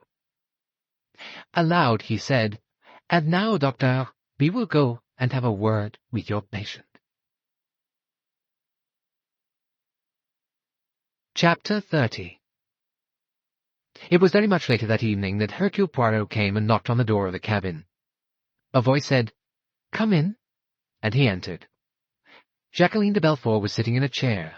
In another chair, close against the wall, sat the big stewardess. Jacqueline's eyes surveyed Poirot thoughtfully. She made a gesture towards the stewardess. "Can she go?" Poirot nodded to the woman, and she went out. Poirot drew up a chair and sat down near Jacqueline. Neither of them spoke. Poirot's face was unhappy. In the end, it was the girl who spoke first. "Well," she said, "it's all over. You were too clever for us, Monsieur Poirot." Poirot sighed. He spread out his hands. He seemed strangely dumb. "All the same," said Jacqueline reflectively, "I can't really see that you had much proof. You were quite right, of course, but if we'd bluffed you out—" "In no other way, mademoiselle, could a thing have happened." "Well, that's proof enough for a logical mind, but I don't believe it would have convinced a jury." "Oh, well, it can't be helped. You sprang it all on Simon, and he went down like a ninepin. He just lost his head utterly, poor lamb, and admitted everything." She shook her head. "He's a bad loser." "But you, mademoiselle, are a good loser." She laughed suddenly, a queer, gay, defiant little laugh. "Oh, yes, I'm a good loser, all right." She looked at him. She said suddenly and impulsively, "Oh, but don't mind so much, Monsieur Poirot, about me, I mean." "You do mind, don't you?" "Yes, mademoiselle." "But it wouldn't have occurred to you to let me off?" Hercule Poirot said quietly, "No." She nodded her head in quiet agreement. "Now, look, it's no use being sentimental. I might do it again. I'm not a safe person any longer. I can feel that myself." She went on broodingly, "It's so dreadfully easy, killing people. And you begin to feel that it doesn't matter, that it's only you that matters. It's dangerous, that." She paused, then said with a little smile, "You did your best for me, you know." That night at Aswan you told me not to open my heart to evil. Did you realize then what was in my mind?" He shook his head. "I only know that what I said was true." "Yes, it was true. I could have stopped then, you know. I nearly did. I could have told Simon that I wouldn't go on with it, but then perhaps—" She broke off. She said, "Would you like to hear about it? From the beginning?" "If you care to tell me, mademoiselle." "I think I want to tell you. It was all very simple, really. You see, Simon and I loved each other." It was a matter-of-fact statement, yet underneath the lightness of her tone there were echoes. Poirot said simply, "And for you love would have been enough, but not for him." "Well, you might put it that way, perhaps. But you don't quite understand Simon. You see, he's always wanted money so dreadfully. He likes all the things you get with money, horses and yachts and sport, nice things, all of them, things a man ought to be keen about, and he'd never been able to have any of them. He's awfully simple, Simon is. He wants things just like a child wants them, you know, terribly. All the same, he never tried to marry anybody rich and horrid. He wasn't that sort. And then we met, and that sort of settled things. And we didn't see when we'd be able to marry. He'd had rather a decent job, but he'd lost it. In a way, it was his own fault. He tried to do something smart over money and got found out at once. But I don't believe he really meant to be dishonest. He just thought it was the sort of thing people did in the city." A flicker passed over her listener's face, but he guarded his tongue. "There we were, up against it. And then I thought of Linnet and her new country house, and I rushed off to her. You know, Monsieur Poirot, I loved Linnet, really I did. She was my best friend, and I never dreamed that anything was ever going to come between us. I just thought how lucky it was she was rich. It might make all the difference to me and Simon if she'd give him a job. And she was awfully sweet about it, and told me to bring Simon down to see her. It was about then you saw us that night at Chez ma tante. We were making whoopee, although we couldn't really afford it." She paused, sighed, then went on. "What I'm going to say now is quite true, Monsieur Poirot. Even though Linnet is dead, it doesn't alter the truth. That's why I'm not really sorry about her even now.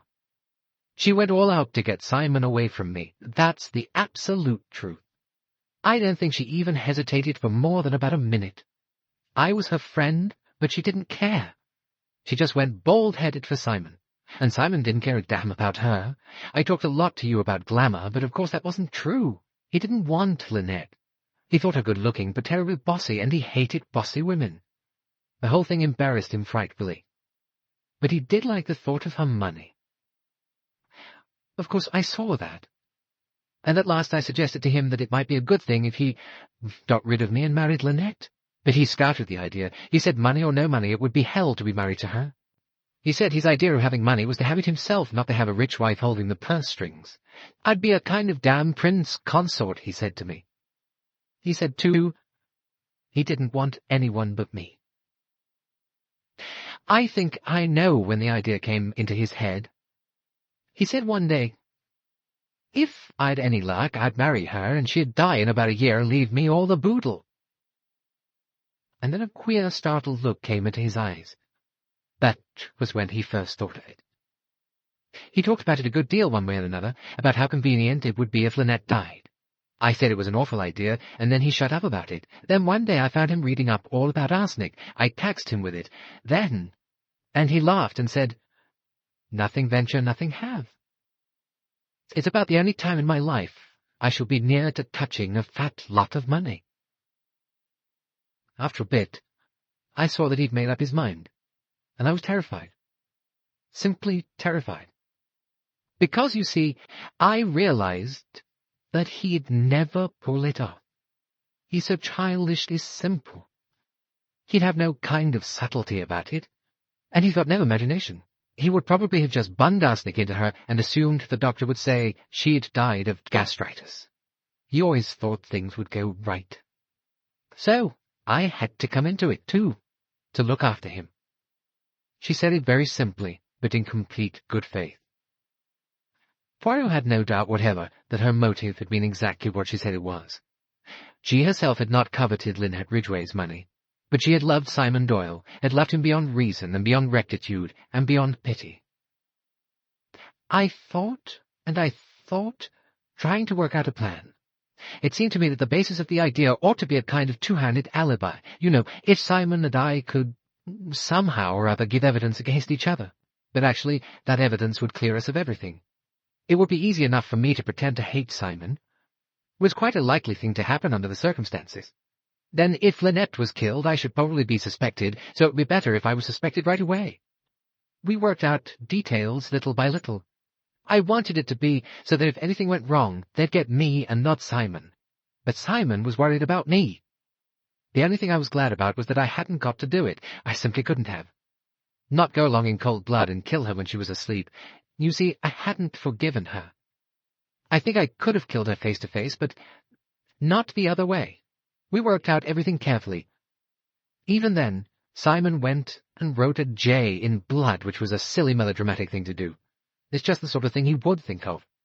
But it went off all right. Poirot nodded. Yes? It was not your fault that Louise Bourget could not sleep that night. No.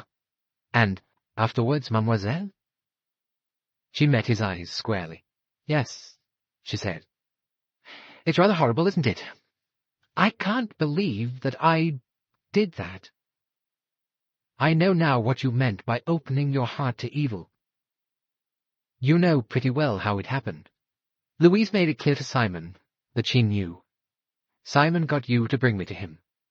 As soon as we were alone together, he told me what had happened. He told me what I'd got to do. I wasn't even horrified. I was so afraid, so deadly afraid. Well, that's what murder does to you. Simon and I were safe, quite safe, except for this miserable, blackmailing French girl. I took her all the money we could get hold of. I pretended to grovel, and then, when she was counting the money, I did it. It was quite easy. That's what's so horribly, horribly frightening about it. It's so terribly easy. And even then we weren't safe. Mrs. Utterborn had seen me. She came triumphantly along the deck, looking for you and Colonel Race. Well, I had no time to think. I just acted like a flash. It was almost exciting. I knew it was touch or go that time, and that seemed to make it better. She stopped again. Do you remember when you came into my cabin afterwards? You said you were not sure why you had come.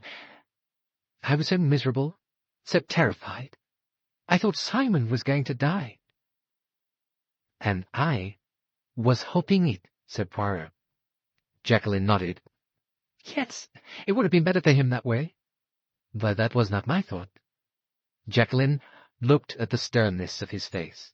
She said, Oh, don't mind so much for me, Monsieur Poirot. After all, I've lived hard always, you know. If we'd won out, I'd have been very happy and enjoyed things and probably should never have regretted anything. As it is, well, one goes through with it. She added, I suppose the stewardess is in attendance to see I did hang myself or swallow a miraculous capsule of prussic acid like people always do in books. Well, you needn't be afraid. I shan't do that. It will be easier for Simon if I'm standing by. Poirot got up. Jacqueline rose also. She said with a sudden smile, Do you remember when I said I must follow my star? You said it might be a false star, and I said, That very bad star, that star fall down. He went onto the deck, with her laughter ringing in his ears. Chapter 31. It was early dawn when they came into Chalao. The rocks came down grimly to the water's edge. Poirot murmured, Quel pays sauvage. Race stood beside him. Well, he said, we've done our job. I've arranged for Ricchetti to be taken ashore first. Well, glad we've got him. He's been a slippery customer, I can tell you, given us the slip dozens of times. He went on, and we must get hold of a stretcher for Doyle. Remarkable how he went to pieces. Not really, said Poirot. That boyish type of criminal is usually intensely vain. Once prick the bubble of their self-esteem and it is finished. They go to pieces like children. Nels deserves to be hanged, said Race. He's a cold-blooded scoundrel. I'm sorry for the girl, but there's nothing to be done about it. Poirot shook his head. People say love justifies everything, but that is not true. Women who care for men like Jacqueline cares for Simon Doyle are very dangerous. It is what I said when I saw her first. She cares too much, that little one. It is true. Cornelia Robson came up beside him. "Oh," she said, "we're nearly in." She paused a minute or two, then said, "I've been with her." "With Miss de Belfort?" "Yes, I felt it was kind of awful for her boxed up with that stewardess. Cousin Marie's very angry, though, I'm afraid." Miss Van Schuyler was progressing slowly down the deck towards them. Her eyes were venomous. "Cornelia," she snapped, "you've behaved outrageously. I shall send you straight home." Cornelia took a deep breath. "I'm sorry, Cousin Marie, but I'm not going home. I'm going to get married." "Ah, so you've seen sense at last," snapped the old lady. Ferguson came striding round the corner of the deck. He said, "Cornelia, what's this I hear? It's not true."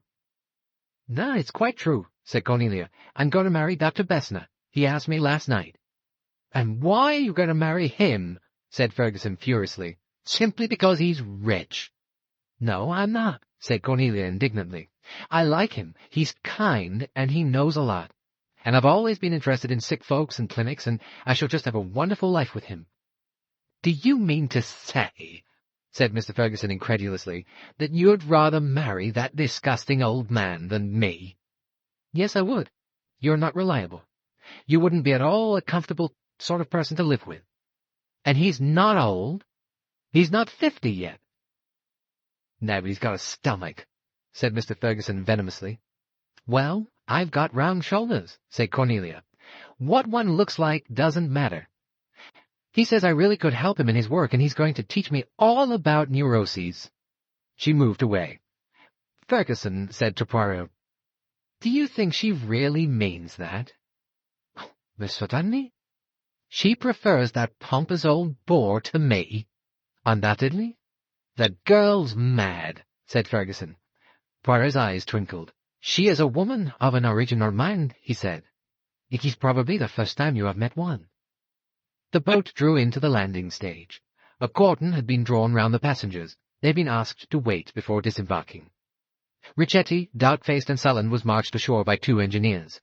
Then, after a certain amount of delay, a stretcher was brought. Simon Doyle was carried along the deck to the gangway. He looked a different man, cringing, frightened.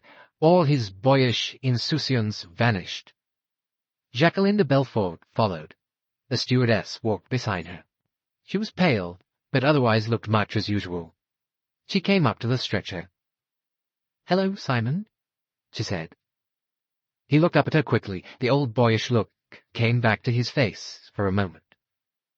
"I messed it up," he said. "Lost my head and admitted everything. I'm sorry, Jackie. I've let you down." She smiled at him. Then, "It's all right, Simon," she said. "A fool's game, and we've lost, that's all." She stood aside. The bearer picked up the handles of the stretcher. Jacqueline bent down and tied the lace of her shoe. Then her hand went to her stocking top, and she straightened up with something in her hand. There was a sharp, explosive pop. Simon Doyle gave one convulsed shudder, and then lay still. Jacqueline de Belfort nodded. She stood for a moment, pistol in hand. She gave a fleeting smile at Poirot. Then, as Race jumped forward, she turned the little glittering toy against her heart and pressed the trigger. She sank down in a soft, huddled heap. Race shouted, "Where the devil did she get that pistol?" Poirot felt a hand on his arm. Mrs. Allerton said softly, "You knew?" He nodded. "She had a pair of those pistols. I realized that when I heard that one had been found in Rosalie Otterbourne's handbag the day of the search. Jacqueline sat at the same table as they did. When she realized that there was going to be a search, she slipped it into the other girl's handbag. Later, she went to Rosalie's cabin and got it back, after having distracted our attention with a comparison of lipsticks.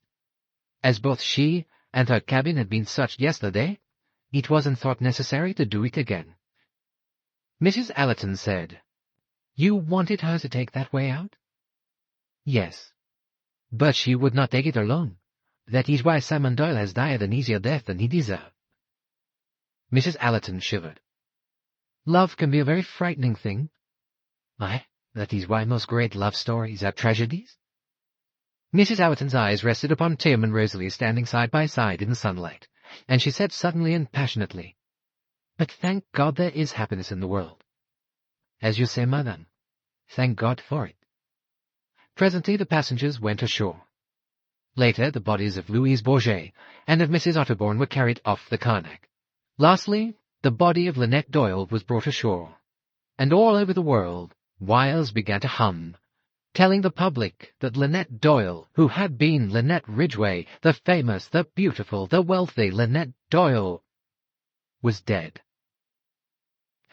Sir George Woad read about it in his London club, and Sterndale Rockford in New York, and Joanna Southwood in Switzerland, and it was discussed in the bar of the Three Crowns in Malton-under-Woad.